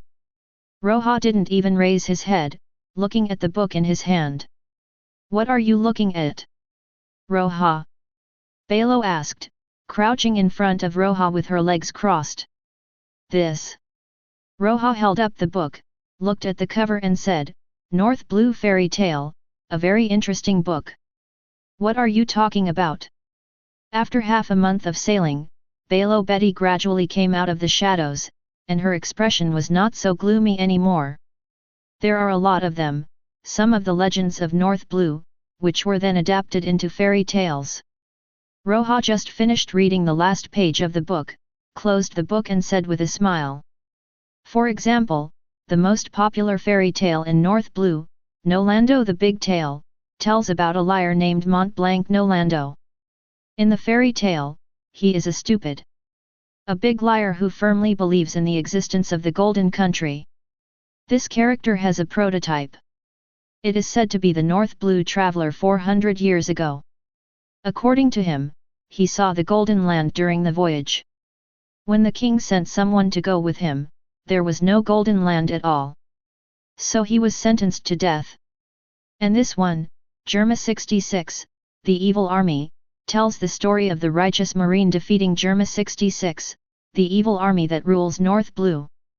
There is also this beautiful white kingdom, Frivans. It is said that everything in this country is white, even the trees and flowers are white, just like the kingdom of ice and snow in fairy tales. Roja has a great talent for storytelling.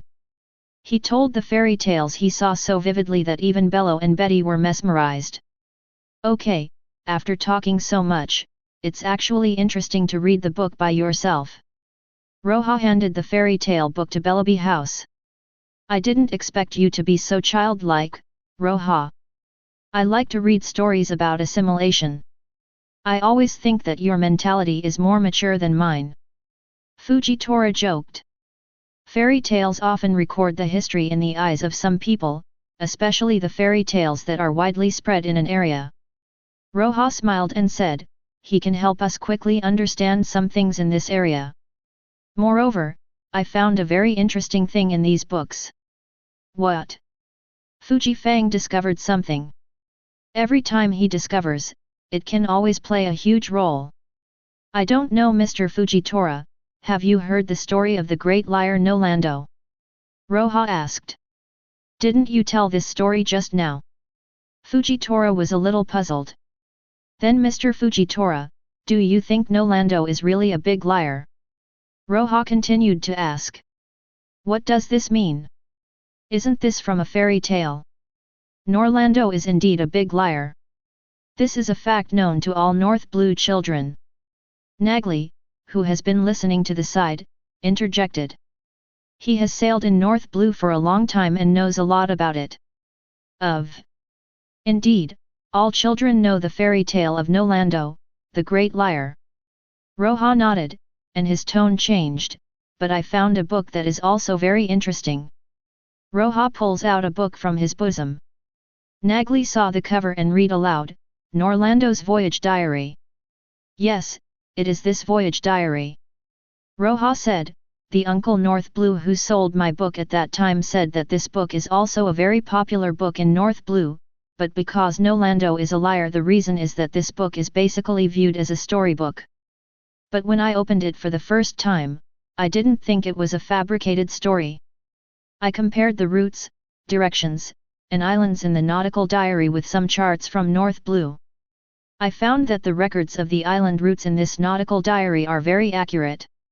According to the character design of Nolando, the idiot and liar who insisted on the Golden Country and died because of it in the fairy tale, this diary does not look like a stupid person can write it anyway. 1. You mean that Nolando's diary is real? The Golden Country also really exists? Yes, but I can't be sure. Maybe this voyage diary was forged by later generations, and it might not be named after Nolando. Roja put away the book and said with a smile, however, let's investigate just a little bit. It just so happens that Nolando's hometown, the Kingdom of Lubni, is very close to us.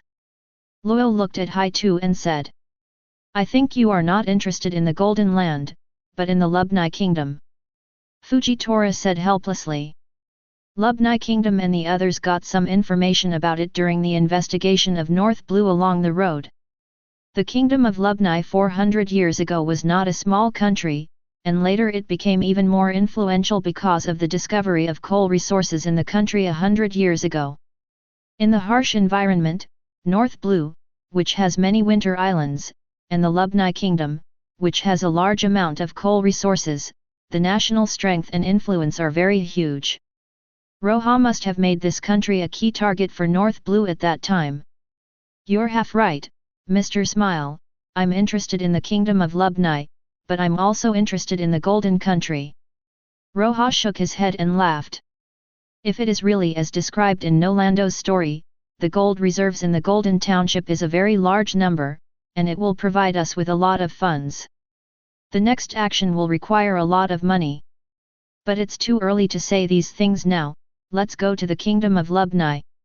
Roja wrapped his cotton coat, exhaled white air and said, it is said that the Kingdom of Lubni is a country with a very developed industry, I really want to see it one time. Moreover, this should be the only big country with abundant energy that we have seen so far. 3 days later, Roja and their ships, in a Lubni kingdom. Port City calls. Is this the Kingdom of Lubni? It's amazing. What kind of country is this?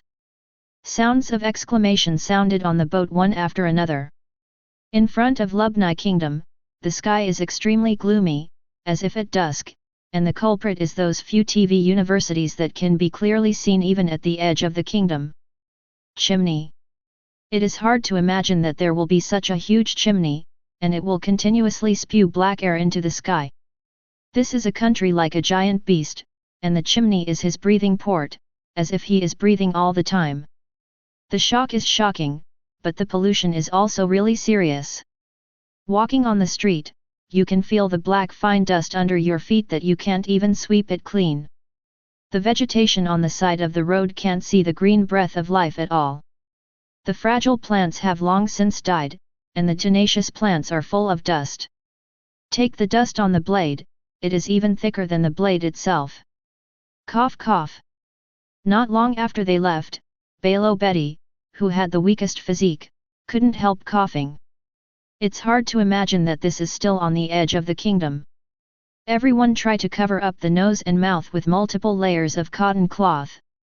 Roja reminded, and then quickly covered Balo Betty's nose and mouth. The pollution in this country is beyond his expectation. How do the people here live here? A soldier of the Revolutionary Army coughed twice and couldn't help asking. At this moment, he feels that even the stench of the terminal of uncertain objects is stronger than the air here. At least the air at the terminal is not sure to kill people, but if the air here is too much, it will really kill people. What does it matter if the people at the bottom are dead or not? The nobles still care about this. Roja looked at the city in front of him calmly and said, I am afraid that there are no nobles living in this country for a long time, and the only people who live here are animals that are not treated as human beings by the nobles. This country is very depressive, I can feel it, and the negative emotions are heavy. Fujitora opened his eyes full of whites and looked at the sky. He seems to be able to see the general trend of this country, and see the thick and deep darkness of this country. It doesn't matter whether you have eyes or not, anyway, the sky you see is black. Nagli smiled sarcastically. Find a hotel and stay first. Roja said 0.1. Betty, you'd better not stay here, you're too young. Roja said to Balo and Betty, I'll arrange some people for you to live on a nearby island first. I want to stay here. Betty's eyes were firm. Roja, you are not much older than me, you can bear it, and I can bear it, and if you can't even adapt to this environment, I don't have to think about it. Changed the world. It's useless for you to stay here, but it will hurt your health. You are different from me, and your physical fitness is too poor. Roja persuaded. If I stay here, it will definitely work. My mother said that I will bring hope to people, as long as I wave the flag. Betty said firmly. Then she raised the crude flag she brought from Maluabia village and waved it vigorously. Call. As if a breeze was blowing, everyone present felt the change.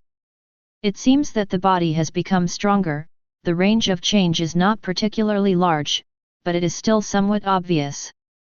Demon fruit power. Nagli stared at Betty with his eyes wide open. It should be a person with the ability of Paramecia fruit, which has the effect of increasing the combat power of a person, like a group. For ordinary people, the effect is not weak. Fujitora commented. 1. You turned out to be demon fruit power? Little Betty, have you ever eaten a very unpalatable fruit? Nagli asked. I don't know what a devil fruit is. I was too hungry a year ago and ate a fruit that landed from the sea. It was very difficult to eat, and I couldn't swim after eating it. 1. Sure enough, it really is devil fruit, good luck. Nagli couldn't help but said. The most rubbish devil fruit costs 100 million berry, and Paramecia can easily sell for more than 300 to 400 million. A peasant girl picked up devil fruit from the sea. It is indeed a stroke of luck. Chapter 57. The chat room outside was also shocked by the situation in the kingdom of Lubni at the moment. Roger, is this really a place where people live? I have seen many islands with harsh environments, but I have never seen such a dirty one. The giant screen images are extremely realistic. Just now Roger felt as if he was just like Roja and the others, in the soot-strewn Lubni kingdom. He could feel that difficult feeling even when he breathed. As well as the gloomy sky as far as the eye can see, and the huge chimney in the distance that swallows thick black smoke. Golden Lion, what a strange island, I have rarely seen this kind of island, an extremely harsh island created by humans similar to the uncertain terminal of the Goa kingdom before. Hawkins, regardless of the size or the degree of poor survival, this country is probably much worse than the terminal of uncertain objects. Most people in the chat room have never seen this scene before. After all, the mainstream of pirate world is not technology, especially this kind of heavy industrial city with super heavy pollution level. The vast majority of islands even maintain the original ecological environment. Dense forests and beasts are the norm, not the black and grey seen in front of us. Sanji, speaking of which, hasn't there been an uprising in such a country? Robin, of course there were eruptions, just for records. Since the discovery of coal in the kingdom of Lubni 100 years ago, there have been more than 30 uprisings. In particular, a super large-scale uprising that occurred 27 years ago, the total number of uprisings exceeded 100,000. An uprising of 100,000 people. Everyone in the chat room couldn't help exclaiming. You must know that Roja's detailed investigation report on the Kingdom of Goa showed that the total number of people in the Kingdom of Goa, including those in the Korber Mountains and all villages outside the Korber Mountains, does not exceed 100,000. And just a major uprising in the Kingdom of Lubni has exceeded 100,000 people. This is equivalent to an uprising by everyone in the entire Kingdom of Goa. Although the Kingdom of Lubni is definitely much larger than the Kingdom of Goa, the scale of the uprising of more than 100,000 people is still too exaggerated. Robin, I remember very clearly that this was the largest uprising before the uprising of the Revolutionary Army, but it failed in the end and was completely suppressed by Marine. The specific details are not clear. Robin, moreover, there is a very interesting record in the historical materials. Since the failure of the large-scale uprising 27 years ago, there has been no uprising record in the Kingdom of Lubni, and the specific reason is unclear. Robin is curious about this 2027. She was not very clear before, why there were so many uprisings in the Kingdom of Lubni. After watching the movie, she finally understood that in this living environment, it would be strange if the residents here were not rebellious. It's just why there was no subsequent uprising. This is hard to understand. I am afraid that only those who experienced the incident back then can truly understand the inside story. Roja and the others have been living in Lubni Kingdom for about 20 days. During the past 20 days, they conducted a detailed investigation of the Lubni Kingdom in Nuda. The area of the Kingdom of Lubni is about twice the size of the Kingdom of Goa. However, the habitable area is much larger than that of the Kingdom of Goa, because the Korber Mountains of the Kingdom of Goa are basically in an undeveloped state, and the terrain of the Kingdom of Lubudien is based on the map of Pingkun. Therefore, there are basically no tall mountains in the entire Lubni Kingdom, and almost everywhere can be inhabited. In terms of city division, the Kingdom of Lubni is divided into 5 cities in total, and the most central and largest city is named Coal and Iron City. It is said to be a coal and iron city, but it is actually a super large factory, where a large number of coal miners and other workers who use coal to smelt steel and other minerals live here. The specific number is unknown, but it must exceed 100,000 people. This is also the place with the most serious pollution and the worst living environment. The other 4 cities are 4 port cities.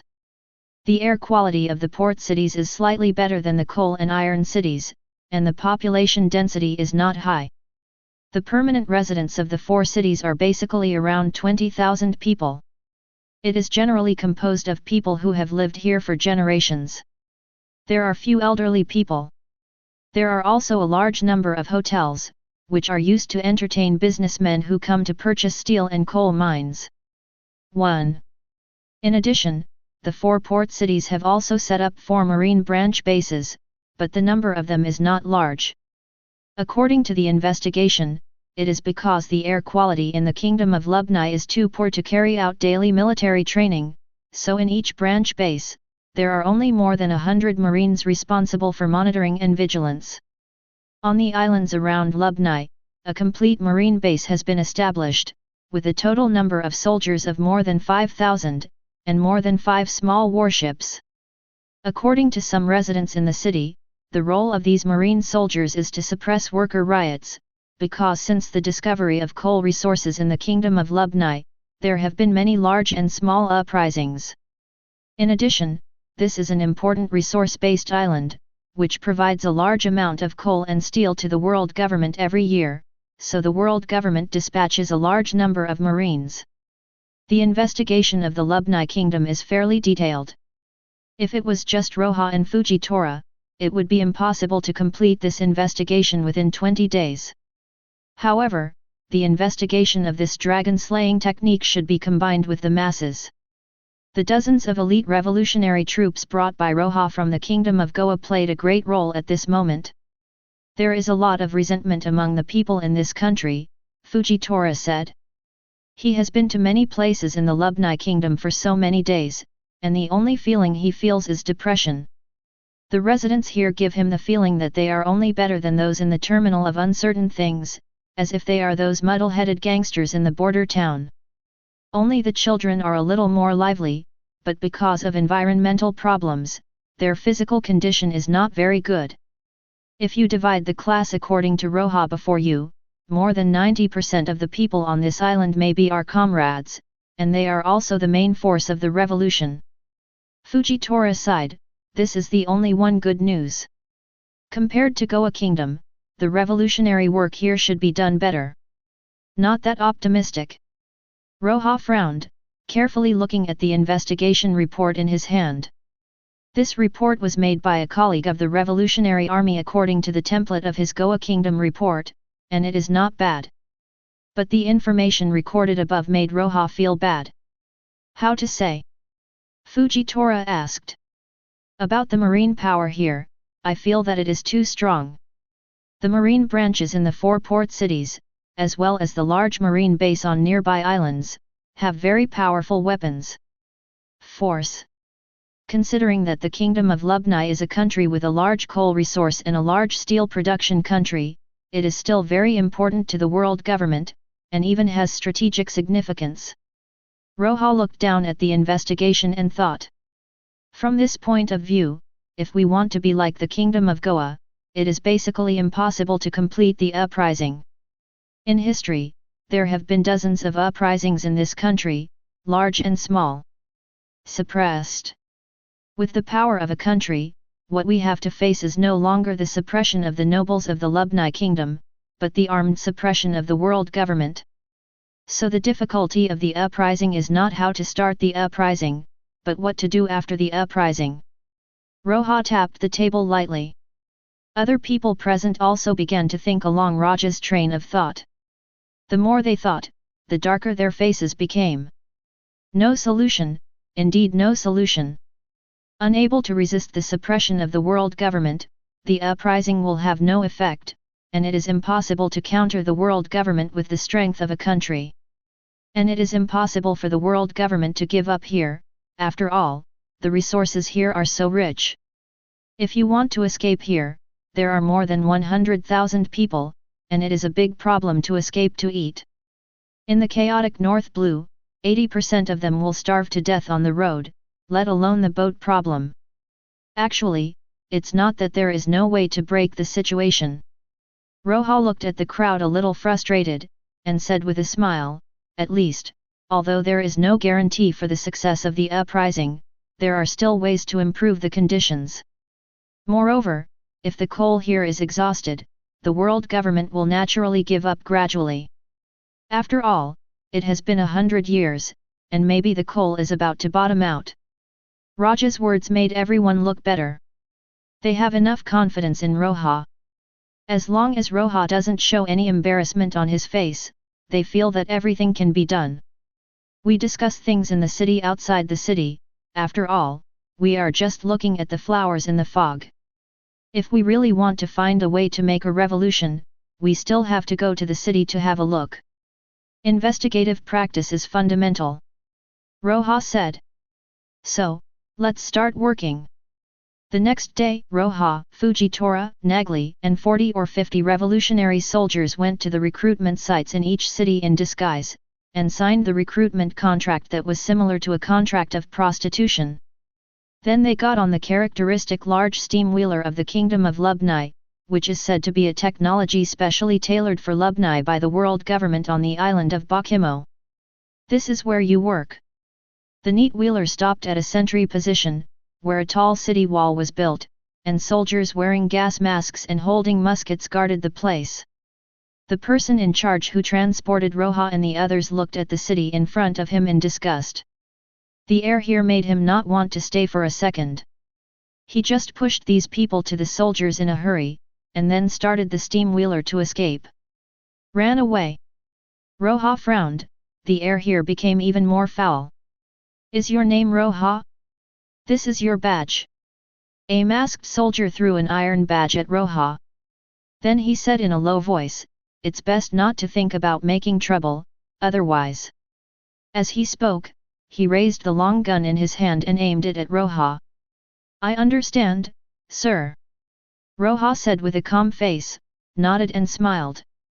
Entering the city wall, this place is almost equivalent to another world, with messy and small houses, the big chimney that is clearly visible in the distance, and those emaciated and numb people.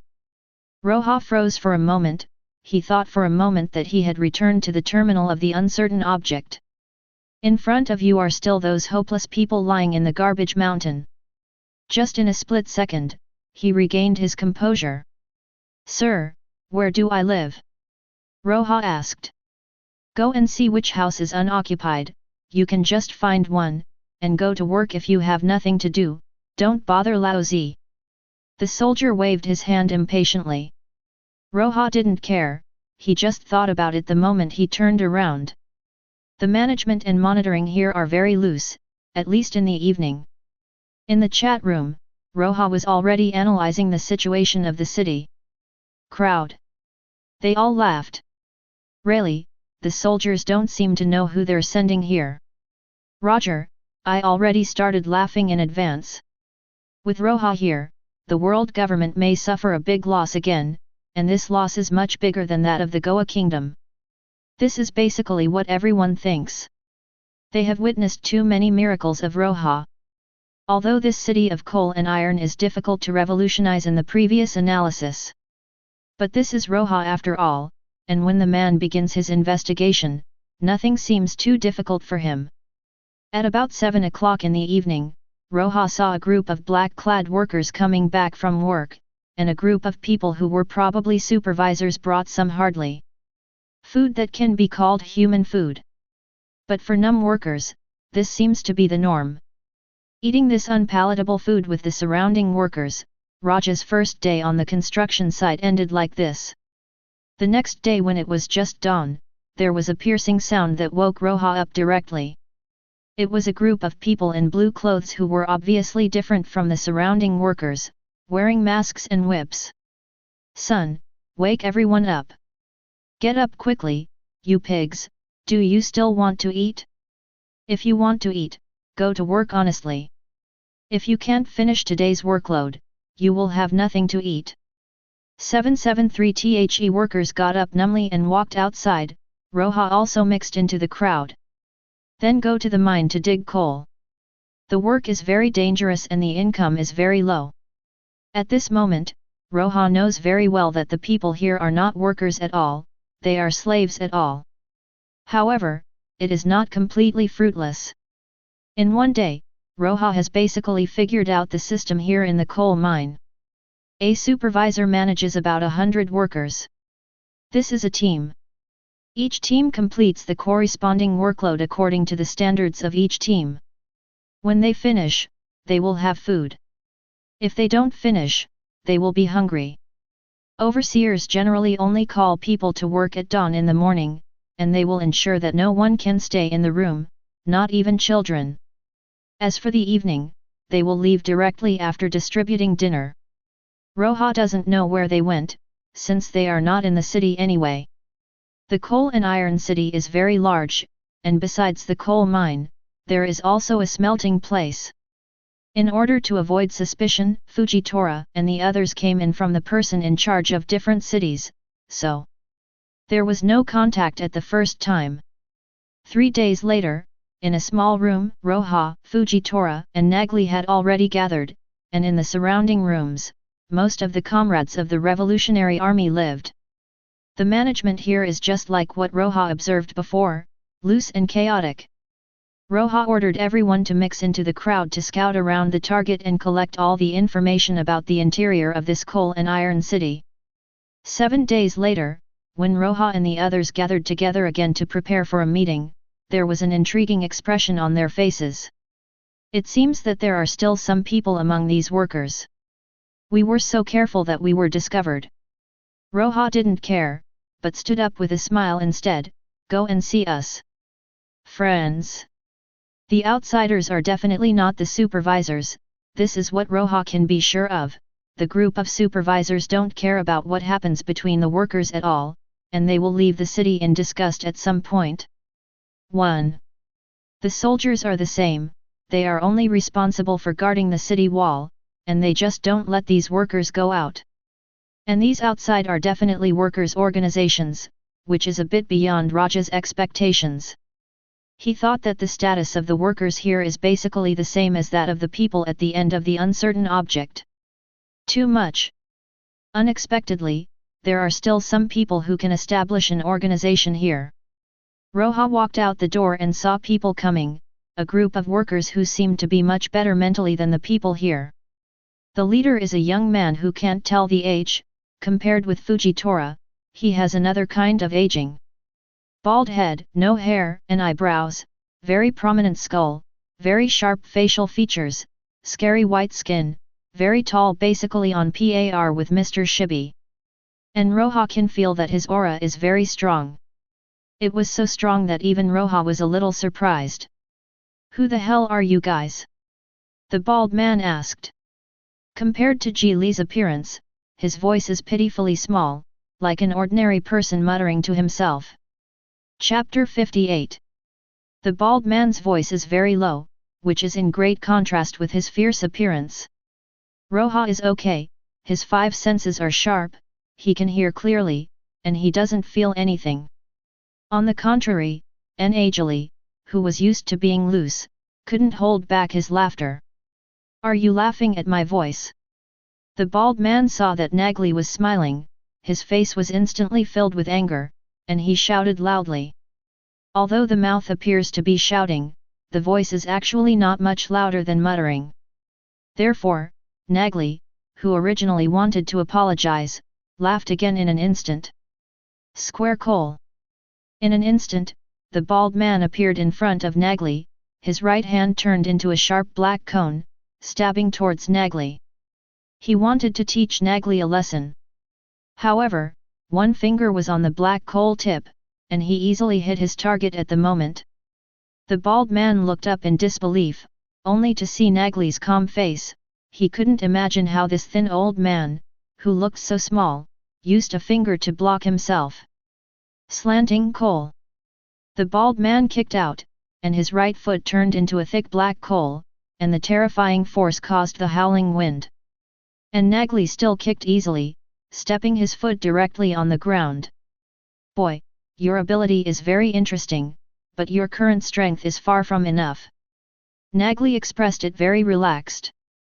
Seeing that the bald man was still trying to struggle, Nagli directly hit the man in the chest. However, the next moment, Nagli was surprised and directly revealed his eyes covered by his eyebrows. I saw that he punched out and fell into the man's chest. The man's chest turned into a black uzumaki and swallowed his fist. "You turned out to be a Logia fruit-capable user." Nagli was really not calm. Compared to Paramecia and Zoan, Logia is the rarest and the most valuable among devil fruits. Among other things, just one elementalization can kill people without haki. He didn't expect to meet a Logia ability user in a factory in such a trash country, and Shen, this Logia ability user seems to be just a casual worker here. Who has ever seen a Logia capable person who is a hard worker? Although I was surprised in my heart, Nagli's current strength is still very strong, and his armed body spewed out like an invisible shock wave, sending his bald head flying straight away. That is, at the moment when Nagli knocked the crow into the air, both Fujitora and Roja frowned. Underground, there seemed to be a flash of breath just now. "Boy, I was not joking just now. If you feel offended, I apologize, but if you think about it clearly, I will be serious if you make a move again." Nagili looked at the bald man who was still about to make a move, and said in a serious tone. Just now he has kept his hand very much, otherwise, it is impossible for this kind of person who only has fruit ability and has not undergone rigorous training to withstand his move. The bald man didn't continue to fight when he saw this. "My name is Crow." The bald man named Crow still spoke softly. But this time no one laughed again. "Nagel." Nagel lowered his eyebrows to cover his eyes, and returned to the image of a kind-hearted grandfather. "Smile." Fujitora nodded in the direction of the crow. "Roja." Roja said with a gentle smile, "Go into the room and talk, it has already attracted a lot of people's attention just now. Although it is dark now and the supervisors have left, there are still so many workers here after all. The Crow looked around, there were already many people around who were attracted by the battle just now, and poked their heads out of the room. He could only nod, followed Roja and the others into the room to work. Kingdom of Kamabaka. This is Mr. Crow. Sabo felt a little like the Crow when he first appeared on the stage. But the current Crow does not have the iconic megaphone mask in the future, nor does it have the black big coat, and it is so much younger. It made him a little uncertain. It wasn't until he activated his fruit ability that he could tell. Yes, this is when Crow was young. Long nodded. Mr. Crow used to be from the Lubni Kingdom. Koala said. Crow is a very mysterious existence in the Revolutionary Army. On the one hand, he has a temperament that no strangers should enter. On the other hand, he is really not good at communication, and he doesn't like to talk about the past. So even many members of the Revolutionary Army knew nothing about his past. Wait, in this way, didn't Mr. Crow participate in the uprising of 100,000 people who started the Ruble 27 years ago? Koala and the others have also seen Robin's history popularization in the chat room. If you count the time, it is really fast. As soon as Koala's words came out, Long and Yvonne who were present were a little silent. After a while, Long Cai said in a low voice. Crow, he was once the leader of the Great Lubni Uprising 27 years ago, but that uprising was forcibly suppressed by the bloody suppression of the world government. Long sighed, in that battle, the world government dispatched 20 warships and tens of thousands of marine soldiers. In the face of absolute violence, the labor movement was completely defeated. Until now, the Crow has not completely come out of that uprising. Mr. Crow. Sabo's tone was low. Even if he could imagine the feeling of hundreds of thousands of people putting their faith in their lives and failing miserably, he could feel the heavy pressure like a mountain. Mr. Roja from another world, the uprising will be successful. Koala tried his best to improve the heavy atmosphere with a cheerful tone. However, the faces of Long and the others were still heavy. Maybe. Long sighed softly. Even if there is more confidence in Roja, the situation of the Lubni Kingdom is unsolvable. As Roja himself analyzed, on the bright side, there is basically no solution. Meanwhile, the North Blue Kingdom of Lubni. In the underground mine, a hidden base of the Revolutionary Army is located here. The Crow is in the center of the base. Today, 27 years after that uprising ended, the coal in the Kingdom of Lubni has also been completely hollowed out. The eyes of the world government moved away from here, and a large number of marine branch bases also evacuated this basically worthless, hollowed-out island. Few people remember the dark factory that was once established in this country. The Crow was here, as if he could smell the bloody smell left in the air. He launched a worker riot back then. However, under the Marines' bullets and shells, workers fell one by one, and the corpses seemed to fill the mine. Mr. Roja, please, at least, give us hope in that world. The Crow's voice was low as a murmur. But the blue veins on his head can make people feel his mood at the moment, which is not as slight as the voice. In the small room, 6 people were crowded. Among them, Roja's side is him and Fujitora, as well as Nagli. As for the Crow, besides him, there are 2 workers who are strong and powerful, and their breath is not bad. They are stronger than the revolutionary soldiers on Roja's side. They should have experienced arduous training. There were too many people outside just now, let me introduce us again. Roja said with a smile. My name is Roja, and I am a proletarian fighter. I formed a revolutionary army in East Blue.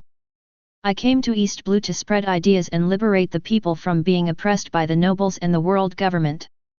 This is Mr. Smile, and this is Mr. Nagel. They are not malicious, and they are also staunch fighters. Revolutionary Army? Proletarian fighters. Crow looked at Roja with some doubts. During the conversation just now, he was a little surprised to find that things didn't seem to be what he thought. He thought that this young boy was the descendant of two adults. But now, it seems that this young man is actually the real leader among the three. The so-called Revolutionary Army and the proletariat are. Roja explained the meaning of the proletariat and the Revolutionary Army in a concise and clear language. Very interesting idea. Crow said. After talking about us, let's talk about you. Roja looked at the crow. Excuse me, we are workers in the steel factory.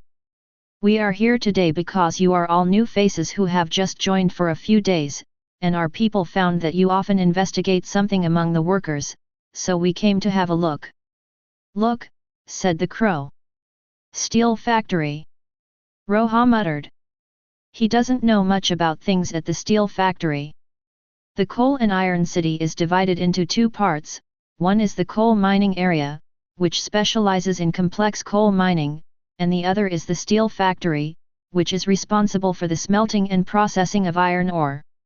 The two sides are not connected to each other, and the middle is blocked by a tall city wall. Although the workers here still have a high degree of freedom after the supervisor leaves, they cannot cross the soldiers to go to the other side. I remember that the steel factory and the coal mine are not connected. How did you get here? Roja asked with a frown. It's just that it doesn't communicate with you. In fact, the supervisors in the coal mines are actually some workers in the steel factory. The crow said something that surprised even Roja. The overseer in the coal mine is the worker in the steel factory. Yes, about 400 to 500 workers are selected every 7 days to go to the coal mine area to oversee the work. The pay is not low, and it is much easier.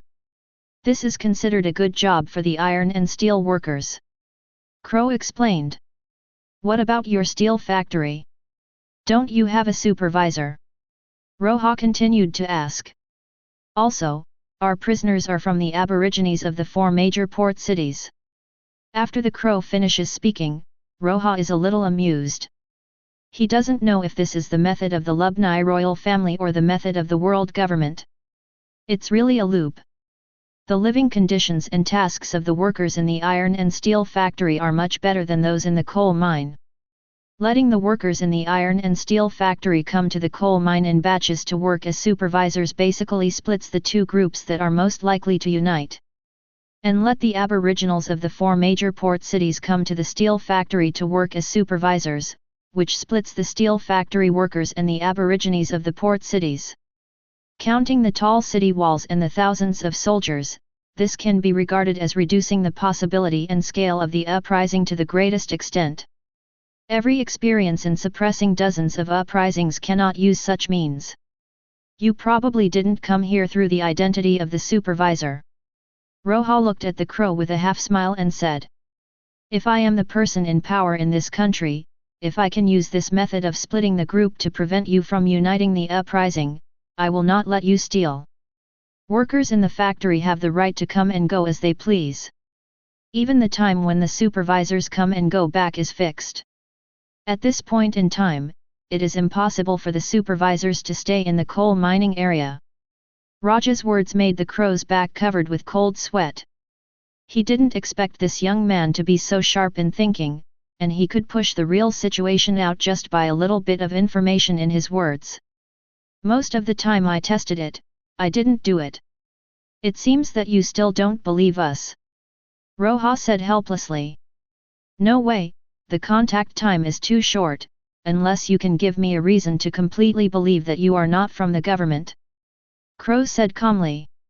I have basically seen that you are an organization within the workers, and your goal is to unite the workers to launch an uprising. If I am really a member of the world government, with their strength, we can directly arrest them just now. Seeing that the young man directly judged his identity, Crow was shocked again, but he calmed down and said, if it's just me or a few of us, this reason enough.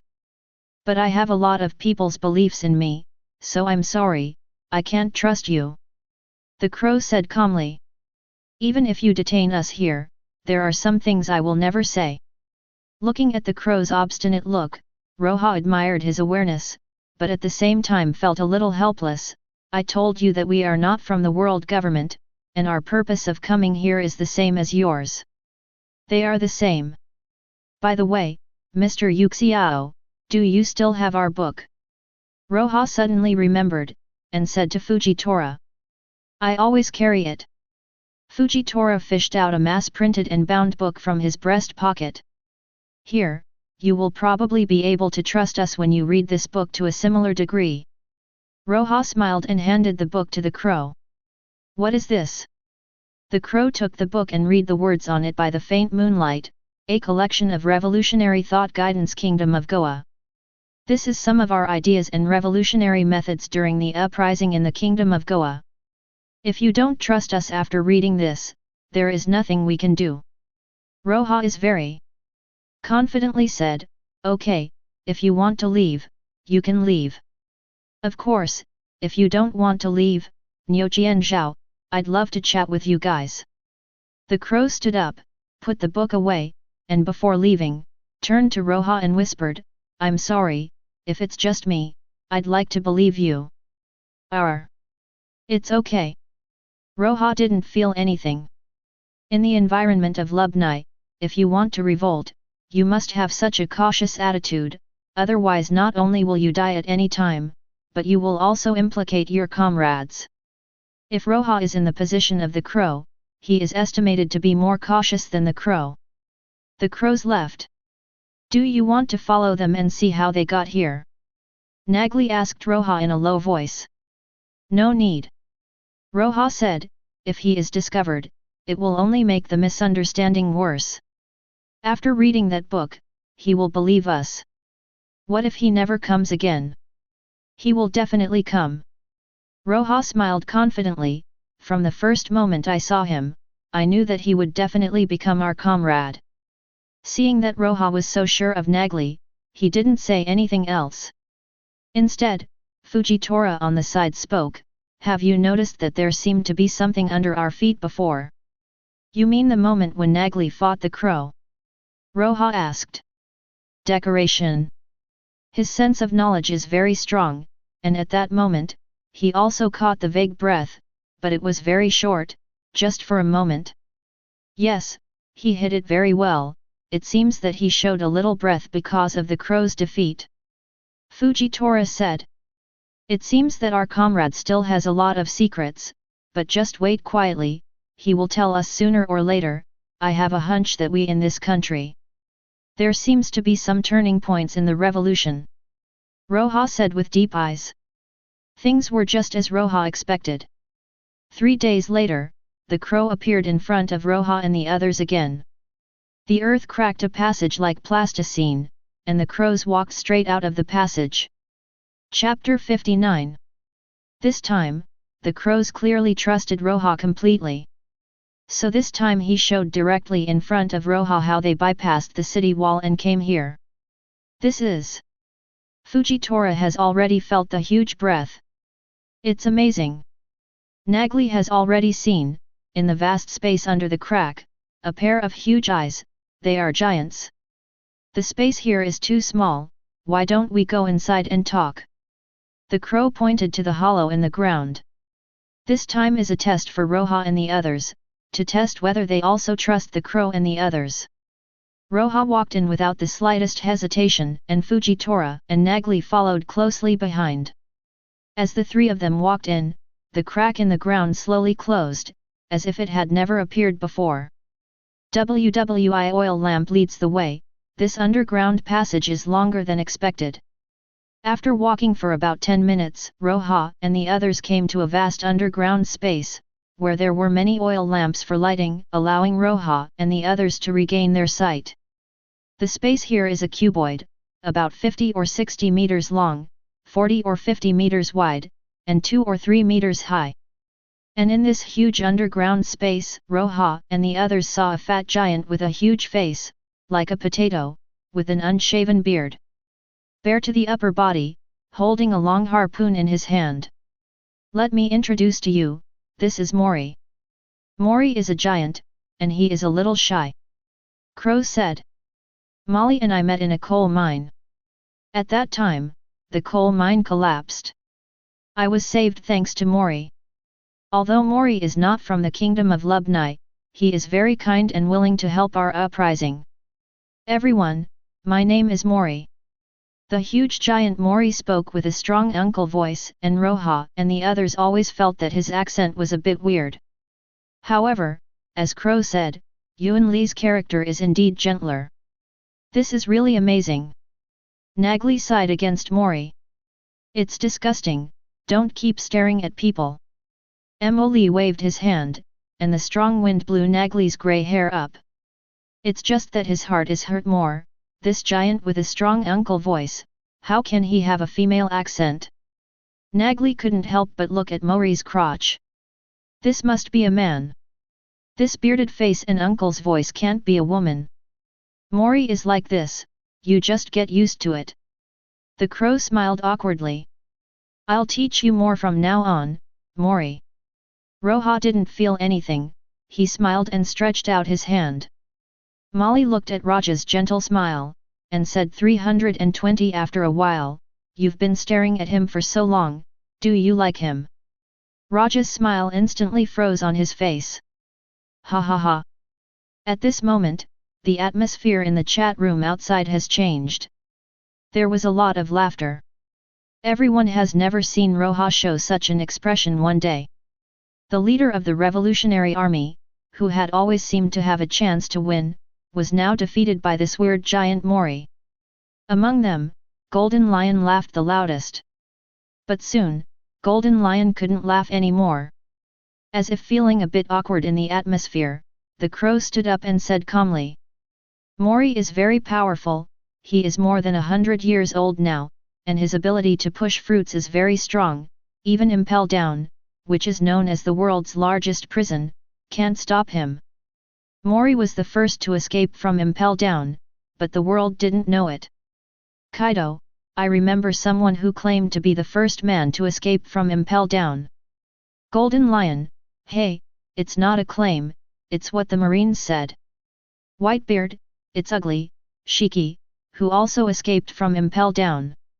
They escaped easily, but you broke your own legs. Golden Lion. Douglas Bullet, if you wait a few more decades, you will be able to escape the prison with us without damage. After a brief embarrassment, Roja and the crow also talked about business. There are tables and chairs here, as soon as you sit down. The crow excitedly took out the collection of revolutionary thought guidance and said, did you write this book? Mr. Roja? Well, most of them were written by me, and some were perfected by comrades in the revolutionary army. Roja nodded. In this collection of revolutionary thoughts, all the theoretical knowledge was written by him, such as proletarian thought and the program of the revolutionary army. And some articles similar to on closedness and openness, on the classes of the Goa Kingdom Investigation Report, etc. As for others, there are also excerpts of Goa's revolutionary experience written by some comrades in the revolutionary drama, etc. This book is really amazing. Crow said excitedly, holding the book. I was always a little confused before. I didn't expect the revolution to come like this. The role of investigation is so strong, class antagonism, etc. Your book has illuminated the way forward for our uprising. Because of your book, I have more confidence in the uprising. The crow said excitedly, although his voice was still very small. And Roja didn't say anything, just listened to him with a smile all the time. Only when he heard the crow talking about uprising, Roja pressed his hand and signaled him to pause. Are you sure you want to revolt? Roja asked. Of course, why do you ask that? The crow was a little puzzled. To be honest, I don't agree with your uprising this time. Roja said calmly. Why? Compared with Raja's calmness, Crow stood up anxiously. Since reading Raja's revolutionary thought works, the crow has regarded Roja as a person he respects very much, and even a mentor on the road to revolution, but Roja has vetoed their fundamentals. Isn't the success of your Goa revolution also an uprising? Why don't you approve of our uprising? Crow was very excited. Sit down first, don't be so anxious, we are discussing. Roja reached out his hand to signal him to calm down. The crow took a deep breath and finished, but his eyes were still full of puzzlement. Analyzing specific issues in detail, Goya's success cannot be completely tied to the Lubni kingdom. The size, resources, and importance to the world government of the two are completely different. Roja is still calm. I ask you, what is the purpose of your uprising? Roja asked. Of course it's to make everyone's life better, life is too hard now. Crow said. If it's just to make workers' lives better, then there is no need for uprisings at all. The formation of trade unions and strike negotiations have a higher success rate than your uprisings to achieve their goals. Roja said. There have been dozens of uprisings in the history of the Kingdom of Lubni, each of which was bloody suppression. Whether it is the world government or the royal family, there is basically zero tolerance for uprisings. No, it should be to let them completely shut down the coal mines and steel factories. The pollution on this island is too serious, and the life expectancy of the people has been greatly reduced. Crow continued. 1. This is a very good revolutionary goal, but do you think it is possible? The royal family and the world government will give up the resources here. That's why we have to revolt. How to revolt? Get rid of the overseer? Get rid of the soldiers outside? Occupy this country. The crow nodded. You still don't understand who the enemy you are facing. Roja said, it's not the royal family, but the world government. Given the importance of the resources in the Kingdom of Lubni, the world government will definitely send marines to conquer this country. At that time, you will face an army 10 times and 100 times better than the royal guard. Do you think the workers you organize can stand against the army of the world government? As long as we are united. The crow was full of hope. Naive. Roja retorted mercilessly, my book teaches you to do this? Did you investigate? Do you know your own strength? Do you know the opponent's strength? If you don't have a gun in your hand, can you beat the army of the world government with your fists alone? Can you beat bullets and shells? Then what can I do? If you continue to stay, you will die. Why don't you fight with the world government? You made the mistake of despotism again. Roja couldn't help covering his forehead, and said helplessly, if desperateness is useful, the previous dozens of uprisings will not fail. Then what should we do? The crow stood up, pacing irritably, his eyes no longer had the initial excitement and hope, now only restlessness and restlessness are left. Roja's words were like sharp knives that directly cut his naive and immature heart of rebellion to pieces. The key is that he still knows very clearly that what Luo, Chff, Ya said is correct, this is what makes him most desperate. Can't you calm down a bit? You're still in your 30s or 40s. Roja was speechless. When he first met the crow, he felt that this person had the temperament of a leader, was very calm and enlightened, but now, why did he feel frizzy? Roja's words stunned the crow, and after a while he said shamefully, I'm only 8 years old this year. What? Now Roja was stunned. With this big body, this bald head, this ugly face without eyebrows, and these facial features, you actually told him that he was only 18 years old. To be honest, you look like 48, at least 38. Nagli bluntly complained. I think you are quite similar to Mr. Yuxiao, he is only 26 years old this year. Roja said with a smile. I always thought that Yuxiao was already 56 years old. Nagli continued to rant. He really thinks so, Crow and Fujitora are really old-fashioned representatives. Outside the chat room at this moment, I was also shocked by the faces of Crow and Fujitora. Is this 18 years old? No one believed it, they all had the same idea as Nagli, at least they were 38 years old. Garp, wait a minute, you're only 54 this year? Damn, I always thought you were from the same age as me. Fujitora. Garp is really numb. After Fujitora became admiral, he and Fujitora have dealt with a lot, and the two hit it off. Garp really thought Fujitora was from his time. Even in terms of tone of voice and style of doing things, he is more old-fashioned than him. Sengoku, accept the facts, Inkyuo. Sengoku couldn't help laughing out loud. When he met Fujitora for the first time, he also thought he was of the same generation, but it turned out that Fujitora was even a year younger than Sakazuki. Sabo, Mr. Crow really hasn't changed at all, he looks exactly the same 28 years ago as he does now. Crow, whispering forcefully enough, Sabo. Age thing. It did ease the irritability just a little bit. Seeing that the crow has calmed down, Roja said in a gentle tone. It's not that you can't revolt, but you have to think about how to revolt, how to make a revolution, and how to achieve the goal of the revolution, instead of blindly working hard. First of all, to ensure that the strength of all workers can be united, this requires the propaganda of ideas. Secondly, to ensure the combat effectiveness of the team's armed struggle, this requires guns and ammunition. At least consider getting some from black market weapon dealers, so you won't be able to fight with bare hands. Third, the evacuation after the uprising, the island of the Kingdom of Lubnai is absolutely undefendable.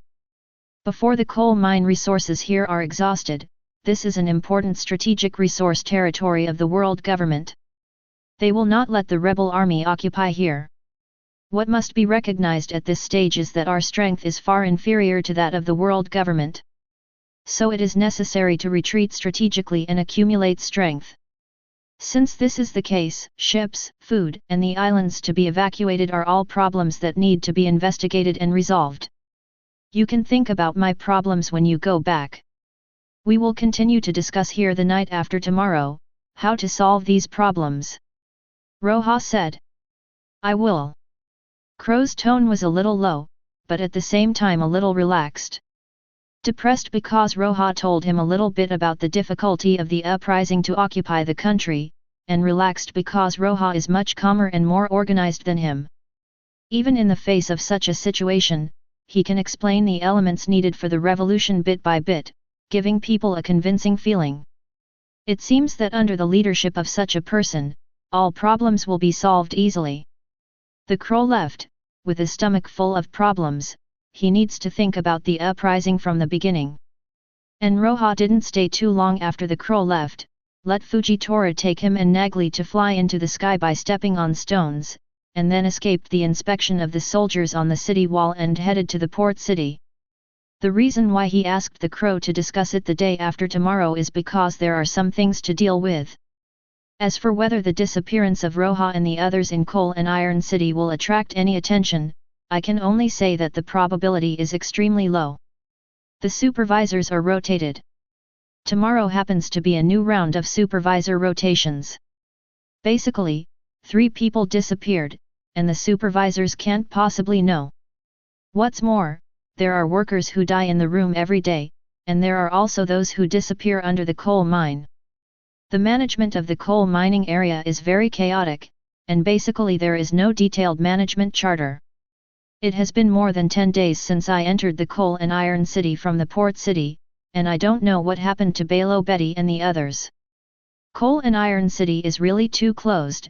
Roja has to come out from time to time to ensure that he has information contact with the outside world.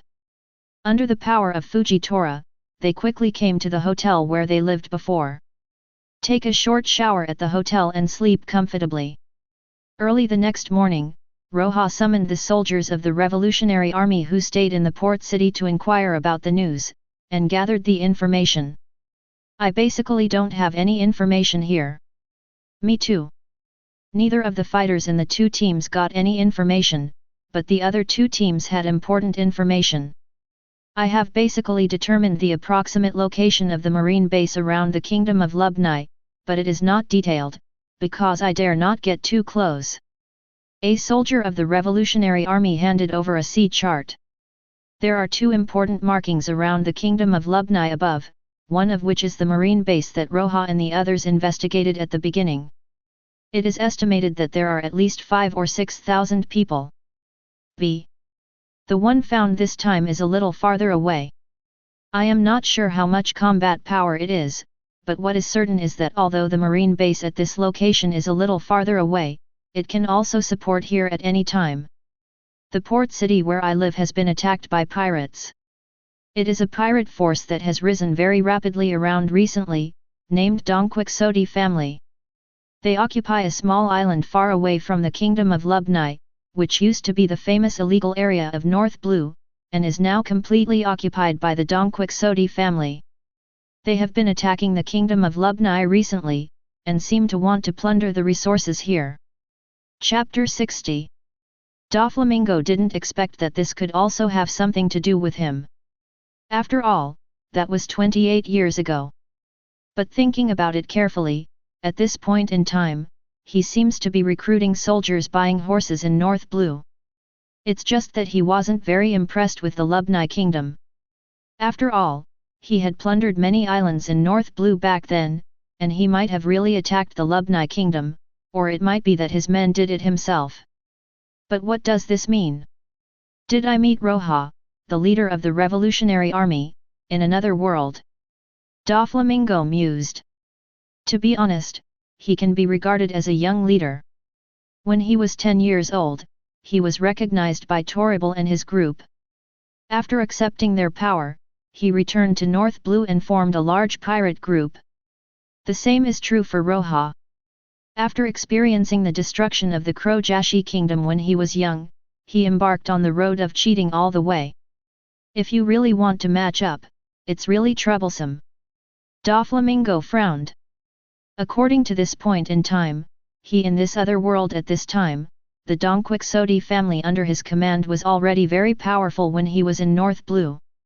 But against Roja, even if he is as proud as Doflamingo, he feels that his own chance in another world is not good.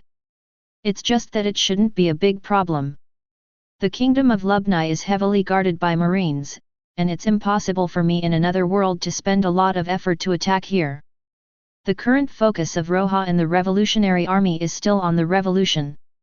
The main enemy must be the world government and the suppression of marine, and they will not confront the family.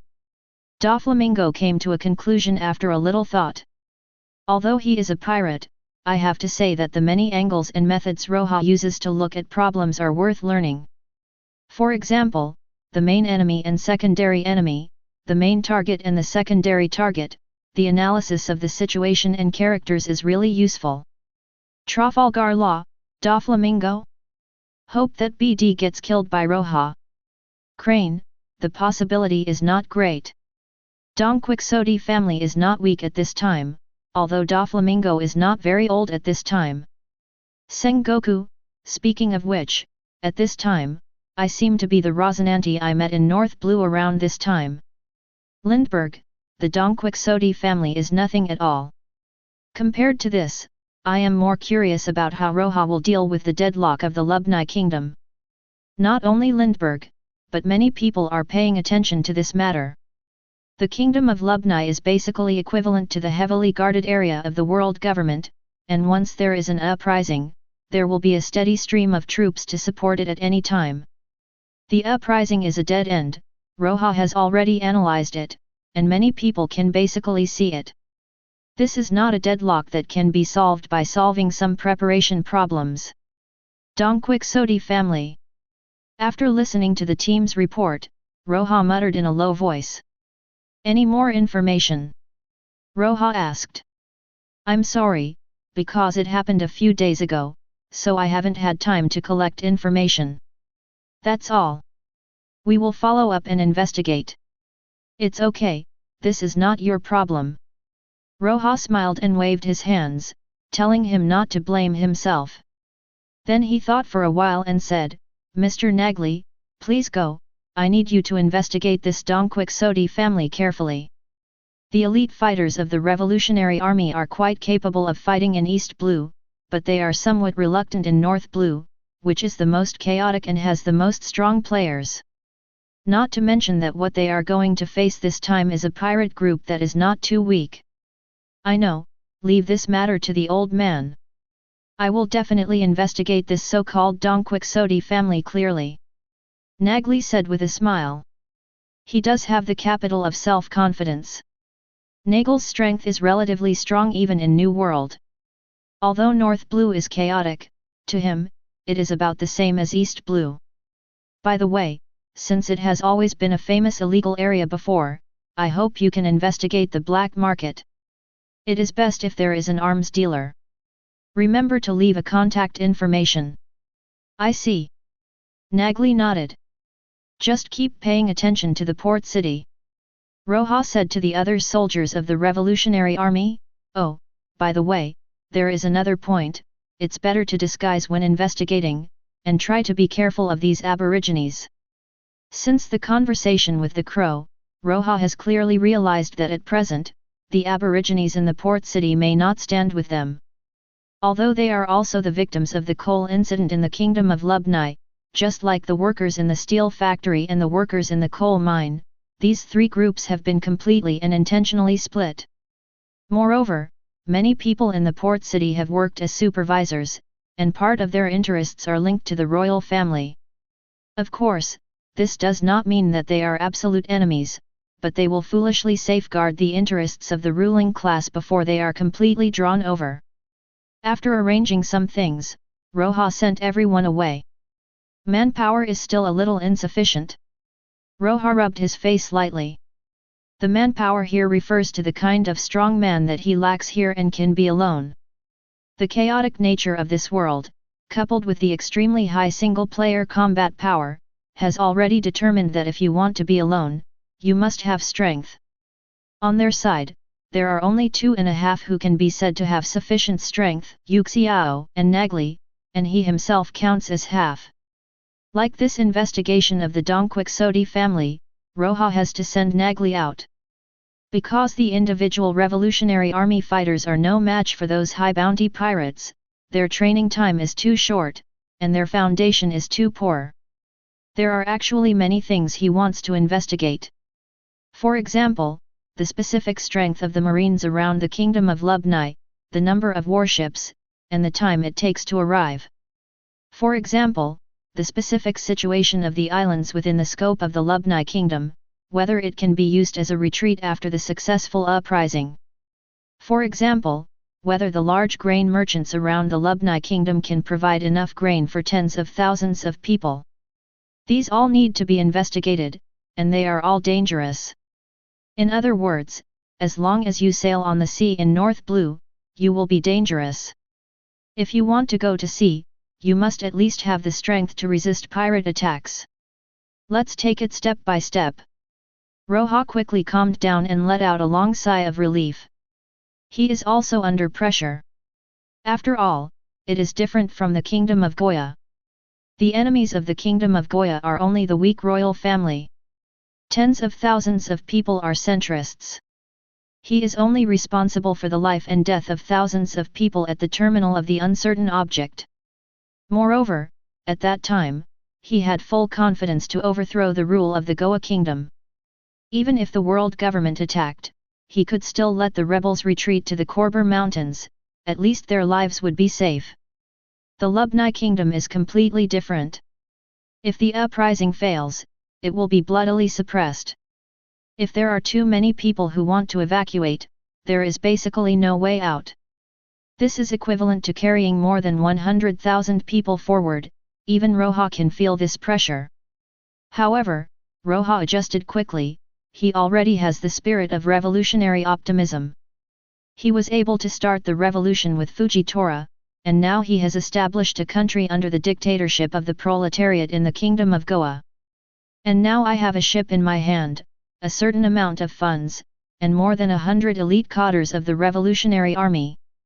With the addition of a strong man like Nagli, it is much stronger than when I first went to East Blue. It was night. Roja and Fujitora took advantage of the darkness and flew from a high altitude to Coal and Iron City. And during this day, Fujitora was a little puzzled. Until the evening, Fujitora finally couldn't bear to ask Roja. Roja, why did you ask Mr. Nagel to investigate the Dongquixote family? This is just a North Blue pirate force. So that's what you've been wondering about today, Mr. Yuxiao. Roja couldn't help laughing, but he was still happy to answer Fujitora. First, I heard from comrades that Don Quixote's people attacked the port city a few days ago, whether they were simply looting or for the coal and steel resources here. This can all explain a problem, that is, they are still very courageous, at least they are not very afraid of marines. There are a large number of marines stationed around the kingdom of Lubni.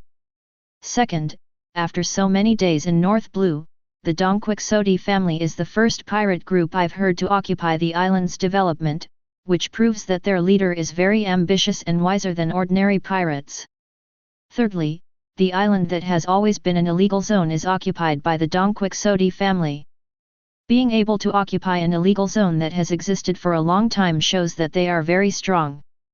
There is not a lot of information about them, but it can basically be released. They are a not weak pirate group, basically much higher than the North Blue pirates we have seen so far. As a big pirate force close to the Lubni kingdom, they are just like us, they are natural enemies with marine. I was thinking, maybe we can take advantage of them. Speaking of this, Roja said in a serious tone, to be honest, I am also looking for a breakthrough point. The situation in the Lubni kingdom is relatively bad, and the uprising is more difficult. It is necessary to collect more information about this place.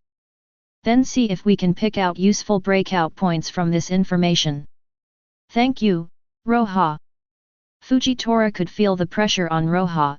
If you need anything, just let me know. Don't worry, I will, Mr. Yuxiao. Roja said with a smile. Today's labor is still in the coal mines. The mines in Lubni Kingdom are already very deep, but there is still coal, which makes people wonder whether the coal reserves here are infinite. It would be nice if the coal ran out here, said Fujitora, who was digging coal next to Roja. This country is famous for its coal, but only the royal family and nobles are rich in coal. The life of the people has not become better because of this rich resource, but has become more difficult. Ask for flowers. Fujitora's emotion is also caused by this. If there is no coal, the environment here will not be so bad that it will harm the body. If there is no coal, the attention of the world government will not be so high. I am afraid that the uprising will have succeeded long ago. The first breaking point is here. Roja's eyes lit up when he heard Fujitora's words. What? Fujitora asked. Although it is not yet certain, it can be tentatively designated as coal digging. Roja said with a smile. Coal digging. Fujitora was even more puzzled. After a day's work, Roja and the others returned to the room. When the night got darker, Roja and Fujitora simultaneously sensed movement underground. Not long after, a 2-meter-wide opening opened. Appearing in this room, Roja and Fujitora got in immediately. Same as last time, walk down the winding passage, and gradually come to a huge space under the pole. Here, the crow is already waiting. How are you thinking? Roja walked up to the crow, pulled out a chair and sat down, and asked with a smile. I hope you can lead us to the revolution, please, Mr. Roja.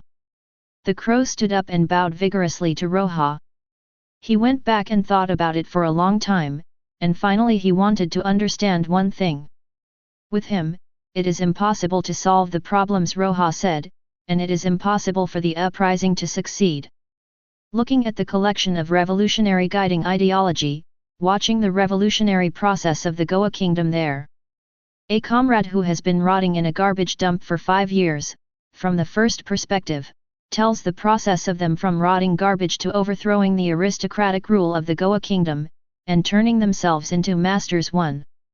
He understands that only Roja can lead them to the final victory. I see. Roja nodded, and said gently, sit down first, the revolution is not something that can be accomplished overnight, let's take it step by step. The gentle voice seemed to have the power to calm people down, and the crow sat down. Roja looked around, smiled, Crow, Mori, and tens of thousands of oppressed comrade workers outside. The enemy is very powerful, but there are also many comrades. A wave of confidence gushes out from my heart, who says the revolution cannot be successful? Revolutionaries have always made their own way. If there is no way, then find a way. First thing, information about the steel plant. Roja took a deep breath, his eyes became serious instantly, he took out the paper and pen, and said to the crow, I ask. You answer in detail. The environment of the iron and steel factory, the composition of the supervisors, the wages of the workers and the degree of exploitation and oppression, how many workers have you contacted so far, the guards near the iron and steel factory. Roja throws out one question after another, and the crow also answers little by little. Some of them know a lot and answered in detail, while others are more rough, but they can also know a general information. With just one question and one answer, the time will pass quickly. It was late at night, but no one felt sleepy. Roja's questions are very targeted, and he can also make a sharp analysis. During this process, the crow and the others felt that the path of uprising, which had already become a dead end, seemed to have seen a little bit of it during Roja's inquiry and analysis. Light. The crow is the leader of the workers' uprising, he still knows a lot of information, which greatly reduces the effort required for Roja's investigation. I already understand the general situation. Roja quickly glanced at the information in the notebook, and then said concisely. First, who is the enemy and who is the friend? Let's not talk about the distant enemies. The nearby enemies are the soldiers who blocked here and suppressed the marine here. Friends, the recognition of the iron and steel factories, the workers in the coal mines, this is the object we must unite with. Overseer is not a complete enemy, they are also exploited and oppressed, they can be wooed, tentatively. Understanding the enemy and friends, the means of the revolutionary army are also clear, win over the overseers of the port city, and fight against the blockade soldiers and suppressed marines. This leads to the second point, the purpose of the revolution. According to the information I read, the workers in the coal and iron city are roughly divided into two types, one is the aborigines, and the other 10 are the slaves sent by the world government. It should be noted that the purpose of the two is not the same. The purpose of the slaves may just want to escape from this place. They can carry out fierce resistance and riots. Indigenous workers, especially those with families, they may not want to leave their hometowns, what they want is only a little concession from the world government and the royal family, their leaning may be biased toward negotiation. I need you to investigate this point, it is very important. Roja looked at the crow and said, the latter nodded solemnly. Before doing these investigations I have one more thing for you to do. Just say what you want, and I will definitely do it. The crow said seriously. Establish a trade union. Roja's voice is sonorous and powerful. Man. Chapter 61. Union. The crow repeated in a low voice. When the word came out of Roja's mouth, he felt an inexplicable sense of power. Yes, union. Roja repeated, that means union of workers. If we want to unite the workers and protect the interests of the workers to the greatest extent, we must establish a workers' union. The voice of a worker is weak, but the roar of thousands of workers can frighten those nobles and royal families who only want to enjoy themselves.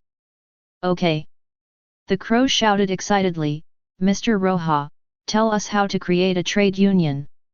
First of all, let's make it clear that the highest authority of the trade union is the General Assembly, which is composed of all trade union members and is responsible for deliberating various matters within the trade union. If you want to establish a trade union organization from scratch, the first and most important thing is to develop members, explain the concept of trade unions to workers, and let workers spontaneously join the trade union. 1. Considering the number of workers in Coal and Iron City, we can be divided into major trade union groups, discuss with each other, and finally aggregate to the final management of the trade union. You can find a few familiar and trustworthy workers first, and then spread out the development of members. Roja said while thinking. There is one thing I hope you can do, that is, when developing members, register the detailed information of members as much as possible. If you are an aborigine, what work did you do before, and what specialties do you have? If you are a slave, what was your identity before you were caught? You are not a member of a member country or a pirate, etc. These information are very important. Roja exhorted. I see, this shouldn't be too difficult. I still have some reputation among the workers at the steel plant. Crow said confidently. Seeing his self-confidence, Roja knew that he might not have a little reputation. The Crow has eyeliners in the mining area. Before Roja came to the 500, he could almost be called the leader of the workers here. After developing members, let's talk about the organization. You can select some educated and insightful members from among the members to facilitate management. I roughly divide the functions into 4. The propaganda department is responsible for giving some simple speeches on a regular basis, allowing workers to recognize their own exploitation situation, and raising a wave of resistance against the same enemy. The second one, the negotiation department, is in charge of negotiating with the royal family and the world government. The main method can be through strikes. If it doesn't work, uprising. Is it useful to negotiate with the world government? The Crow's eyes were full of resentment, and he said, in every previous uprising, they never listened to us at all, and only pointed their guns at us. Uprising is not a method of negotiation, but a last resort, and strikes are. Roja explained. Whether it is the royal family or the world government, the reason why they value the Lubni kingdom is also because of the rich coal resources here. Simply put, it is profit. The uprising cannot be eased, but the strike can be negotiated. If you want to resume production, you have to make certain concessions, and don't make concessions, unless they also engage in bloody suppression in the face of the strike. Although there is a saying that is very sad, slaves are also the property of capitalists. If too many slaves die, capitalists will also feel distressed. Between the loss of profits, they will naturally choose the one with the smallest loss, which will result in a concession. I see, what you said makes sense, Mr. Roja. Although Crow doesn't like to compromise, he knows what Roja said is right. The third is the supervision team, which is used to monitor whether the factory has made concessions, and the other is to monitor our own people. One of my own. Crow was a little puzzled. Yes, I call it a scab. If workers want to be powerful, they must be united to make capitalists make concessions. A scab is someone who destroys the interests of all workers. Roja explained. There shouldn't be such a person. Crow is still a little naive at the moment, he can't imagine how such a hard-pressed worker would be betrayed by the trade union. Don't overestimate human nature. What if the world government and the royal family send people to win over a group of workers? What if they secretly give higher conditions and let them break the workers' strike? Roja's eyes are calm and rational. This place is completely different from Goya. Not only is the environmental system different, but there are also too many people to manage. The Crow didn't say anything more. You can find some trustworthy people, organize workers' pickets, and if necessary, you can take coercive measures against scabs. Roja sighed. The fourth one is the condolence department. If a worker is injured during the strike, the trade union should give condolences and help them with treatment. It can also be called the logistics support department. Okay, that's about it. These are enough for you to do for a while. Roja said, let's discuss today's matters here first. We can continue to discuss specific matters later. I'll do it as soon as possible. The Crow said with a solemn face. He gained a lot today. The most important thing is that with the leadership of Roja, they really found the bottle. Instead of just thinking about uprising and desperately like before. This kind of opponent is really scary. In a sea area of New World, on a marine warship, Crane couldn't help but sigh with emotion. She watched Roja use the existing information bit by bit to come up with an effective organizational framework in a short time. Looking at him, facing an almost deadlocked environment, he found his direction and began to mobilize the masses little by little. Manpower is sometimes poor, and a person's mighty power has a limit, even if it is 4 emperors, 1 piece, but this kind of leader-level figure is the most terrifying opponent. They are calm, rational, wise and far-sighted but not presumptuous. While they are powerful, they will not misjudge the situation and understand the potential development. There is one more thing Crane didn't say. Roja is more terrifying than the people she mentioned, because he is not just an ambitious person who provokes war, but a revolutionary who fights for liberation. This definition was proposed by Roja, and Crane himself couldn't find a better word to describe him. It is precisely because of the simplest thing that Roja said that he can blend in and activate the world's lowest and also the greatest power. Civilian. Crane can't describe this kind of power, and she, who is not low in wisdom and vision, can only see from Roja's step-by-step development that it seems like a monstrous wave, sweeping towards the red line. Although not yet, it is definitely inevitable. This wave will roll from all over the world, and when it completely converges, even the world government, which has ruled the world for 800 years, cannot stop it. Yet, but Sister He, I don't think Mr. Roja is scary, on the contrary, I feel that what he did is right and wrong, it's easy to tell. Jun said calmly and profoundly, as Mr. Roja himself said, it is very important who is the enemy and who is the friend. A lot of people are in the position where they should start from their own class to discover their own political stand, to discover who is the real friend and who is the real enemy. People.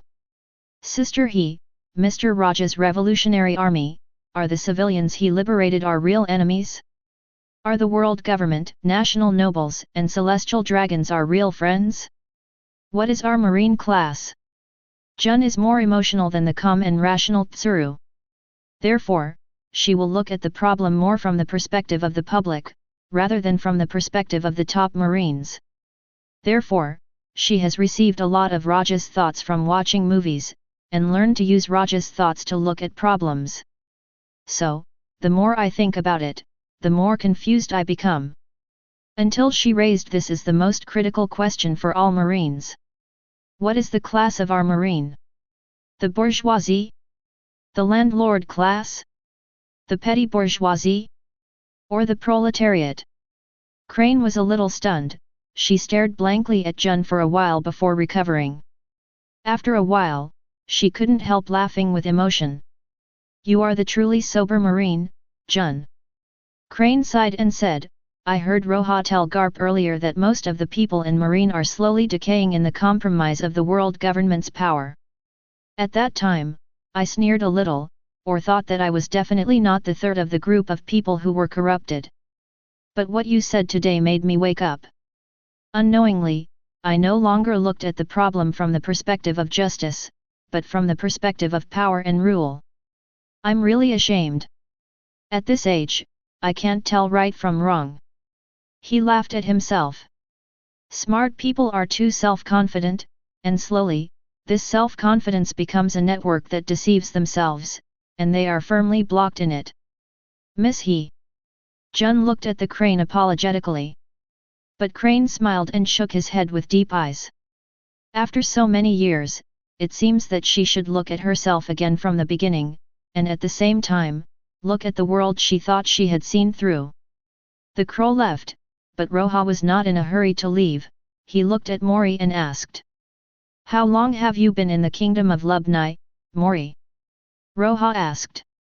I can't remember, most of the time was underground, maybe a few years. Mori thought for a while and said. In the past few years, what do you know about the coal mines underground in Lubnai? How many coal mines are there underground in Lubnai? There are still many large coal mines. According to their excavation progress, they should be able to dig soon, and they should be able to dig for a long time. That's it. Roja lowered his head and pondered for a moment. Can I trouble you with one thing? Mori? I hope you can help me remember the locations of those large coal mines, okay? No problem, this is not a problem for Mori. Mori is easy to talk. Speaking of which, as a giant who can stay underground for several years at a stretch, he can be regarded as an extremely gentle personality that is rare among giants. Roja leaves the underground with Fujitora. What's your plan to ask Mori to write down the location of the coal mine? Roja. Fujitora couldn't help asking after getting out of the ground. It's just an idea. The root of the world government's emphasis on the Lubni kingdom is the coal mines. I wonder if I can dig up all the coal mines here in a short period of time and then smuggle them out, whether it's hiding or buying them. As long as the coal mines are gone, the Marines of the world government will basically be withdrawn. By that time, even if there are real workers' uprisings and riots, there will basically not be too many Marine suppressions. Roja analyzed. How is this possible? The coal mines in the kingdom of Lubni have been mined for 100 years, so how could it be hollowed out in a short period of time? Fujitora shook his head. Actually, there is still some hope.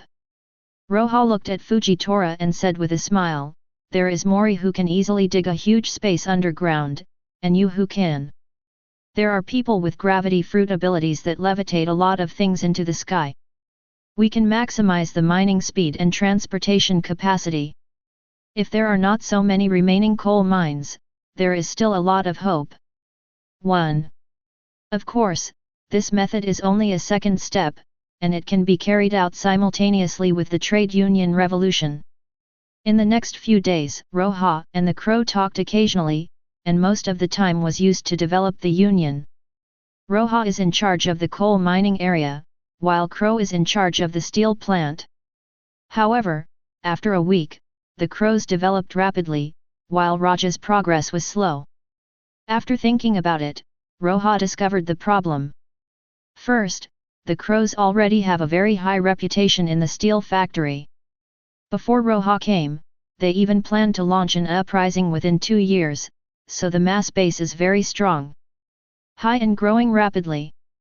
Secondly, according to the information provided by the Crow, the living environment and food in the steel factory are much better than those in the coal mine. Because the coal mining area is the most dangerous and has a high death rate, it is generally dominated by slaves, while the Crow side is dominated by Aboriginal people. There is still a big difference in treatment between the two sides. Thirdly, in the coal mining area, the food conditions are poor, basically barely full, starving to death, and there are records of many uprisings being suppressed. So the state of the workers here is much more sluggish, and their will is basically the same as that of the people who did not know the end of things at the beginning, and there is no hope at all. For people in this state, it is basically useless to try to arouse their long-worn resistance through speeches and other methods, and no matter how good the speech is, it is nonsense. There is a way, and that is to attract them to join the trade union through food, just like the original terminus of uncertain things, and only after they are full will they be willing to accept the letter of the speech.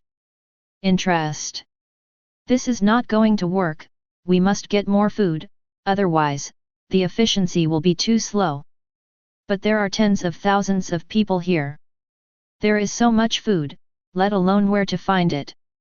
Even if someone really sells it, we don't have that much money. East Blue. Roja said suddenly. Kingdom of Goa.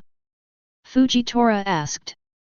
Yes, Mr. Yuxiao, I hope you can rush back to East Blue as quickly as possible, so that Gomon can bring me at least 3,000 tons of food. Tell him, let him get some heavy-duty merchant ships, the more food the better, and we will give him coal.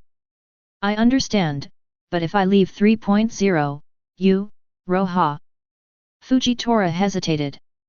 So far, he has been by Roja's side to protect his safety. After leaving for a while, he felt a little uneasy. Don't worry, Mr. Smile. Tonight I will hand over the work of Coal and Iron City to the Crow, and I will return to the hotel in the port city. With my current strength, these pirates from all over the world will. Ben wasn't able to hurt me. Roja said lightly. I understand. Fujitora didn't say anything more, he also knew the priority of the matter. That night, Roja handed over the matter here to the crow, telling him that he would leave for a while. After explaining everything, Roja and Fujitora returned to the port city. Fujitora planned to leave directly the next day, but Nagli's return interrupted his plan. Nagli brought back an arms dealer. The arms dealer came directly with you? Roja asked curiously. Yes, I told them it was a big deal, but they just wanted to have an interview with you, so they came directly. Nagli said. Don't you know we don't have much money now? Roja was speechless. Well, they seem to be more short of money than us, but the quality of their weapons is still very guaranteed. I tried it. It is much better than the standard equipment used by marine soldiers. Oh? Take me to meet them. Roja became more curious. This arms dealer has something to offer. He can actually get better standard weapons than marine. A moment later, Nagli brought Roja to a hotel. After knocking on the door, the people inside made Roja's face change slightly. Hello, we are Mads. The head of a man with an unusually huge head said to Roja. My name is Vegapunk, I heard you need a large number of weapons. Chapter 62. The arms dealer is Vegapunk. Jean Doan, is he actually an old man? Golden Lion, Vegapunk actually works as an arms dealer in North Blue? Roger, why are you so surprised? Didn't Mads appear in Garp's son's movie before? The appearance of Vegapunk instantly surprised everyone in the chat room. They didn't expect that the super scientist who claimed to be 500 years ahead of the world would meet Roja at this time, this place, and in this capacity. This is a rather dramatic meeting in the eyes of latecomers. One is the leader of the revolutionary army with advanced thinking, charisma and ability, with the goal of overthrowing the world government. The other is the most useful man in the world who has advanced technology and joined the world government. And these two men actually met in a small hotel in Lubni Kingdom on this day 28 years ago. But after the dramatic feeling, there is another feeling in everyone's mind. What kind of situation will it be if Roja and Vegapunk join forces? Relying on Vegapunk's technology, the world government has developed terrorist machines like pacifists. Similarly, the Sea Stone warship developed by Vegapunk has also opened up the most critical path for the world government to control the situation in the four seas. Known as the most useful man in the world, Vegapunk's role is not covered. Even pirate careerists like Golden Lion are very aware of the value of Vegapunk. Crow, probably not, Vegapunk and Mr. Luo will join forces. The voice of the crow is a little excited. You know, what Roja is doing now is the liberation of the Lubni Kingdom. It is very difficult and almost a dead end. However, if Vegapunk joins, the chances of winning will be even greater. Crocodile, Hat, if these two get mixed up, those bastards in the world government will have a headache. Even as reckless as Crocodile, he recognizes Roja's ability and Vegapunk's ability very much. These two, either one, have the power zone to shake the world. Roja has the power to shake the people of the world, and Vegapunk is responsible for developing weapons to arm the people. Together, Crocodile can only be silently mourned by the world government. It's not just what Crocodile thinks, it's what everyone in the chat room thinks too. Of course, the five elders are much more anxious than these fun people. Sa Tans Hung, don't think about it. How can these two people cooperate? Rocks, five elders came out, I thought you five were dead, now I can't sit still anymore. Saint Peter, if you think about it for a while, you should know. How could Vegapunk join the revolutionary army at this time? Does the revolutionary army have money? Do they have resources? Nothing. Have you guys forgotten how he rejected Monkey D. Dragon in the last viewing? Rocks, I'm in a hurry, five elders are also in a hurry, can you tell us that this is useful? Actually, five elders has a lot to say. It has been 4 years since the last encounter between Vegapunk and Dragon. During this period, Vegapunk has become much calmer, and the communication with Dragon is also very harmonious. But in the end he refused, because the dragon could not provide Vegapunk's research funding. From this point of view, the encounter between Roja and Vegapunk will most likely end in separation. Enter future herd. Is that so? Professor Vegapunk? Kizaru asked Vegapunk, who was sitting beside him on a pile of steel trash. Vegapunk searched the memory in the database for a while, then nodded. If it was me in this period, 99% would be like this. Vegapunk never gets out of poverty. It's really realistic. Kizaru couldn't help but said. After getting Vegapunk's negative answer, Kizaru didn't know how he felt. It seems a little disappointed.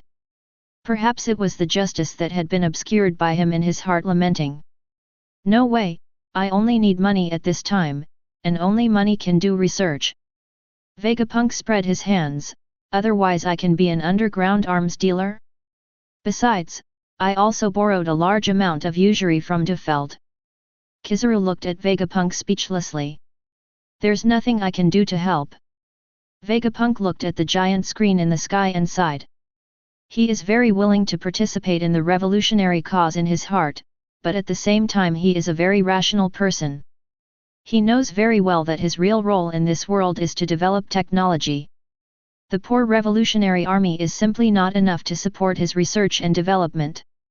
If he was in the revolutionary army, he might have to delay his research for at least 20 or 30 years. Hello, Mr. Vegapunk, my name is Roja.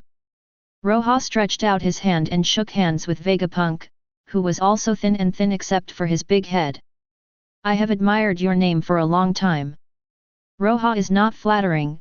Vegapunk is quite well known in North Blue, and as North Blue's most technologically advanced organ island, Bakimo itself has received a lot of attention. And Vegapunk has shown super talent since he was a child, and he is the most prestigious young genius in Bakimo. To what extent is he a genius? He just made thousands of technical drawings when he was a teenager, most of which even the most technologically advanced Bakimo cannot satisfy his research. 1.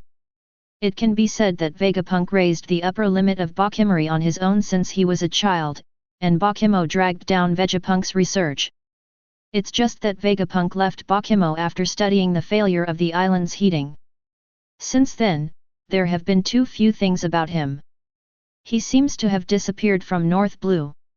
Roja has read a lot of books about North Blue during her voyage in North Blue, and she still has a lot of understanding about Vegapunk's young life. He didn't expect that Nagli was so powerful that he actually invited the strongest scientist in the world. If he could recruit this scientist, Roja would be able to come up with several more plans for the revolution of the Lubni kingdom. Thinking of this, Roja's expression became much warmer. It's just that compared to Roja's enthusiasm, Vegapunk's face at this time is cold and expressionless. At the same time, because of his experience as an underground arms dealer for more than 10 years, he also looks abnormally fierce. How many weapons do you want? Hurry up, please. Time is money. Vegapunk looked impatient. He has been waiting here all night. If it weren't for Nagli's strength and the fact that he has a big order, he wouldn't have come here at all. Leave the weapons aside. Roja didn't care. He turned to a revolutionary soldier and said, Uroka, bring us the jewelry and gold on our ship. Hey, how much? Uroka, a soldier of the revolutionary army, asked. All. Yes. After a while, several soldiers of the revolutionary army walked into the hotel carrying several large boxes. The box was opened, and the shining golden light instantly blinded Vegapunk's eyes. Cough cough, I don't know you, cough, you, oh no, what does Mr. Roja need? Ours is definitely the most advanced weapon in the world, and after-sales services included. This is my phone bug, encrypted calls, safe high quality, always on call. Of course, I actually have some other scientific research projects here. If you are interested, you can also invest. The rate of return will definitely satisfy you. Vegapunk has the information gathering of brain fruit, and he is definitely the most knowledgeable person in the world. He can roughly estimate the value of these boxes of jewelry gold at a glance.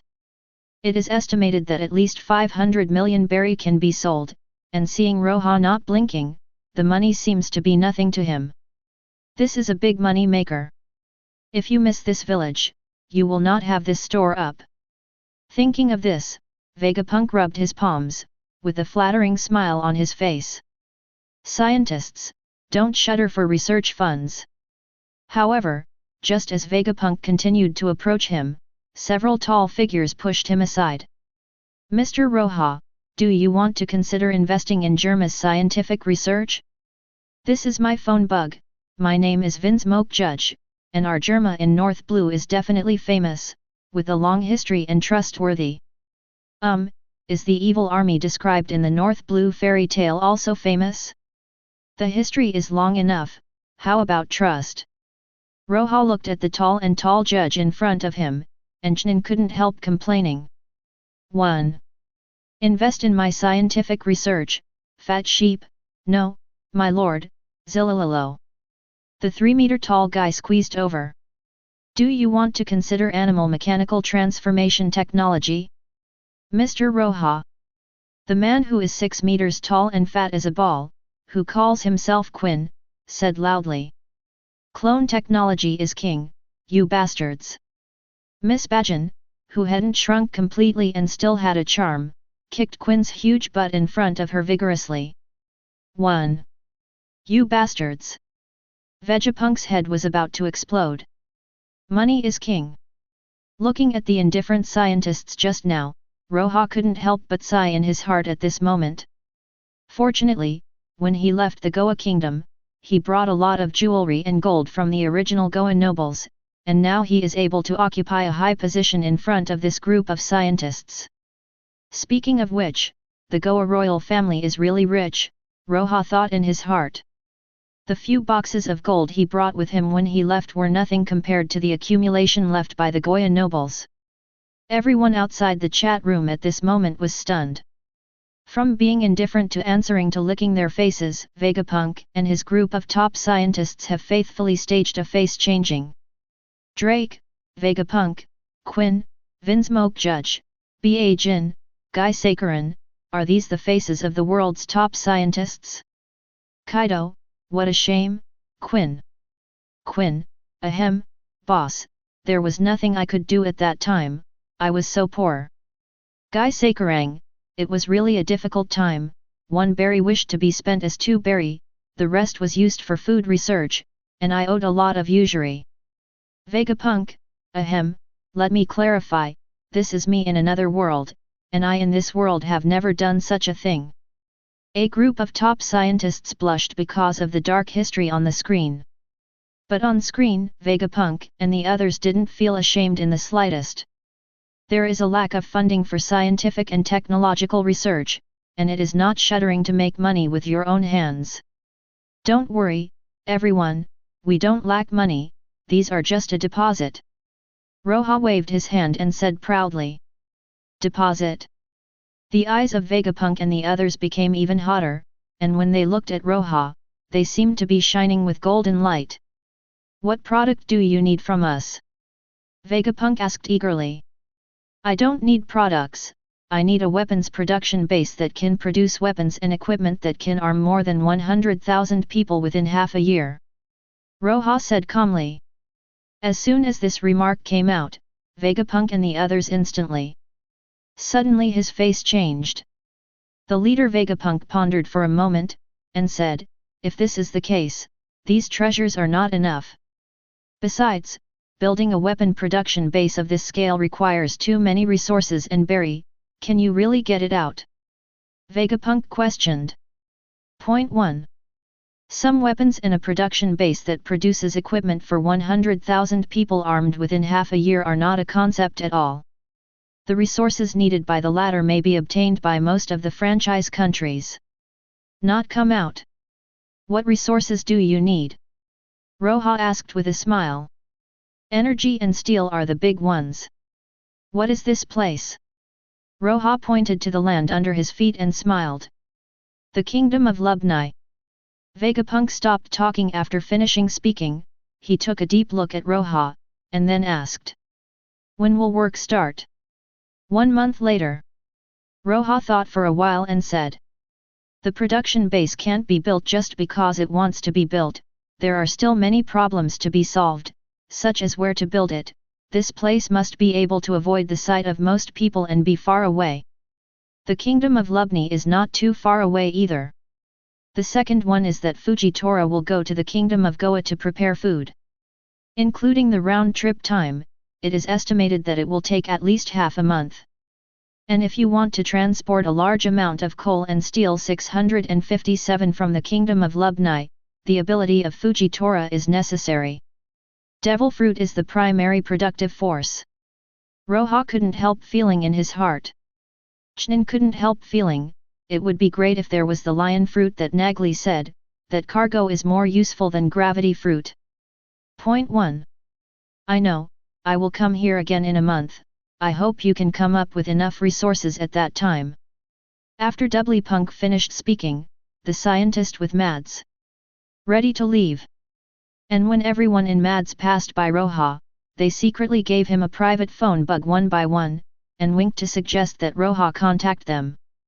Roja was speechless for a while, but looking at the phone bug in his hand, he suddenly thought of something. Wait, do you have a phone bug with a long enough communication range? It is best to have a phone bug that can communicate across sea areas, the farther the better, I want as many phone bugs as there are. Roja speaks. Telephone bugs are really easy to use, but it's a pity that ordinary home phone bugs have a limited range. The small ones are within the island, and the large ones can span several islands. However, phone bugs that can cross the sea level are relatively rare. After thinking about it, Roja added another sentence, the money for the phone bug will be deducted from the deposit. Now he really has no money, only some bounties for catching pirates along the way are left to make a living. Phone bugs are not very expensive. We still have 2 boxes, which can be given to you. Facing the patron's father, Vegapunk said boldly. Moments later, in the port city, Vegapunk hands Roja 2 suitcases. This is a telephone bug that we have modified to strengthen the bioelectrical signal in its body. The communication range is larger than a sea area. It is not far from the Com Belt and the Red Line. It should be able to basically meet your needs for cross-sea calls. If it doesn't work, when I come next time, I will bring you another batch with stronger signals. Vegapunk said. Roja opened the suitcase, and there were 10 phone bugs in one suitcase. A special mechanical structure was added to the phone bugs, which looked more technological. No problem, you can bring more next time, as much as you want, I will buy it at 30% higher than the market price. Roja said, anyway, it will be fine to pay directly with coal when the time comes, and it will not cost him penny. As much coal as you want, Roja can't wait to use it up as soon as possible, and the world government won't be so concerned when it's used up. It's easy to say. Vegapunk's eyes narrowed. This kind of phone bug is the phone bug on the market, and a simple modification can achieve a high signal. The price of high signal phone bugs on the market is still not low, and it can be 30% higher. Once ordinary phone bugs are sold, the profit is very high. After a few days of liver, the next research funding will be available. Thank you very much for your generosity.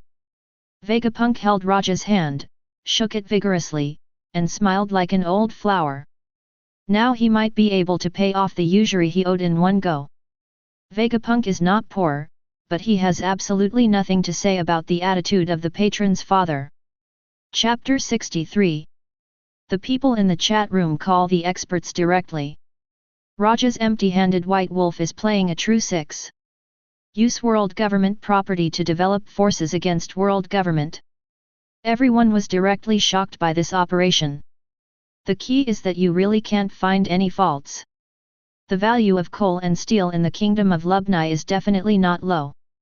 There is Mori, who can dig holes in the ground at will, and Fujitora, who can control gravity and manipulate a large number of objects to levitate. These two dig coal and transport it out in the dark, absolutely no one will know. The key is that the world government cannot guard against it. Originally, these two kinds of fruit abilities are very rare, who would have thought that these two are still together? Doflamingo, hey, the world government from another world met Roja, it's considered to be the nemesis, celestial dragons have been high for so long, it's time to make a move. Peter St, don't be too happy so early, no matter how powerful Vegapunk is, he is only one person after all, and Mads is only a scientist, not an engineering team. It is not so easy to create a weapon production base. As soon as 5 elders came, everyone in the chat room looked at him and smiled, full of joy inside and out. Vegapunk left. When he left, Roja gave him a book so that he could read it when he was free. It is the collection of revolutionary thought guidance. The revolutionary army of the Goa kingdom basically has a copy. Roja will give it to people who may become gay. In his opinion, Vegapunk is such a person. Will such an arms dealer also become our comrade? Fujitora was slightly puzzled.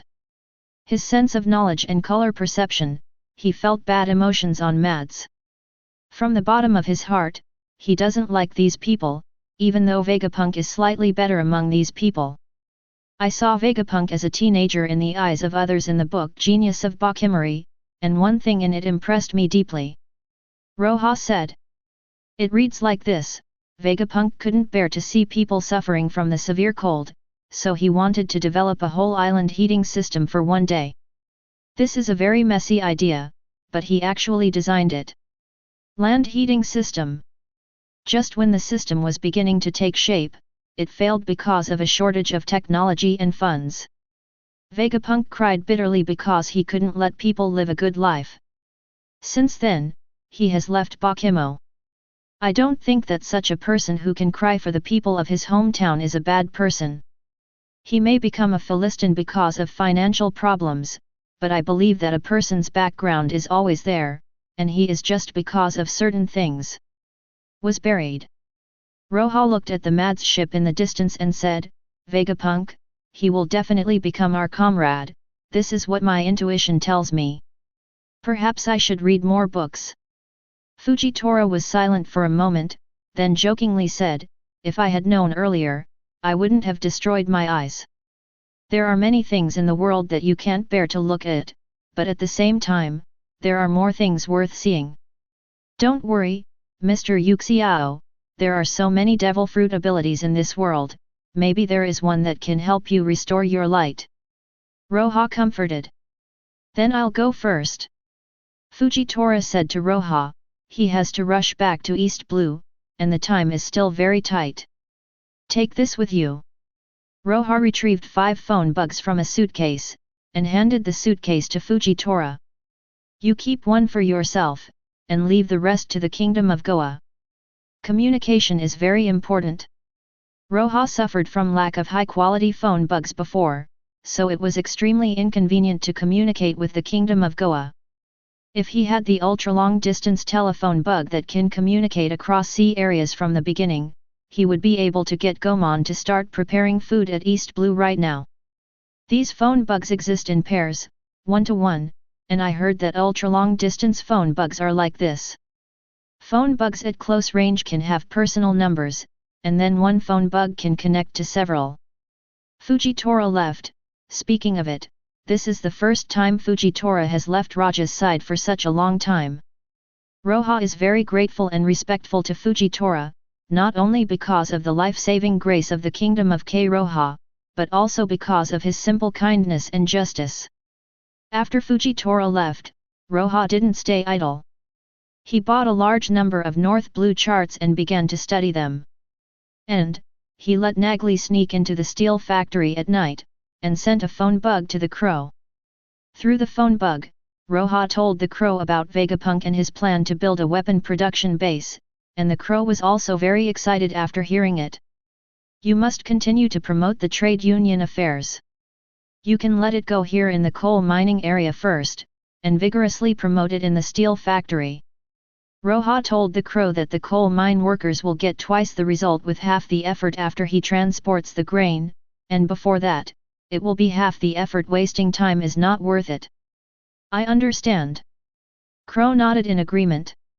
Tell Mori, let him dig a passage underground during this period of time. The exit should be a hidden seaside, and the other side should be connected to a large coal mine.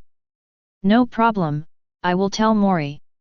After hanging up the phone, Roja studied the chart again, looking for islands suitable for building factories. The next morning, Roja got up early. His research last night did not find a suitable island. There are no islands that are sufficiently hidden in the Lubni Kingdom. Not to mention the Lubni Kingdom, the world today is not 400 years ago, and there are very few unknown islands. 1. Even if there is one, it is probably a deserted island with a very small area and basically not much use.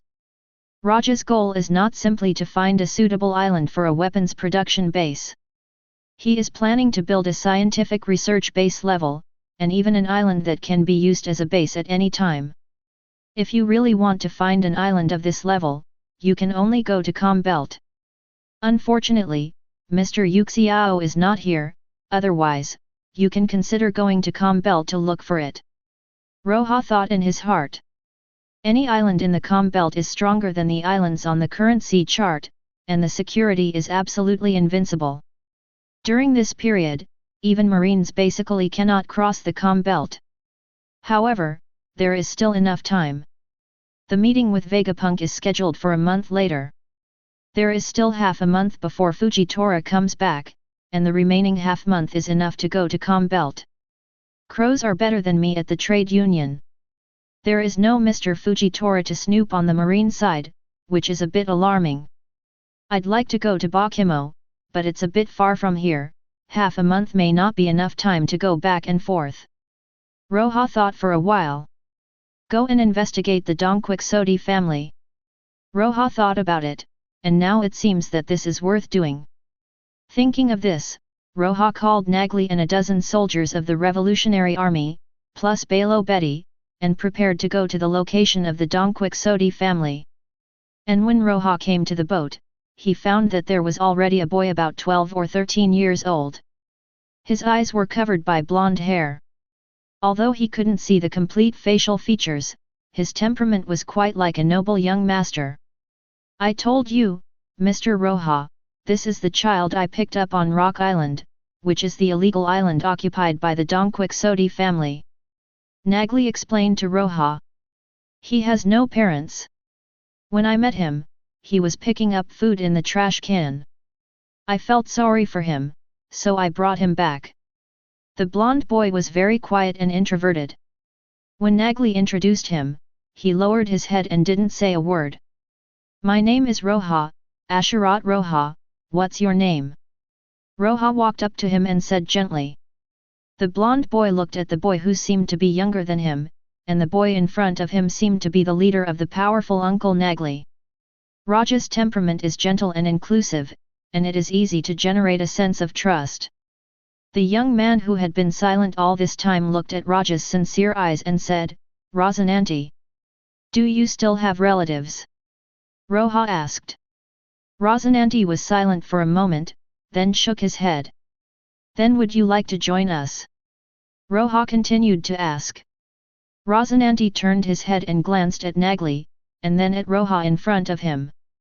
The person in front of him didn't seem like a bad person, so he thought about it and then nodded. Welcome to the Revolutionary Army, Rosananti. Roja smiled and shook hands. You can take this place as your home. At that moment, Rosananti felt an inexplicable power from Roja, as if it gave his gloomy life a little bit of color. Set sail, comrades. Roja turned around and said loudly, Target, Urok Island. Oh! The ships of the Revolutionary Army sailed on the sea full of vigor as usual. And outside the chat room at the moment, because of the appearance of the blonde boy, several people in the sea were not calm. Trafalgar Law, Khorasan, actually Khorasan, he joined the Revolutionary Army in another world? Doflamingo, boiling, My stupid brother seems to be holding a life-saving straw again, but this time it is no longer marine, and the Revolutionary Army is in this moderate organization. Slowly live your little life. In the gloomy castle of Dressrosa, Doflamingo sits on a shadowy throne, and his true thoughts cannot be seen under the dark glasses. However, the simple body movements showed that his heart was not as peaceful as it is at the moment. When I was a child, I picked up food in the garbage dump with my younger brother, and took care of my seriously ill mother together. Except for that stupid father, he didn't resent other family members. It's just that he will get rid of anyone who is not good for him, that's all. My stupid brother. After a long time, Turi Langming's complex voice rang out in the empty palace. Rosinante. Sengoku sighed silently with complicated eyes. He was never married and had no children in his life. The kind Rosinante once treated him as his own son. It's good to join the Revolutionary Army, at least you don't have to join the Marine as an undercover agent. If there is anyone in this world that Sengoku thinks he is the most sorry for, it is Rosinante Yu. He shouldn't have let him go undercover, so that white-haired people send black-haired people. Now joining the Revolutionary Army, it should be much better to be under Roja's men than under his own. The three people located in different places in the world and with different status fell into different memories respectively when they saw the skinny blonde boy on the giant screen. Roja them. It was already night when we arrived at Yurok Island. Compared to the kingdom of Lubnai, the environment of Yulk Island is undoubtedly much better, with fresh air. The only disadvantage is that the security is not good. Although the Dongquixote family has occupied this place, and Roja can feel it, they seem to want to establish order here. But after all, this place used to be a famous lawless area. Most of the people who came here were unruly pirates. It is difficult to establish order and requires long-term management. Roja and the others walked along the way and saw many pirates fighting with the Dongquixote family. However, most of them are places like casinos. Roja and the others found a peaceful hotel to stay in. It's night. Roja and Fujitora made a phone call. Fujitora told him that he had already reached the red line with all his strength and was expected to arrive at Goa Kingdom within 2 days. This speed has greatly exceeded Roja's expectations. It's different from traveling alone and driving a boat. And after the phone call ended, Roja casually picked up the book from the bed and read it. This is a batch of books he just bought, a collection of North Blue diaries. It is a collection of sailing diaries of some adventurers on the market. Some of the things in it are still of certain value. For example, a navigator named S.A. Rocks in it recorded what he saw and heard when he went to the white town of Frevans. When I came to this country, I could clearly feel the beauty of this country. The white ground, the white houses, even the vegetation are white, like a pure white kingdom without the slightest filth, pure and beautiful. Because there are rich uranium lead mines in the country, the residents here are also very rich. Among the North Blue countries I have passed, Frevans is the best. Of course, if the platinum here is. It would be better if lead were not used in the lead bullets used in war. The navigator named S.A. Rocks is a well-known navigator in North Blue. In this collection, Roja thinks that the voyage diary he wrote is the most readable and credible. 1. He continued to read it with great interest. See Circle Calendar on February 11, 1480, Mr. Maxack died. He was the master of a family where I lived. He was only in his early 30s, with a gentle personality and a silver man. The staff, promised, have basically never seen anyone lose their temper.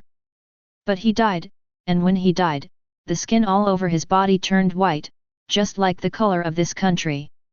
Mr. Messack's parents told me that some people in Wangdu also died of this disease recently. This is a terminal disease, and the pathogenesis has not been explored yet. Poor Mr. Maxack, this is the first time that I hate white, and it is also the first time that I feel that the color of this country is not as pure as I imagined. 1. Come in, the door is unlocked. Roja frowned, closed the book gently, and said to the door. After a while, the doorknob was turned slightly, and Rosinante walked in. "What's wrong, Rosinante?" Roja said softly. "Mr. Roja, are you here to investigate the Dongquixote family?"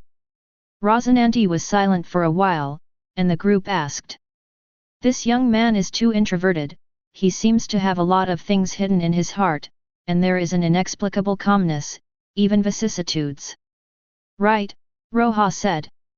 "Can you tell me why you are investigating the Dongquixote family?" Facing Rosinante's inquiry, Roja thought for a while, but finally said without hiding too much. "Purchase. In order to take advantage. Use.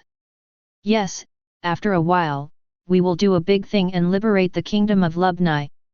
To do this, we need to fight against the powerful marines around the kingdom of Lubni. Dongquixote family is the largest pirate force nearby.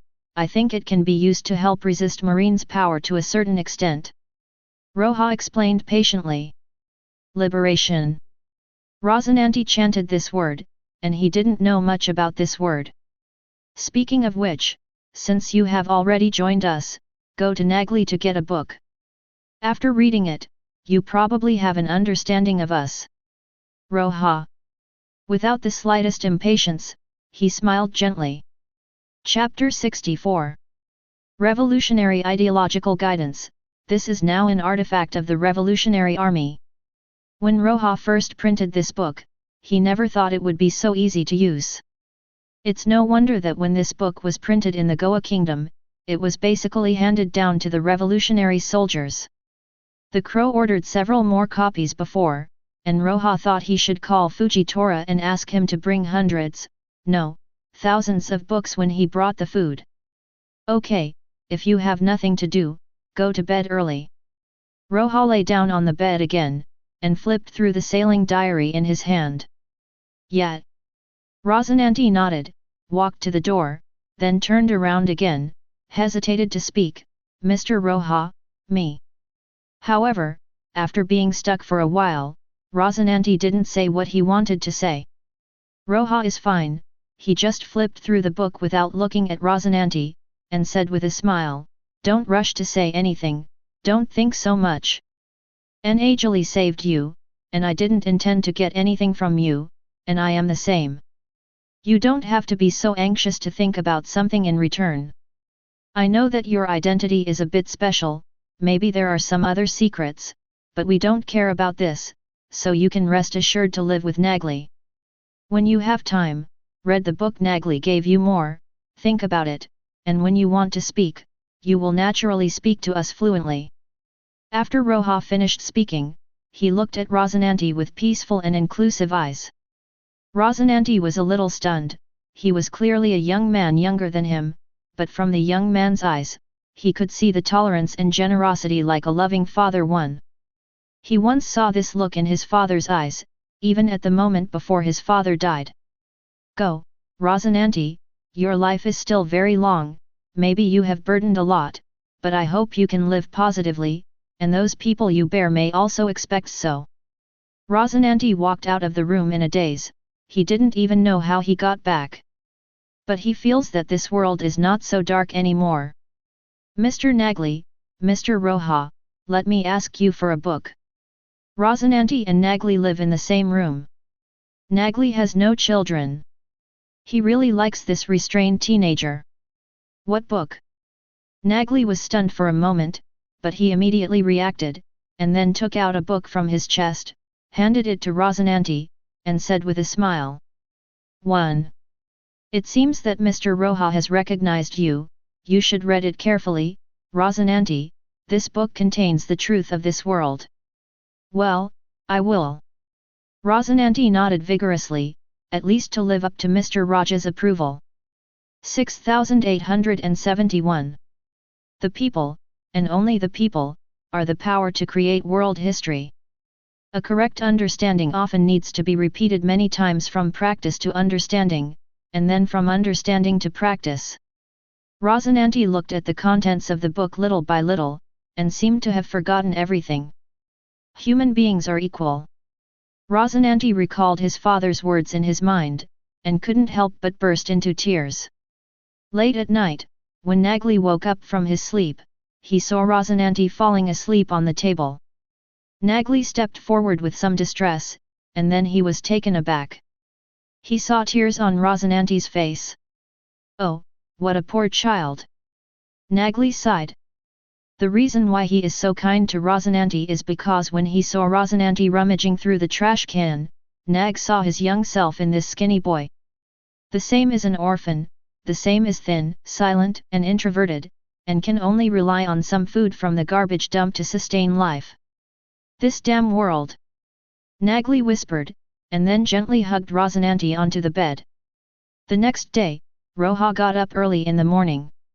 He doesn't stay up very late, he goes to bed early and gets up early. Although the revolutionary cause is still very difficult, he is never too anxious and methodical. The details of his life can be summed up, that is, he can eat enough and sleep 7%. The body is the capital of the revolution. After Roja woke up, he had a delicious breakfast first, and then went to the streets to inquire about some news. His age is very confusing, and inquiring about news basically won't attract too much attention. Other revolutionary soldiers also dispersed in disguise. 2 days later, Roja basically figured out the current situation of Urok Island. This is not the base camp of the Dongquixote family, but their power just expanded here. The system of Dongquixote family is very interesting. It is not a general pirate system, but more like a gangster system. At the top is the man named Don Quixote da Flamingo, followed by the 4 core cotters, named after the 4 suits of playing cards. Toribal, clubs, diamante, diamonds, pica, spades, and finally corazon, hearts. And under the command of these 4 core cotters, they each form a team. The little bosses in the team are called cotters, and the cotters recruit younger brothers to fight to occupy the territory. This is indeed, CHCE, the way of gangsters, with a detailed division of labor and siege. This detailed system proves that this organization is definitely not a grassroots team like the pirates who beat their heads to go to sea, but an organization with ambitions and goals. The person in charge of Yulk Island is the core cotter Diamante, who is not weak. He led the team that attacked the Lubni kingdom before. Roja summarizes the previous information. The real base camp of the Dongquixote family is located in the west of Urok Island, on a larger island called Strock Island. According to the information obtained, the 4 major cotters of the Dongquixote family, with Strolok Island as the center, are expanding in 4 directions. Every time they take down an island, they will recruit troops locally. Generally speaking, it is just a large pirate force occupying 5 islands. For North Blue, it can almost be said to be the first tier, and its strength is very strong.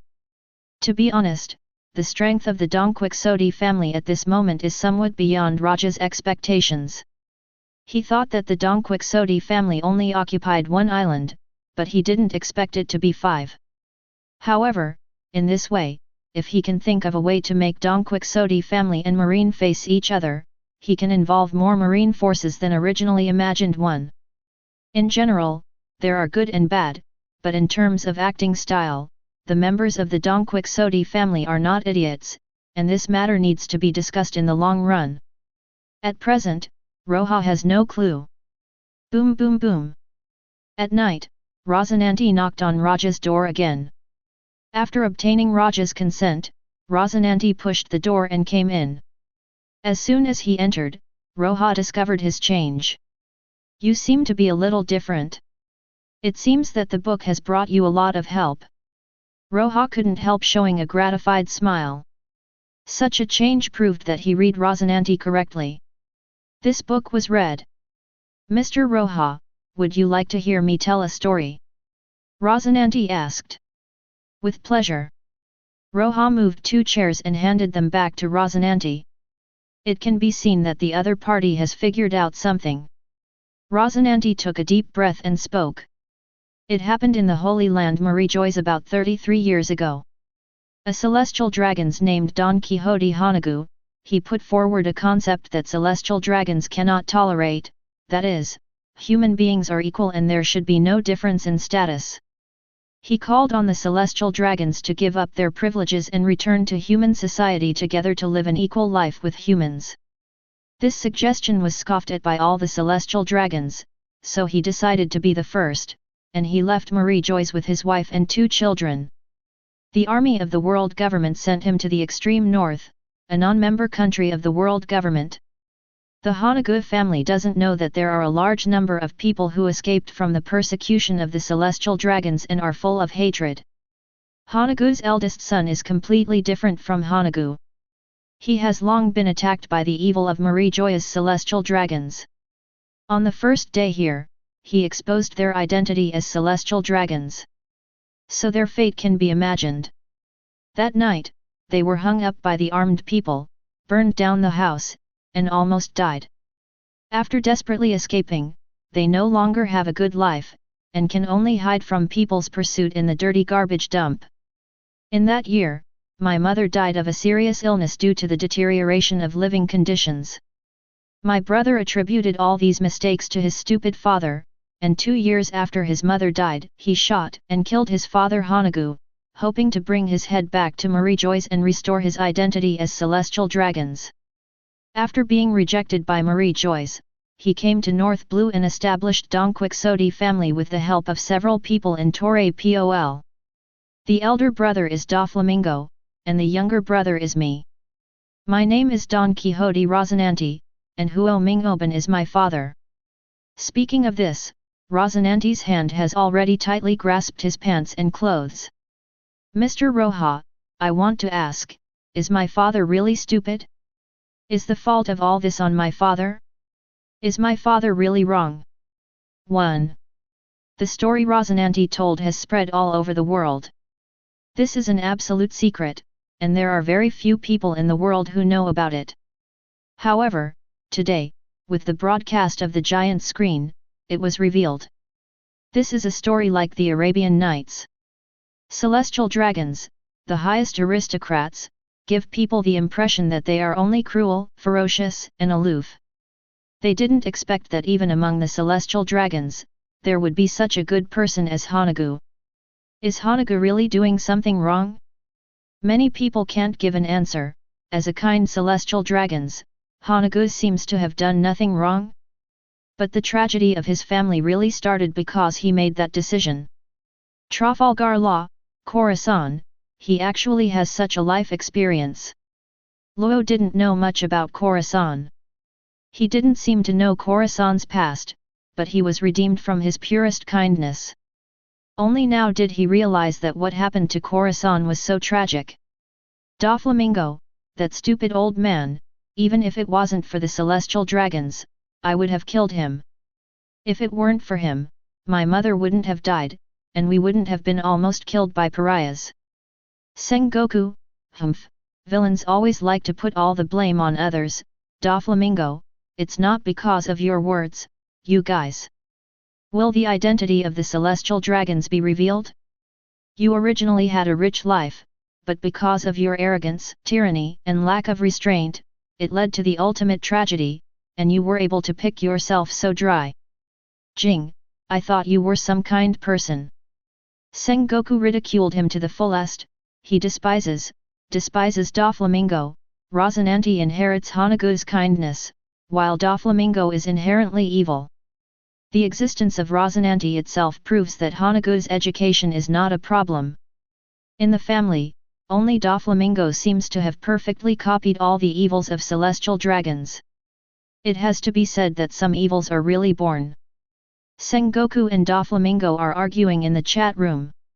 And more people want to see the answer given by Roja, the mentor of the Revolutionary Army, on this matter.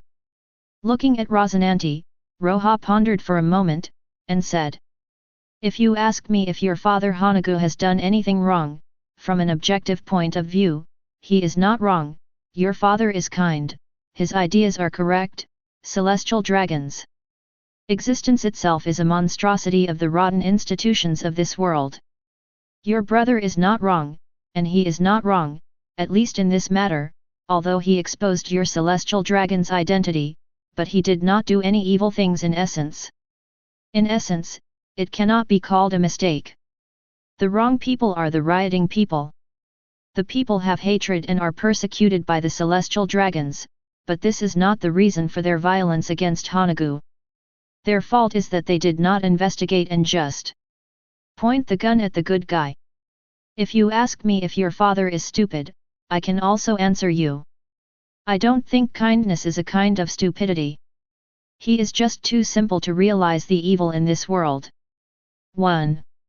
If you are stupid if you don't realize the evil in this world, then I think there is something wrong with this world itself. A measure of intelligence. There seemed to be something burning and flickering in Roja's eyes. He took a deep breath and said, "Good people shouldn't be pointed at.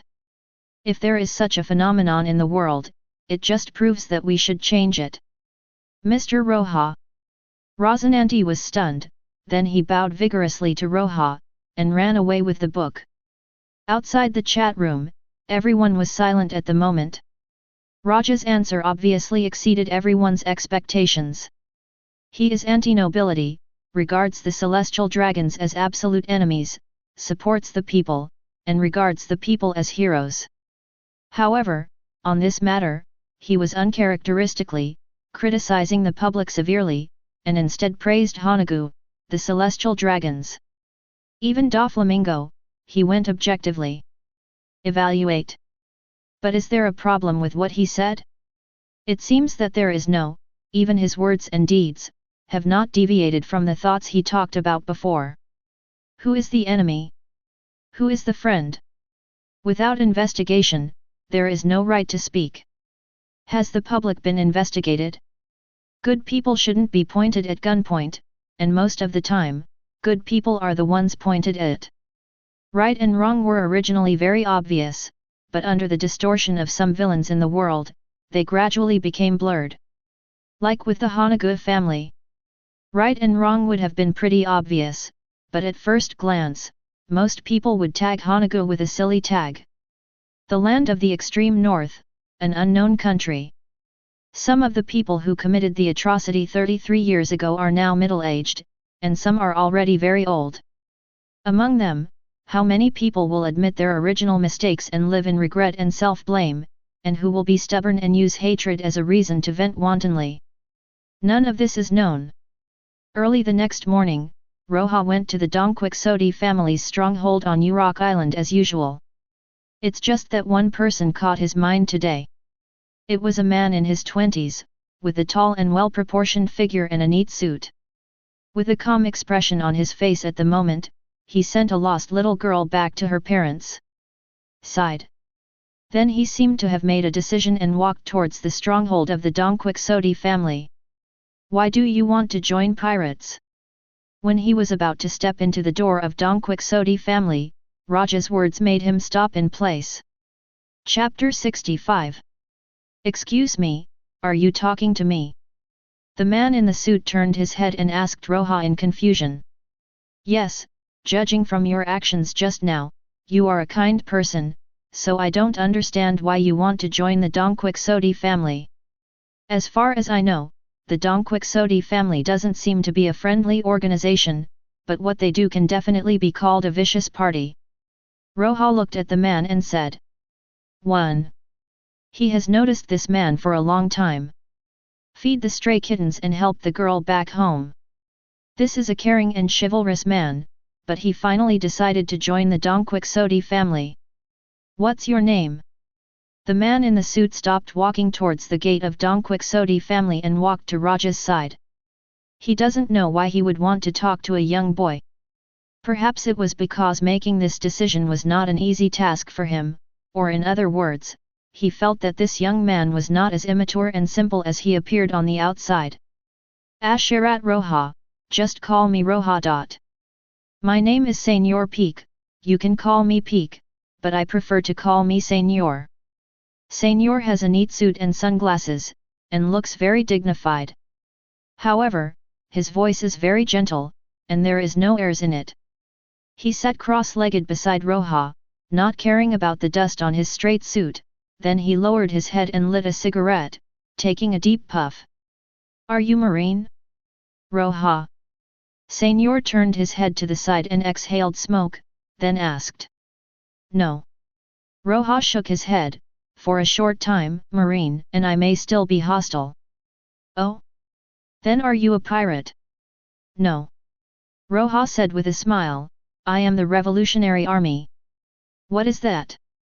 The guard of which kingdom? Senior asked. No, the Revolutionary Army is an organization established to overthrow the rule of celestial dragons and nobles, liberate the people, and eliminate exploitation and oppression. Hey, it's really a great goal. Senior was not surprised, nor did he comment too much. He still had a calm face, as if nothing in the world could move this man. I'm so envious, I've already found my life goal at this age. Senior said calmly with a cigarette in his mouth, Roja, I think that people should have a goal and a reason to live. But, I don't have one. I can't find a goal in my life. I have been indifferent since I was a child. After my parents passed away, I had no other relatives. I worked as a clerk in a bank, but one day I suddenly realized that my life is meaningless. Without relatives and friends, work is boring and simple. I don't know what to do in my life. For me, it seems that it doesn't matter what I do. After Senior finished speaking, he took another puff of cigarette lightly. When he said this, the expression on his face was still calm, as if he was talking about someone who had nothing to do with him. Whether you say kindness or helping others, I will do it when I see it, but for me, it doesn't make me feel that it has any meaning for my life. I will do good deeds and help others, but my life is not for doing good deeds. It may be a bit forgiving. Just treat it as a whine from a weird man. So, I want to do some evil things, maybe I will find some meaning in life. Of course, you are still a child, don't learn from me, I am a weirdo. Okay, the cigarettes are over, the words are over, thank you for listening to me complaining, you are a very interesting person, I am a boring person, then, goodbye, Roja. Senior stood up, casually patted the dust on his body twice, and then prepared to leave. Wait, Mr. Senior, before joining the Dongquixote family, do you want to try to visit the Revolutionary Army? Roja looked at Senior and asked. He has a general understanding of Senior's thoughts. This is a man who doesn't have much nostalgia for this world. He is looking for the last point of meaning in this world that can touch him. To be honest, Roja can't guarantee that the cause of the Revolutionary Army will have any motivating effect on this man, but he at least wants to ask Senior to wait. Don't make a decision so early, if you wait a little longer, you may be able to meet different people and different things, so as to change your view of the world. Senior didn't speak, he looked at Roja with calm eyes through the sunglasses. In his opinion, this young man is as weird as he is. Senior put a cigarette at the corner of his mouth and lit it, then said calmly. For him, no matter what, the proposal of this mysterious boy seems to be good. Enemies against celestial dragons, against nobles. Diamante, I was poached? How did Senior become a revolutionary army? Raoji, the Senior of another world is the revolutionary army, this is really interesting. G. Delinger, isn't this a proper traitor? Hey, Mr. Senior, why don't you come out and give me an explanation? People from the Dongquixote family were either joking or saying something in the chat room. They were surprised that Senior joined the Revolutionary Army, but they felt that it was not so difficult to accept. Because the Senior himself is an absolute alien in the Dongquixote family, whether it is clothing or behavior, he is out of tune with other cotters. Doflamingo, this is something from another world, don't overextend it, no matter what you are in another world, in this world you are all my closest family members. Doflamingo is still very conscious, although evil, but he is very smart and very resourceful. He won't let his internal contradictions arise because of the image of another world. Before the contradiction expanded, he directly made a conclusion on this matter as the supreme leader. It can not only gain Senior's favor, but also eliminate conflicts. However, Senior doesn't care about the so-called contradictions and attacks on him at all now. He just looked excitedly at the huge screen in the sky, watching himself in another world choose to join the Revolutionary Army.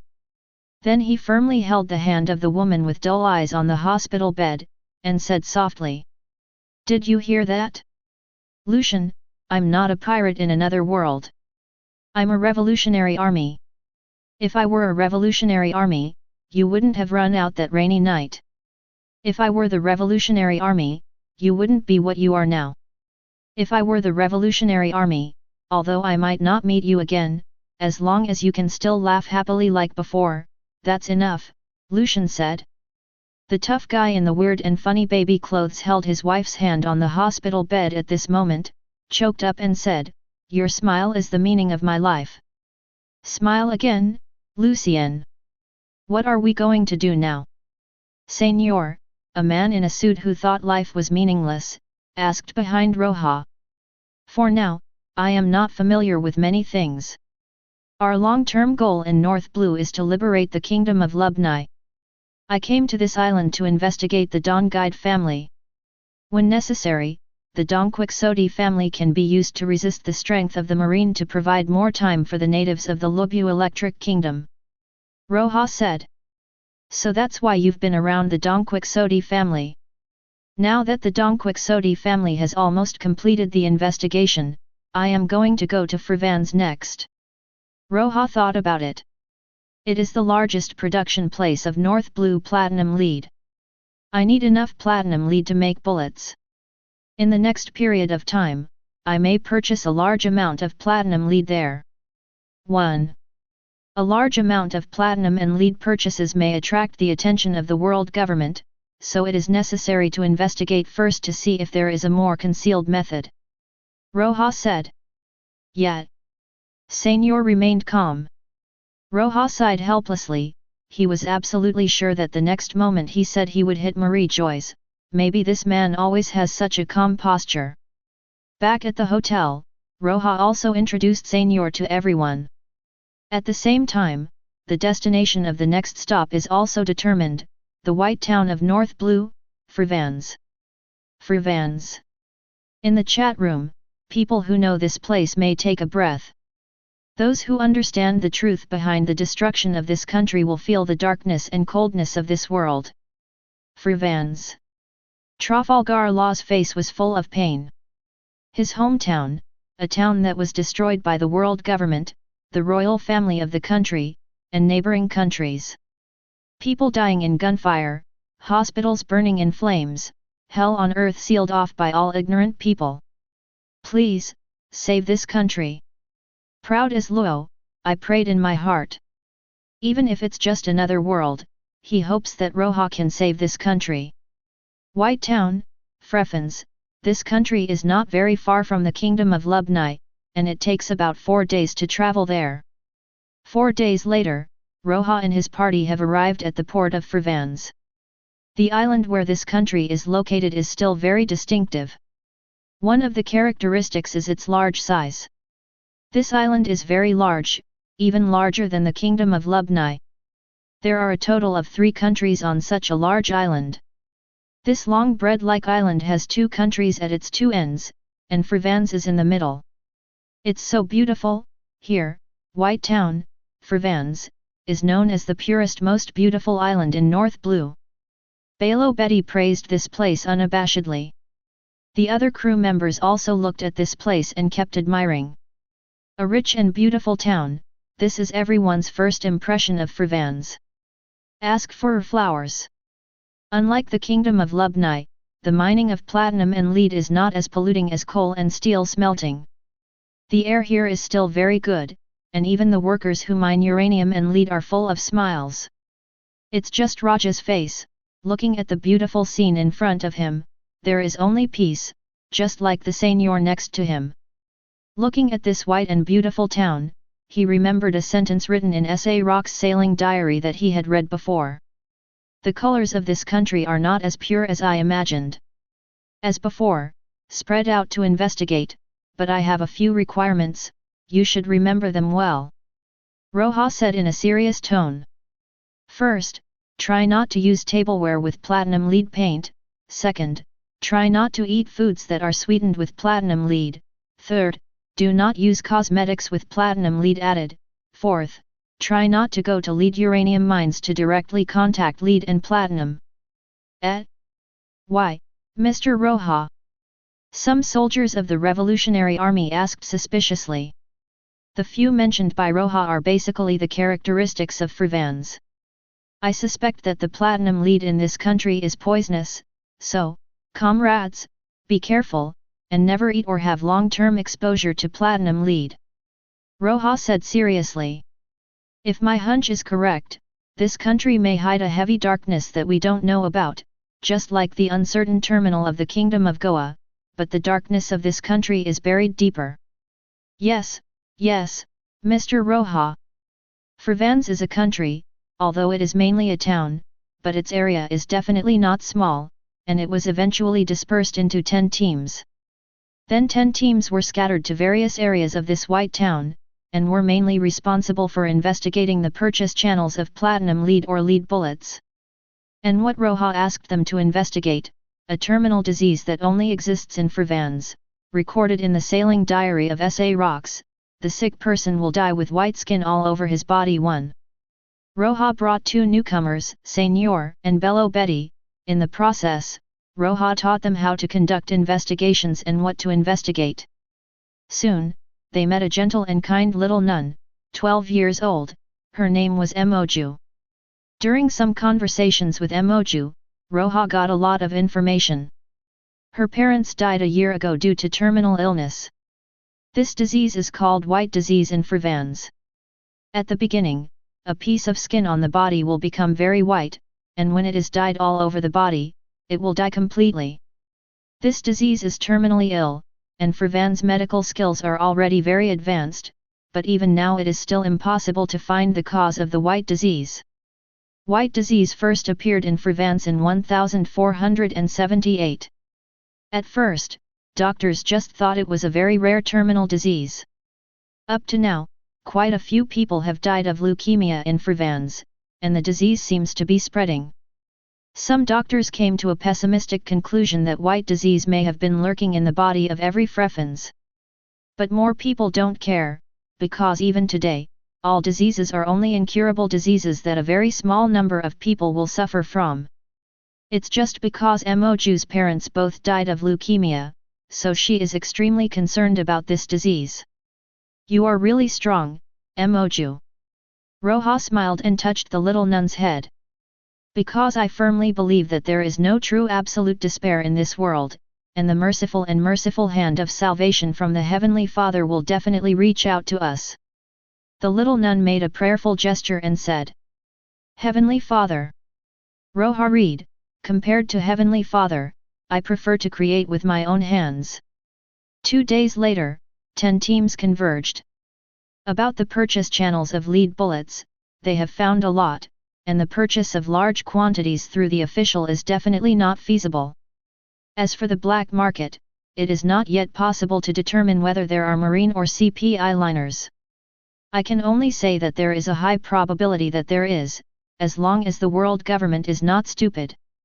As for the white disease that Roja is concerned about, the investigation results are the same as what Emoju said. Since leukosis appeared in Frivans 44 years ago, the number of patients has been increasing continuously. The number of new leukosis patients every year is much higher than that of the previous year. Until now, in fact, the number of cases in Frivans has been a rather scary number. It's just that most of them are just a little bit of symptoms, and they don't have a serious impact on life. But what is basically certain is that there must be something wrong with the country of Frivans. Beep, beep. While Roja was thinking, the phone bug in his arms rang. Roja, we are about to cross the red line. In 3 or 4 days at most, we will be able to reach the waters around the kingdom of Lubni. Fujitora's voice comes from the phone bug's side. The revolutionary development of the kingdom of Lubni can finally start to get on the right track. Begging. Chapter 66. It has been at least 2 or 3 months since I came to North Blue, and I have been in the Lubuni kingdom for a long time. However, the progress of the revolution is very slow. It can only be said that what is being done so far is preparatory work. As soon as Fujitora comes, everything can begin. Use food to develop the union, use Mr. Yuxiao's ability to find islands in Combelt where scientific research bases can be built, and use Mr. Yuxiao's ability to smuggle coal and steel from the Lubuni kingdom. With a large amount of coal and steel, Vegapunk can directly start building a base. With this base, a large amount of food can be collected in East Blue. At least after the basic uprising of the Lubuni kingdom is successful, there will be a way out. Buy some newly mined platinum lead, as well as some platinum lead products, sweeteners, cosmetics, etc., and then we will leave free fans. Fujitora has already called, and Roja has made a decisive decision and left Frivans directly. It takes 4 days to return to Urok Island from Frivans, and at least 5 days to return to the Lubuni kingdom. According to Fujitora's speed, they may arrive before Roja and the others. Yes. The other revolutionary soldiers responded immediately. Remember not to come into direct contact, and wrap it with several layers.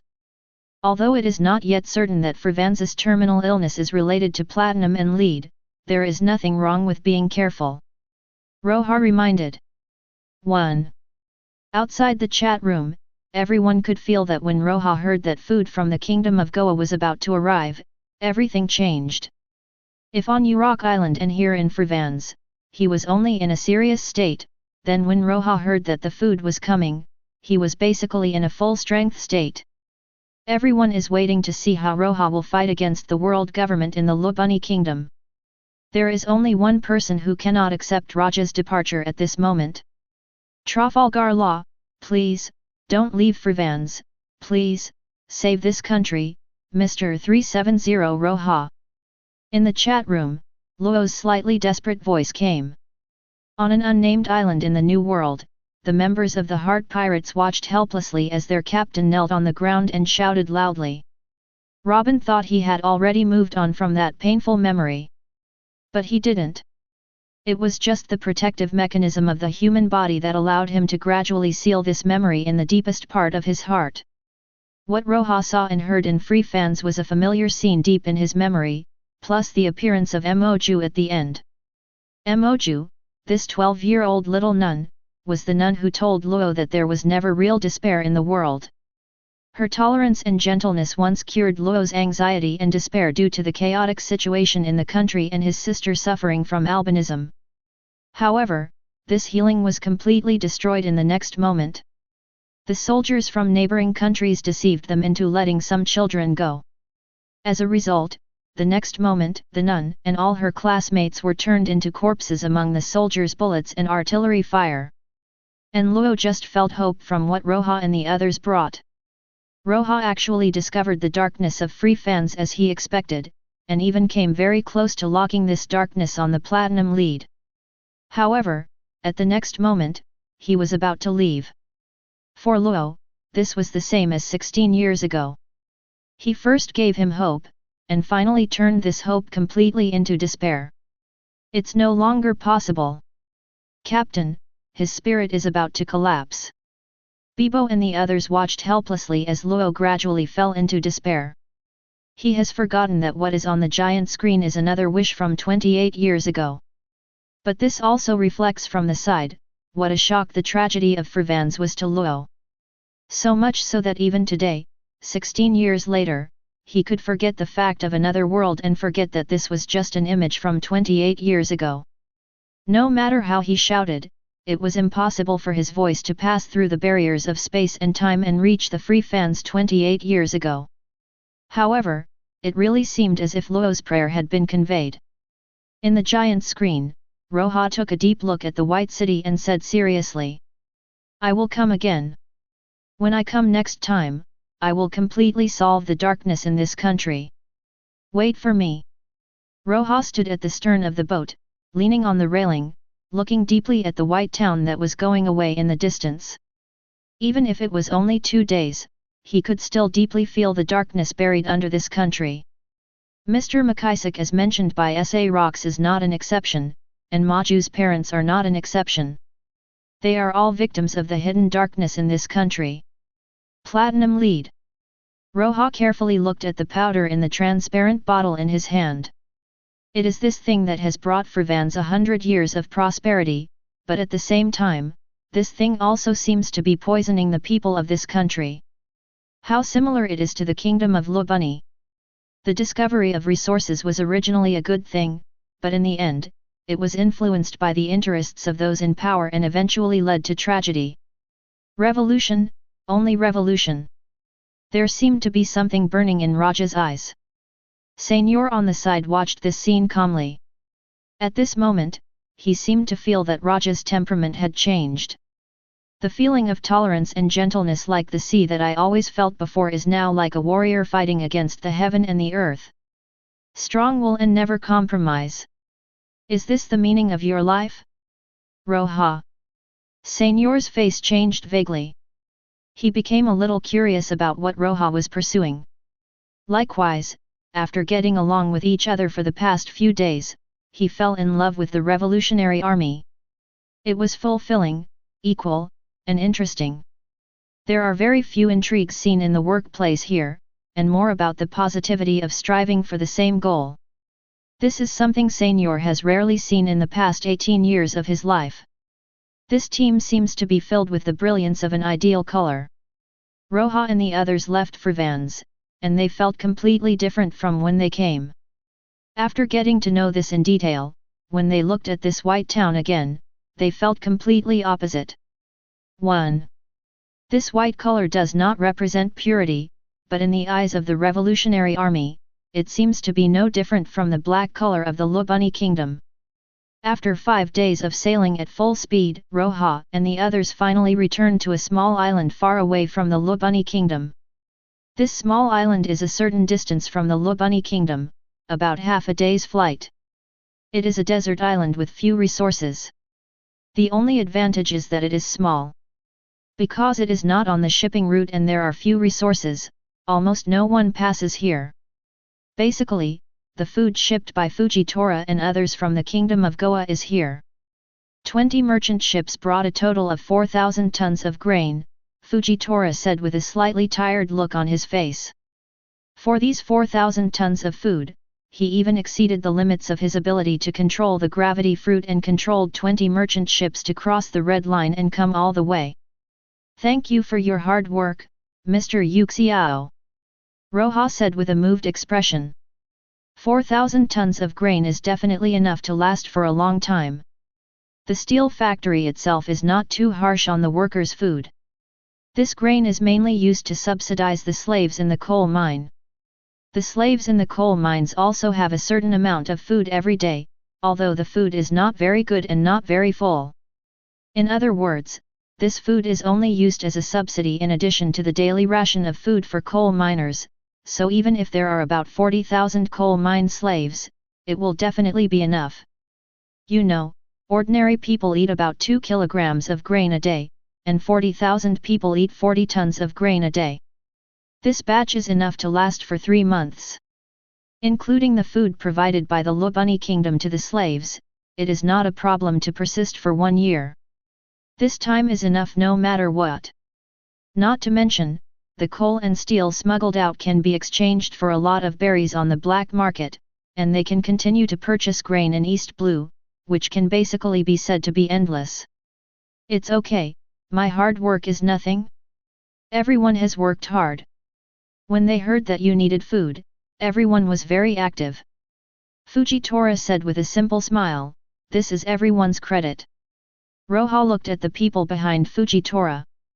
These were all revolutionary soldiers who came from the Kingdom of Goa. Many of them were familiar faces even though Roja couldn't name them. These are the old people who followed him at the terminal of uncertainty. They are his absolute foundation and supporters, and they are also the comrades with the strongest revolutionary will. Thank you for your hard work, comrades. Roja thanked her loudly. Don't say such things, Mr. Roja, if it weren't for you, we would have died long ago. Yes, Mr. Roja, as long as you speak, the kingdom of Goa will always be your strongest support. This is what my mother's family means. Someone in the crowd spoke up and instantly burst into laughter. The kingdom of Goa is indeed a mother's family. As soon as you open your mouth, supplies will follow immediately. This is what is recorded in the book, the country that Mr. Roja successfully liberated, the people of the kingdom of Goa. The blonde Rosinante looked at the people in front of him, his eyes full of excitement. 1. What kind of person are you, Roja? Senor looked at Roja, who was surrounded by everyone in the center. Just from the expression, Senor can feel the heartfelt gratitude and support of Roja from the people who came from the distant East Blue Kingdom. Is this revolution? During this time, Senor read this book, a collection of revolutionary ideological guidance. But to be honest, before today, the more rational Senor was not optimistic about the ideas in this book and the goals of the Revolutionary Army. He believed that many of the things recorded in it were too idealistic and unrealistic. However, today, after seeing the current appearance of the zombie-like people in the garbage dump recorded in these books, and seeing their enthusiasm for Roja, Senor was shaken. Sometimes, words are pale and weak, but the reality that can be truly seen with the eyes is full of power. What Senor sees now is such a scene. 1. I have to say that at this moment, his prejudice against the word revolution was shattered in his heart. Mr. Roja, long time no see. A fair and gentle man with round eyes greeted Roja. Mr. Kojiro. Roja was a little surprised. You are here too. Yes, when Mr. Yuxiao returned to Goa Kingdom, I happened to be in Goa Kingdom. I heard that you needed help here, so I came directly. Kojiro had a gentle smile on his face. It's good if you come. Roja nodded repeatedly. Kojiro is not weak in terms of swordsmanship and haki attainments. Although he is relatively young, in terms of strength, he is much stronger than Roja and Senor now. More importantly, Kojiro's intelligence is not bad, and he is calm. He is definitely a person who can stand alone. Roja currently lacks such a person who can stand alone. A simple reminiscence of old times. Afterwards, Roja held a meeting in an open space on this deserted island. Use simple language as much as possible to describe the current situation of the Lubani Kingdom, the brutal exploitation and oppression it faces, and the difficult situation of the revolution. Then after everyone had a basic understanding of the difficult situation in the Lubani Kingdom, Roja also directly issued a short-term revolutionary mission. A team of 4 is divided into 100 teams, responsible for sneaking into the coal mining area of Coal Taicheng, going deep into the slave workers, and developing the trade union. Use food as welfare to attract coal miners to join the union, register workers' detailed information, organize regular speeches, and awaken workers' will to resist and their confidence in revolution. 1. If the progress is good, the education and dissemination of ideas can be carried out. At the same time, this is also your combat team. When there is an uprising in the future, each of your teams will lead the workers they are responsible for and receive combat instructions as a team. Conduct combat. Is everything clear? Roja said loudly. An even louder voice responded to him. Roja is very satisfied. He believes that this group of people, after experiencing the uncertain terminal and the Kingdom of Goa, are definitely qualified Revolutionary Army soldiers. Armed with advanced ideas, their understanding of the world and their view of things are far more thorough than those of ordinary people. They are definitely capable of this kind of task. Moreover, after these 400 Revolutionary Army soldiers have been baptized by the Lubani Kingdom, Roja believes that they will become the best grassroots cadres. A total of 800 warriors came from the Kingdom of Goa. In addition to the 400 warriors who sneaked into the coal mining area, the other 400 warriors were responsible for operating the merchant ships and smuggling them out. Shipping of coal and steel. It can be said that the arrival of these 800 elite revolutionary soldiers made Roja even more happy than the food. In the long run, these 800 soldiers have a greater impact on the revolution of the Lubani Kingdom than food. Now that everything is clear, let's break up the meeting. After a day's rest, each of you will disguise yourself and enter the Lubani kingdom. Within 3 days, you will all enter the coal mining area. No problem, Mr. Roja. After a day of rest, the soldiers of the Revolutionary Army each took a boat to the kingdom of Lubani. 20 merchant ships went to different port cities in the Lubani kingdom in batches, but they did not arouse any ideas.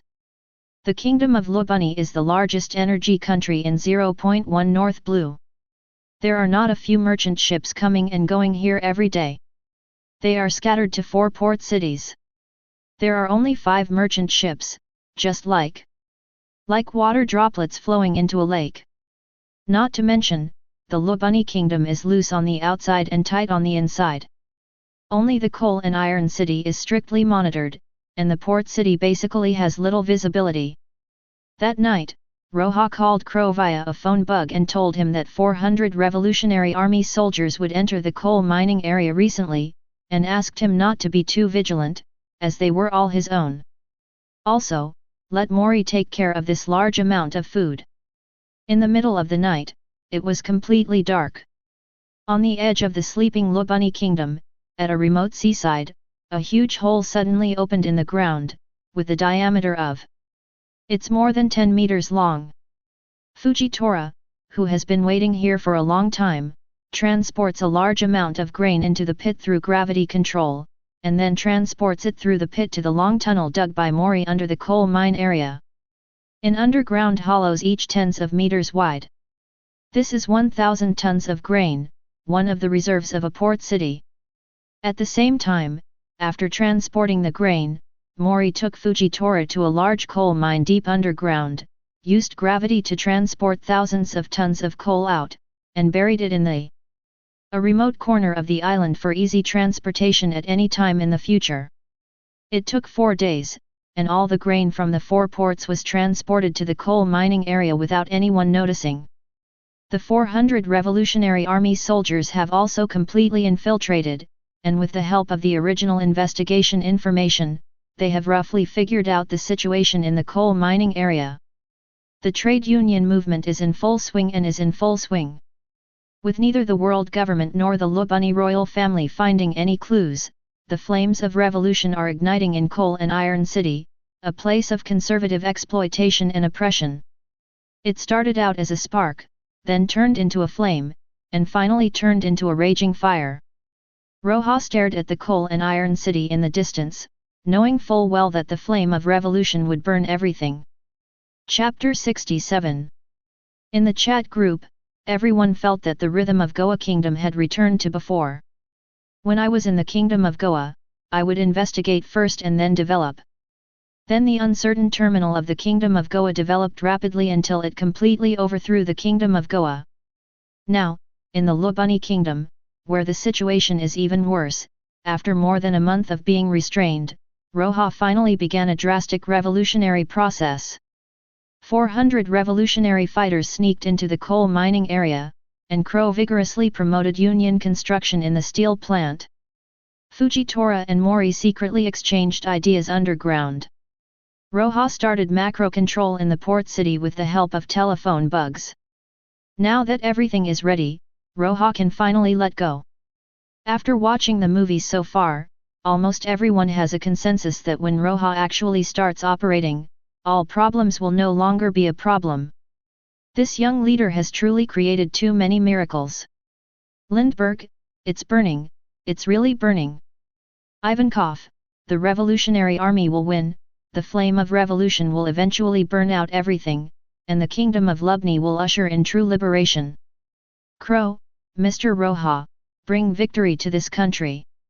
Bello Betty, the unprepared world government meets Mr. Roja with full firepower. I have already seen the outcome of this revolution. Dragon, a single spark can start a prairie fire. The oppression and exploitation of the world government will result in a more powerful counterattack from the people. The Revolutionary Army is now completely different from the dormant and low-key when the chat room first appeared. Now they seem to be following the footsteps of the Roja revolution in another world. In the chat room, they had the upper hand, while world government and marine were losing ground. There are even many righteous marines who have begun to reflect on themselves in the progress of the revolution that Roja has personally practiced. Everyone is watching Roja's operation. Watch how he plans to put the Lubani Kingdom's bad game and desperate situation to good use step by step. While the union movement in Coal and Iron City is in full swing, Roja is currently in the hotel, arranging tasks for Nagli and Kojiro. They will be responsible for the actions of the remaining 400 Revolutionary Army soldiers. There are 27 to 100 revolutionary troops and 5 merchant ships in the 4 port cities respectively. During these few nights, Fujitora has replaced the grain in the merchant ships in these 4 port cities with coal. 4 merchant ships loaded with coal are on standby at the port. Mr. Nagli, Mr. Kojiro, you are responsible for leading the fleet to Bakimo. Roja said, as far as I know, Bakimo is a cold winter island, and there is a huge demand for coal as energy. The only purpose of your trip to Bakimo this time is to poach people. Poaching. Kojiro and Nagli didn't quite understand. Yes, dig people. Roja said decisively, I'll give you 20 shiploads of coal. I don't want money or materials. I just want people, scientists, engineers, high-end talents in Bakimo. I can dig as much as I can. Tell them, if there are enough coal pipes, if 20 ships are not enough, then 30 ships, 40 ships, 100 ships, 200 ships, I don't care what conditions you offer. When you come back, I hope to see a top scientific research team of more than 100 people from Bakimo. Remember, no matter what the cost. Roja said seriously. In today's sea, what is most important, talent is the most important, and people in Bakimo can be said to be the top scientists and scholars. Roja can't have too many such people. The world government does not value these talents, but Roja values them 1000%. Technology is an extremely important productivity, even in a world where a single person can defeat an army. The next few decades will inevitably see the rise of science and technology, and in the next 100 years, science and technology will surely become the mainstream of the world. Roja said with deep eyes, as if he had seen through the development of the world. You don't have to worry about the price being raised. The coal of the Lubani Kingdom is currently inexhaustible for us in a short time, and we can't hold on to it. We can use as much as we can without giving any money to the Lubani royal family and the world. It's a pity for government. One of Roja's great qualities is his magnanimity and decisiveness. After setting a goal, he will never give up on anything. Understood. Nagli and Kojiro nodded, seriously accepting the matter. Roja is also very reassured about the two of them. These two people must be strong, smart, and experienced, so there is no need to worry about anything. Soon, 20 merchant ships loaded with coal sailed out from 4 port cities, heading for Bakimo further away. Bakimo is far away, and it is estimated that it will be 20 days or a month before they come back, but Roja is looking forward to their return. Senor and Bello Betty were also sent by Roja to follow Nagli and the others. Roja is very clear about the cause of Senor's disease. It's better to walk more often for his condition. Maybe when he meets an important person or thing, Senor will be completely enlightened. As for Betty, Roja has always felt that she has great potential, so she needs education and polishing to increase her knowledge, which is far more useful than her being bored in the Lubani Kingdom. Okay, it's almost time for us to start our actions, Mr. Yuxiao. When everyone was almost gone, Roja smiled at Fujitora. Mr. Fujitora, you will have to work hard next. Roja was a little apologetic. Fujitora is now considered the most dedicated and busiest person in the Revolutionary Army. Sometimes Roja feels a little embarrassed. It's okay, Roja, you can use me, I'm very happy. Fujitora said with a simple smile, I have lived a very fulfilling and happy life this year. I am honored to be able to contribute to such a great cause, at least it is much better than watching some of the dregs of the world flow. Okay, then let us work harder, just like we did at the uncertain terminal, and do something great again." Roja's voice was passionate and passionate. "Mook, please arrange for some people to prepare more food supplies. We will probably spend the next period of time at sea," Roja said to a revolutionary soldier staying in the port city.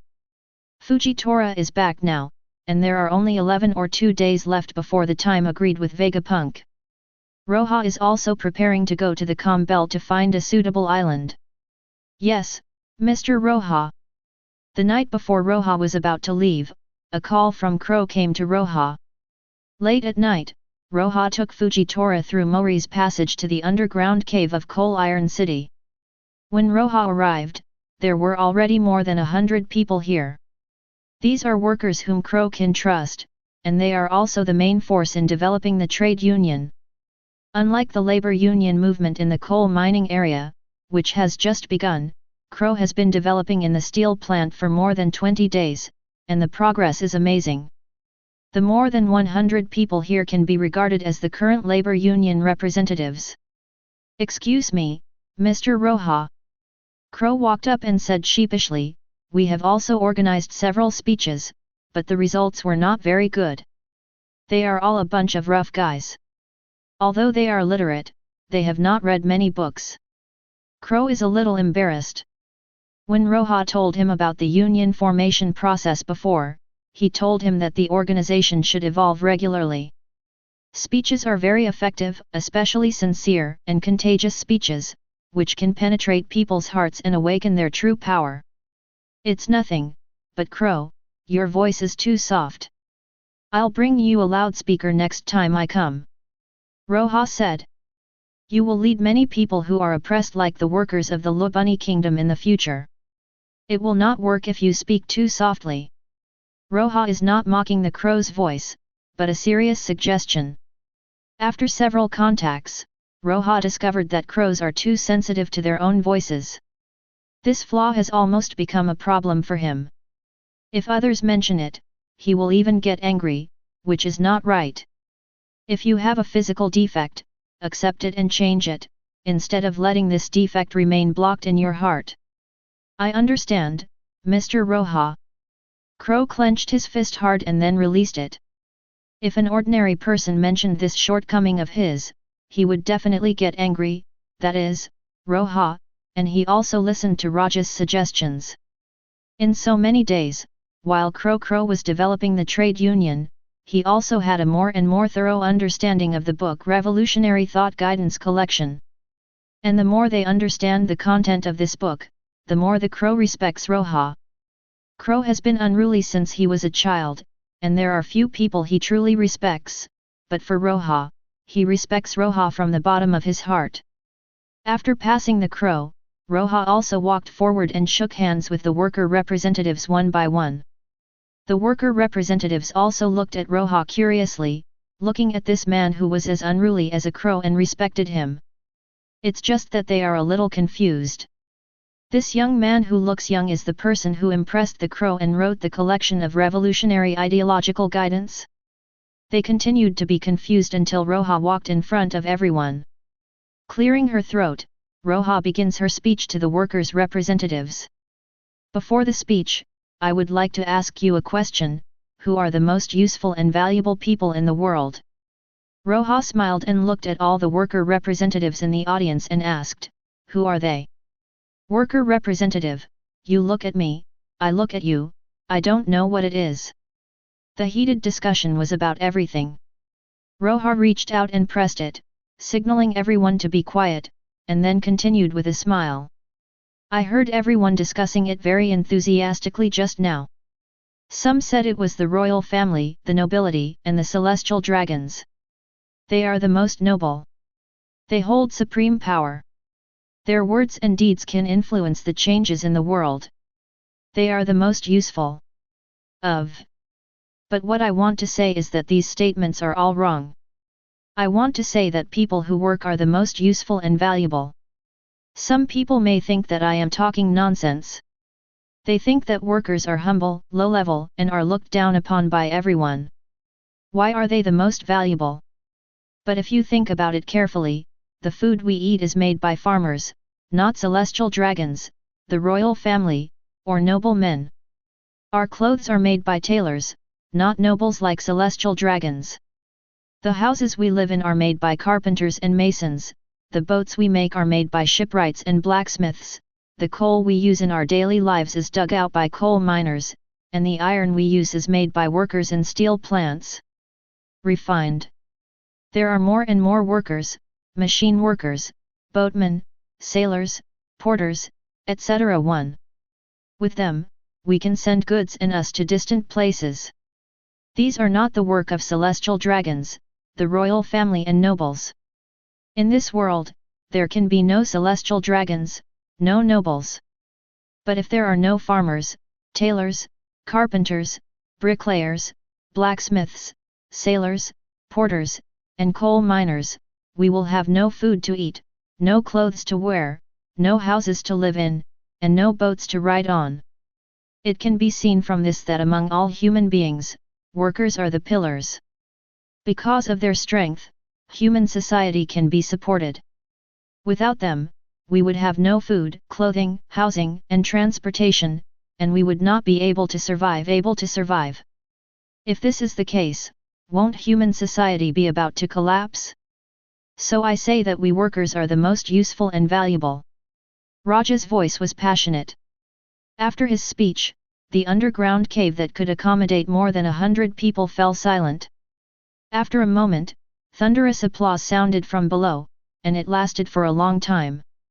Roja used concise and simple words to make these workers deeply realize the importance of being workers. Roja looked at the workers below. After the speech, something changed in their eyes. This is what Roja wants to achieve. Roja wants to let them know that workers are not humble or inferior to anyone, but are even nobler and more important. 1. If you want revolution, you must first awaken the Vice Admiral in your own heart. A person who is mentally broken can never stand up. The 853 workers in the steel plant are more decent in appearance than the people at the terminal station of uncertainty, but in fact, mentally, they are not much better than the people at the initial terminal station. Long-term high-pressure oppression and exploitation have made them mentally dwarfed. Roja wants to use this simple speech to clearly tell them the importance of workers. The nobles are not noble, and the workers are not humble. This world divides people into 3, 6, or 9 levels, but in terms of spirit and personality, we always want to be equal, even to the heavens. Okay. The worker shouted, his palms turning red. Simple and plain words are the most powerful and penetrate deeply into their hearts. This is the power brought by speeches. It's really well said. The people in the chat room feel like they are workers in the underground cave in the video. They felt an unprecedented sense of power from Roja's simple words. That sense of power makes people excited, makes people upward, and makes people's spirit, like a seedling that has overcome the pressure of the boulder of the mainstream social ideas, and begins to grow vigorously. Bello Betty, Mr. Roja, you are really awesome. Bello Betty really admires Roja. He has a clear understanding of the world and a thorough understanding of the human spirit. He can always use simple words to turn into the most powerful force and awaken the self in people's hearts. This kind of awakening cannot even be compared to her encouraging fruit. The power contained in Roja's language, the power contained in her words, and the power contained in her thoughts are far beyond the fruits of her encouragement. She can only inspire some people in front of her, but Roja's words can inspire the oppressed and exploited people all over the world. Monkey D. Dragon, as expected of Mr. Roja, I have given speeches for countless years, but I feel that those speeches combined are not as powerful as Mr. Roja's short speech. Yes, this short speech is so powerful. Then 5 elders, by long is more powerful than anyone in the chat room could have imagined. At this moment, there are countless people around the world working quietly at the bottom. Carpenters, tailors, shipwrights, farmers, blacksmiths, low-level marine soldiers, and porters who sell their labor. People living at the bottom of this world, these people are regarded by the nobles as ants, untouchables, cattle, horses, and livestock. They looked up at the giant screen in the sky. Looking at the passionate young man, the passionate speech just now seemed to be echoing in his ears. Their eyes, just like the workers in the image, began to burn with something, and their spirits began to slowly stand up from their knees little by little. This process may be slow, but it has begun. They are the silent majority in this world, but when they want to make their voices heard, even the aloof celestial dragons are trembling in fear. The liberation of the people lies primarily in the liberation of the spirit. Chapter 68. This is Mr. Roja. The crow is clapping vigorously. His voice is very small, but his applause is very loud. Before Roja's speech, he didn't think the speech was useful. It seemed to be just a form, a useless form. But Roja used a simple speech to tell him what the power of deeply rooted in people's hearts is. The speech was really good. Crow felt that his whole person was different after listening to the speech. The inferiority complex in his heart dissipated, and a lot of self-confidence and self-esteem were built on the spiritual level. There was thunderous applause from below, but Roja looked at everyone with a smile, and then slightly pressed his hands to indicate that everyone could finish. With just a movement of raising his hand and pressing down, the silence below immediately returned. It can be said that at this moment, Roja has been recognized and convinced by all the worker representatives below, and this was just after a short speech. Before I came today, Crow told me that everyone can't give a speech and don't know how to give a speech. I think everyone takes the speech too high. In fact, there is only one thing about speech, and that is sincerity. Everyone can talk about their own feelings, the feeling of being oppressed, and the yearning for better days. This is also a speech. It doesn't need too many gorgeous words, just simple and practical words. We are all comrades, fighting for the same goal. Between comrades, what do you need to worry about? Just feel free to speak your mind boldly. Roja said. Speeches between workers must be sincere. Only when you treat others sincerely will others treat you sincerely. It is meaningless to say some false and empty words. Being simple and plain does not mean that you have no power. After Roja finished his speech, he also met face to face and began to talk to the workers' representatives present about the current revolutionary process and the actions that need to be carried out in the future. Roja mentioned that they have begun to contact scientists from Bakimo, and even invited the most famous genius Vegapunk to develop revolutionary weapons for them. As mentioned, he can continuously transport food from East Blue. The union movement in the coal mining area is developing rapidly. It is expected that in less than a month, all unions in the coal mining area and steel plants will be formed. By then, 100,000 workers will be equipped with advanced weapons and will be able to control their own destiny. These are things that do not need to be kept secret from the people here. These more than 100 worker representatives can be trusted by Crow and come to the underground cave dug by Mori, which already means that there is no need to keep too many secrets from them.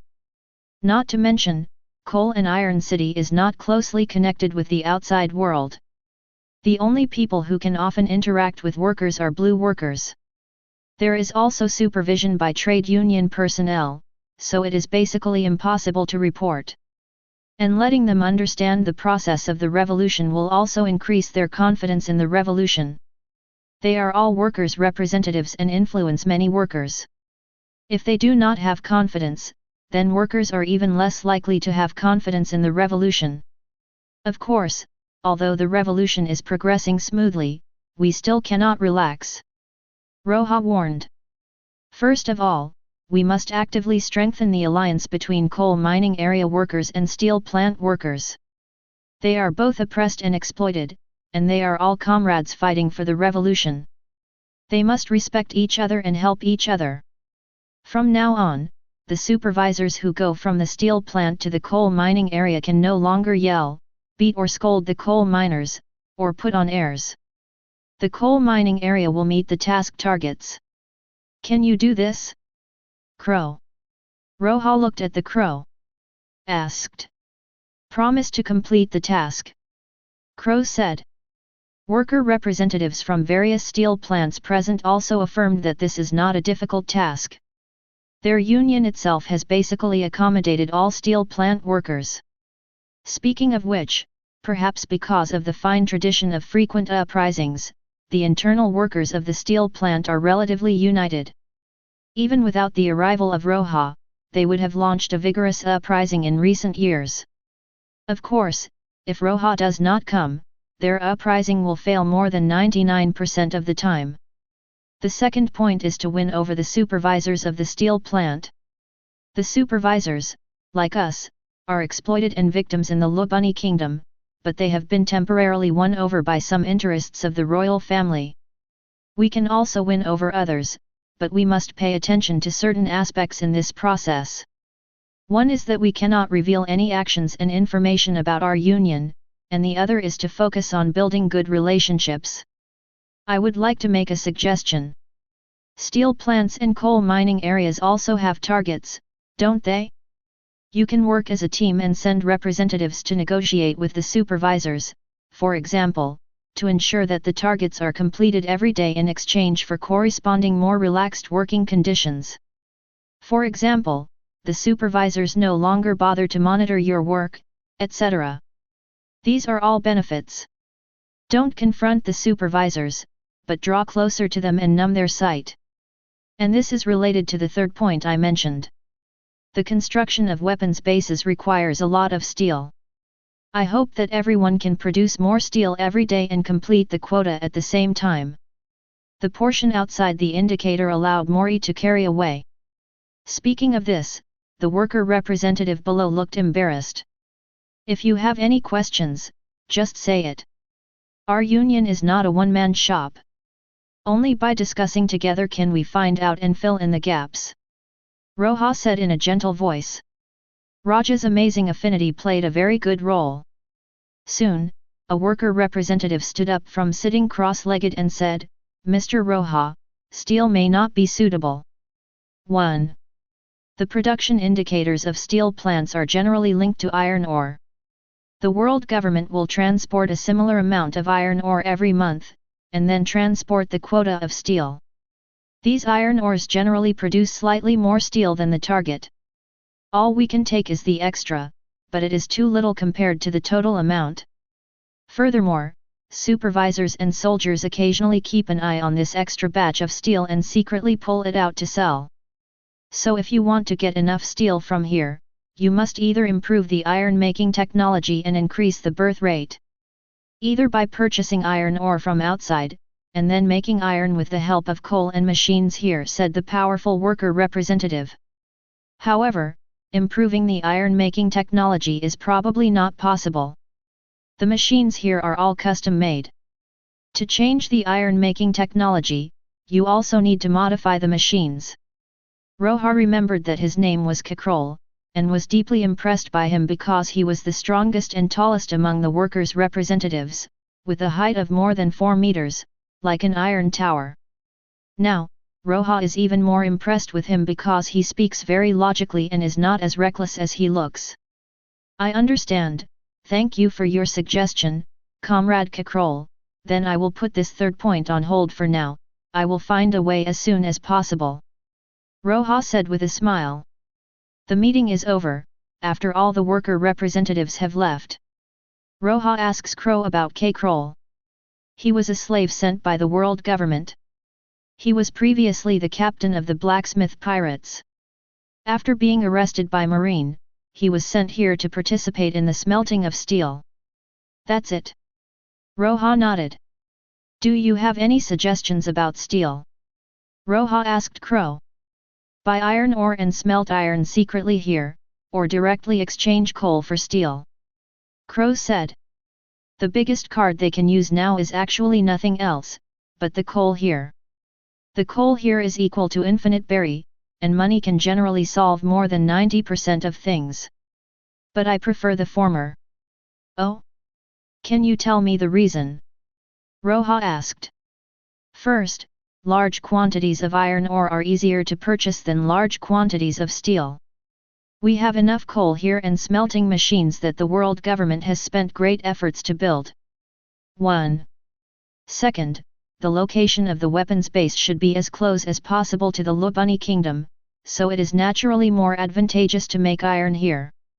Third, everyone in the steel plant is actually relatively passive now, so the output is average.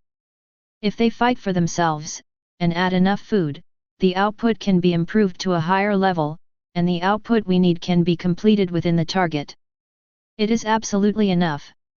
The crow said little by little, and Roja became more and more pleased. He can see that the crow is indeed growing little by little, becoming more calm and wise. I understand, I will ask people to find ways to purchase iron ore. Roja nodded.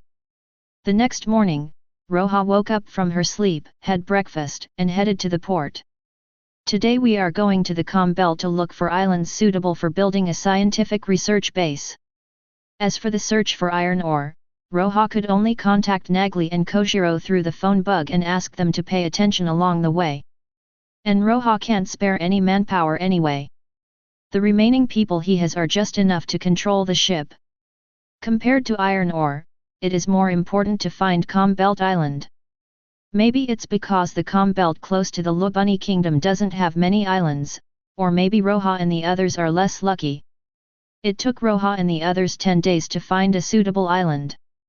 A beast island located in the Calm Belt.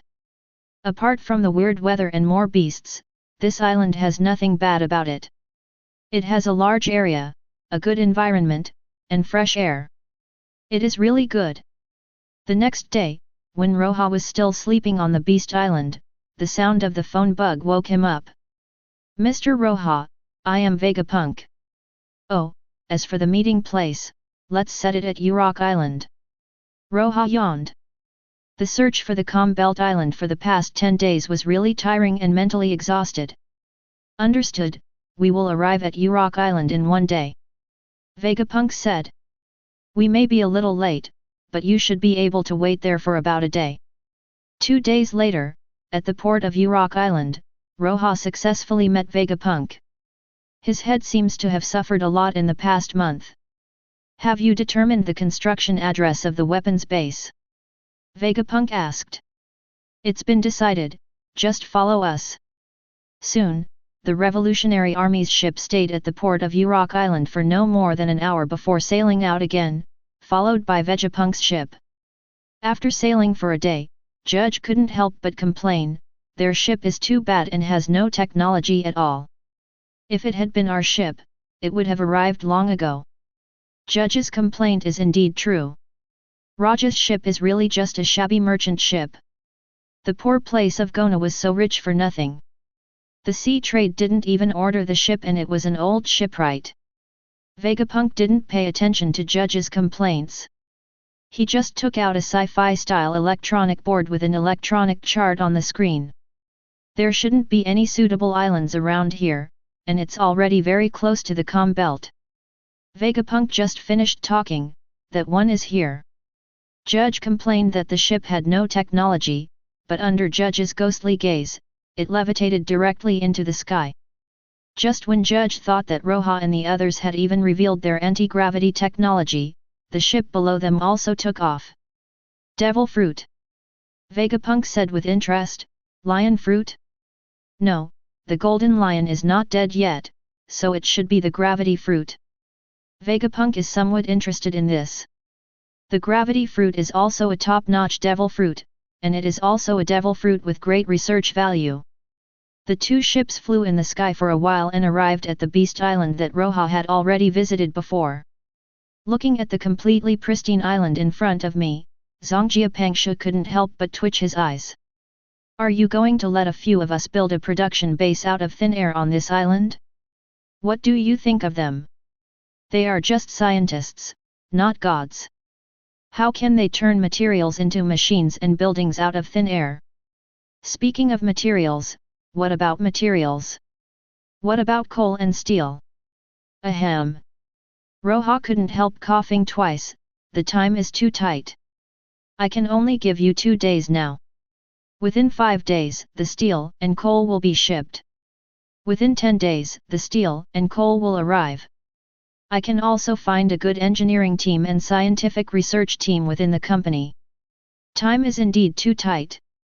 The engineering team and scientific research team have just set off from Bakimo. The coal is still in the Lobunny Kingdom, and Fujitora has to go there at night. During this period, the Revolutionary Army has been working overtime and cannot spare more manpower and time. In the past few days, you can first select a site on the island, draw some drawings, etc., and when the personnel and materials are available, immediately start building the road with you. For the sake of that book, I will wait for you one more time. Vegapunk said somewhat speechlessly. After finishing speaking, Vegapunk came over curiously and asked softly, "Did you really write that book?" "Which one?" "It's the one you gave me last time." "Well, I wrote most of the details, but the main ideas came from the education I received in my hometown," Roja said. "Linyo. Where is your hometown?" Vegapunk became more and more curious. Unlike ordinary people, Vegapunk has a lot of knowledge in his mind. He can be said to be the most knowledgeable person in the world. So he knows very well that any advanced idea will never appear out of thin air. Its research must be based on a complete data, such as the history of the development of the kingdom, or a complete history of world development. And this kind of thing, even Ohara doesn't have it, but it comes from the hands of Roja, a young man. As for the advanced nature of this book, there is no doubt about the advanced nature of this book. Vegapunk can be seen just by reading it through once. Kingdom of Roja. Roja said. Isn't the kingdom of Rojoxi a small kingdom in South Blue? Can such advanced ideas be born? Vegapunk was a little confused, but did not continue to ask. But another question was asked, are there any books like this anymore? No, that's all for now. After the revolution in the Lobunny Kingdom is successful, I will compile it and publish a second book. Roja spread his hands and said. Yang. So if you want to read the second book, please help me research some powerful technologies to make the revolution in the main country of Lobunny easier. What an unpleasant brat! Vegapunk raised his eyebrows and said angrily.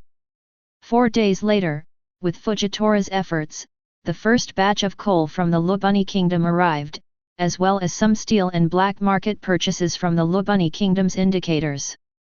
The little steel I bought can at least last for a while. 10 days later, the caravan of Nagli and Kojiro heading to Bakimo arrived, bringing some advanced machinery and hundreds of scientists and engineers from Bakimo. Team.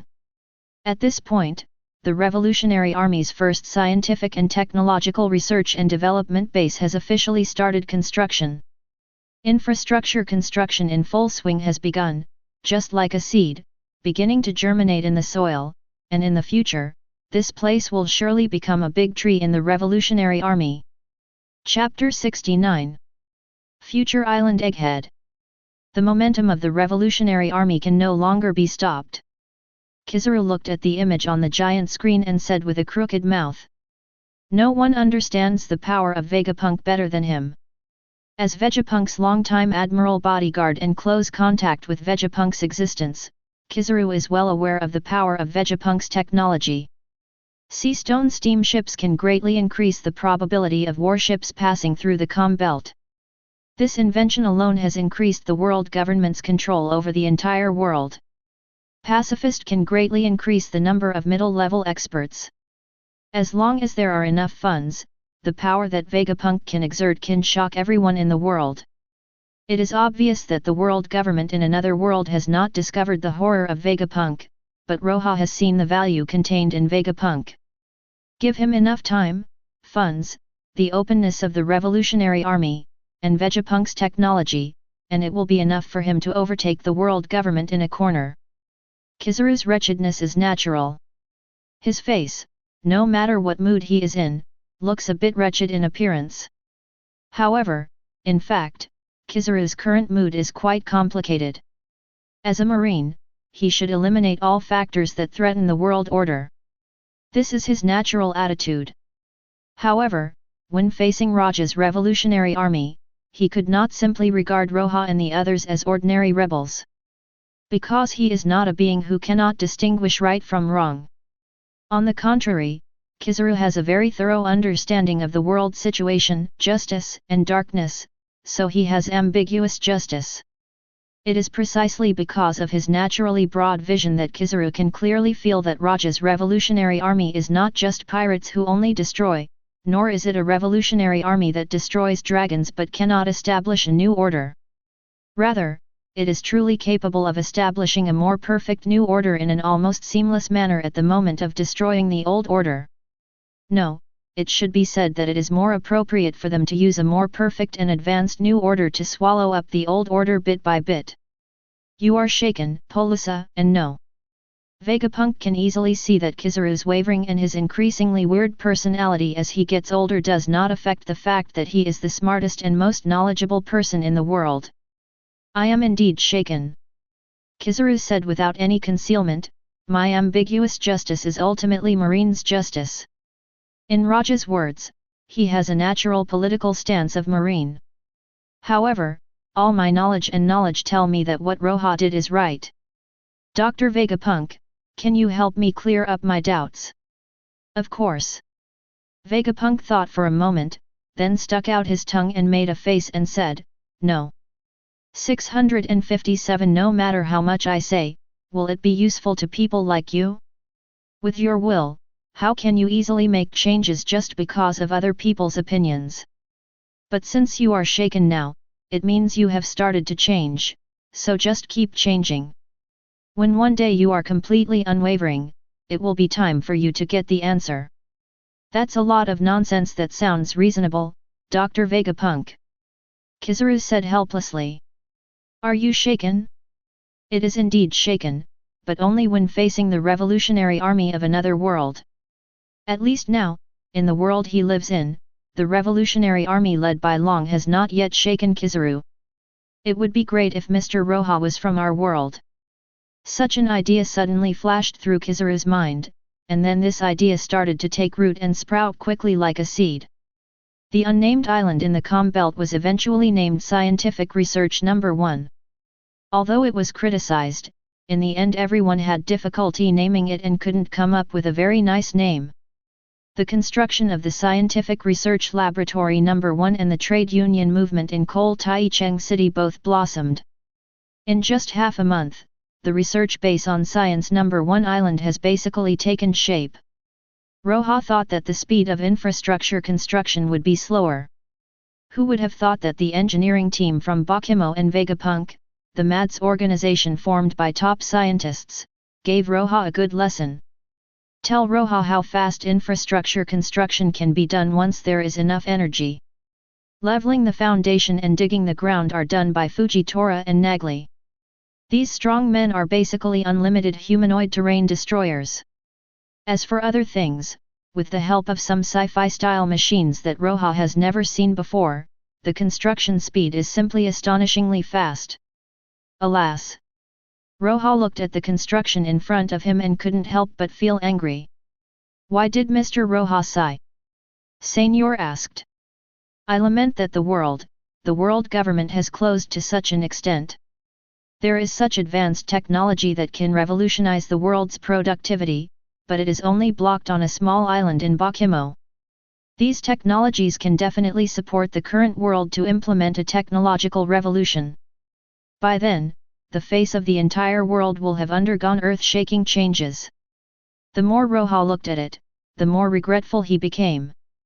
Bakumo's mechanical technology is already very advanced, so advanced that even their pets are semi-mechanized. If this kind of technology could be used to cultivate land and improve industrial production, Luodu could not imagine what kind of changes it would bring. Over in the Kingdom of Goa, almost primitive agricultural tools are still used, but here, various mechanical machines have long been used. The closedness of this world can be seen in Madara. In about half a month, this scientific research base will be basically completed. Vegapunk walked up to Roja at some point and said. But boy, you are very ambitious. This is not a simple weapons production base. This is a standard scientific research base, and it is based on the highest standards in Bakumo. Vegapunk smiled half-heartedly. You don't want to take us under your revolutionary army, Do you? What do you think? Anyway, you work everywhere and make money on the black market for scientific research. How about I cover all your research expenses? Come to me for research. The treatment is absolutely top-notch. Roja is as arrogant as if he has a mine at home at the moment, but he can indeed be called a mine now one. The large coal mine in the Lubuni kingdom that can still be mined for decades is basically no different from his. It belongs to the world government during the day, and it belongs to him and Fujitora at night. Vegapunk stared at Roja for a while, as if he wanted to see everything about the mysterious boy in front of him, but what he saw in Roja's eyes was only clarity and sincerity, not ambition to keep the world in chaos. I don't have a problem. As long as there are enough funds and research materials, it's okay to keep doing research here, but it's not necessarily the case for those few people. Vegapunk looked at the other people in Mads and said. They all have great ambitions. Judge wants to restore Germa's glory. Miss Bajan has average skills but a surly personality. The remaining Quinn is obsessed with the development of machine weapons and the research of germs. Geisa has a timid personality and may be subdued by force. Vegapunk analyzed it bit by bit. It seems that he really plans to take root in the revolutionary army. I have to say that Roja's collection of revolutionary thoughts is very important here. Many of the things in it are more suitable for Vegapunk. In addition, as long as he has enough funds, he doesn't care where he studies, so he naturally succumbed to Roja, a coal mining tycoon. Yes, I know, I will find a way to keep a few of them. Roja looked at the people, they were just a group of people with perverse personalities. But no matter what, their science and technology are the best in the sea, so Roja naturally has to find a way to retain them. However, he suddenly remembered something more important. By the way, Dr. Vegapunk, can you help develop a ship that can travel freely in the Com Belt? Roja asked. Today's travel on the scientific research number 1 island basically relies on Fujitora, which is too restrictive for today's movements. The pressure on Fujitora is very high, and the development of the number 1 scientific research base is not good. If you want to purchase any research materials, Fujitora needs to go there in person. Having to go out to buy materials during the day and dig coal at night, Roja felt a little sorry for Fujitora. Can I travel freely on Com Belt ships? Vegapunk frowned upon hearing this. I have studied this for a while, but finally gave up. Why? Roja was a little curious. This technique shouldn't be difficult for Vegapunk. Because I have no money. Vegapunk spread his hands and said helplessly. Roja's expression, CDBF, became extremely speechless in an instant. To develop a free navigating Com Belt ship, 2 conditions need to be met. The first is to enable the ship to generate power and sail in a completely windless state. This is not difficult. Install a steam turbine on the ship. That's fine, you can use coal as energy. Rare is the second point, that is, how to break through the Sea King's lair in Com Belt. My research direction is to experiment with various materials to experiment with which materials the Sea Kings are most indifferent to, that is, to deceive the Sea King's perception. It's just that this process not only requires catching a living Sea Kings, but also requires a large amount of materials for experiments. Vegapunk, this is an exhaustive process, even I can't do anything. So later I simply stopped this experiment. With such a large amount of funds, it is better to study other aspects. Have you tried sea stone? Roja asked. This kind of ore with the power of the sea should have special effects. What you said is very good, but the current production of sea stone in the world is not high, and most of them are controlled by the world government. The sea stone that can hide the entire ship from the Sea Kings is definitely not enough. A large amount of sea stone is difficult to buy even on the underground black market. Vegapunk is helpless. The biggest fear in scientific research is that there is no material.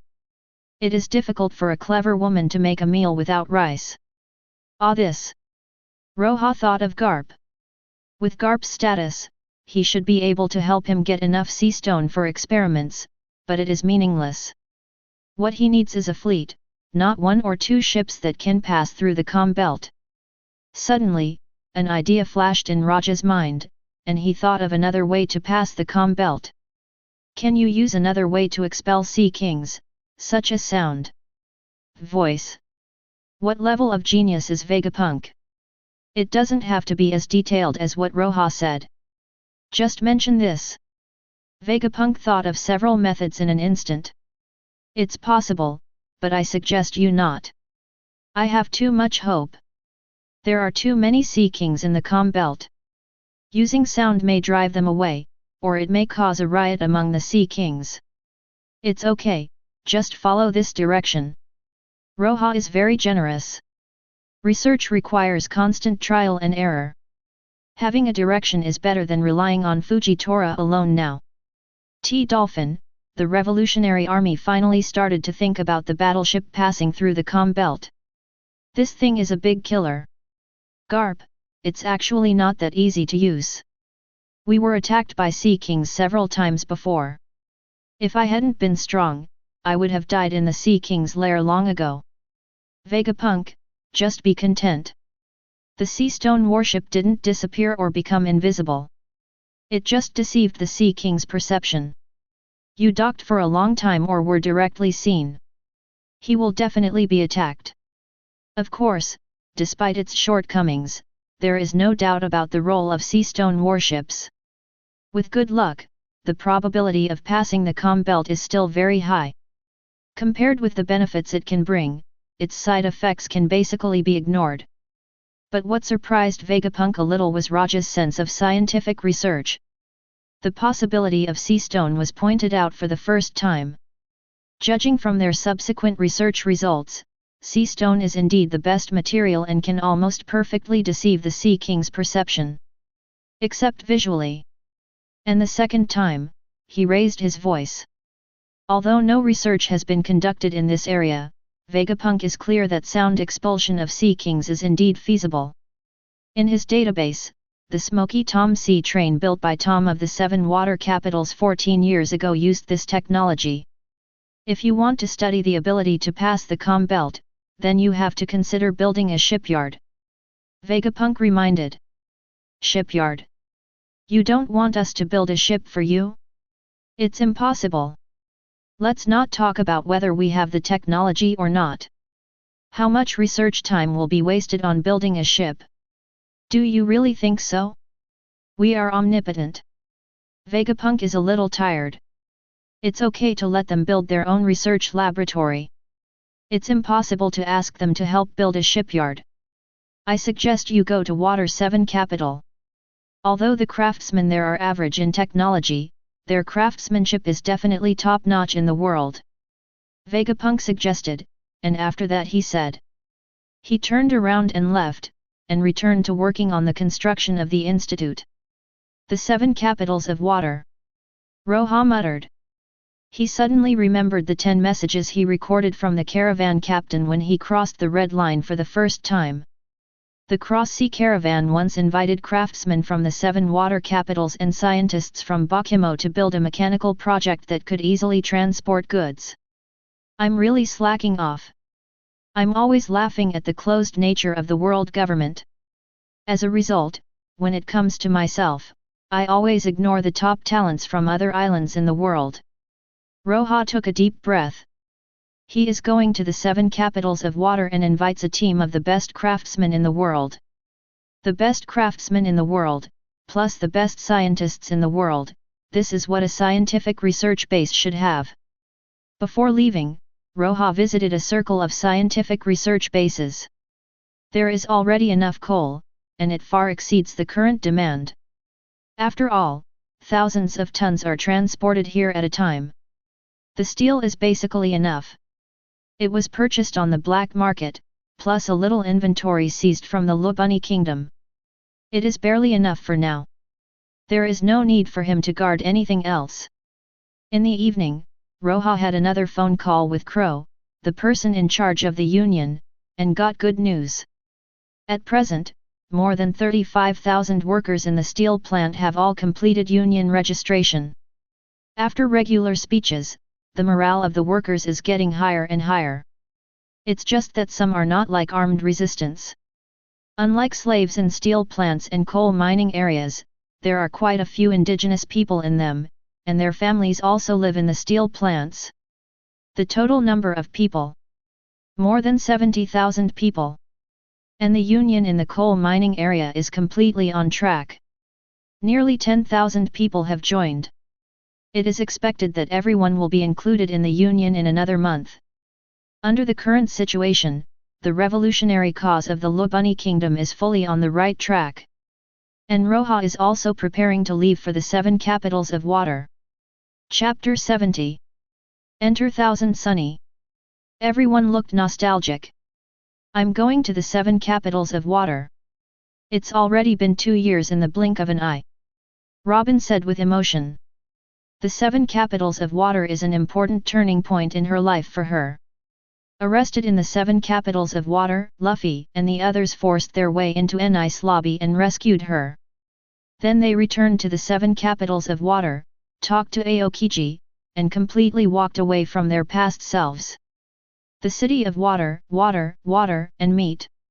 Luffy's eyes were shining, and there was drool at the corner of his mouth. So does Chopper on the side. Shui shui meat is a specialty of the 7 water capitals. It is extremely delicious and has a unique taste. Yes, 2 years have passed in the blink of an eye.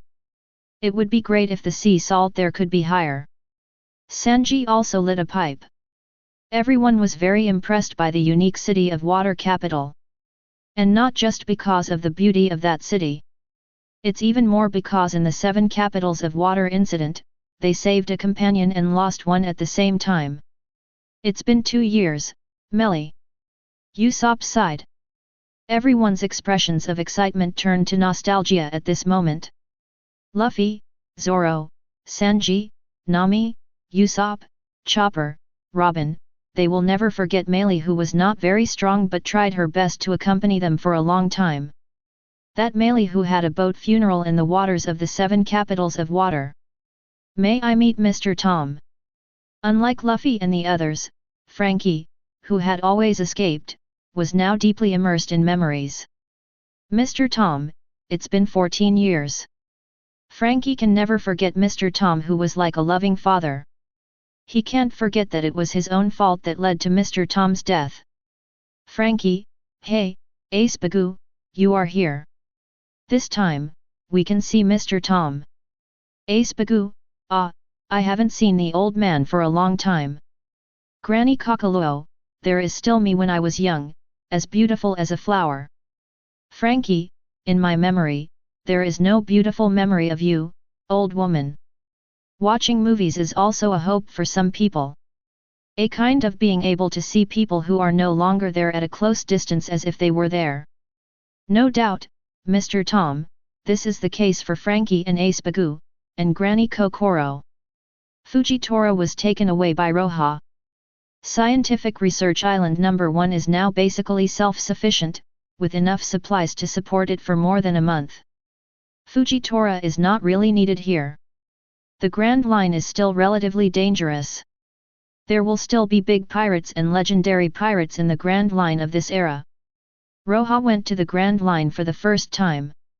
For safety reasons, she took Fujitora and Nagli with her. When leaving, Roja gave the lead and platinum products brought back from Fervans to Vegapunk, and told him that there was probably some unknown toxin in these things. Let him be careful and avoid direct contact. It is best to analyze the essence of this toxin and then find a way to detoxify it. There is a country in the world. Because of this toxin on platinum and lead, a large number of people are suffering from the disease. Terminally ill. When Vegapunk heard this, he took the platinum lead sample very seriously and told Roja that he and Quinn would study this thing carefully. Roja can only place her hope on Vegapunk now. Fervans is wealthy and has high medical skills. However, even the doctors there cannot discover the cause of the white disease. Only top scientists like Vegapunk can discover it. Leaving Scientific Research Island No. 1, Roja and the others began their voyage to the 7 capitals of water. Because the first half of the trip from Sihai to Grand Line only needs to pass through the current of Mt. Chimay, so Roja also experienced the current of Mt. Chimay this time. Feeling the way this pirate goes to the Grand Line. This is also Roja's first time entering the Grand Line. On the second day after entering the Grand Line, Roja deeply realized the horror of the Grand Line climate and currents. It was still hot weather just now, but a cold wind blew from nowhere. The temperature dropped at an extremely fast speed in an instant. In less than an hour, it dropped to -10 degrees. 1. Not only that, but in the sea that was calm just now, several huge waterspouts that penetrated the sky and the earth appeared in an instant. These terrifying waterspouts sweep across the world. Even with Fujitora and Roja who can fly, they are extremely dangerous. Is this the Grand Line? The ocean environment is too harsh. Roja grabbed the mast hard and shouted loudly. In such terrifying windy weather, the howling wind can easily suppress people's voices. Even if you don't speak loudly, even people nearby will not be able to hear you. Ha ha ha, this is the Grand Line. Otherwise, why would there be so many pirates aiming to conquer the Grand Line? Unlike Roja, the thin and old Nagli. But he laughed in the storm. As an old pirate with decades of experience at sea, Nagli has experienced even the crazier New World climate, and the climate in the paradise is nothing. Hold on tight, I'm going to rush out in one breath. Fujitora shouted and reminded. Then he waved his staff and sword, and the terrifying purple halo instantly exerted a force on the rear of the ship, making the entire ship fly directly away from the area where the terrifying waterspout was like an arrow from the string. Crunch! Roja could even hear the sound of the wood cracking as the hull could not withstand such speed. This old merchant ship purchased from the Kingdom of Goa finally could not withstand such a violent impact, and cracks appeared on the deck. If it weren't for Fujitora's gravity that levitates the ship, I'm afraid the ship would have sunk into the sea long ago. Our boat is still too long. Roja said. Nagli and the others mentioned this before when they returned from Bokimo. The old merchant ships of the Kingdom of Goa are not enough to adapt to the harsh climate and sea currents of North Blue. Sailing in North Blue is already very difficult. 7 days after entering the New World, Roja and the others successfully arrived at the 7 capitals of water. This is the 7 capitals of water. It's so awesome. A group of revolutionary soldiers leaned on the railing and looked at the 7 capitals of water in the distance. Unlike any city I have seen before, Water 7 looks really shocking. In the middle is an extremely tall building, with densely packed houses on both sides. Waterways run through every corner of the city. You can drive a boat to almost every corner here. The whole city gives people a very clean and tidy feeling, coupled with the sea water that runs everywhere. It makes people feel very comfortable. People in this city don't seem to be very good, and there is a general feeling of anxiety. Fujitora frowned, opened his eyes full of whites, and raised his head to face the sky. He is blind and cannot see the beauty of Shuicheng, but he can feel the emotions of the country. Anxiety. Roja was a little confused. Before coming, he did some homework. The identity of the 7 water capitals is quite special. On the one hand, it is a franchise city of the world government and is subject to legal restrictions and protection by the world government. On the other hand, there are also a very large number of pirates on the 7 capitals of Water Island. Because Water 7 is the best shipbuilding island in the world's top craftsmen basically gather here, and the best shipbuilding companies are also here. All pirates who want the government's Grand Line must change their ships in the 7 capitals of water and replace them with better ships built by the 20 capitals of water. Based on this, under normal circumstances, pirates will basically not cause trouble here. Both black and white will basically not take action here. In addition, the economy is good, life is rich, and there is no exploitation by the royal family or the like. Logically speaking, the people here are living a good life. Why is anxiety so common that even Fujitora can clearly sense it? It seems that this city is also facing a lot of troubles. Roja thought. The keel of your ship has been completely broken. Take it to Mukwan Island. While Roja was deep in thought, a slightly childish voice sounded from the side of Roja's boat. Roja looked down and saw a boy about 12 or 13 years old. The young man has short blue-purple hair, wears black short sleeves, light blue jeans, and a white scarf on his head. His expression is calm, and he looks very capable and mature. Hulk Island. Roja was a little confused. Sail along the edge of the island, sail in this direction, and you will see an island with various hulks parked. That's the Hulk Island. The purple-haired boy said. But with the current state of your ship, it should be difficult to get over it. No, the keel of your ship was broken 5 days ago. Why can it still sail on the sea? Can you tell? Roja was a little curious about this purple-haired boy. Although Roja didn't know about the keel or anything, he knew that the ship was indeed in the waterspout 5 days ago, and the hull was almost torn apart. In the next few days, they relied on Fujitora's gravity fruit to get here. And this boy told the time so accurately, his skills must be very good. Yes, I can tell the state of the wood at a glance. The purple-haired boy seemed to have discovered something new, and kept getting closer to study the hull. What's your name? Roja asked. Ace Bagu. The young man's tone was calm. Then without waiting for Roja to react, he immediately said, your boat is completely out of service. You guys have to change boats in the 7th place. Go to Mr. Tom. He is the best on this island shipwright. Before Ace Bagu finished speaking, a bright voice came from the distance. Kid, you're here to solicit customers again, didn't I tell you? This is the territory of our number 4 shipbuilding company. You are not allowed to solicit customers here again. A man with big muscles and a round waist came from a distance. Jump off the high wall and walk towards here. Please give me flowers. TCH.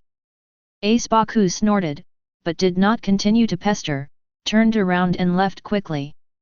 The strong man has also walked to Roja's boat. Want to buy a boat?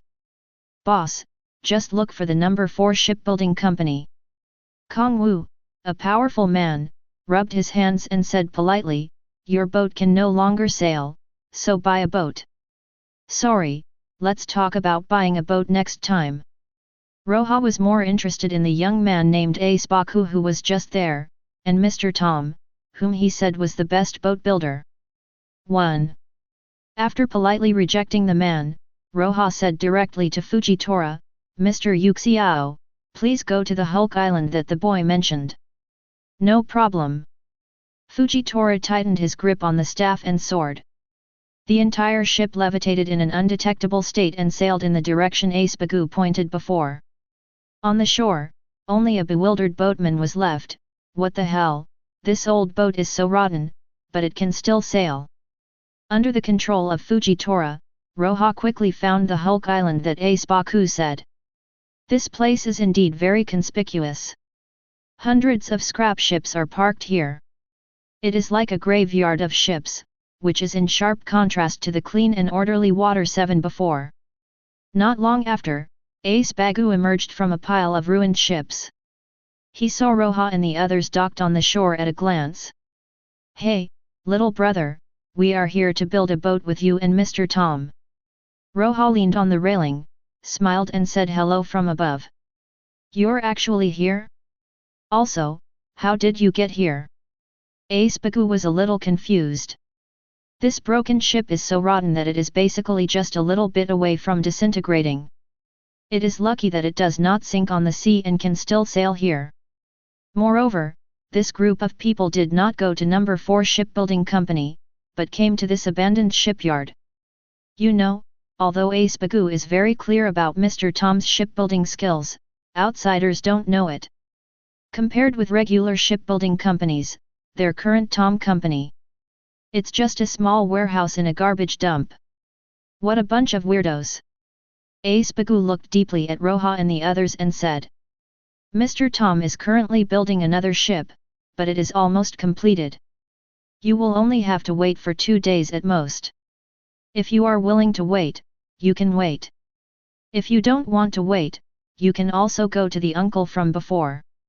Although the craftsmanship of number 4 shipyard is not as good as Mr. Tom's, it is also a regular shipyard, and it is more than enough to build a ship stronger than the one you have now.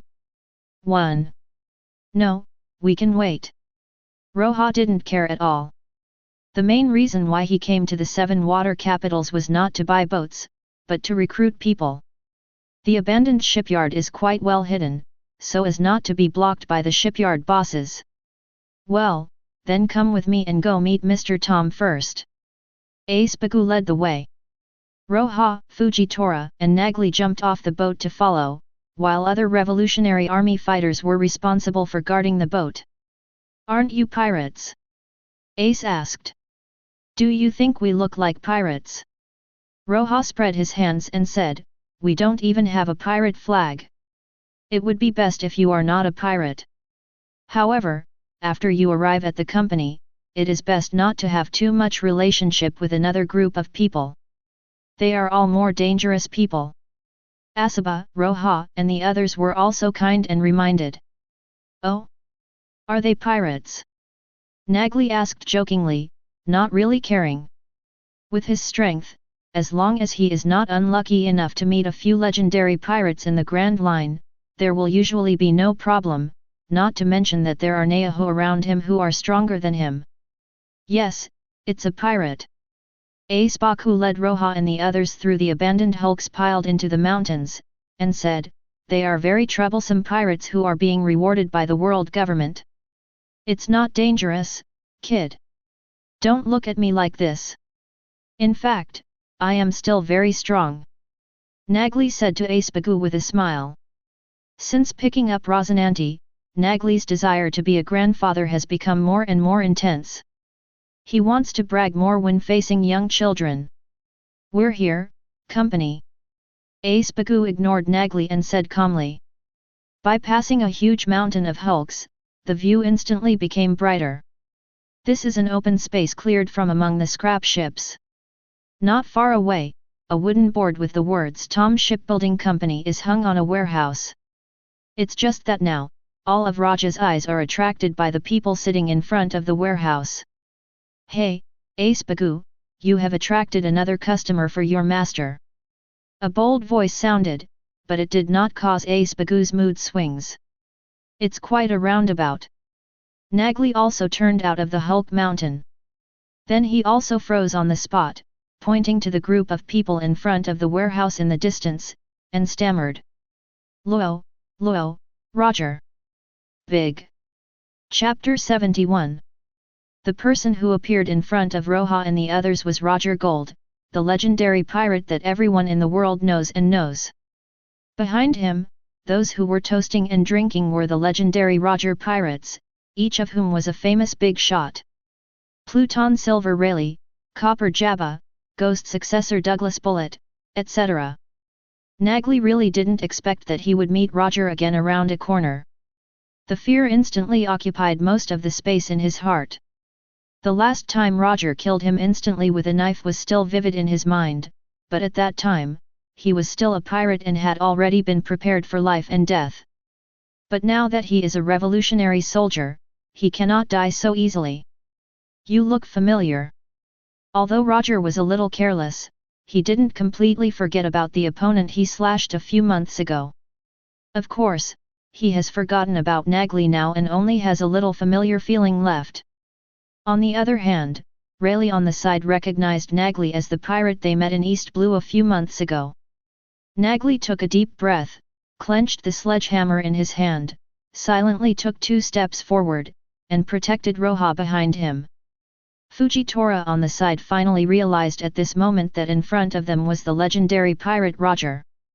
The aura of Roger and the others, the strongest members of the Roger pirates, could not be sensed in Jaiwensari, but Fujitora still clenched his staff and sword and moved forward. The atmosphere between the two parties became tense in an instant. Corresponding to the tension of Fujitora and Nagli is Roja's calmness. He seemed to not feel the tense atmosphere at all, and said to Ace Baku. Hey, Ace Baku, Mr. Tom, the shipwright you are talking about, could he be a member of the Roger pirates? No, Mr. Tom is not a pirate. He is building ships in the dock in front. I will take you 570 to find him. Ace Baku said loudly. As he spoke, Ace Baku passed Roger and the others and headed towards the dock ahead. Roja patted Fujitora and Nagli on the shoulders, telling them to relax. After doing this, Roja calmly nodded to Roger and the others who were sitting and drinking. Then he crossed between Fujitora and Nagli, walked past the members of the Roger pirates, followed behind Ace Baku, and went to meet Mr. Tom, the best shipwright in his mouth. The nervous Nagli and Fujitora were stunned for a moment, then quickly put away their weapons and chased Roja. During this process, the Roger pirates did not take action. Only Roger, Rayleigh, and Jabba looked at Roja, who was walking in the front with interest. That kid is very interesting. He is not pretentious, but he is really calm in his heart. At this age, with such a character, he is very powerful. Even Roger had to smile and admire. Have you noticed that those two powerful people are both led by that young man? Roger saw a lot, but in the end he didn't delve into anything in depth. He is a person who has sailed all over the Grand Line and has too much knowledge. Even Nagli's strength is nothing in his eyes. Even Fujitora has such strength at a young age. He has seen many such talents. Roja's character moved him, but that was all.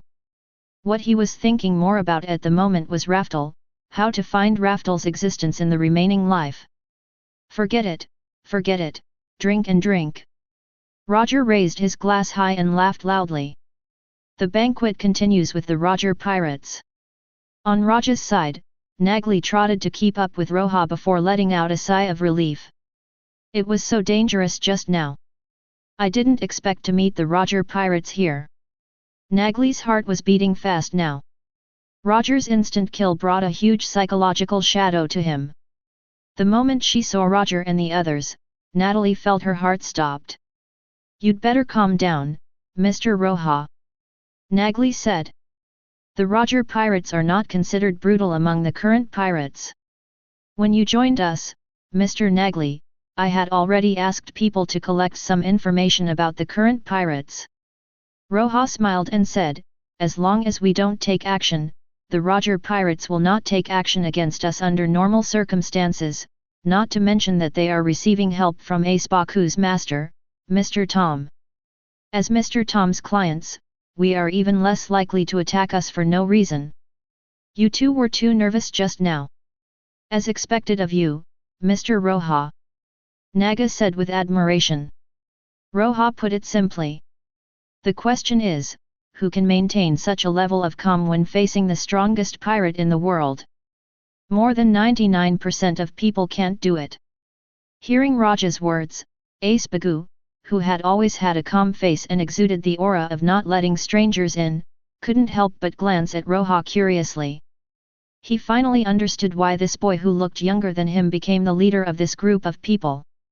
His courage and conversation were indeed far beyond ordinary people. In the chat room. At this moment, there was also an intense chat. Roger, that's gone? Just a brief encounter, a nod, not even a word? The me in another world, don't suppress your curiosity, such an interesting young man, come up and talk. Rayleigh, at this time, all you are thinking about is Raftel.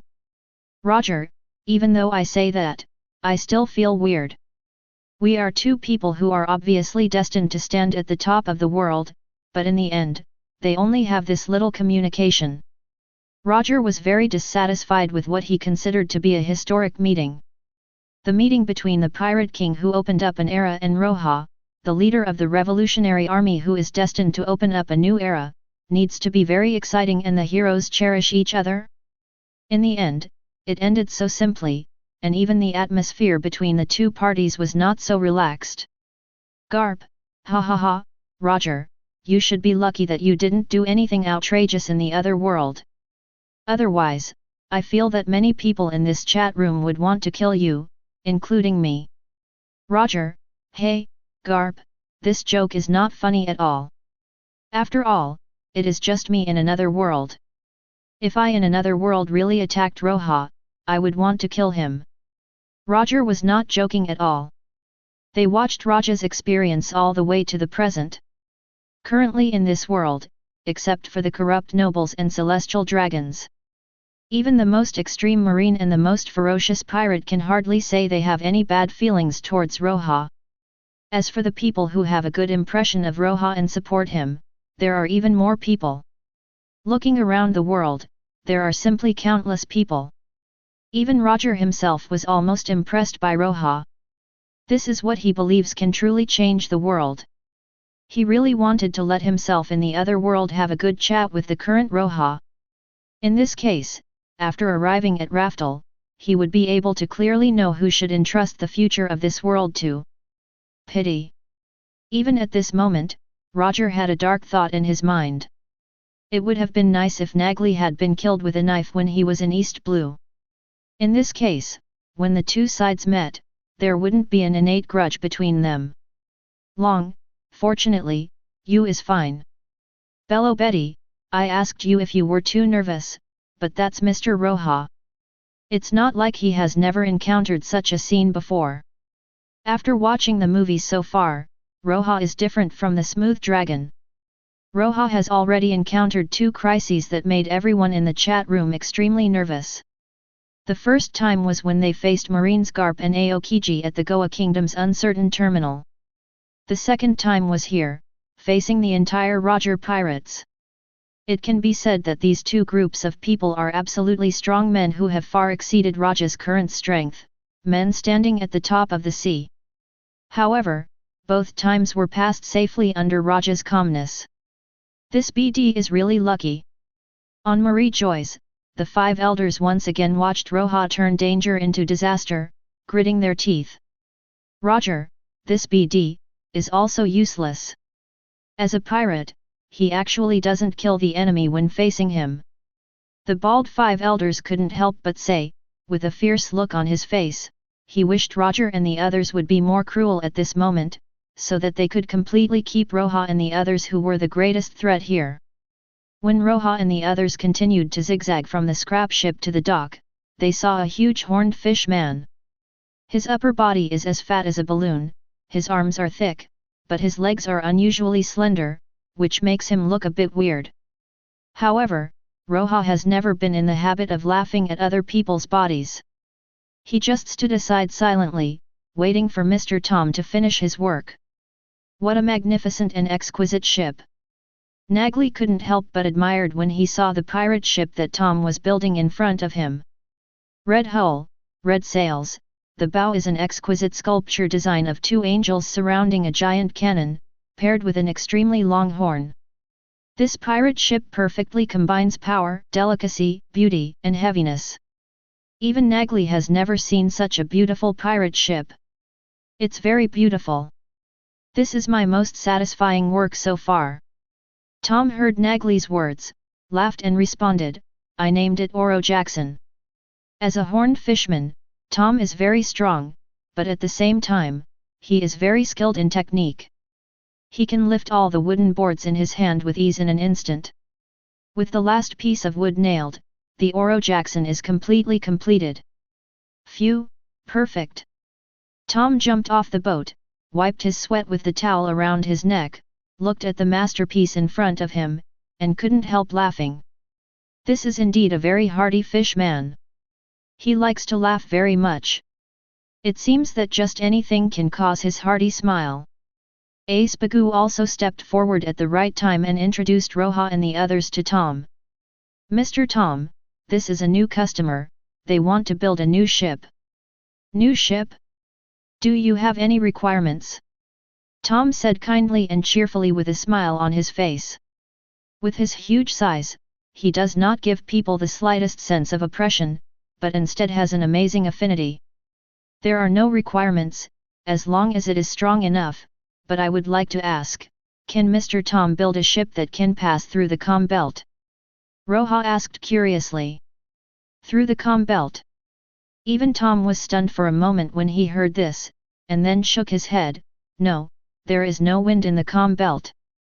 As long as it is a sailboat, it is impossible to pass, and the most important thing is the Sea Kings. If I say we have the ability to move forward, what about the steam turbine technology and the noise-driving Sea Kings technology currently being developed? Roja said with a smile. And Tom's expression changed instantly. He grabbed Roja's shoulders excitedly and said loudly, "Noise expulsion Sea Kings technology."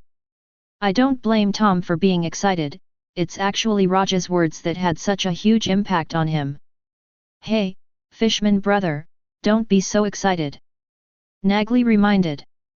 Tom is a fishman after all, and a very powerful horned fishman.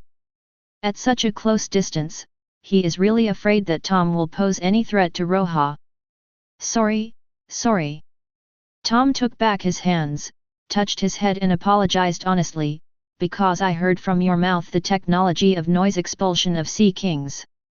To be honest, this matter has always been an idea in my mind. I have always wanted to develop a transportation system that can connect the 7 capitals of water and the surrounding islands. Tool. In my imagination, it is a train that can sail on the sea. Through fixed rails on the sea, even in extreme stormy weather, it can. Smooth navigation. Compared to ships, this kind of maritime train is more stable and safer, and faster. The cargo capacity can also be increased by adding carriages. Tom gushed, and when he mentioned the sea train, his whole person seemed to glow. In order to achieve this effect of the sea train, firstly, the rails must be able to withstand extreme waves and cannot be attacked by Sea Kings.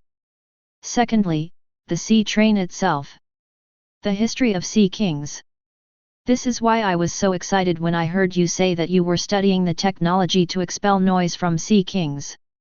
I'm sorry. Is it really possible to research a sea train? Nagli whispered. This kind of thing is beyond his knowledge, even in a world where technology is extremely advanced. Bakimo, he has never seen such a thing. It will definitely come true. Roja is very confident about this. By the way, I haven't asked you what your names are yet. Tom became very interested in Roja and the others, especially the young man who led them. My name is Roja, this is Mr. Smile and Mr. Nagli. Roja introduced to Tom. After the introduction, he extended his hand to Tom again. Will you join us? Mr. Tom. We have Vegapunk 5.1, as well as a group of top scientists and engineers from Bakimo, but now we lack top craftsmen. What we are currently researching? It is building ships that can traverse the calm belt.